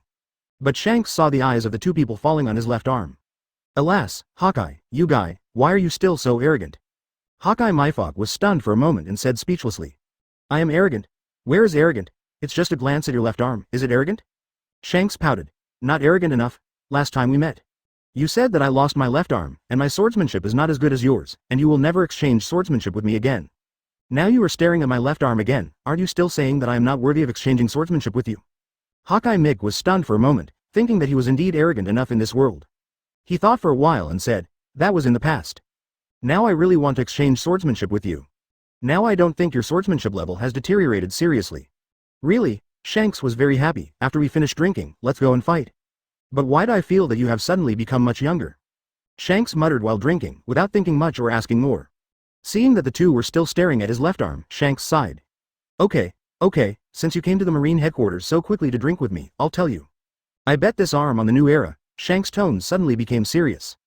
Hawkeye. Roger. What new era? Hawkeye was curious but couldn't ask him about his left arm, but he didn't expect this guy to tell him himself. You didn't lose your left arm in a sparring match? What kind of enemy could make a man like you lose your left arm? Don't talk about the new era. The Empire is the new era. Hawkeye subconsciously said the Empire. But Shanks didn't think much about it. After all, he knew that Hawkeye had fought a supernova swordsman from the Empire in East Blue. Seeing Hawkeye's questioning, Shanks avoided the question. Hawkeye deliberately said loudly, you must have had your left arm cut off in a fight. Red-haired Shanks widened his eyes and said, how can you slander someone's innocence out of thin air? What innocence? Beckman also felt that his captain was a bit outrageous. I saw you fighting against the King of the Sea that day and being beaten. Hearing this, Shanks' face turned red, and the veins on his forehead burst out. He argued, fighting the King of the Sea can be considered a loss. Can we lose in our pirate business? Then he said something difficult to understand, such as, I didn't pay attention at the time, and, the King of the Sea is very powerful, which made the red-hair pirates laugh. The room was filled with a happy atmosphere inside and outside. Seeing the look of red-haired Shanks, Hawkeye and Roger also laughed directly. Afterwards, Shanks gulped down several more mouthfuls of wine, and said with a red face and a sigh. Okay, I'll tell you then. Speaking of which, that Sea King is really capable. I wasn't paying attention at the time, and it bit off one of my arms. Sea King? Hawkeye and Roger didn't quite understand. You're not talking about that kind of garbage sea beast in the ocean, are you? Red Hair was speechless for a moment, very embarrassed. That kind of sea beast. Hawkeye and Roger were both full of questions. Advertisement. No, are you kidding me? How on earth did a man like you manage to have his left arm bitten off by that sea beast that could scare you to death at a glance? I was trying to save a child. Red Hair Shanks was very stubborn, unwilling to admit that he was a loser at the time. Don't even think about saving a child. With your strength, even if you save 100 children, it's just a piece of cake. Even if there are 100, 1,000, or 10,000 sea beasts, with your Haki, if they can live one more second, those sea beasts can be called the overlords of a region. Roger next to him was also stunned, thinking in disbelief. Is this guy a fake? How could the variant of red hair Jax in this world look like this funny guy? Shanks himself also thought it was quite outrageous at the time. He was so excited that he didn't even use Haki and gave away his left arm directly. But he didn't want Hawkeye to think he was a funny guy, so he immediately changed the subject and said, even if you lose your left arm, you won't be my opponent. After drinking, the two of us will go out and try. I can beat you with one arm, okay. Hawkeye Mythic had long wanted to try the red hair Jax in this world, and agreed immediately. Ahem, add me to the sparring later. Roger couldn't help himself and interrupted. Red-haired Shanks looked at Roger with a strange look in his eyes. Who is this? Why do I feel familiar? But I can't remember what kind of feeling. Roger didn't reveal his identity to red-haired Shanks for the time being. Ha ha ha, I think you are also very familiar. Maybe in another world, we not only know each other, but also have a good relationship. Ha ha, you are a very interesting person, come and drink. Shanks handed a large pot of wine to Roger. Roger was not polite, he raised his head and started drinking. Hawkeye, you are not kind. Didn't you say that you have no other friends besides me? Then why is this friend so compatible with me? You are not kind to introduce such an interesting friend to me. After drinking a few sips of wine, Shanks looked at Roger and smiled. The intensity of the sparring between Hawkeye and I may be a little bit higher. My friend, you. Shanks had never heard of the man next to Hawkeye. Therefore, he subconsciously thought that his strength was at most the level of an ordinary Shichibukai, and he could not interfere with the battle between him and Hawkeye. Hawkeye Myfok saw that Shanks did not trust Roger's strength, and a smile appeared on his face. Easy. In fact, my friend's strength is stronger than mine. No matter whether it is swordsmanship or hockey, he is better than me. Hearing Hawkeye's words, Shanks was stunned. Better than you. Hawkeye, it's been a long time since I last saw you, and you have become so humorous and can joke. I'm telling the truth. Hawkeye looked serious. When he was in the Empire, since Hawkeye became the supreme fighting force of the Empire, he had sparred with Roger a lot. But no matter how many times they sparred, whether it was sparring swordsmanship or hockey strength, Hawkeye could not beat Roger even by one move every time. Seeing Hawkeye's serious look, Shanks frowned and said, are you serious? If you say his hockey is better than yours, I will reluctantly believe it. But if you say his swordsmanship is also better than yours, then I don't believe it. As he said that, Shanks cast an apologetic look at Roger, apologizing for not trusting his strength. Roger held back his laughter and waved his hand, not caring at all. He was now a little bit unable to hold back and wanted to reveal his identity. At this moment, Roger, looking at Shanks's face full of disbelief, couldn't help thinking. Fortunately, I just made the decision to hide my identity. Otherwise, I won't see the stunned look of Jax in this world later. Don't be impatient, reveal your identity later. Roger resisted the impulse in his heart. Seeing that Roger didn't care, Shanks threw a bottle of wine over and continued to say to Hawkeye. Even I recognize your title as the world's greatest swordsman. There are indeed people who can beat you in this sea, but there is absolutely no one who can beat you in pure swordsmanship. Even the dragon-slaying swordsman Ryoma in Wano Kuni back then could not have defeated your swordsmanship. Hawkeye Myfok held back his laughter, even though he had a cold personality. Now he was looking forward to seeing what Shanks would look like after Roger revealed his identity. You will know soon. Let's drink first. Hawkeye Myfok didn't continue to argue with Shanks about this topic. Advertisement. However, hearing that Shanks, the Emperor of the New World, trusted and respected his own experience in this world so much, made him more interested. Asterisk. Yes, let's drink first, and we won't go home until we are drunk today. Shanks quickly put aside what happened just now and drank the bottle in one breath while holding the bottle. While drinking, Shanks asked, Hawkeye, I heard that you fought with the strong man of the Empire in that world. I heard from Sengoku that the person you fought with was the Empire's supernova, the three-sword style master Zoro. How does it feel? I am very curious about the existence of that empire. Hawkeye, Mick and Roger raised their eyebrows slightly after hearing Shanks' words. Zoro has fought with me in this world. Why haven't I heard him talk about it before? Hawkeye was silent for a while, and then said, Zoro is very strong. His strength is worthy of being one of the Empire's supernovas. It was a pretty good fight then. But he's no match for me. Shanks nodded and said, Hawkeye, tell me the truth, what do you think of that empire? Sengoku invited us Sea Emperors to come here this time to discuss how to deal with the invasion of the empire. As a marine marshal, he even defeated Kaido and Big Mom's conditions in order to resist the invasion of the empire. Have you seen those people from the empire in person? Are they the kind of extremely evil people? Or, if the empire really succeeds in invading this world, do you think this world will become better or worse? The reason why Shanks has to wait until he meets the people from the empire before deciding how to act. It's because he has been thinking about this question and waiting for the answer to this question. And it just so happens that, due to Roger's trickery, the great swordsman of the empire, Hawkeye Mifki, is considered by Shanks to be his good friend Mihawk in this world. As one of the strongest swordsmen in the empire, Hawkeye didn't expect that Jax in this world would ask him this question. After a moment of silence, Hawkeye Mifki said solemnly. Based on my understanding of that empire, Quote, after their majesty rules the world, it will only make the world a better place. Shanks, do you think there are any rulers who are more tyrannical and disregard the lives of the people than the current world government and celestial dragons? I have heard the three-sword master Zoro say, the people of the Empire live happily under the rule of that majesty. In that world, there are no pirates who plunder everywhere, no celestial dragons who claim to be gods and buy and sell people as slaves at will. There are no marines who are just on the surface but are actually running dogs of celestial dragons. Everyone can live well, and the sea in that world is peaceful, prosperous, and thriving. After hearing what Mifki said, Shanks was silent for a while, and said yearningly. If it is true, then I really yearn for such a world. I don't know if there is a chance to witness such a happy world in my dreams with my own eyes. Quote. There will be a chance. Hawkeye and Roger's eyes were full of pride. When the time comes, I will take you to another world. Just when Roger, Hawkeye, Shanks and others were drinking heartily, Sengoku finally finished his work and prepared to come to meet Hawkeye, the world's #1 swordsman in person. If it were the previous Sengoku, he would never lower himself to meet a Shichibukai in person. But now it's different. Since he agreed to Kaido's conditions, Sengoku has started to break the jar. He would think to himself that he has agreed to the conditions of the pirates, and there is no point in the majesty of the Marine Marshal. I hope I can reach an agreement with Hawkeye this time. Let him go all out. His combat power is definitely not inferior to the Sea Emperor of the New World. The more times like this, the more we should be respectful and humble and absorb more top combat power. Quote. Sengoku thought to himself on the way to find Hawkeye. Garp also came with Sengoku. Since Garp knew that Ace was going to be publicly executed, he never smiled again, never ate senbei again, and had a gloomy face all day. If he didn't bear the name of a marine hero, and didn't bear the responsibility of being, he would have thought of killing Blackbeard Teach immediately and saving Ace. Garp, I know how you feel, but don't forget that you are a marine hero. At this time, you must not make trouble. Garp's face was as gloomy as water, and he didn't answer. Just then, the great marine swordsman Momoshiki rushed over. Marshal, I heard that Hawkeye has arrived at the marine headquarters. Yes, I'm going to find him now, Sengoku answered casually. That's great, I'll go with you. As a swordsman, I haven't fought with Hawkeye, the world's #1 swordsman. Momoshiki put his hand on the famous sword Kinpira at his waist, and some fighting spirit surged. In this sea, as long as there is a swordsman with aspirations, there is no one who does not want to fight with Hawkeye. Sengoku and his friends soon came to the door of Hawkeye's room. Chapter 59 Sengoku Garp is stunned. Roger is not dead.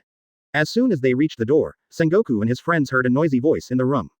Hawkeye, if you say so, then we must go to that empire in the future. But now, let's see how the Whitebeard pirates and the marine headquarters are doing. If that empire is really as you said, what is my so-called 4 emperors compared to that emperor? If that day really comes, I will remove my title of Sea Emperor myself.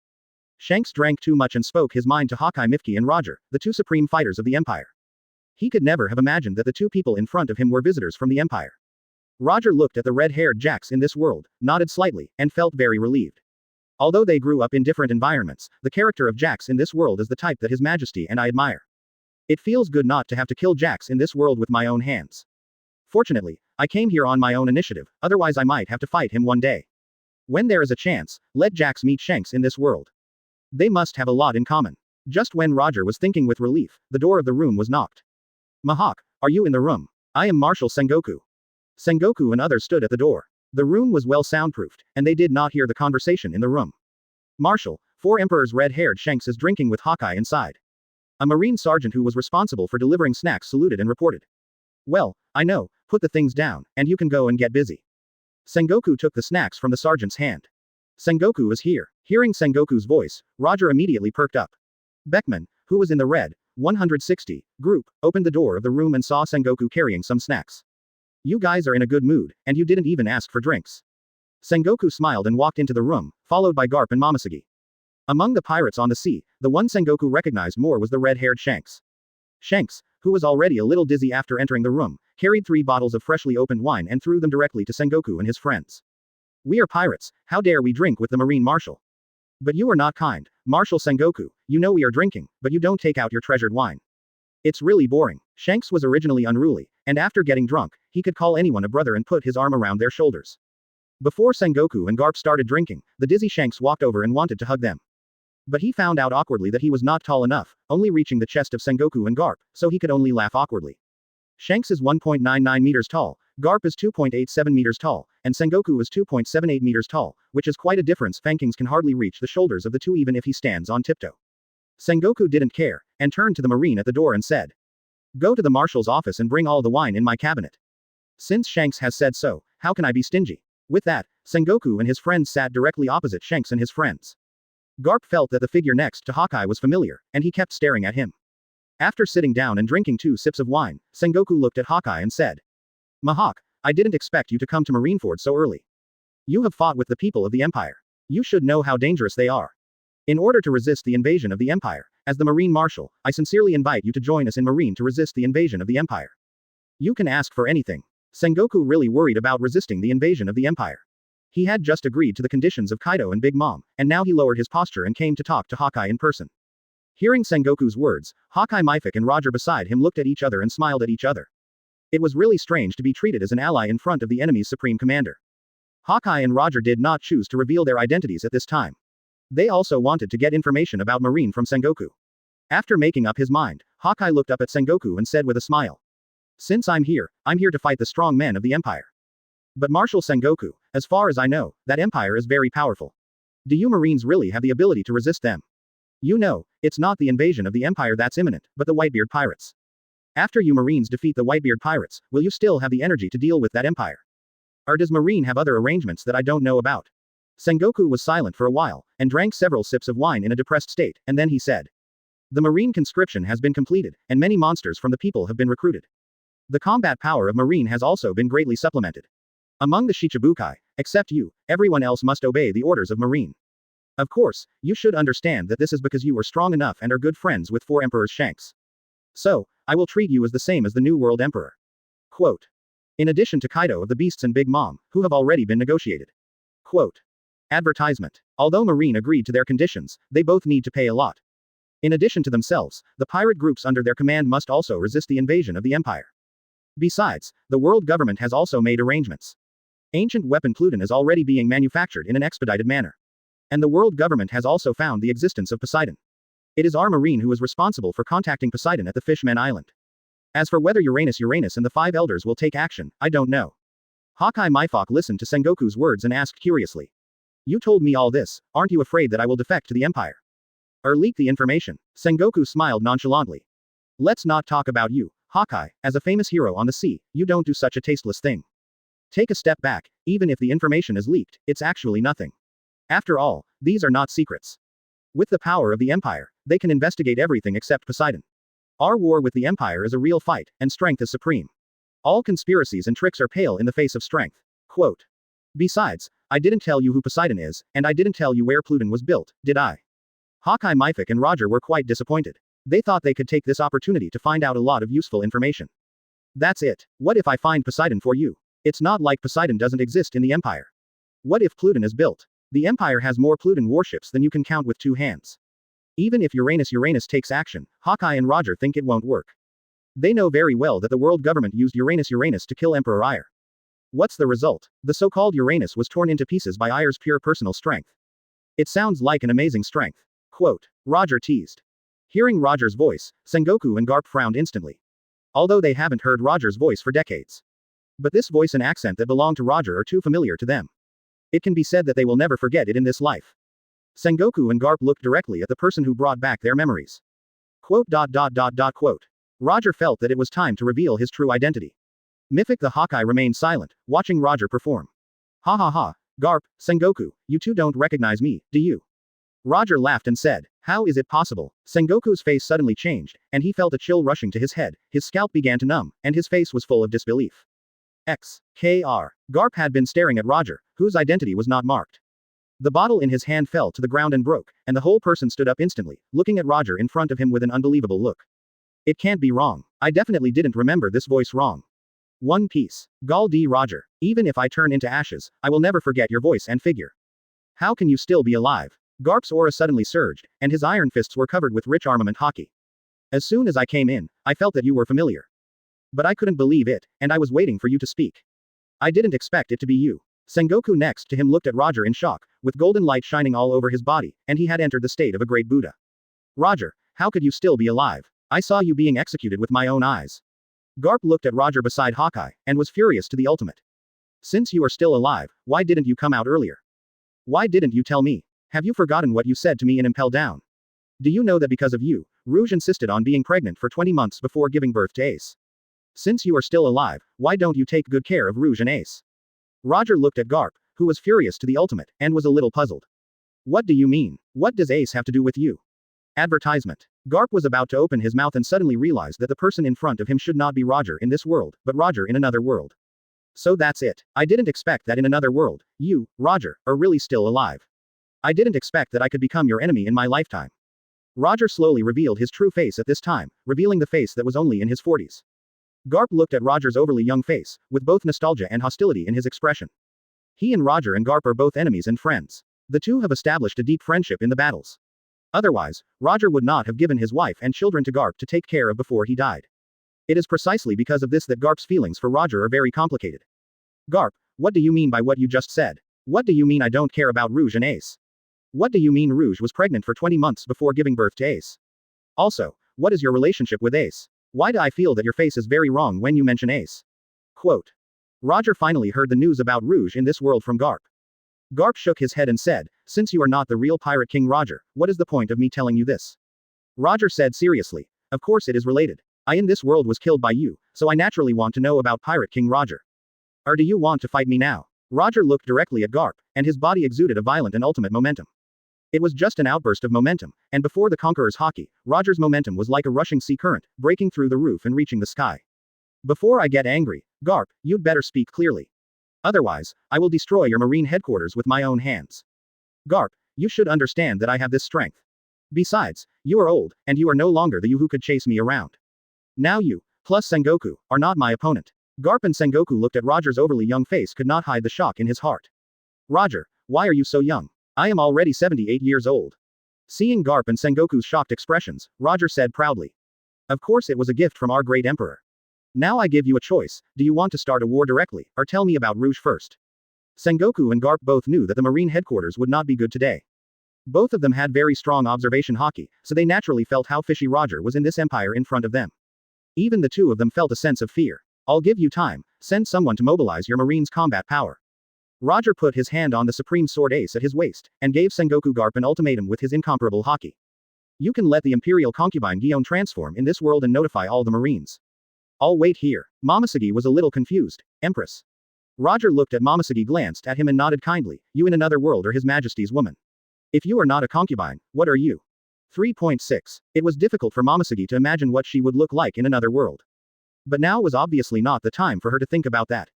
Gion, go and inform the others. Let's talk to Roger first. Under the current circumstances, Sengoku could only arrange it this way. Momosuke left quickly. After a long silence, Imp said. 22 years ago, you in this world were seriously ill and could not live for more than a year. Then you surrendered to Marine. And were executed in Logue Town. I know all this. Roger was a little impatient, I want to know about Rouge and Ace. Garp sighed, before being executed, you in this world asked me to help take care of his family. The child is innocent, Intian agreed. After Roger died, the world government searched for Roger's family and orphans in South Blue. Quote. The world government conducted a blanket search, and all pregnant women who were pregnant during that period were included in the scope of investigation. And at that time, Rouge was already pregnant with Ace. She is a great mother. In order to avoid the investigation of the world government and to keep Ace alive, she relied on her own vitality to keep Ace in her belly for 20 months before he was born. After Ace was born, Rouge died. Before she died, she asked me to take care of Ace. So, I took Ace back to Windmill Village. And let him call me Grandpa, and grow up with Lufei as my grandson. Hearing what Garp said, Roger's eyes almost burst into fire. World government, right, I will go there. At the same time, Roger's momentum that had just exploded was sensed by many strong men in Marineford. Momosuke also sounded the highest level alarm in Marineford. Chapter 60. The Empire's Supreme Combat Power Roger versus Marine Headquarters. That's not right, Garp. What did you just say? Let Ace call you Grandpa. The angry Roger suddenly realized. No, then what am I? Won't I become your son? You old man are good at taking advantage. Roger was very unhappy. But he was actually very grateful to Garp in his heart. After all, Garp in this world and Roger the Pirate King are old enemies. In this case, Garp, as a marine hero, is willing to help him take care of Ace and raise him up, which is very stressful. Only Garp dares to do this. If it were anyone else, Sengoku would have sent someone to kill him long ago. At this moment, in addition to feeling sorry for Rouge in this world, what Roger wanted to do most was to pick up a sword and kill the world government. It's almost time, it's almost time. Roger suppressed his anger. He was the commander of the Empire's first army. He couldn't act on impulse and had to be responsible for the Empire's soldiers. When Roger revealed his true face, Sengoku and Garp were extremely shocked. The red-haired Shanks next to him had been in a daze. Roger had already heard the shrill alarm sounded by Marine at this time, but he was not panicked at all, instead his desire to fight soared. However, before the battle, he still had a few words to say to the red-haired Shanks in this world. Roger turned his head and looked at Shanks. The red-haired Shanks looked at this face engraved in the depths of his memory and would never forget it in his life, his pupils constricted, and his body trembled slightly. At this moment, Shanks was half sober, and his eyes seemed to have thousands of words to say to Captain Roger. Shanks, haha, you didn't expect it to be me. Roger reached out and rubbed Shanks's red hair, just like when he faced the red-haired Jacks in the Empire. Shanks stood there blankly, looking at Roger in front of him. The last time Captain Roger rubbed my hair like this was decades ago. I didn't expect to see Captain Roger again. Shanks was very excited and even wanted to cry for a while, but he held back. Roger looked at Shanks' broken arm and the 3 scars on his left eye, and said with emotion. You in this world look much more mature than the unborn Jacks in our world. You've suffered, Shanks. Facing Roger, Shanks couldn't help but recall the happy days when he was a child on the Oro Jackson. Captain Roger. Although he knew that the Roger in front of him was one of the supreme fighters of the Empire, not the Pirate King Roger. But Shanks still preferred to call him Captain Roger. Because in front of this Roger, he could also see the care for himself in his eyes, that kind of sincere and caring eyes, no different from the Captain Roger in his memory. Shanks, now is not the time for you and me to sit down and chat. I haven't forgotten what you just said me. Do you just think that I am not enough and can't participate in the duel in Hawkeye's duel? Roger smiled. Tianko said. To be honest, I almost didn't beat your boy just now, but underestimated me. Hanks scratched his head embarrassed. In front of Roger, even if he had become a Shanks of the Sea Emperor, he still felt that he was the child who had been carried by the captain. In the Bamboo Barber Bar, you can definitely find him there. Shanks didn't care about Sengoku and Garp around me, and said the specific position where Pluton Rayleigh was located. That guy Rayleigh is in Sabayati Archipelago. When things are over here, let's go see him together. I really want to know how this old guy will react when he sees me. Roger's words were very arrogant, and he didn't take the Marine headquarters seriously at all. What? Looking at your expressions, you two are very unhappy. Seeing Sengoku and Garp frowning, Roger spoke without hesitation. Sengoku, Garp, you two don't think your Marine can keep me here, do you? Let me remind you, I'm not the Roger who was seriously ill in your world. The Hawkeye Myfok next to him also stepped forward, casually pulled out the black knife on his back, and said expressionlessly. I'm not the world's #1 swordsman in your world. But I really want to know, who is Hawkeye Mahawk in your world stronger? Or am I stronger, who often competes with the 5 strongest swordsmen in the Empire? Hawkeye Myfok, while speaking, stared at Sengoku and Garp with his hawk-like eyes. I have fought with the 2 from the Empire many times. Let me measure it myself. Are you stronger in this world, or are the Empire's top fighters Garp and Zongwo stronger? Be careful, the 2 from the Empire are much younger than you. How much of your peak combat power can you unleash when you are so old? Hawkeye raised the black blade knight with one hand, pointing the tip of the sword at Sengoku and Garp. Hey, Myfok, don't steal my opponent. With a clang, Roger slowly pulled out the supreme sword ace, and the superb Conqueror's Haki wrapped around the blade like flowing water. Hawkeye Myfok spread his hands. Then I'll watch your performance first. I still want to fight with the swordsman. It's a pity that Marine only has one great swordsman, Princess Gion. After complaining, Roger glanced at Sengoku and Garp with heavy faces, and said with some dissatisfaction. You Marine are too slow to respond. It's been several minutes, why hasn't anyone come yet? Sengoku stared at Hawkeye Myfok, his teeth creaking. Advertisement. Are you Hawkeye from that world? You actually treat me, the Marine Marshal, like a monkey. Still so arrogant. You two will leave your lives here today. Sengoku was furious to ultimate, but calmed down instead.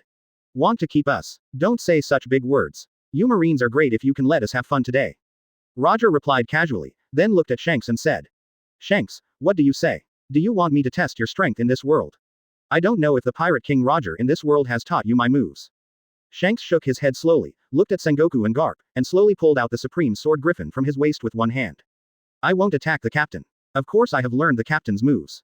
Let Captain Roger test it later. Seeing that their captain had drawn his sword, Beckman, Usopp, and Lakilu were also ready to fight.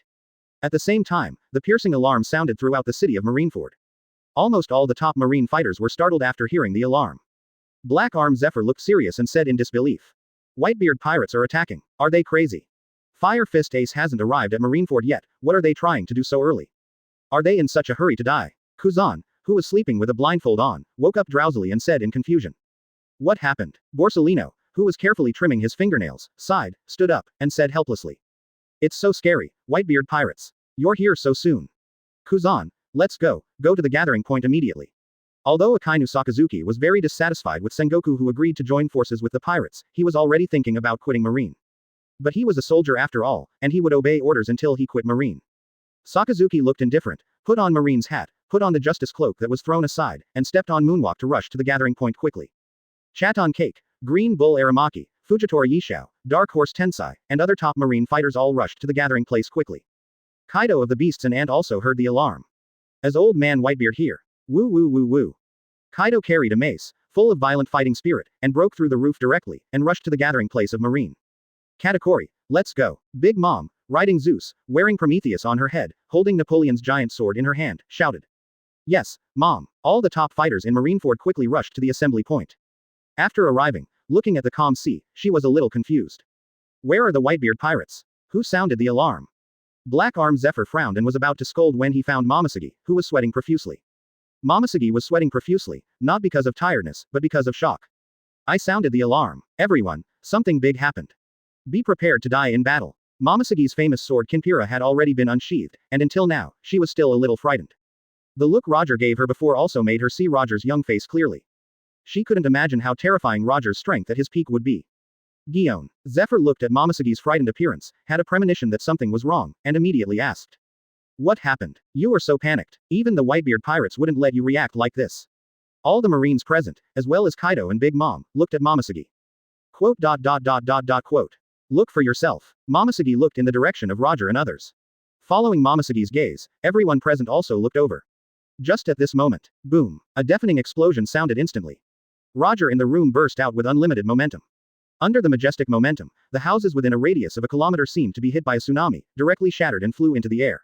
Under Roger's powerful momentum, the ground also cracked with dense cracks. Advertisement. Who is it? Is that Conqueror's Haki? Green Bull, who was ignorant, spoke in shock. No, that's not Conqueror's Haki. Zephyr was shocked and murmured. BB. It's just the momentum of a strong man. It's far from the Conqueror's Haki. Green Bull Aramaki felt unbelievable. How is this possible? When did this level of strong man appear in this sea? Can the momentum burst alone have such amazing power?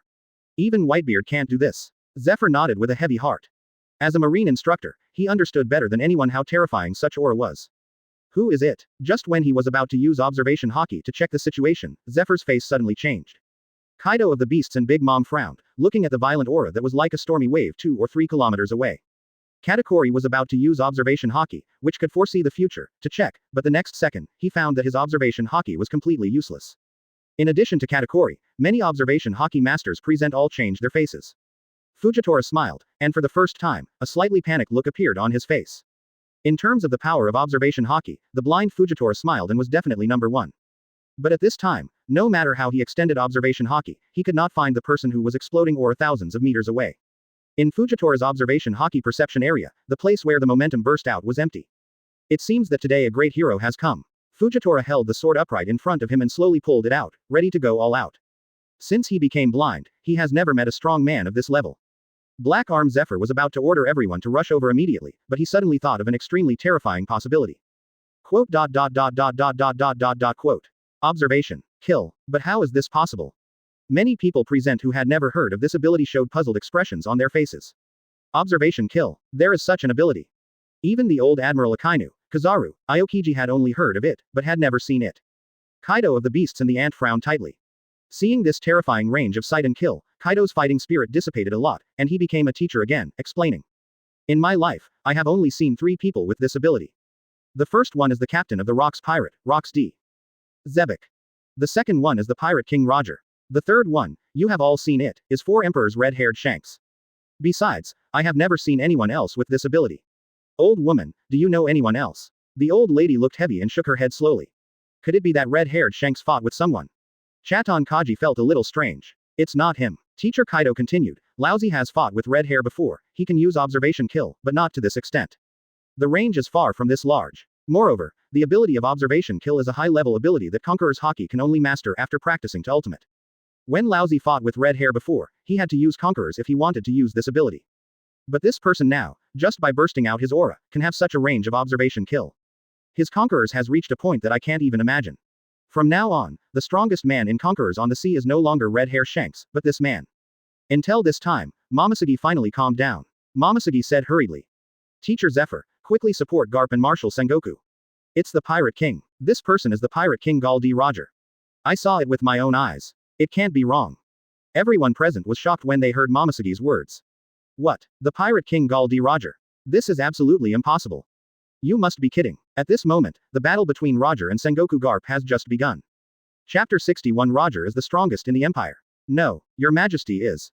Gion, what's going on? Roger, the Pirate King, died 22 years ago. I watched him die. Black Arm Zephyr found it hard to believe Momosegi's words. Momosegi took a deep breath and confirmed. If I hadn't seen it with my own eyes, I wouldn't believe it. But the fact is that the man is Roger. It's just another world, Roger from the Empire that is about to invade our world. I saw what he looks like with my own eyes. The Roger from the Empire came to the Marine headquarters with Hawkeye. Marshal Sengoku originally wanted to meet Hawkeye, but it turned out like this. Momosegi's words made all the Marines, Kaido of the Beasts, Big Mom and others present gasp, their pupils all shrank, and they couldn't believe it at all. If it is a variation of One Piece in another world. Quote. I am afraid that the Marine headquarters will not be well today. But even if Roger is alive, he should be in his 60s or 70s. Even if his fighting power is terrifying, his endurance and stamina will be insufficient.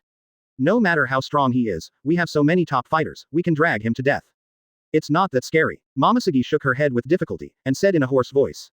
Teacher Zephyr, if it is an old Roger, do you think I will have that reaction?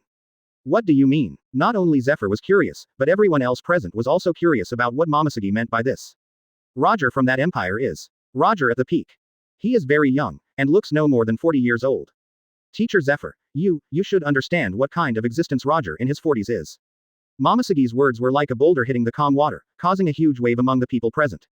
No one doubted the truth of what Momosegi said. At this time, everyone knew that Momosegi, as an admiral, would not speak carelessly. Peak. Roger. Even Kaido of the Beasts, who always looked down on everyone and liked to commit suicide at any time, couldn't help swallowing his saliva and suppressing his surprise. Among the top fighters present, except for the new Admiral Fujitora and Green Bull Aramaki, basically all of them had dealt with Roger before. No one knew better than them how terrifying and difficult Roger was back then. Even in the years when Roger became the Pirate King and got seriously ill, no one in the entire sea dared to say that they could beat Roger. Even the golden-haired Whitebeard in his peak state could only be equal to Roger in his seriously ill state, but could not defeat him. Although everyone present was very confident on the surface, they were silent when they knew they were going to face Roger at his peak. Even the most arrogant Kaido of the Beasts and Big Mom knew what was going on. As members of the Rocks Pirates, they had been on the same ship with Peak Whitebeard for a long time. No one knew better than them how strong Peak Whitebeard was. Even though Whitebeard was old now and they had grown up, they still couldn't say they would definitely win against the current Whitebeard. Not to mention Peak Whitebeard. After a moment of silence, Zephyr knew that the situation was urgent. Even if it was Peak Roger, they had to fight. Even so, we can't let Roger from the Empire trample on the dignity of the Marine headquarters. All Marines listen. Support Marshal Sengoku and Vice Admiral Garp immediately. In the name of justice, even if we die, we must suppress the lunatics from the Empire. When Zephyr gave the order, his face was solemn, and he was ready to die. Sakazuki, Borsellino, Kuzan. What are you waiting for? Encircle Roger. As Zephyr gave the order, all the top Marine fighters present immediately rushed to the location where Roger and others were. Old woman, what do you say? After Marine left, Kaido stared at the location where Roger was, and was a little eager to move. The ant smiled. Of course I will fight Roger. Are you afraid? You are still the strongest creature in the world. I think it should be the weakest creature in the world. Advertisement. Kaido sneered. Old woman, Lousy knows Roger's strength better than you. Of course I have to fight, but I don't want to be the main target of his attack. Although Kaido said so, he was still a little weak in his heart. He is indeed the strongest creature, but the one who restrains him the most is the top swordsman of Haki. Even if he turned into a blue dragon and took out the strongest defense, it was still difficult to resist the attack of the top swordsman. When he fought with Kazuki Oden in Wano-kuni, he was chopped by him. And he had heard that Kazuki Oden, who could slash him, could not even block a single move from the seriously ill Roger and was directly chopped. Kaido is not stupid at all. Now he has to face the peak Roger. No matter how much he likes suicide, he doesn't want to be chopped by the peak Roger. At the same time, Roger burst out with momentum and cleared the house as a battlefield, and then looked directly at Sengoku and Kakuo. Sengoku and Garp's faces were solemn to ultimate. Even when facing the most difficult Golden Lion in a rage, they had never felt such an overwhelming sense of oppression. Garp, I'm afraid we can't retreat unscathed today. Sengoku looked at Roger in front of him, and was ready to die in battle. After I die, let Aokiji be the new Marine Marshal. He is your apprentice, you have to let him take that position. After saying that, Sengoku tore off his Marine uniform, revealing his extremely strong upper body. Garp clenched his fists and nodded silently.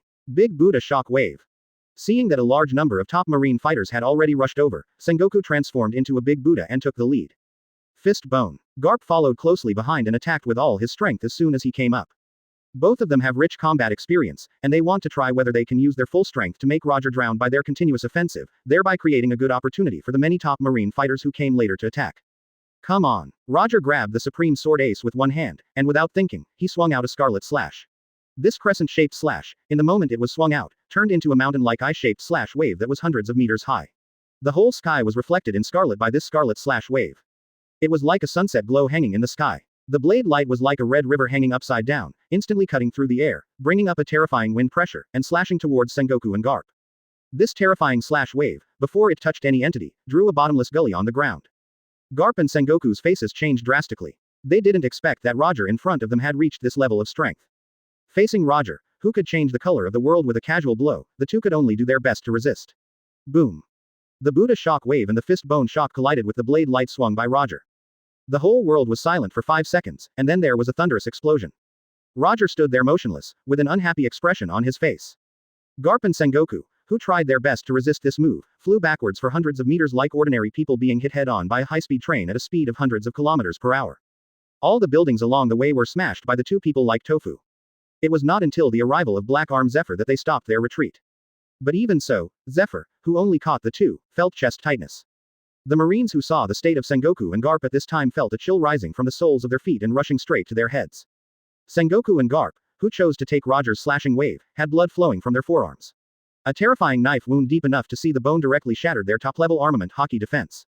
The arms of the two were numb from the terrifying power brought by the slashing wave, and they shook like sieves. Hey, are you kidding? Kuzan looked at the shocking injuries on the arms of Sengoku and Garp and felt extremely unbelievable. Even if it's Roger at his peak, with the strength of Marshal Sengoku and Vice Admiral Garp, they can't be defeated by him together, right? Other Marines stared at the bleeding arms of the two men, feeling sympathetic, and dared not think about what would happen if they faced the blow just now. This is simply too despairing.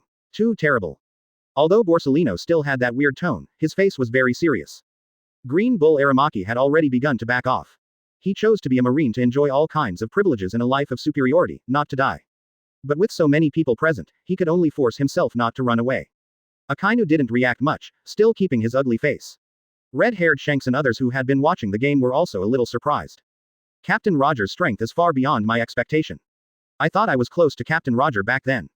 Now it seems that I am still far behind. Red-haired Shanks' route to becoming stronger is exactly the same as Roger in One Piece, both relying on Conqueror's Haki and extremely strong swordsmanship to fight the enemy.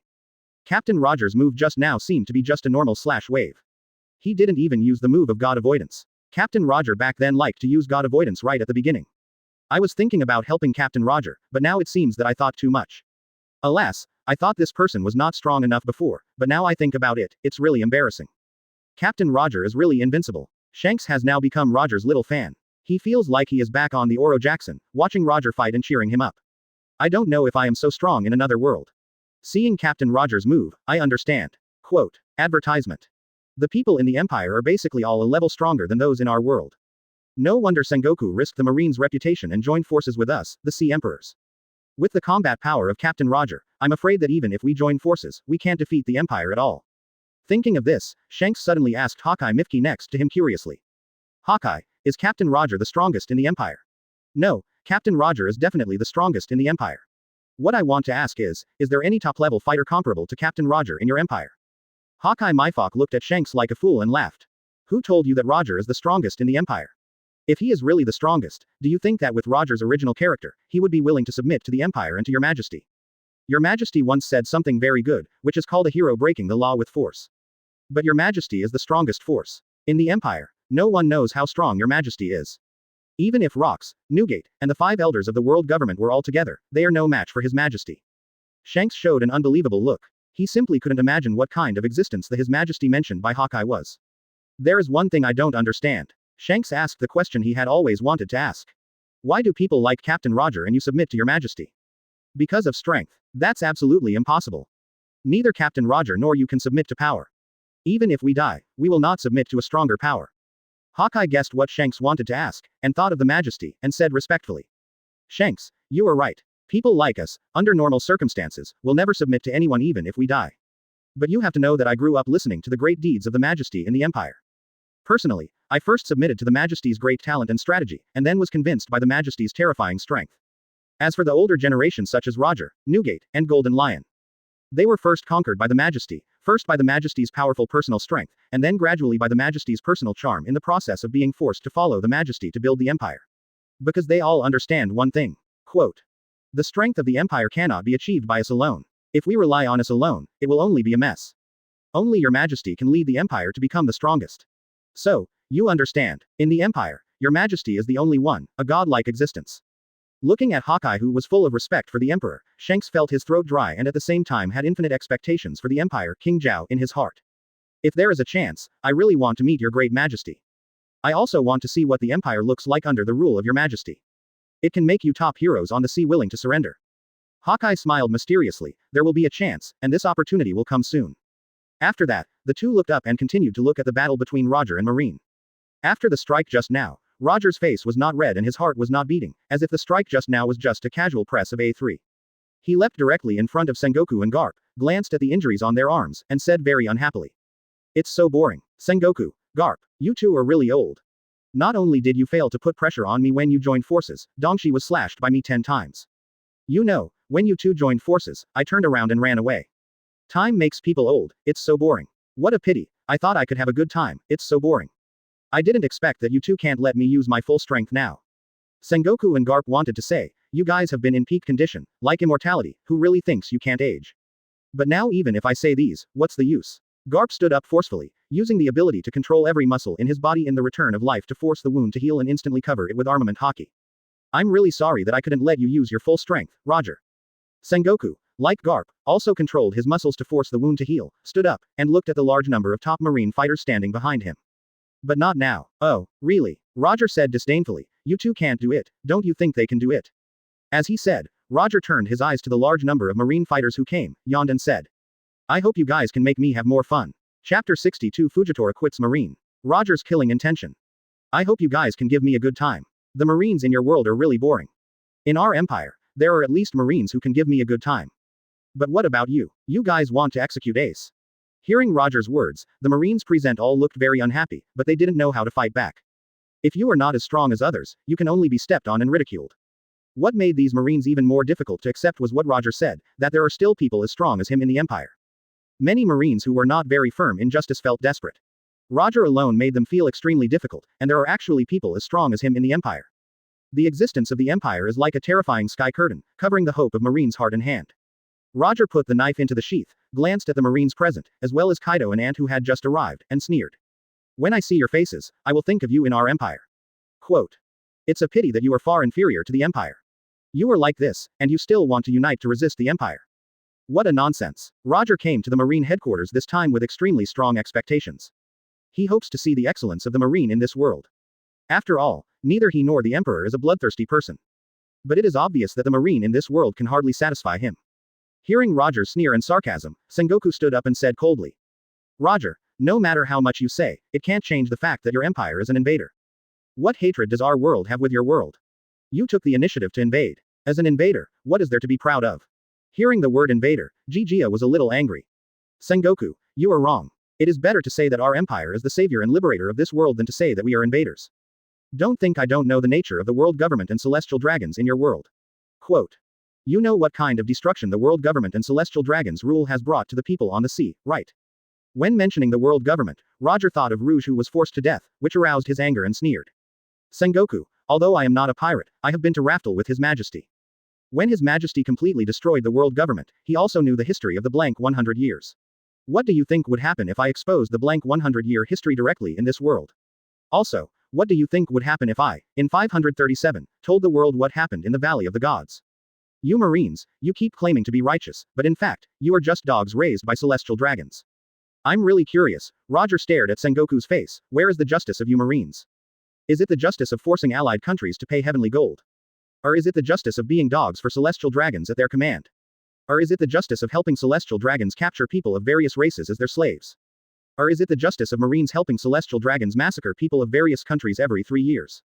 Or is it the justice of you Marines for capturing my family in this world, forcing those innocent pregnant women to death? Although Garp didn't say this, judging by the behavior of your world government, I'm afraid those pregnant women are dead. What's wrong with my family? What's wrong with those pregnant women? As an executor, you, Sengoku, stop pretending to be innocent.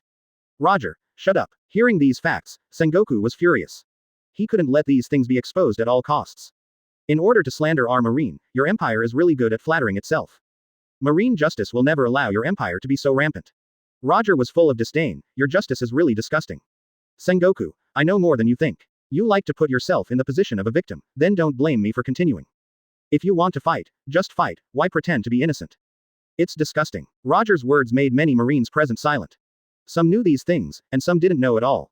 Fujitora suddenly put the knife back into the sheath, walked out of the Marines, looked up at Roger with his blind eyes. My visitor from the Empire, are those you just said true? Roger looked at Fujitora's face and said with some surprise. VR. Life. Why are you like this? What's wrong with your eyes? Fujitora smiled, his observation Haki suddenly worked, and he felt kindness from Roger. Advertisement. Out of sight, out of mind. There are too many sins in this world that are unbearable to look at. There are too many filthy people who are disgusting to look at. Destroying your own eyes is like giving me a peaceful vision. CDDD, Roger looked at Fujitora's white eyes and sighed. Then you should go to the Empire. There won't be so much filth there, nor so much disgusting things that are disgusting to look at. What I just said is of course true. Why don't you just ask these Marines, especially Sengoku, and ask him if I am really slandering them? Fujitora's observation Haki is so powerful, and he has a certain ability to read minds, allowing him to perceive the strength and kindness of the other party. Although Fujitora is blind, he can see the world clearly. Just now, because of Roger's observation killing, his observation Haki was temporarily ineffective. Now, after he regained his observation Haki, Roger knew Fujitora's observation Haki ability, and he did not set up defenses anymore, allowing him to use observation Haki to observe him. Sengoku and other Marines did not know Fujitora's observation Haki ability, but Fujitora saw it clearly. With a sweep of his observation Haki, he knew that what Roger said was true.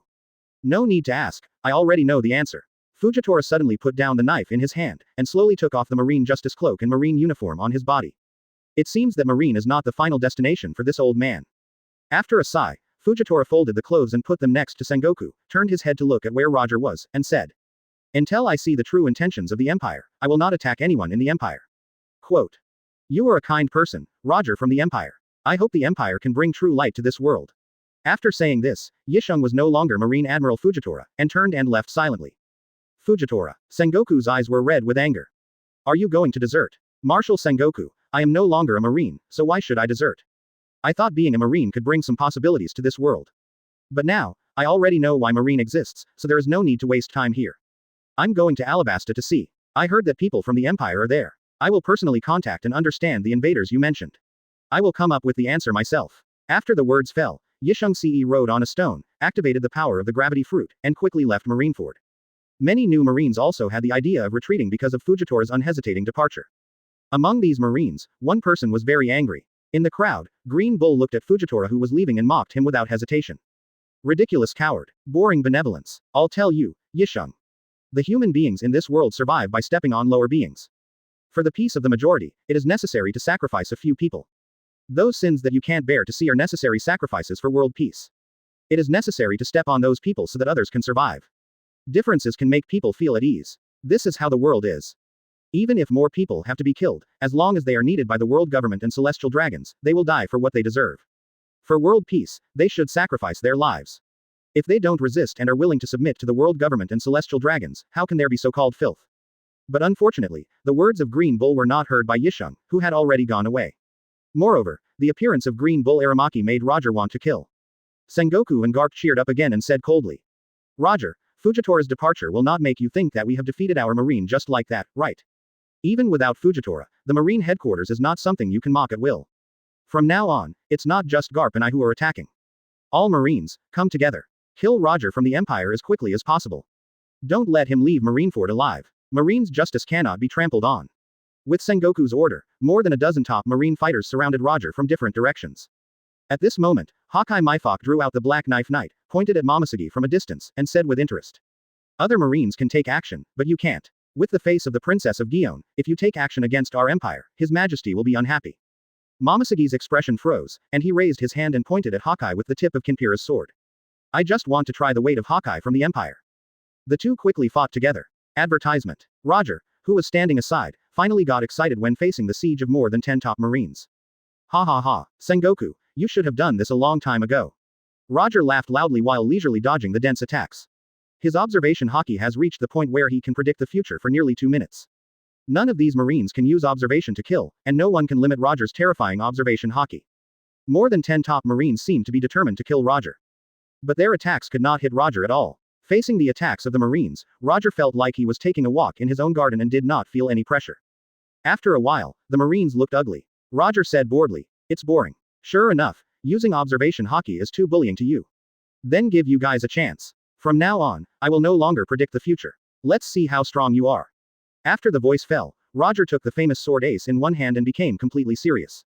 The terrifying Conqueror's Haki emanated from Roger's body like steam. Under the influence of Roger Conquerors, the entire sky seemed to be covered by a vast dark cloud. Everyone present felt a sense of chest tightness and shortness of breath under this terrifying pressure. Facing Roger's first burst of Conqueror's Haki, even all the Marines present had top combat power. But to a certain extent, they were affected by Roger's Conquerors and felt a sense of slowness and sluggishness. What a terrifying Conquerors! Red-haired Shanks was amazed. As the owner of the strongest Conquerors in the world, his Conqueror's Haki could make the Vice Admiral of the headquarters unable to bear it. However, Roger's Conqueror's Haki had reached the point where it could affect the Admiral's combat power. Captain Roger's strength has exceeded the expectations of everyone in this world. But even such a powerful Captain Roger is still no match for the Emperor of the Empire. How terrifying must that Emperor be? Shanks was amazed, and the Marines' faces changed drastically. How is this possible? Conquerors can actually reach this point. This can no longer be called Conquerors. This is simply a natural disaster. Aokiji looked very serious, with disbelief on his face. Attack together. Sengoku immediately ordered. Akainu, Kizaru, Aokiji, Zephyr and other top marine fighters rushed towards Roger at the same time. Dark Hound. Yashikani no Magatama. Violent Pheasant Mouth. Seeing that all the top marine fighters used powerful moves, Green Bull followed closely and turned into a huge tree man. The forbidden hatred is so strong. Seeing these attacks, Roger's expression condensed, and the Conqueror's Haki that filled the sky suddenly became like a whirlpool, and was sucked into it by the famous sword ace. Roger didn't even look at the others, his eyes were focused on Green Bull. He knew very well that although he was very strong, it was almost impossible to win in the face of the trembling combat power of more than 10 Marine Admirals. But in a short time, Marine couldn't beat Roger. However, Roger had played enough now, and he just wanted to end the battle quickly, and then go to see Pluton Rayleigh an ace in this world. But before leaving, he wanted to kill Green Bull Aramaki. The reason why Roger wanted to kill Green Bull was because this guy was a diehard fan of celestial dragons and world government in the Empire's variant.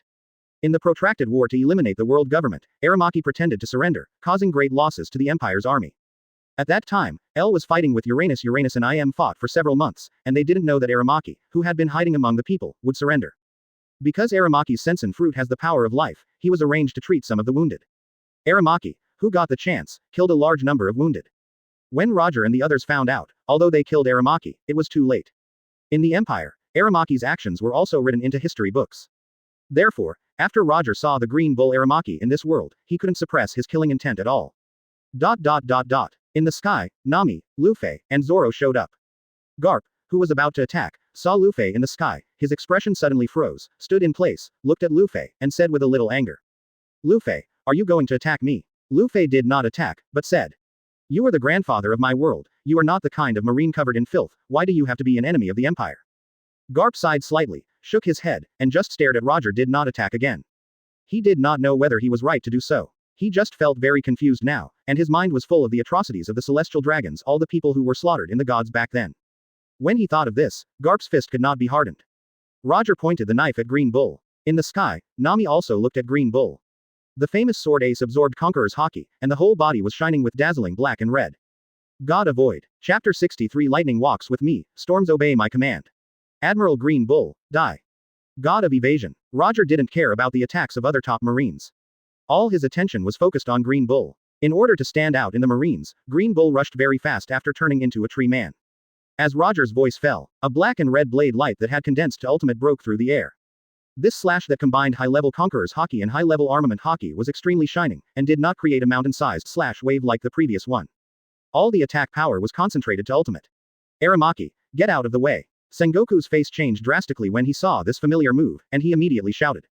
It was a pity that it was too late. Roger's angry god of evasion was like a red-tailed comet that cut through space, slashing straight at Green Bull in the tree man state. Damn it. Seeing that Green Bull's huge body couldn't dodge in time, Sengoku could only forcibly turn the target of the attack. Turn the Buddha shockwave that had just condensed to Roger's slash wave.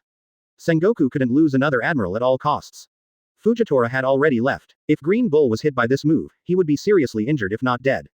But unfortunately, Roger's move was not so easy to resist. The red slash was like a hot knife cutting butter, easily cutting through Sengoku's shockwave and slashing fiercely on Green Bull in the tree man state. And this slash easily cut through Green Bull's armament Haki defense and entered his body, and the light instantly increased. The divine blade light that had been condensed to ultimate instantly exploded in Green Bull's body, flashing red light, and suddenly turned into a terrifying slash that connected the sky and the earth. Boom. A violent explosion exploded in Green Bull's body that was dozens of meters high. Green Bull didn't even hum, and the tree-man form that was dozens of meters high exploded directly, bursting out wood chips all over the sky. Green Bull. Aramaki. Sengoku was furious when he saw this. Marshal, don't worry, I'm not dead yet. Green Bull's Logia Mori fruit has a huge amount of life energy. Although he took Roger's angry blow head-on, he didn't die immediately. Instead, after he gathered together and turned into a human form, a terrifying big hole was blown out of his chest and abdomen. Even so, under the huge vitality increase of the Mori fruit, he didn't die.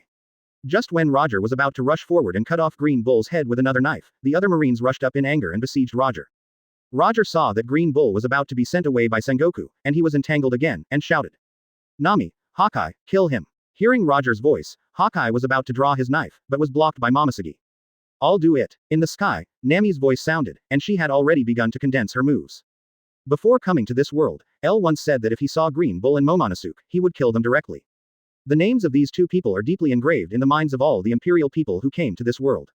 Roger was because he had a hatred for Green Bull, and Nami was completely because of L's order. Sengoku and Marine looked up at the dazzling lightning flashing in the sky, and their teeth were about to break. Damn it, it's really a Logia Thunder Fruit ability user. Such a tricky ability, why didn't it appear in our world? Borsalino, stop her, Sengoku roared and gave a direct order. After knowing that Nami was a Thunder Fruit ability user, Sengoku knew that only Kizaru, the Flash Fruit ability user, could catch up with and stop Nami's attack. You wish. Stop it. Gear 4, Snake Man, Snake Cannon. Luffy instantly transformed into the 4th gear Snake Man form and punched Kizaru. Zoro also drew out his famous sword Yanma and instantly entered combat mode. One sword style II Death Lion Song Song. Luffy and Zoro quickly stopped Kizaru who wanted to interrupt Nami's accumulated moves. You want to attack Nami, have you asked us? So scary, 2 supernovas of the Empire. Kizaru looked at Luffy and Zoro and felt a little troubled. At this time, Nami's body in the sky rose higher and higher until it merged with the clouds. And, between Nami's hands, a large amount of electricity burst out and hit the clouds. What is she doing? Red-haired Shanks wanted to talk to Luffy in another world, but Nami was the focus of the battlefield at this time. This method seems to control the weather. Beckman smoked a cigarette and looked up at Nami in the sky. Are you going to create a thunderbolt? Advertisement. This method of thunderbolt is useless for these top masters present, right? Beckman, who had never studied physics, couldn't figure out what Nami was going to do for a moment. At this moment, Nami in the sky began to burst out with terrifying dense electric currents all over her body, and all these thunderbolts were injected into the sea not far away. After the thunderbolts sank into the water, they began to crackle and explode. Electrolysis of water produces hydrogen, which is then ignited. After the hydrogen explodes, a huge amount of heat flow is generated. A large amount of water vapor and hot air began to rise. XX. What is this doing? Not only did red-haired Shanks and Beckman not understand, but other Marines who intended to stop Nami also didn't understand what this was going to do. As Nami's thunderbolt was released, the sky of the entire Marineford began to darken. A large amount of water vapor rose and turned into cumulonimbus clouds, and a huge amount of thunderbolts also shuttled back and forth in the layers of clouds. In less than 30 seconds, the sky of the entire Marineford completely changed from sunny to stormy weather. At the same time, a large number of metal products in the ruins formed by the battle just now began to fly in the sky under the control of Nami's thunder metallurgy ability, and gradually disintegrated into metal debris all over the sky. 014009323 Philu 164,591,521. Nami's eyes flashed with lightning, and with a slight flick of her hands, the metal debris in the sky began to rotate clockwise, and the speed was getting faster and faster. In the blink of an eye, a giant iron sand tornado was formed. And the volume became larger and larger, and it also moved to the sea surface. The extremely fast rotating iron sand tornado, with strong suction, sucked a huge amount of seawater into the air, forming a huge iron sand water tornado, and the range was getting larger and larger. In less than 10 seconds, the diameter of the iron sand water tornado had reached a range of 300 meters, and it was still expanding at a speed visible to the naked eye. Roger, Hawkeye, Luffy, and Zoro, who already knew what Nami was going to do, had already covered their bodies with powerful armament colors. Quote.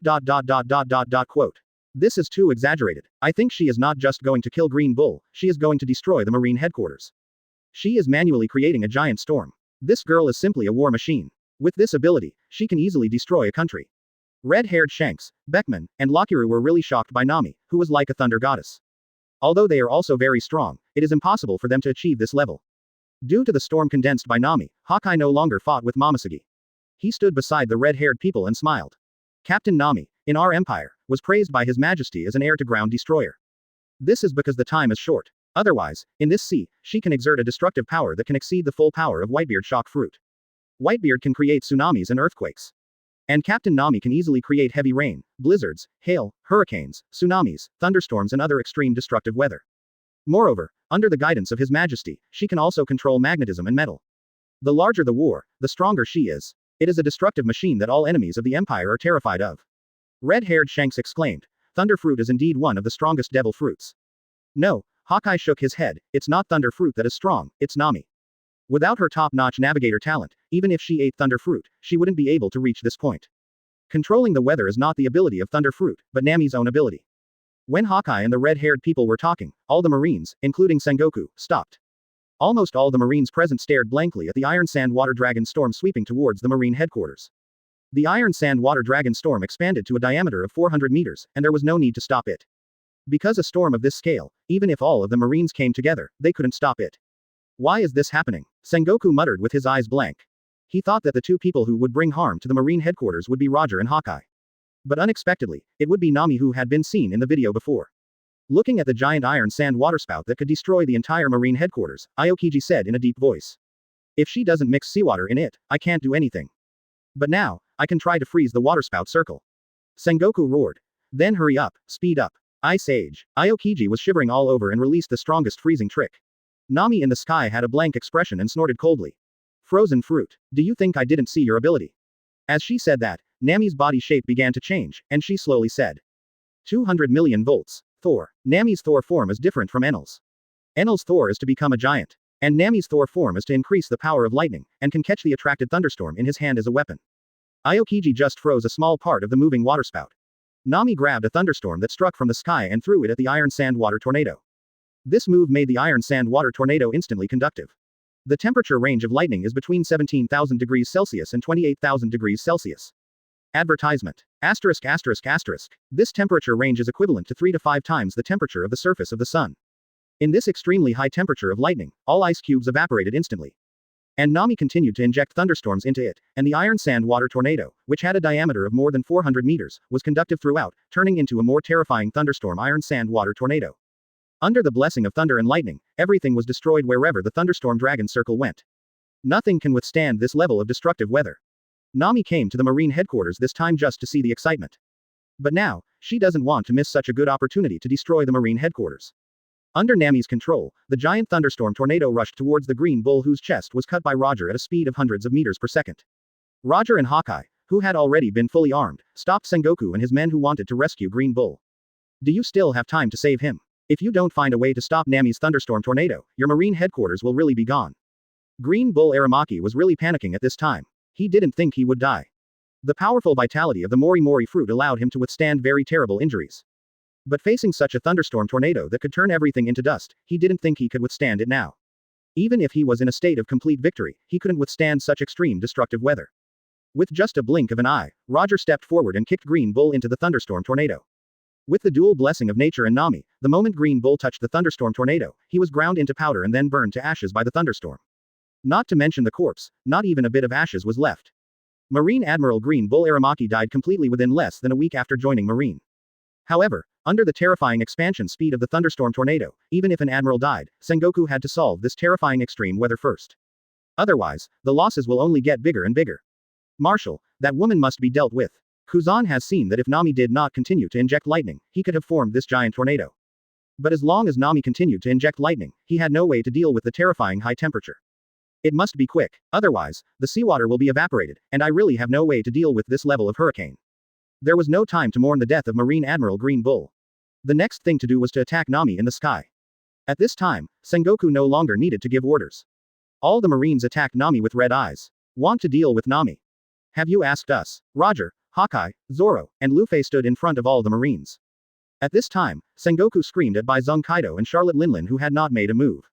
If you continue to watch the fun, all the conditions I promised you are invalid. Kaido and Andy were not in a hurry at this time. Kaido was neither anxious nor slow, and raised the price on the spot. No hurry, no hurry. Marshal Sengoku, I think our conditions are a bit inappropriate. We need to talk about it again. Andy also said. My conditions also need to be talked about again. At this moment, Sengoku was finally so angry that he spit out a large mouthful of blood, and his eyes were about to pop out. Say, what conditions do you want? Hurry up. The terrifying thunderstorm tornado will cause huge losses to the Marine headquarters if it exists for 1 second. Kaido and Auntie are very knowledgeable in choosing to raise the price at this time.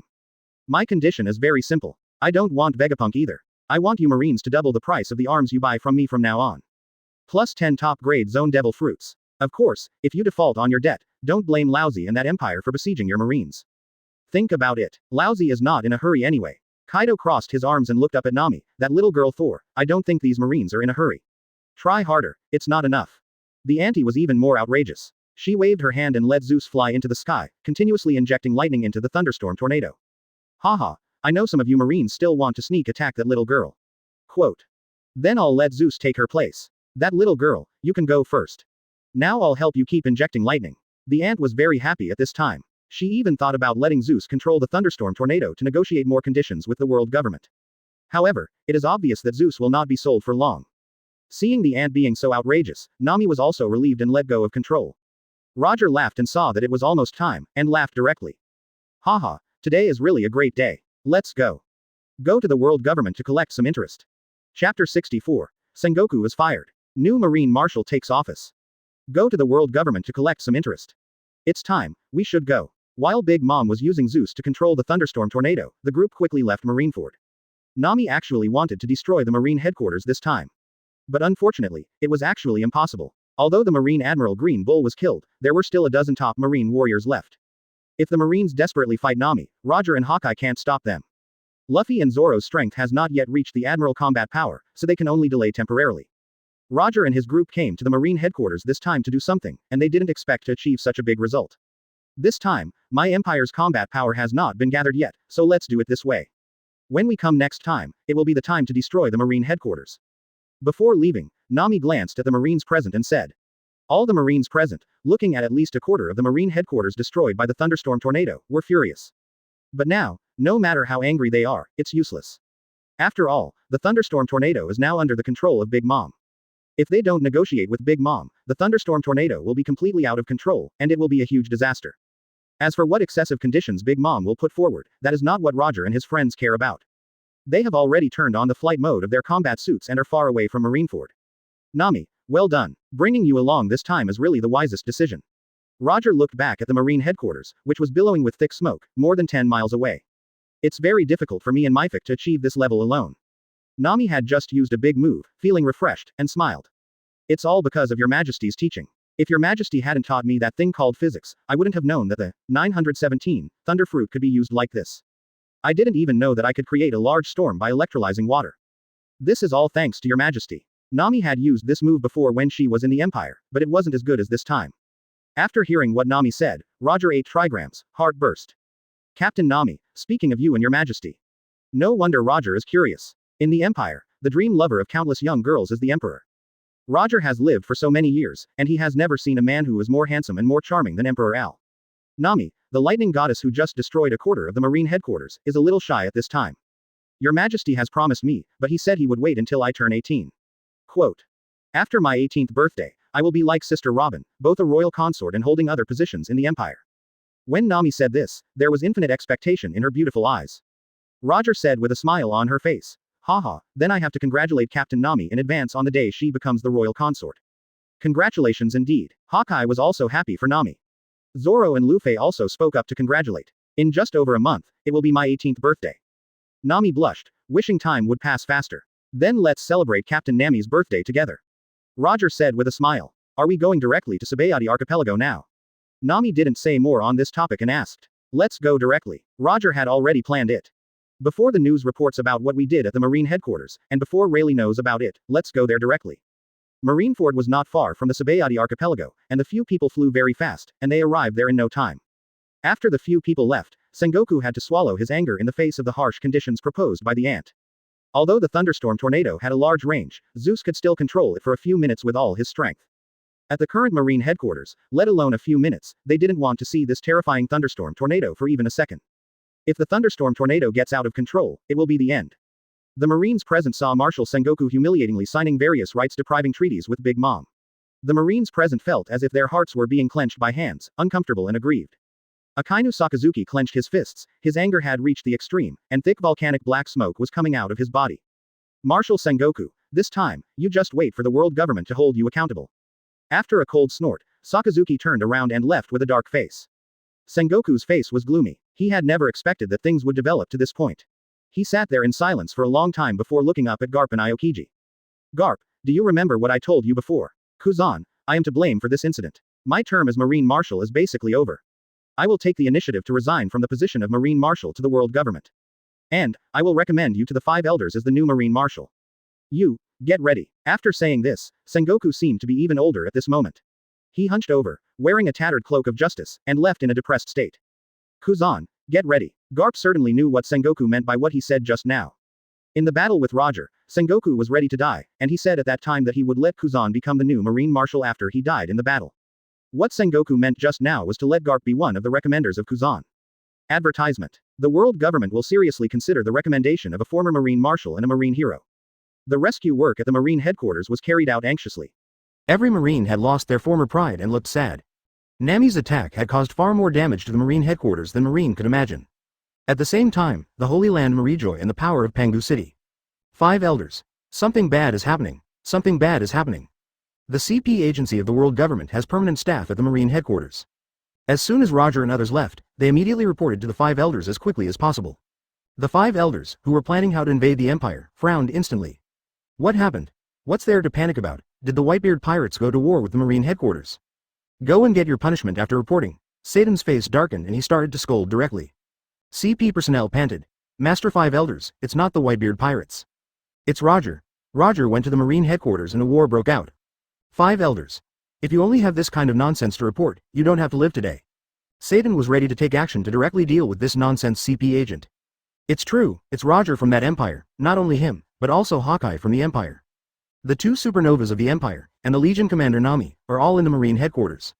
The 5 elders, who were originally sitting, stood up instantly, his face changed for a while, and immediately asked. Has the Marine headquarters caught these people? Don't say that the Marines who just recruited the world can't deal with just a few people from the Empire. It's not that the army of the Empire is coming directly, what's there to panic about? If we can kill Roger from this world, Roger from the Empire is naturally no problem. The CP agent wanted to complain, where do you old men get the confidence? But life is still important. This CP agent has already seen clearly that this world will definitely belong to the Empire. After he finished reporting his work, he immediately resigned and tried to defect to the Empire. Master 5 elders, Roger and the others have left. They left as victors. Marine Admiral Green Bull was killed because he withdrew the Tiger from Marine. Almost a quarter of the Marine headquarters was destroyed. There were countless casualties in the Marine, but the civilians were evacuated in advance because they would go to war with Whitebeard, so there were no casualties. But now Marineford is a ruin. Marshal Sengoku and Vice Admiral Garp were injured, and the morale of the Marines has dropped to the freezing point. CP agents quickly told the 5 elders about the situation at the Marine headquarters. After hearing this, the 5 elders were dumbfounded. Satan was instantly furious and said sternly, is Marine a shit-eater? The world government has just approved a military budget for Marine that far exceeds previous years. We have just experienced the world conscription and expanded the war calendar. Now you tell me that we have suffered such a big defeat before we went to war with Whitebeard and executed the Fire Fist Ace? A Marine Admiral was killed in the battle? Another Marine Admiral directly quit the Marine? It's ridiculous. It's really ridiculous. Don't call them Marines anymore, just call them useless soldiers. The 5 elders would not doubt the authenticity of the CP agent's report. Why did Marine Admiral Fujitora quit the Marine? Was it that Roger who instigated him? Satan suddenly thought of a terrible possibility that was most unfavorable to their world government. They suspected that Roger might publicly reveal the blank 100-year history and many dark histories of the world government and celestial dragons. The CP agent's heart suddenly jumped, and without thinking, he quickly said. That's not the case. Roger fought normally and didn't say anything. Admiral Fujitora left on his own. It has nothing to do with Roger. This agent is not stupid. If the 5 elders knew that Roger said something he shouldn't have said, wouldn't he, the insider, be killed? After hearing this answer, the gloomy 5 elders breathed a sigh of relief. Nothing else matters, as long as the blank 100-year history is not exposed, they don't care. No matter how big the defeat of Marine is, it is not as much as their worry about this matter. More than 10 top Marine fighters, but couldn't keep Roger and his men. Advertisement, did Roger and Haki attack together? CP agent replied. Haki didn't participate much in the battle, he just fought a few times with Momosagi Admiral. It was Roger who injured Marshal Sengoku and Vice Admiral Garp. It was the Imperial Army Commander who killed Admiral Green Bull. It was also the Army Commander Nami who destroyed most of the Marine headquarters. She is a Thunder Fruit user, and her destructive power is terrifying. Then he reported on Sengoku, Kaido of the Beasts, and Big Mom's terms. After a thorough report, CP agent packed up and fled immediately. The 5 elders were silent for a long time in the power room. Nasu Jiro was the first to break the silence and said, Marine needs to be reorganized. After something like this happened, we must find a way to boost the morale of Marine. Although Marine is not doing well, we still can't let their morale be so low. Replace Marine Marshal. Satan made a direct decision. Sengoku is no longer worthy of being Marine Marshal. I originally thought that he would retire gloriously after defeating the Whitebeard pirates. But now it seems that I overestimated him. Do you have any ideas about the new Marine Marshal? Nesujiro thought for a moment and said, let Sakazuki be the Marine Marshal. Kuzan is too weak and not suitable for the current Marine. Borsalino is not firm enough and not suitable either. Sakazuki's justice is firm enough, cruel enough, and relatively obedient. He is the most suitable. Legal God of War Topman vocally agreed. I also recommend Sakazuki. The current Marine needs a drastic reorganization. It also needs the leadership of the hawkish Marine. During the war, Kuzan and Borsalino are not suitable. Several other 5 elders also agreed with this opinion. Agricultural God of War Shepherd 10 Pit said, that's it. And Sakazuki must be given a death mission. The morale of the Marines is low now, and a big victory must be achieved to boost morale. Let him not think about the Empire for the time being and deal with the Whitebeard pirates first. As long as the war with the Whitebeard pirates can be won, the morale of the Marines can be restored. Scientific defense god Satan hesitated for a moment and suggested, to ensure the successful execution of Ace the Fire Fist and the victory of Marine over the Whitebeard pirates, let the leader of the Knights of God, Saint Figaran Garin, go to Marineford. Also, let the members of the Knights of God take Ace the Fire Fist to the Marine headquarters. The efficiency of Shichibukai Blackbeard teach is too slow. We agree. Several other 5 elders agreed. Just then, Sengoku called. 5 elders, I resign as the Marine Marshal. 1.1. Sengoku didn't say anything else and resigned directly. You still have the nerve to resign from us? Before you resigned, we had already dismissed you from the position of Marine Marshal. Sengoku, you have disappointed us. What has Marine become under your leadership? How powerful the Marine was under Kong's leadership before. What about you? You are such a loser. Is the Marine now a Marine or a pirate? Not only did the people of the Empire destroy the Marine headquarters, but you were also forced to agree to Kaido and Linlin's terms of loss of power. Listening to the rebuke of the 5 elders, Sengoku remained silent. Facing the facts, he had nothing to argue about. Sengoku, you are no longer the Marine Admiral, but it is impossible for you to retire. After you leave office, start as an ordinary Marine. If you can perform penultimate in the war with the Whitebeard pirates, we will allow you to retire as a Marine Admiral. Sengoku was silent for a while. He did not expect that the 5 elders would actually let him become a Marine soldier again. But at this time, Sengoku had no right to resist. Okay. Before I step down, Garp and I will recommend Kuzan to be the next Marine Marshal. What qualifications do you have to recommend? Sartan scolded directly. You are now a Marine soldier, and it is a great honor to be able to talk to us. Who gave you the confidence to interfere with the selection of the next Marine Marshal? We have already selected the new Marshal. Let Sakazuki call us. After scolding, the 5 elders hung up the phone directly, leaving Sengoku in a daze in the office. At the same time, Roger, Nami and others have reached the edge of Sabodi Archipelago. Chapter 65 Whitebeard. Marines defeat. Kill him while he's weak. Set off now. Let Sakazuki be the new Marshal. Sengoku wanted to say that Sakazuki's personality was not suitable for being a Marshal. But Sengoku, who had just suffered such a big defeat, had no right to argue with the 5 elders. He could only follow the orders of the 5 elders. Otherwise, he would not even be a Marine. While waiting for Sakazuki's call, the 5 elders discussed strategies to deal with the Empire. The strength of that Empire is a bit beyond our original expectations. I didn't expect that even people like Roger and Haki would obey the majesty of that Empire. There's nothing to worry about. Satan never took the Empire to heart. Even if the Empire invades in large numbers, we have nothing to worry about. That Lord will not sit idly by. Moreover, for so many years, we have not used many weapons that Vegapunk has researched on a large scale. The Holy Mother Flame, which is powerful enough to destroy a country or an island, has not been used yet. And Lord I Am has a strength that none of us 5 can imagine. Nasu Sholong also smiled and said, the only thing we need to worry about is to investigate clearly how we and Lord I Am in that world failed. Topman Wushuri said indifferently, you may be overthinking. There is no evidence to show that Lord I Am exists in another world. If Lord I Am is here, do you think that so-called empire can still be established? That's true. Shepard also had this idea. We don't need to worry before we thoroughly investigate it. However, our world government also needs to respond to the actions of that empire. In the name of the world government, issue a reward for the people from the empire who come to our world. Of course, the existence of Roger from another world must not be exposed. Otherwise, unexpected problems may arise. At the same time, Sengoku walked out of the marshal's office with a gloomy and depressed look. Before leaving completely, he looked back reluctantly at the place where he had worked for decades. After a long time, Sengoku sighed, turned around and left, because he notified Sakazuki. Sakazuki, the 5 elders asked you to contact them. Marine Corporal Sengoku, here I congratulate you in advance on becoming the new Marine Marshal. I hope that under your leadership in the future, Marine can get out of trouble. Sengoku was very embarrassed to tell his former subordinates about this, but he had no choice but to do this. Sakazuki, who was considering whether to quit the marine, was a little confused when he heard Sengoku's words. Marshal Sengoku, what do you mean by this? Admiral Sakazuki, I am no longer a marshal. Now I am just a marine corporal who has made meritorious contributions. 5 elders asked me to inform the admiral and ask you to contact them immediately. Speaking of this, Sengoku endured the discomfort in his heart and saluted Cass with a marine military salute. Sakazuki was quite flattered and said, "What are you talking about, Marshal Sengoku? What's going on?" Just when Akainu wanted to ask about the situation, Sengoku had already turned around and left, going to the place where the marine corporal should be. Confused, Sakazuki called the 5 elders. After several 5 elders had drawn up the bounty order for the Empire's strongmen, they were waiting for Sakazuki's call. Sakazuki, Sengoku has already told you, right? We have already taken him away, and he is no longer the marine marshal. From now on, you are the new marine marshal. After hearing the words of the 5 elders, Sakazuki's original idea of quitting the marine completely disappeared. He still loves the marine, and he wants to quit because the marine has been too outrageous recently. Since the 5 elders trust me so much, I naturally have no choice but to do it. Sakazuki did not refuse. If he had not been an admiral before, he would have wanted to overhaul marine. After Sengoku invited the New World 4 emperors to the marine headquarters, Akainu's thoughts became even more intense. Don't be happy too soon, Sakazuki, we have requirements. Marine has just experienced a big defeat, and morale is extremely low.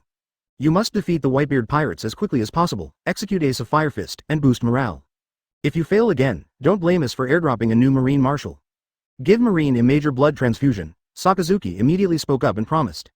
Don't worry, even if you don't ask for it, I will do my best to do it. Pirates deserve to die, and killing pirates is the responsibility of marine. Well, Satan was very satisfied with Sakazuki's reaction. From now on, you are the new marine marshal. All marine combat forces will obey your command. Advertisement. We will notify the world news so that the news that you have become the marine marshal will be known to the whole world. Remember, before you solve the Whitebeard pirates and execute Ace of Fire Fist, there is no need to focus on that empire. After you deal with it, after the Whitebeard pirates, we have new plans for that empire. Sakazuki nodded. He was indeed not as wary and afraid of that empire as Sengoku was. For him, a pure soldier, the worst thing was death in battle. Go, deal with the issue of the marine headquarters being charged. We will reallocate funds to you so that you, the new marine marshal, have enough money to use. We have sent the commission of the new marine marshal to the marine headquarters.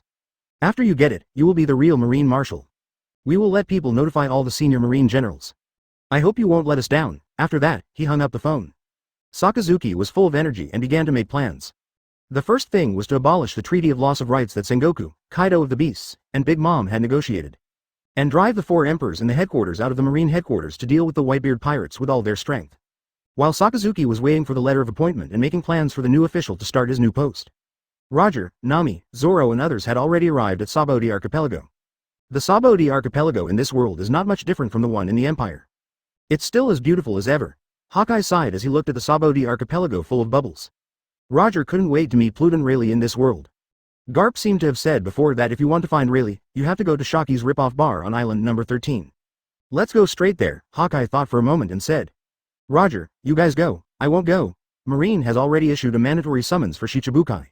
You had a good time this time, but I didn't even warm up. Red-haired Shanks and the others have also left the marine headquarters. I have to go find Mahawk, the Hawkeye in this world. Roger wanted to say that you can spar with Pluton Rayleigh in this world. But then he thought, Pluton Rayleigh in this world is already 7,800 years old. At such an old age, it would be bad if he was accidentally chopped by Hawkeye Mifok. Okay, then we'll go over there first, but I suggest you wait here first. Such a big thing happened in the marine headquarters, it's impossible to hide it. Once the news of our disturbance in the marine headquarters spreads, Hawkeye Mahawk in this world will definitely come to you on his own initiative. Hawkeye Mifok thought about it and thought it was more appropriate. Okay, I'll show up nearby. Let this world know that I'll be waiting for him here. Just like Roger said, the news that 1/4 of the marine headquarters was destroyed and a marine admiral was killed soon reached Morgan's ears. What? Pirate King Roger is not dead. He went to the marine headquarters with Hawkeye and made a big fuss. Oh, Roger from the Empire? That's amazing enough. The marine headquarters was destroyed by 3/4 of the Empire's army leader, Thunder Fruit ability user Nami. Okay, such big news. I actually know it now. What a pity, why wasn't I there at the time? It would be great if this kind of big news that shocked the world was broadcast live. Morgans was so excited that he was about to order the full-scale printing of newspapers when he received a call from the 5 elders himself. Morgans, this is Sagaki. Oh, it's the 5 elders. It's rare that you would take the initiative to contact me. Satan didn't exchange pleasantries with the Birdman and went straight to the point. With your intelligence capabilities, you must have known what happened at the marine headquarters. We don't care how you report it, but there is one thing, if you dare to report Roger from that empire, don't blame us for killing you at all costs. Morgans was about to refute, but Satan continued. You should understand what Roger means to this world. If the blank 100 years are exposed because of your report, I will kill you personally. If you want to die, just try it. Although Morgans has always wanted to report big news, he also doesn't like people interfering with his news reports. But this time he heard Satan's undisguised murderous intention. Compared to big news, he still prefers to be alive. And for him, just not reporting Roger is not a magical news, so it is barely acceptable. Morgans thought, it's okay not to report it now, anyway, there will definitely be a chance in the future. When Laozi finds a more powerful backer than you, Laozi will specialize in reporting the dark history of the world government. For now, let's focus on saving your life. Thinking of this, Morgans replied. Don't worry, I know what shouldn't be reported. If everything is okay, let's leave it at that. Satan continued. In return, I will give you another big news. Marshal Sengoku has been dismissed by us because of his poor performance. The new Marine Marshal is Sakazuki, he will take office soon. You should also report this matter. Advertisement. Let the people on the sea know Marine's determination to reform. Soon, newspapers with big news were distributed all over the world like snowflakes. After the recent continuous big news reports, the World Economic News Agency has developed very rapidly. Branches have been built all over the world, and the efficiency of news transmission has become more efficient. At the same time, forces all over the world have seen the content of the newspaper. Near the Fishman Island waters, on the Whitebeard pirates Moby D*K. Dad, look. Marine fought with the strong man of the Empire. More than a quarter of the Marine headquarters was destroyed. This is big news. Marco held a few newspapers in his hand, and said excitedly while handing the newspapers to Whitebeard. Whitebeard took the newspaper and started reading it. The Empire's top fighter, Haki Myfok, and an unknown strongman attacked the Marine headquarters? There are also 2 Empire supernovas, and the Empire's Legion commander Nami? Why does this news have a weird taste? Is this unknown strongman unknown to Marine, or is there a problem with his identity that the world government dare not expose? Whitebeard soon found something wrong. Under normal circumstances, if the strongman is really unknown, his appearance will be published in the newspaper. But this mysterious strongman was only mentioned briefly, without any further introduction. Dad is right, it's really strange. Normally speaking, since a battle broke out, there must be some ability of this unknown strongman. But it's strange, there is no introduction at all, and it's not even clear whether it is demon fruit power. Instead, there is a large report on the Empire's Legion commander Nami, who is called the Goddess of Thunder and Lightning. Of course, there is also the Empire's Haki Myfok. Whitebeard smiled and turned to the other side of the newspaper. He opened his eyes wide and said in shock, a Marine Admiral was killed. And a new Admiral Fujitora quit Marine with a smile? And he was seriously injured by the unknown strong man of the Empire, and then killed by the Legion leader Nami? This is a great thing for our Whitebeard pirates. Dad, Marco was also shocked. Sengoku and Garp were also injured by the mysterious strong man. And it was the mysterious strong man who fought against Garp and Sengoku alone and injured them with one move. This is too exaggerated. What kind of existence can actually do this? Injured the 2 most powerful people in this sea with one blow. Seeing these news, Whitebeard almost laughed out loud. No matter who he is, it's a good thing for us. The battle between the Marine headquarters and the Empire lost 2 admirals. And a large number of elite Marine was killed by the Legion commander Nami. If this hadn't happened, I would have been ready to die in the Marine belt. But now, after the intervention of those powerful men from the Empire, I seem to have seen hope of winning again. As Whitebeard continued to read the newspaper, he was more and more shocked and wanted to laugh more and more. Ha ha ha, old Sengoku was actually fired and no longer a Marine Marshal. This is also a good thing. Old Sengoku is called the resourceful general. With him, our losses will be greater. But now he has been fired and has become a Marine soldier. Ha ha ha, Laozi must laugh at him this time. It turned out that the Magma Kid became the new Marine Marshal. This kid lacks strategy, but his actions are very vicious. We need to pay a little attention to him. The members of the Whitebeard pirates were originally ready to die in battle these days. But now that the news broke, the entire Whitebeard pirates were all grinning. Marco, set off immediately, rush to the Marine headquarters now. While the Marine morale is still not high, let's give that lava kid a surprise attack. I don't care much about the Marine without Sengoku. I want to see if this lava kid is qualified to be a Marine Marshal. The Empire's Legion commander Nami destroyed a quarter of the Marine headquarters. Let Laozi destroy the remaining 3/4 himself. Chapter 66 Killing one admiral is not enough, let's kill another one. Yes, Dad, we've been prepared for this. These news made Marco excited. Now Joe's, Vista and others must have seen the news. They must be eager to kill Marine while she's sick. Whitebeard carefully read the rest of the newspaper. When he saw that the world government thought Blackbeard's teaching was too slow and sent special personnel to take Ace to the Marine headquarters as quickly as possible, his face looked a little ugly. Damn world government, they are so impatient, they are going to execute Ace as quickly as possible. It is obvious that they want to use the victory over our Whitebeard pirates as a means to boost the morale of the Marines. How much do they disregard Laozi?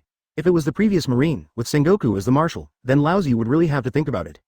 But now the Marine dares to have such arrogant ideas? Lava Kid, since you dare to have such an idea, then wait for Lousy. See if your magma is worthy of lighting a candle for Lousy. Whitebeard was full of confidence and immediately ordered the Moby D*K to set off. Marco, the Fishman Island is only 3 days away from the Marine headquarters.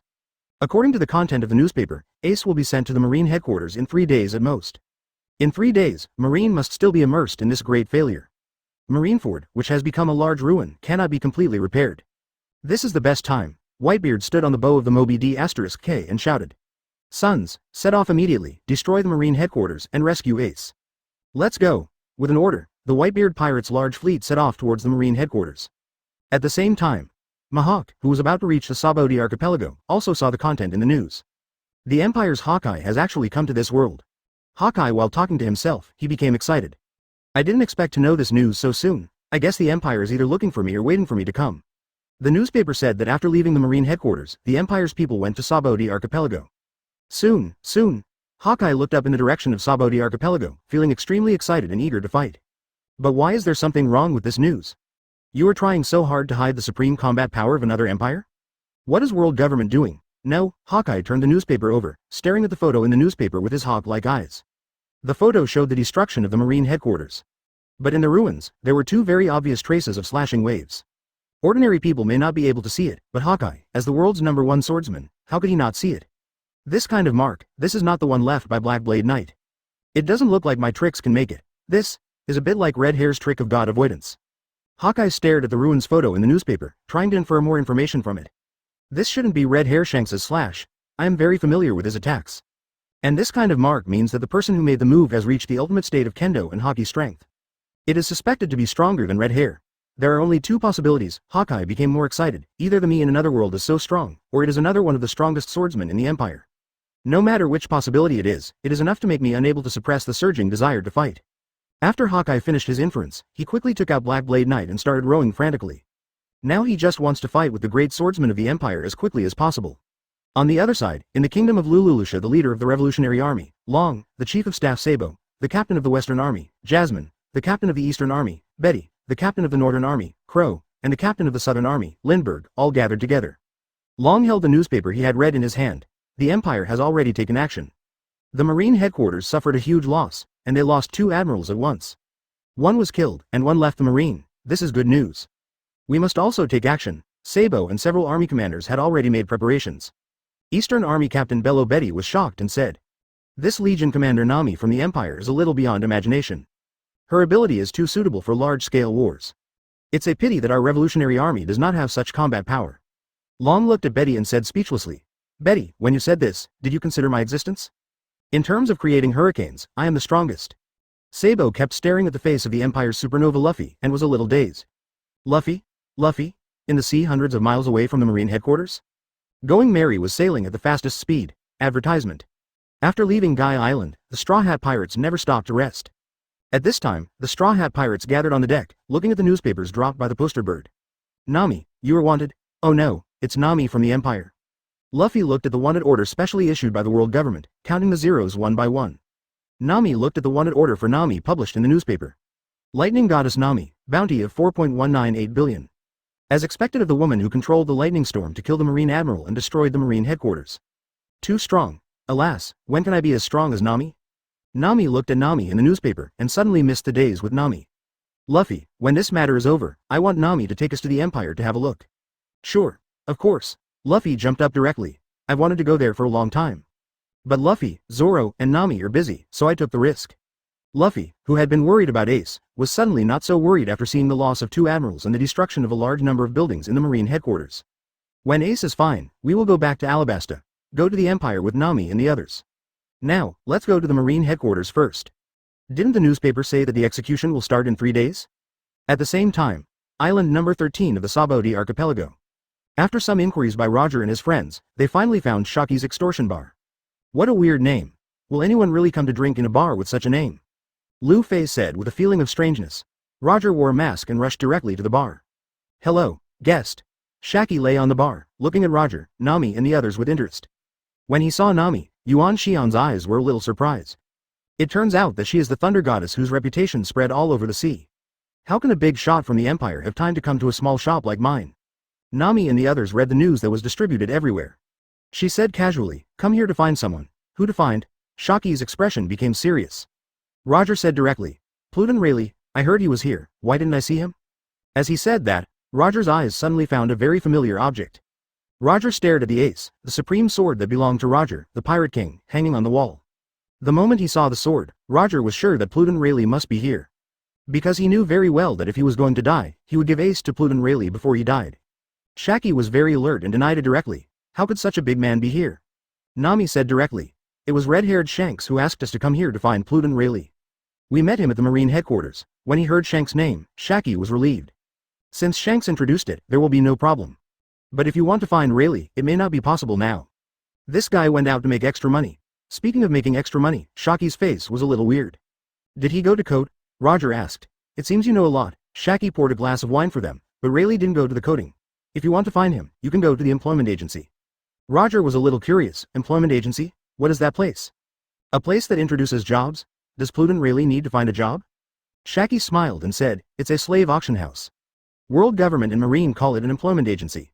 After hearing Shaki's words, Roger became excited instantly. He thought to himself, I came at the right time. I actually ran into this old guy Rayleigh who was auctioning himself. Nami, Zoro, and Lufei also looked expectant. Okay, thank you, we'll go take a look now. After saying hello, Roger and his friends were ready to leave. Celestial dragons often appear in and around the slave auction house. If you offend celestial dragons, you will attract marine admirals. But it doesn't seem to matter to you. After Shaki informed him of the specific location of the auction house, Yuko smiled.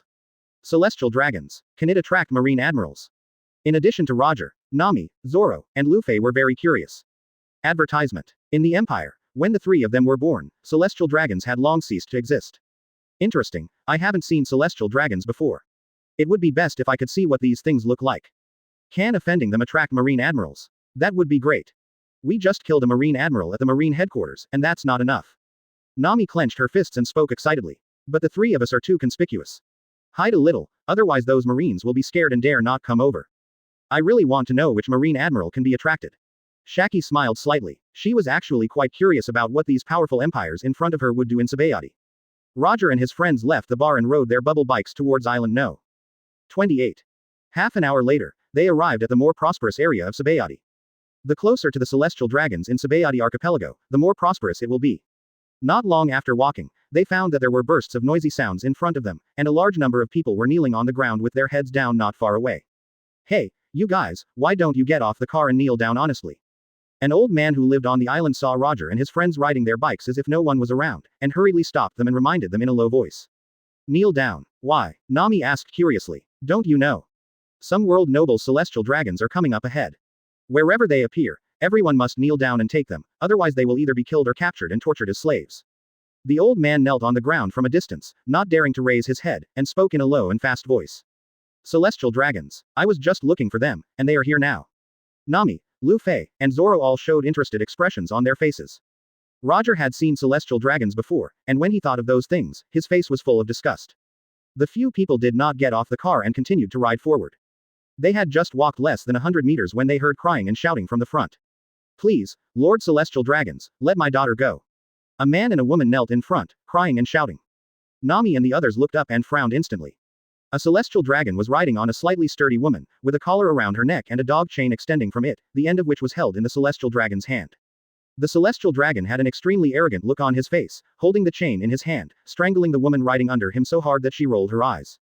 How dare a mere human kid pass by me? Compared to the etiquette you show me, what is a mere pariah? You guys, catch her and send her to my house. How many slaves of this age do I have at home? My lord, there are already 37. The lackey next to him lowered his head and answered. Then catch 3 more today and make a total of 40. Pick out 20 of them later, I'll give them to my cousin. He likes little slaves of this age the most. The lackey immediately said, yes, I will send them to your home as quickly as possible. The girl's father begged with tears on his face, please let my daughter go, she is only 4 years old and doesn't know anything yet. Well, you are very good, let her be my 19th wife. Celestial dragons looked at the girl's mother and said casually, Zhao Zhao. Okay, I will immediately handle the procedures for her to stay in the Holy Land. The lackey immediately spoke. The girl's father couldn't bear it any longer, that's my wife, you can't do this. Bang! A bullet shot directly through the girl's father's abdomen. Celestial dragons put away the pistol and said nonchalantly. I'm tired of the 1 to 10, feed them to the piranhas I raise. Also, if you get tired of this woman in the future, feed her to the piranhas. Nami and the other two were extremely angry when they saw the celestial dragon's atrocities. Is this the celestial dragons? Is this the ruler of this world? That's right. Roger was also angry in his heart, and took a deep breath. Basically most celestial dragons are like this. Claiming to be gods, everyone accept them as a pariah. Nami, Zoro, and Lufei got out of the car and walked towards the celestial dragons step by step. As they walked over, several other celestial dragons also rode their slaves over. There are still pariahs who dare to pass in front of me. Celestial dragons saw Nami and the other three walking towards him, and immediately raised his hand and shot. The three saw what the celestial dragons did just now, and their hearts were already filled with murderous intent. They immediately attacked the three celestial dragons. Ito Ryu, Ai, Shishijej. 30 million volts, Thunder Dragon. Lion Bazooka. Under the angry moves of the three, 2 men and 1 woman, 3 celestial dragons, were killed instantly.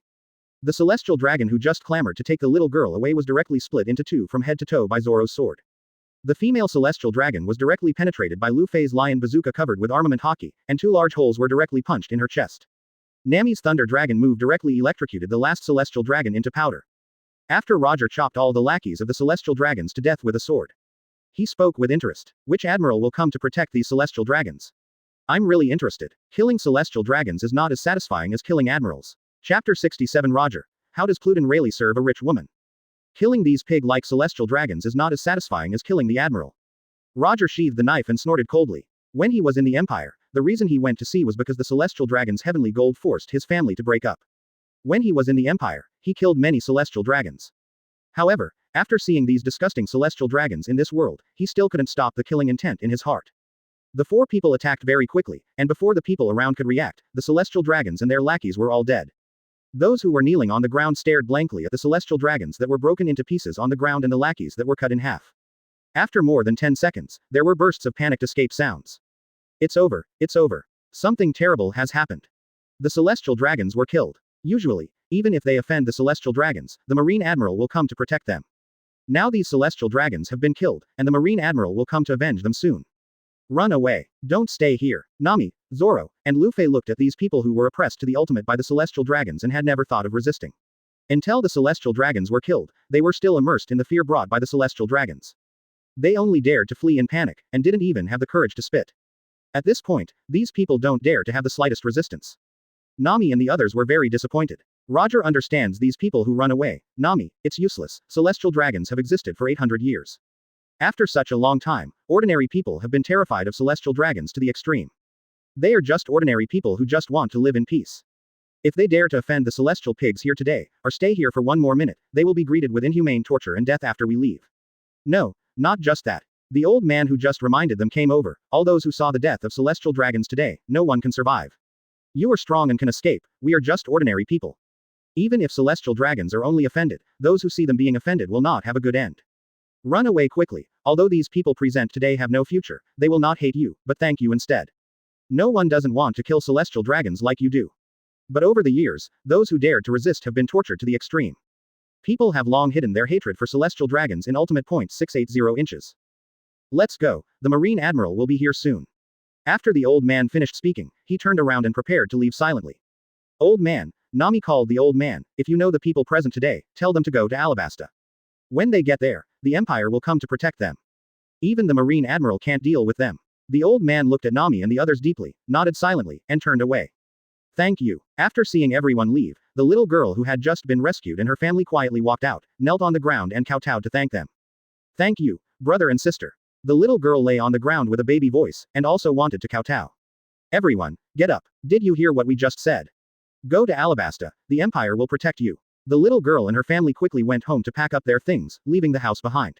They took all their money, followed Nami's advice, bought a boat, and fled to Alabasta. I can't wait to kill all the celestial dragons in this world. Zoro and the others all thought the same. After destroying the Marine headquarters, it will be the world government's turn. Roger knew Al's plan. In 3 days, Marine will be destroyed. But let's see which Marine Admiral comes today, and we'll collect some interest first. The others stood there for a while, and before the other celestial dragons came, they turned around and left. Only after they left did a large number of Marines dare to rush over to collect the celestial dragons. Tisk, what a ridiculous and pathetic Marine. They didn't walk far, and when they noticed the Marines' actions, they sneered. Roger smiled and said, let's go, think of something fun, let's go buy Rayleigh for fun. When Nami and the other 4 entered the slave auction house, the Marines who were collecting the bodies hurriedly informed the Marine headquarters and the world government of what happened here. What? Are celestial dragons killed? The 5 elders' faces turned black after receiving the report. For many years, no one has dared to do such a stupid thing. World government has always maintained the supreme status of celestial dragons. For so many years, no one has offended celestial dragons. Today, someone dared to kill celestial dragons. Contact Sakazuki immediately and ask him to send Admiral to find those daring people. Then, together with Ace of Fire Fist, publicly execute them in front of the whole world. The 5 elders were furious and roared. Advertisement. Since Roger, Nami, Lufei, and Zoro did not reveal their true faces, the 5 elders did not think of them. In the gardener's office at the Marine headquarters. The marshal's office now belongs to Sakazuki. Sakazuki is now making plans to deal with the Whitebeard pirates. This is a war that can only be won and not lost, and he is under a lot of pressure. At this moment, the Den Den Mushi rang. Marshal Sakazuki. 3 celestial dragons were killed in Sabayati Archipelago. We need Marine Admiral support urgently. 5 elders asked you to send Marine Admiral to catch the murderer immediately. Sakazuki was a little confused at this time. What did you say? 3 celestial dragons were killed. What are those CPO guards for? Do you know that Marine is planning a war with the Whitebeard pirates? At this time, you let the limited Admiral force catch the murderer. What a joke. Tell the 5 elders that Marine's Admiral force is very important now and can't be moved. Let the CPO people catch those murderers. Sakazuki has always disliked celestial dragons, but he has always been angry but dared not speak out and could only endure it. In Akainu's mind, celestial dragons are all idiots, including the 5 elders. But he has no choice. Marine is controlled by the world government, and he can only endure it no matter what. But now Marine has become like this, and important admiral forces are being withdrawn to maintain the so-called dignity of celestial dragons. He really can't stand it. Not long after hanging up the phone, the 5 elders called directly. Sakazuki, are you going to disobey the orders of the world government? Or do you not want to be a Marine Marshal? Send me a Marine Admiral to Sabayati Archipelago immediately. Otherwise, don't blame us for being rude. Sakazuki really couldn't stand it anymore. As a new official, all kinds of problems within the Marine needed to be solved urgently. In addition, Roger and others made a big fuss, which made him even more overwhelmed. Not to mention the Admiral, even an ordinary colonel would be busy to death. At this time, suddenly withdrawing the Admiral would be like killing him. First, I'm a Marine Marshal, not an official of the world government. The Marine cannot withdraw the Admiral now. The 5 elders were directly angry and shouted. Sakazuki, we only give you one choice. Either you send someone or solve the problem of Sabayati Archipelago yourself. Or you can just stop being the Marine Admiral. After the angry rebuke, the 5 elders hung up the phone, leaving Sakazuki so angry that he was smoking, literally smoking. Marshal Sakazuki, what happened? Black Arm Zephyr, who had returned to the Admiral position, was about to say something, and when he saw Sakazuki smoking, he asked. Akainu quickly told him about the killing of the celestial dragons. Zephyr was incredulous. What does the world government think of the Marines? This is simply killing the Marines. Zephyr was already extremely dissatisfied with the world government, especially after the Shichibukai policy was introduced. But he also knew that Marine couldn't leave the world government. After a moment of silence, he said. Let Kuzan go. Sakazuki, you should understand that Kuzan is very dissatisfied with you being the Marine Marshal. This is all on the surface. Originally he was going to fight you, but your commission came too quickly, so he gave up. It's better to let him go out and relax instead of staying in Marine.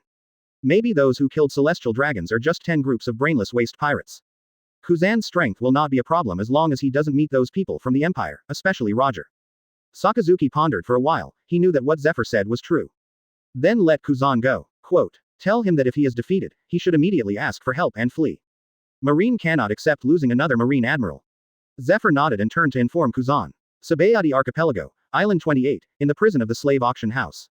Pluton Rayleigh sat in the cage, drinking wine from time to time. I hope a rich buyer will come and buy me this time.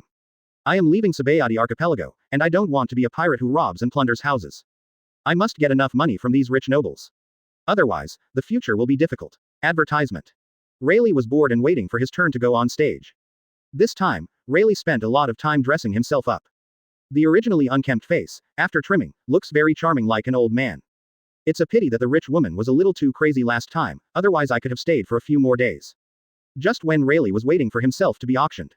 Roger, Nami, Lufei, and Zoro came to the auction house where Rayleigh was. I never thought that there would be such an uncomfortable place in this world. After entering and finding a seat, Nami frowned and complained. In a world without His Majesty, any magical things are normal. Roger saw the familiar appearance in this world and was very moved. Not long after they sat down, the auction began. The celestial dragons sitting in the front had not made any trouble yet. Roger and his friends just wanted to buy Rayleigh now and take a good look at how Rayleigh in this world got to be like this. They didn't want to care about other things for the time being. The first person to appear is a famous performer and dancer from the island of music. She is also an extremely beautiful beauty. She is also a Paramesha flexible fruit ability user, and she is very trainable. It is said that she can do any posture. And the most precious thing is that she has never been with another man. Everyone, this is a super high quality item that has not been seen for many years. The starting price is 5 million Baileys. Nami and the others frowned, looking at the woman on the stage wearing a collar, with a gloomy expression, and obviously heartbroken. Although I have always heard that there are still slaves in this world. But seeing it with your own eyes still makes people feel very uncomfortable. In contrast to them, the people in the audience cheered and started bidding. After a while, the price was raised to 50 million Baileys, and the price was no longer rising. Seeing this scene, the woman on the stage looked even more desperate, and then became fierce, ready to commit suicide. Soon, after the price was raised to 80 million Baileys, no one bid. The man who shouted 80 million Baileys was a fat man, as fat as a pig, with black and red tumors on his face. Seeing that she would eventually belong to such a person, the woman closed her eyes slightly and roared. Even if I die, I will not let you get what you want. As she said, she turned around and used all her strength to hit the pillar. Roger sighed lightly, flicked his fingers lightly, and knocked the woman unconscious at the moment when she was about to die. She looked like she was dead. The people in the venue seemed to be used to it, shouting pity, and then continued to the next auction item. Not long after, it was Pluton's turn. Rayleigh, the next one to appear as the busiest old man in the world. Lao Lei, the coding craftsman. Although he escapes every time, we always catch him back. And every time, the buyers are reluctant to kill him. This time, he promised us that he would never run away again.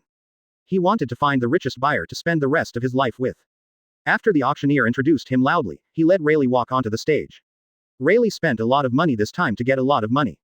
After he got on the stage, he even posed a few poses to make himself look more attractive.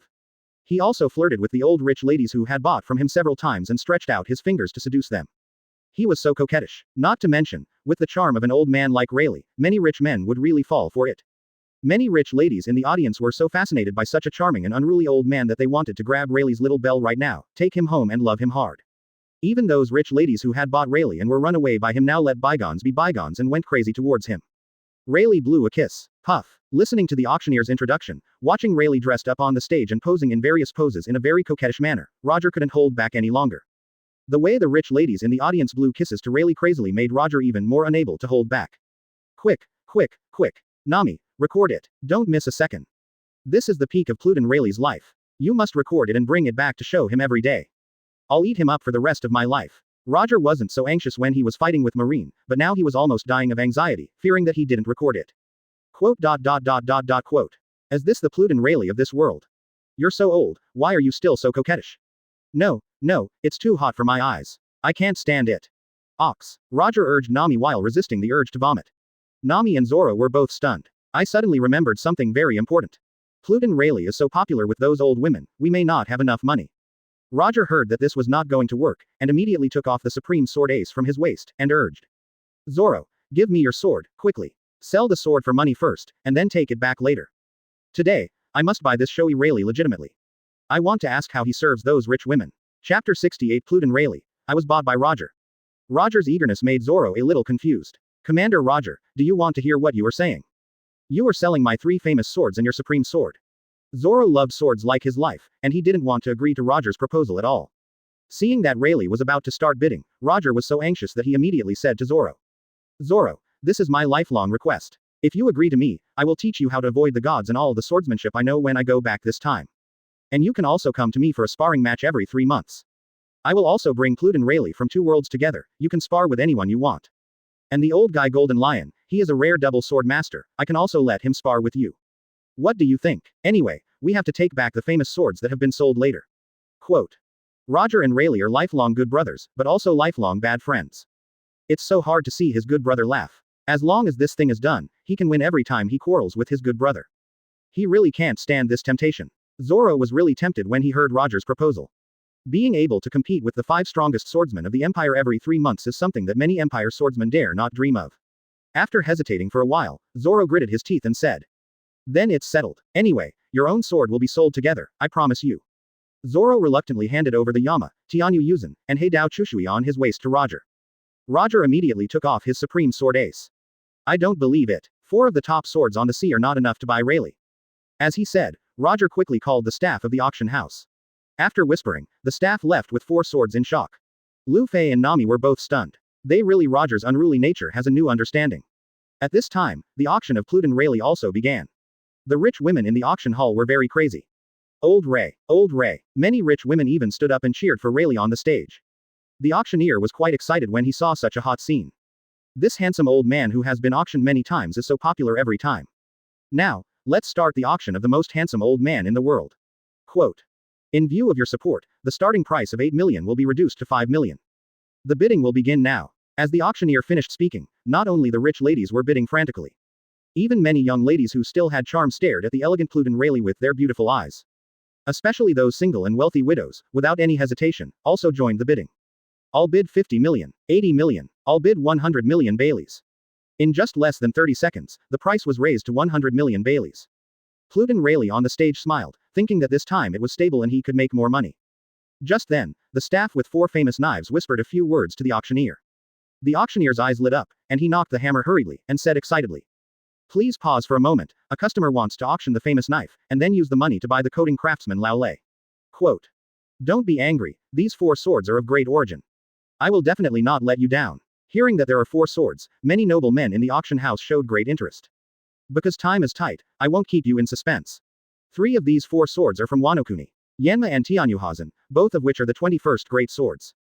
These 2 famous swords are the swords that only the daimyo of Wano Kuni can own. It is extremely valuable. This one is the Wano Kuni national treasure, the black sword Chushui, which is comparable to the supreme great sword.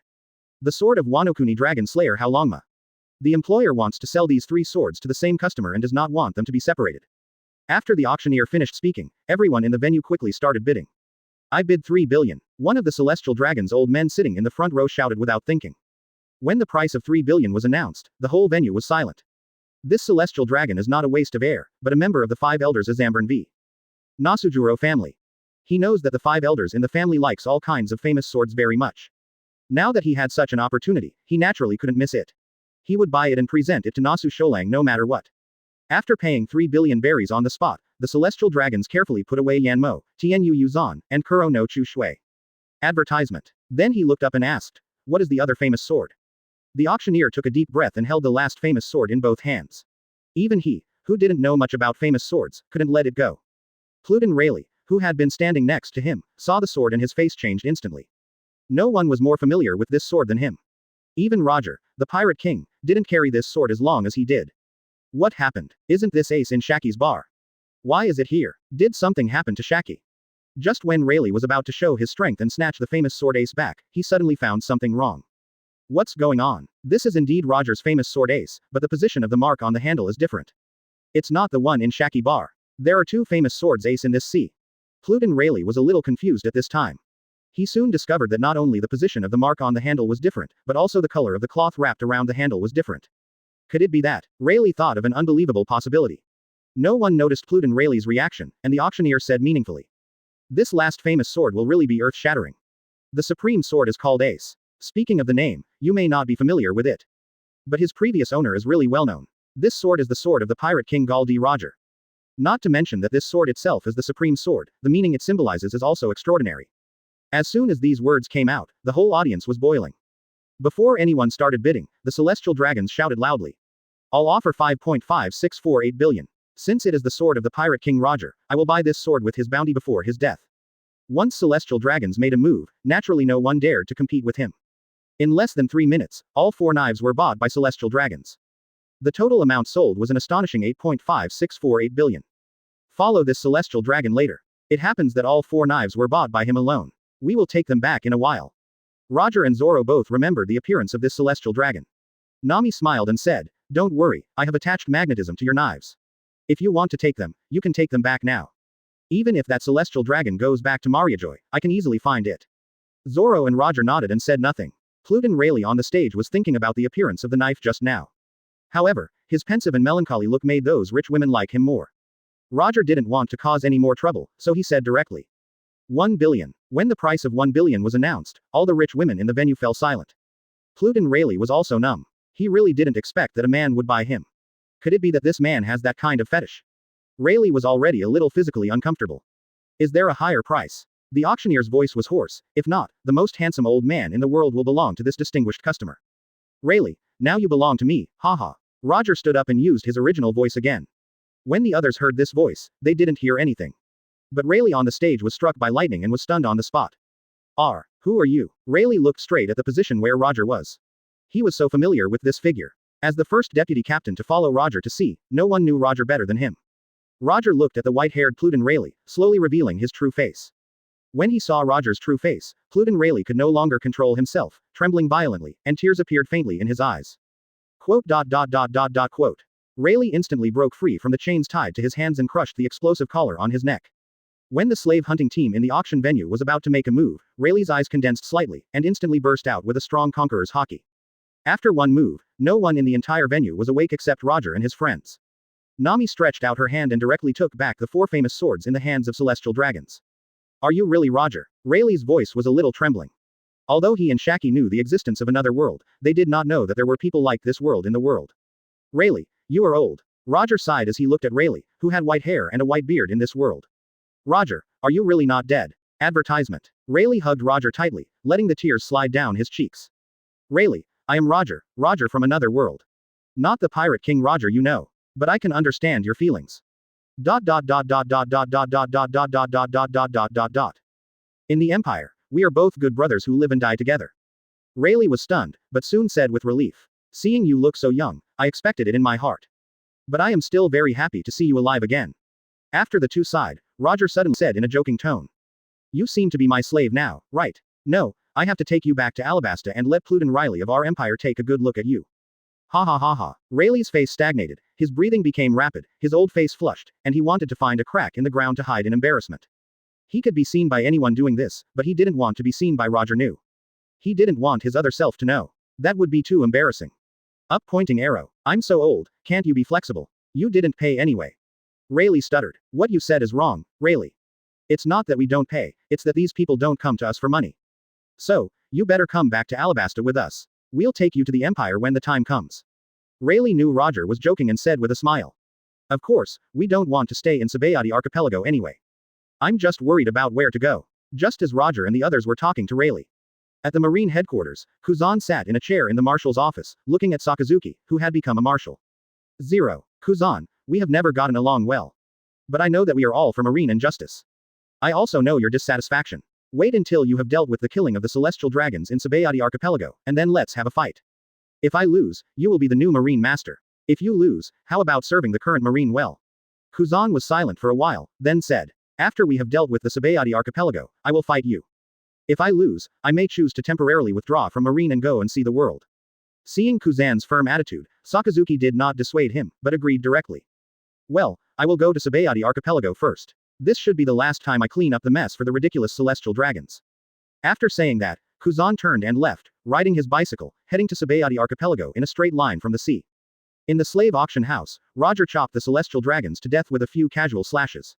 Zoro and Nami also took action, killing all the nobles who took human lives in the venue, as well as the members of the slave hunting team. Didn't you say that if you take action against the celestial dragons, a marine admiral would come? Why hasn't he come yet? Roger put the knife back into the sheath and spoke in a boring tone. They should be on the way. Rayleigh has lived in Baratti for so long, so he naturally knows the situation. Let's go, let's wait outside and see who will come. Quote.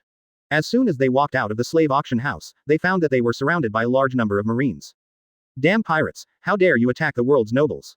Your death is coming. The leader, Marine Rear Admiral, pointed a knife at Roger and his men with anger. Marine is really disgusting. Purely a dog raised by celestial dragons. Nami frowned, and crackling lightning began to flash around her. She has completely lost any patience for the Marines of this world. Rayleigh didn't know where he got a knife from, raised his hand and pointed at the Marine, and laughed happily. Captain Roger, I didn't expect that after decades, I can't fight side by side with you anymore. This feeling is really nostalgic. Like red-haired Shanks, even though he knew it was Roger from the Empire, he was still used to calling him Captain Roger. I have been hiding here for a long time. Quote. Since I am with Captain Roger, it is time for me to make a comeback. It has been too long since I heard the name of Pluden Rayleigh in this sea. However, Rayleigh did not attack directly, but looked at the Marine Rear Admiral. Where is your Marine Admiral? When will he come? The Rear Admiral had recognized the people in front of him as the Imperial visitors who had caused trouble at the Marine headquarters. He wanted to notify the Marine headquarters, but it was too late. He could only say stubbornly. The Admiral is on the way. You damn pirates, today, don't think about having an easy time today. Just then, Kuzan rode a bicycle and came to the outside of the Marine encirclement. Ah, has the Marine surrounded the murderer? It seems that it can save a lot of trouble. Chapter 69 Mariajoy is destroyed. The new supreme force of the Empire goes to the New World. It seems that we can save a lot of trouble this time. No need to waste time looking for the murderer.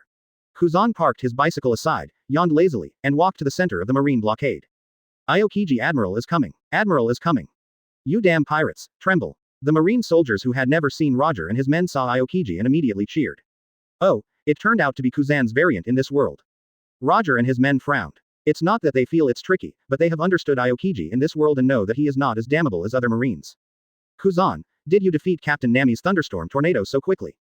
Roger raised his hand and pointed the tip of the knife at Aokiji, who was yawning. Aokiji was stunned before he closed his yawning mouth, and kept his funny look with his mouth wide open, and was sluggish. The moment he saw Roger and the others, Aokiji's sleepiness disappeared instantly and he woke up immediately. His face was very heavy and ugly. I never thought that you would kill the celestial dragons. Things are getting very tricky. Aokiji frowned and looked at the marines around him, pretending to be calm. Hey, why are you still here? Why don't you leave? Do you want to freeze to death? The marines surrounding Roger and the others were about to turn around and leave when they heard Roger's voice. Kuzan, you don't think we will let these celestial dragons' dogs go, do you? As they spoke, Roger and Rayleigh both burst out Conqueror's Haki at the same time. Two extremely strong black and red Haki instantly enveloped all the marines around. In less than a blink of an eye, all the marine soldiers, including the rear admiral, fainted on the ground. Nami's arms were covered with lightning, and she said coldly. This world is already in the pocket of our 620 Empire. These dogs raised by celestial dragons have often persecuted ordinary people. If you dare to persecute the people of the Empire, you will only die. 30 million volts. Discharge. As soon as the voice fell, dense and dazzling lightning flashed across all the fainted marines in an instant. After one move, none of the marines who had just clamored to avenge the celestial dragons were alive. Aokiji was tense and frowned. As the head of the Empire's army, you are cruel and bloodthirsty. These marines are just following orders, they are innocent. Rayleigh also raised his hand and pointed the tip of the knife at Aokiji, sneering. Kuzan, I thought you were a relatively sensible marine. But I didn't expect you to be so stupid. These marines are innocent. Do you really not know, or are you pretending not to know? I have lived in seclusion in Baratti archipelago for decades. I know what the marines here are like better than you. Usually they are responsible for helping celestial dragons capture slaves. If there are any civilians that celestial dragons like, they will capture them and offer them to those celestial dragons as soon as possible. Say they are marines, there are so many pirates landing in Baratti archipelago, and they have never been seen to attack the pirates. Instead, they hit the civilians on the island hard. Aokiji. Rayleigh stared at Kuzan. The number of civilians persecuted to death by these marines far exceeds the number of marines on this island. In your opinion, these marines are innocent. Then I would like to ask, are those civilians who were killed and captured and sent to celestial dragons to be tortured to death guilty and deserve to die? As Rayleigh has lived in Baratti for a long time, he has a say in this matter. Hearing Rayleigh's words, Aokiji fell silent. He didn't know how to answer. The justice he upholds is a mild and lazy justice, which is basically the opposite of Sakazuki's absolute justice. Usually, he does things according to Sengoku's orders, and then mixes in some of his own mild justice. As the admiral who came to clean up the celestial dragons for the first time in his life, he only heard a little about the marine style of Baratti archipelago and didn't know much about it. After being directly exposed by Rayleigh, he didn't know how to answer. No way to refute it, right? Nami said expressionlessly. She was not familiar with Kuzan of the Empire, and she had no feeling for Aokiji of this world. Looking at Roger and others in front of him, after a long time, Aokiji let down his guard and suddenly said. I know the style of celestial dragons. Whether as a marine or as an ordinary person, those celestial dragons really deserve to die. You killed celestial dragons, I can fully understand. Quote. Aokiji was already thinking about quitting marine. His original plan was to come to Baratti archipelago to see if it was pirates who killed celestial dragons, then he would indeed kill those pirates. If it was ordinary people who resisted and accidentally killed celestial dragons, then he would find a way to let the murderer go, just like he let Robin go, and find a few pirates who deserved to die to take the blame. But now, the ones who killed celestial dragons were Roger and his group, the highest fighting force of the Empire, who he could not defeat at all. He originally planned to quit marine after the duel with Sakazuki. Now, he had to make a decision in advance. Should he sacrifice his life in vain to avenge those damn celestial dragons? Or should he practice his long-standing idea of quitting marine and looking at the world from another perspective? It's time to make a choice between my own life and the already distorted justice. Aokiji sighed and thought to himself. Advertisement. Soon, he made a decision. After a long silence, Aokiji put aside his marine identity, said. What is the empire of your world like? Before, as Marine Admiral, we were hostile. I will look at you with tinted glasses. And now, I really want to know what the world without celestial dragons and world government is like. Aokiji looked at Roger and others with eyes full of curiosity. What kind of justice do I uphold in another world? I want to know the answer. Hearing Aokiji's words, Roger put down the knife somewhat unexpectedly. Before, as Marine Admiral. You mean, you are not a Marine Admiral now? Aokiji smiled and said. I was planning to quit Marine, and the fact that you killed celestial dragons just accelerated the speed of my decision. I want to find true justice from another perspective.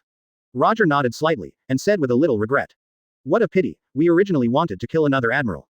Unlike Aramaki, I don't want to kill you. Especially you who are confused. Kuzan's expression froze, and he didn't refute. He knew very well that if he really fought, he would die. His ability is more functional and lacks attack power. If you want to know what true justice is, then come with us. We will take you to the Empire. Kuzan nodded slightly, and then said with a guilty look on his face. Nico Robin, is she in Alabasta under your control? Is she? Okay. Hearing this, Nami and the others were a little surprised. Does this kid have any thoughts about Robin? But they didn't ask much, but answered.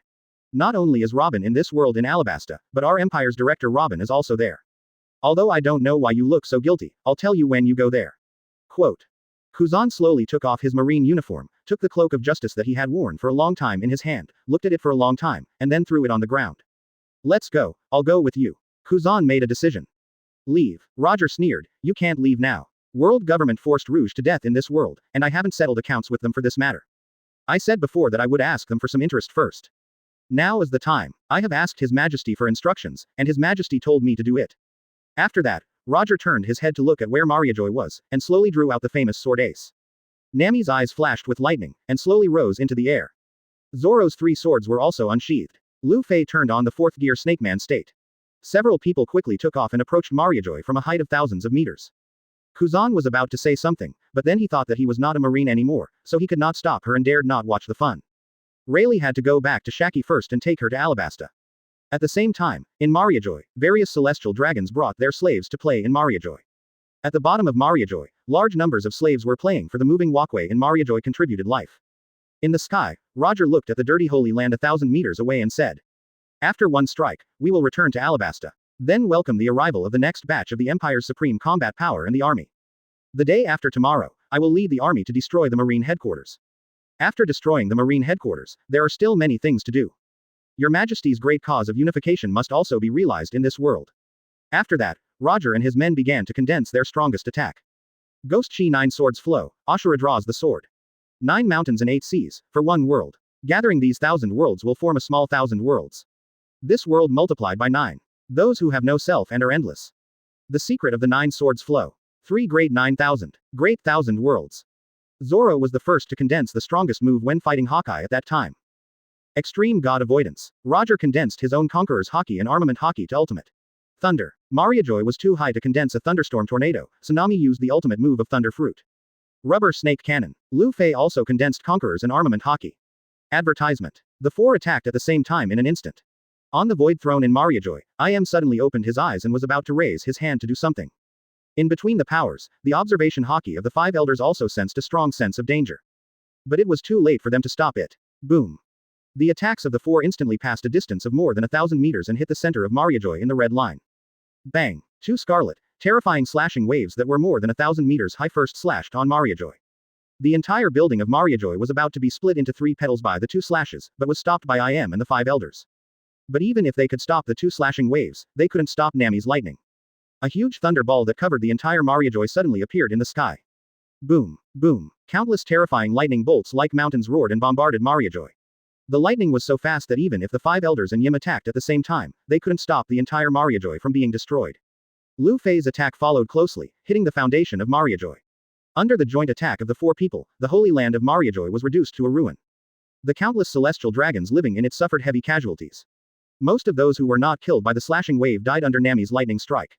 Even the power room where the 5 elders were located, and the void throne between flowers where Im was located, were damaged to varying degrees.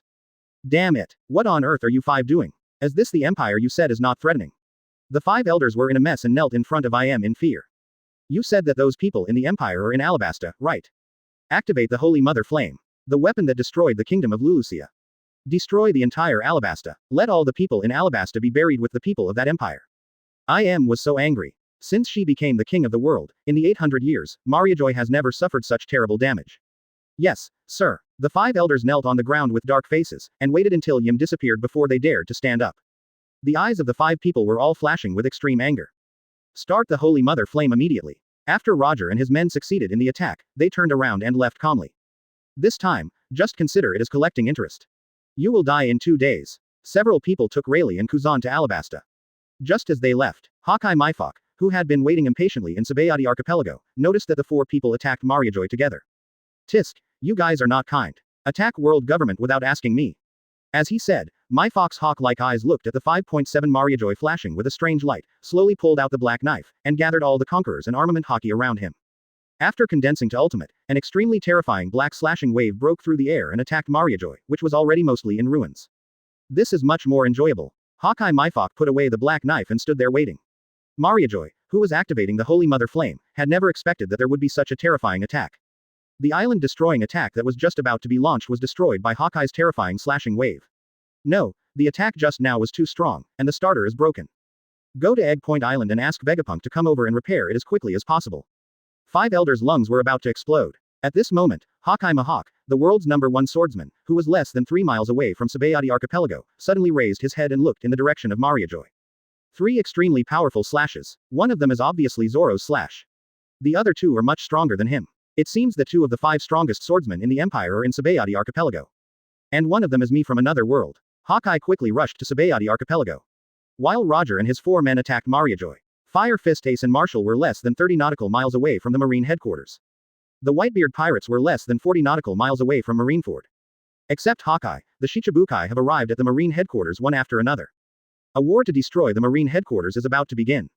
In the Empire, Al has been paying attention to the development of the situation. The time is almost here. It's time. It's time to send more Supreme Forces to the New World. Chapter 70. All the Empire's top combat forces rush to the New World. Empire. In the palace, El sat on the throne. In the hall, the supreme fighters of the Empire were arranged in an orderly manner. Roger sent back the news. The Marine headquarters in another world was disturbed by Roger and his men, and the combat power was seriously damaged. The Marshal resigned, 1 admiral died, and 2 admirals withdrew. Right now, in one day, the war between the Marine headquarters and Whitebeard Newgate in another world will start. Therefore, I decided to send several supreme fighters of the Empire this time, leading their legions to come. We must destroy the Marine headquarters in another world in one battle. Of course, our Empire is not bloodthirsty and allows them to surrender. After completely destroying the world government, we will judge these surrenderers. Those who are truly devoted to justice can live. Those who have persecuted the people must be killed. After El finished speaking, many officials in the hall talked about it. Newgate volunteered. Your Majesty, please let me go to this war. I want to see the war between me and that world and the Marine headquarters with my own eyes. El smiled and said, Newgate, don't worry, I said that more supreme forces will be sent this time. Next, those who hear the name step forward. Quote. El took out a long-prepared strategic plan and began to read. Commander of the 2nd Imperial Army, Newgate. 2 commanders of the Imperial Air Force, Blue Dragon Gade, Golden Lion Shiji. Commander of the Imperial Hurricane Army, Monkey D. Dragon. Commander of the 2nd Imperial Marine, Gop, Kuzan, Sakaris, Borsellino. Commander of the Imperial Guard, Red Hair Jax. Commander of the Imperial Special Operations Force, Rox D. Zebek. Commander of the Imperial Sky Island Force, Inalu. All the supreme combat forces whose names I have mentioned, go to another world together this time to prepare for war. Make sure to make a decisive battle. Destroy the Marines of another world. In addition, if there are any Imperial supernovas who want to rush to another world, they will be allowed to go together. After destroying the Marines, the next target is temporarily set as Wanokuni. World government, I have other arrangements. 23 inches. After Al finished speaking, almost all the supreme fighters of the Empire were called. Everyone, organize military affairs, gather the troops, and set off immediately. The Empire will win. The Empire will win. Long live His Majesty. Everyone looked extremely excited. They have been waiting for this day for too long. They can't wait any longer. After the Empire's supreme meeting, all the supreme fighters whose names were called rushed back to their troops to prepare. After the meeting, Al just returned to his residence and ran into Reiju and Hina, who came to find him. The 2 women have their own style. Reiju wore a white jacket, a beautiful pink short hair, half of her hair covered her right eye, and her figure was curvy. On her 2 long legs, white and smooth like jade, she wore 2 white silk stockings, one long and one short. Your Majesty, you have been so busy recently that you haven't come to see us. Quote. Reiju hugged El's right arm to her chest and said in a charming voice. Ahem, Reiju, I've been too busy lately. I'll be even busier in a few days. I really ignored your feelings. But I have time today and can accompany you. Hina, who was standing next to him, was 1.81 meters tall, half a head taller than Reiju, with a soft waist and a plump figure. Her long pink hair was slightly darker than Reiju's. She became El's concubine only 3 months ago. Because of his busy political affairs, El hadn't even taken her virginity yet. This made Hina, who had always loved El, very sad, thinking that El didn't like her anymore. After seeing Reiju's actions, Hina hurried forward and hugged El's other arm. Your Majesty, have you forgotten me? It's been 3 months since I became the concubine, and you haven't come to see me. If this goes on, I'll think that your majesty doesn't want me anymore. Quote. Listening to the two women's requests and smelling the distinct fragrance coming from the two women, Elle felt a little guilty. Advertisement. He has been with Hancock for a while, and occasionally with Robin, Margaret, and Perona. If he feels bored, he will go to the Dragon Palace to change his taste and be with the mermaid Sono Liho. He really ignored Reiju and Hina. Elle thought about it and felt that he couldn't ignore his women too much. Let's put it this way. The Empire is at war with another world recently, and I need to command remotely. However, with the Empire's combat power, there will basically be no problem. You two will accompany me for this week. As he said, Elle stretched out his hands and gently scratched Reiju and Hina's noses, causing the two women's cheeks to blush and their ears to turn red. Then it's settled, Your Majesty. We will follow you today.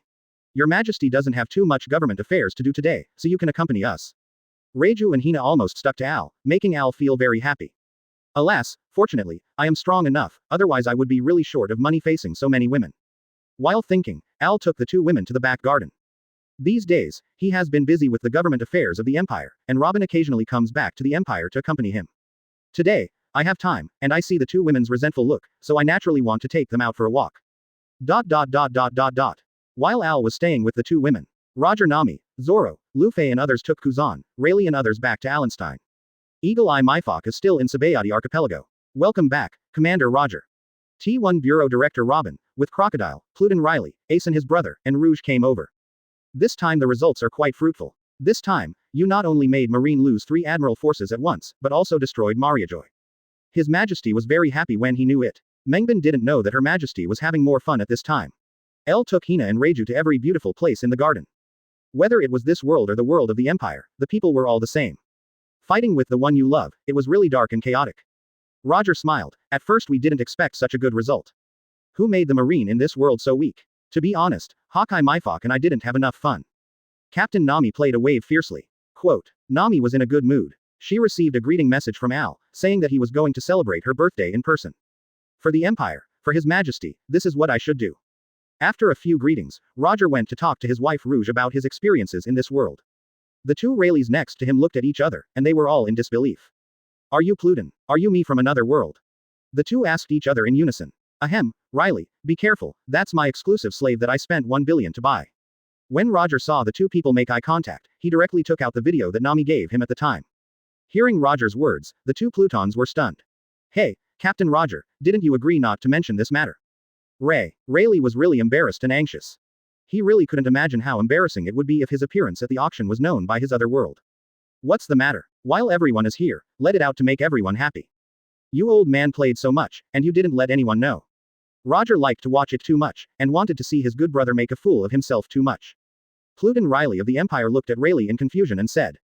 Tay, you were not really bought as a slave by Roger, were you? Dude, you, Tixit, I want to see it too. Ha ha ha. Pluton Riley of the Empire and Pluton Rayleigh of this world have similar personalities, both of them like to have fun and are unrestrained. Rayleigh couldn't hold back after hearing what he said from another world. I'm tired, destroy it. Just as several people were noisily watching Pluton Rayleigh posing at the auction.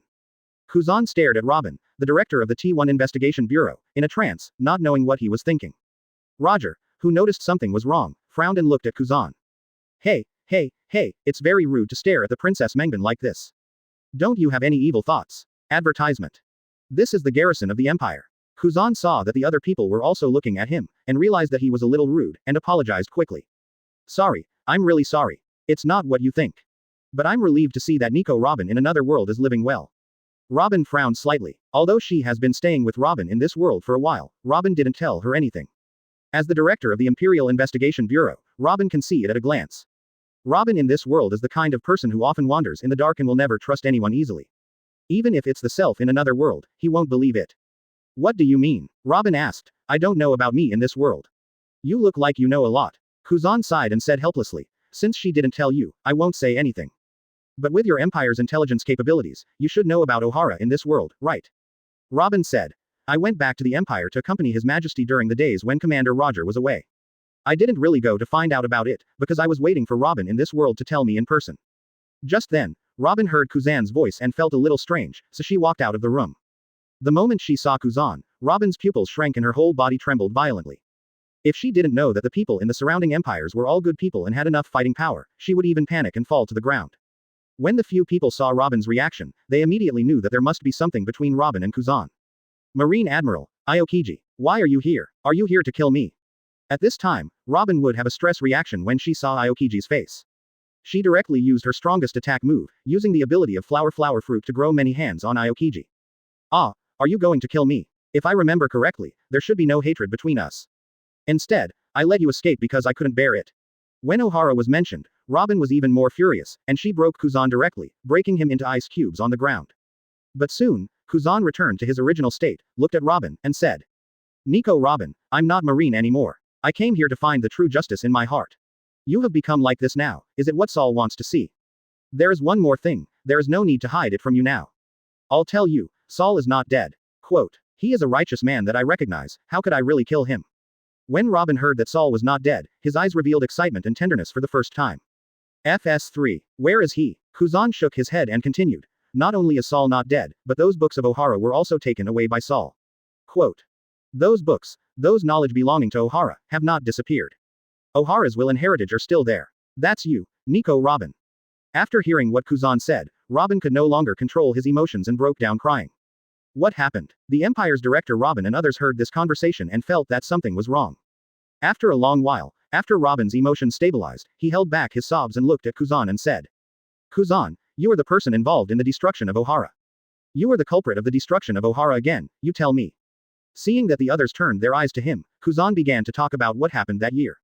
After a long time, until Kuzan finished speaking, Director Robin, Roger, Nami and others could not suppress their anger.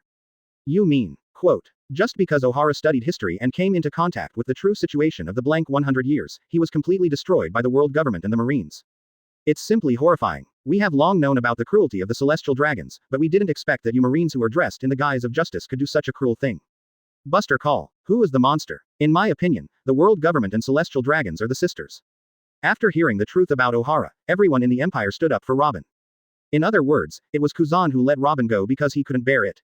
But Robin, who escaped, has to live a life with a bounty of 79 million since childhood, and can only wander on the edge of darkness and die from time to time. As the best friend of Imperial Robin, Crocodile feels very sorry for the experience of Robin in this world. Robin, don't be afraid. Crocodile and Imperial Robin, one on each side, helped Robin in this world up. Then Imperial Robin suppressed the anger in his heart and said, when I came to this world 2 hours ago, His Majesty told me that the Empire will send almost all of its supreme combat power today. Under the iron hoof of the Empire, this messed up world will be completely conquered by the Empire. Whether it is world government, celestial dragons, or marine pirates, they will all be liquidated by the Empire. Robin, everything will be fine in the future. When this matter is over, I will take you to the Empire to meet the mother of another world. Quote. Hearing the word mother, Robin in this world finally reacted and said in a trembling voice. Mom, is she, okay? Robin of the Empire smiled and said in a husky voice. Of course she is fine, she has always been a very good scholar of Ohara. At the same time, Ace and Marshall rushed to the Marine headquarters. The Whitebeard pirates also dived into the depths of the sea, preparing to launch a surprise attack on Marineford.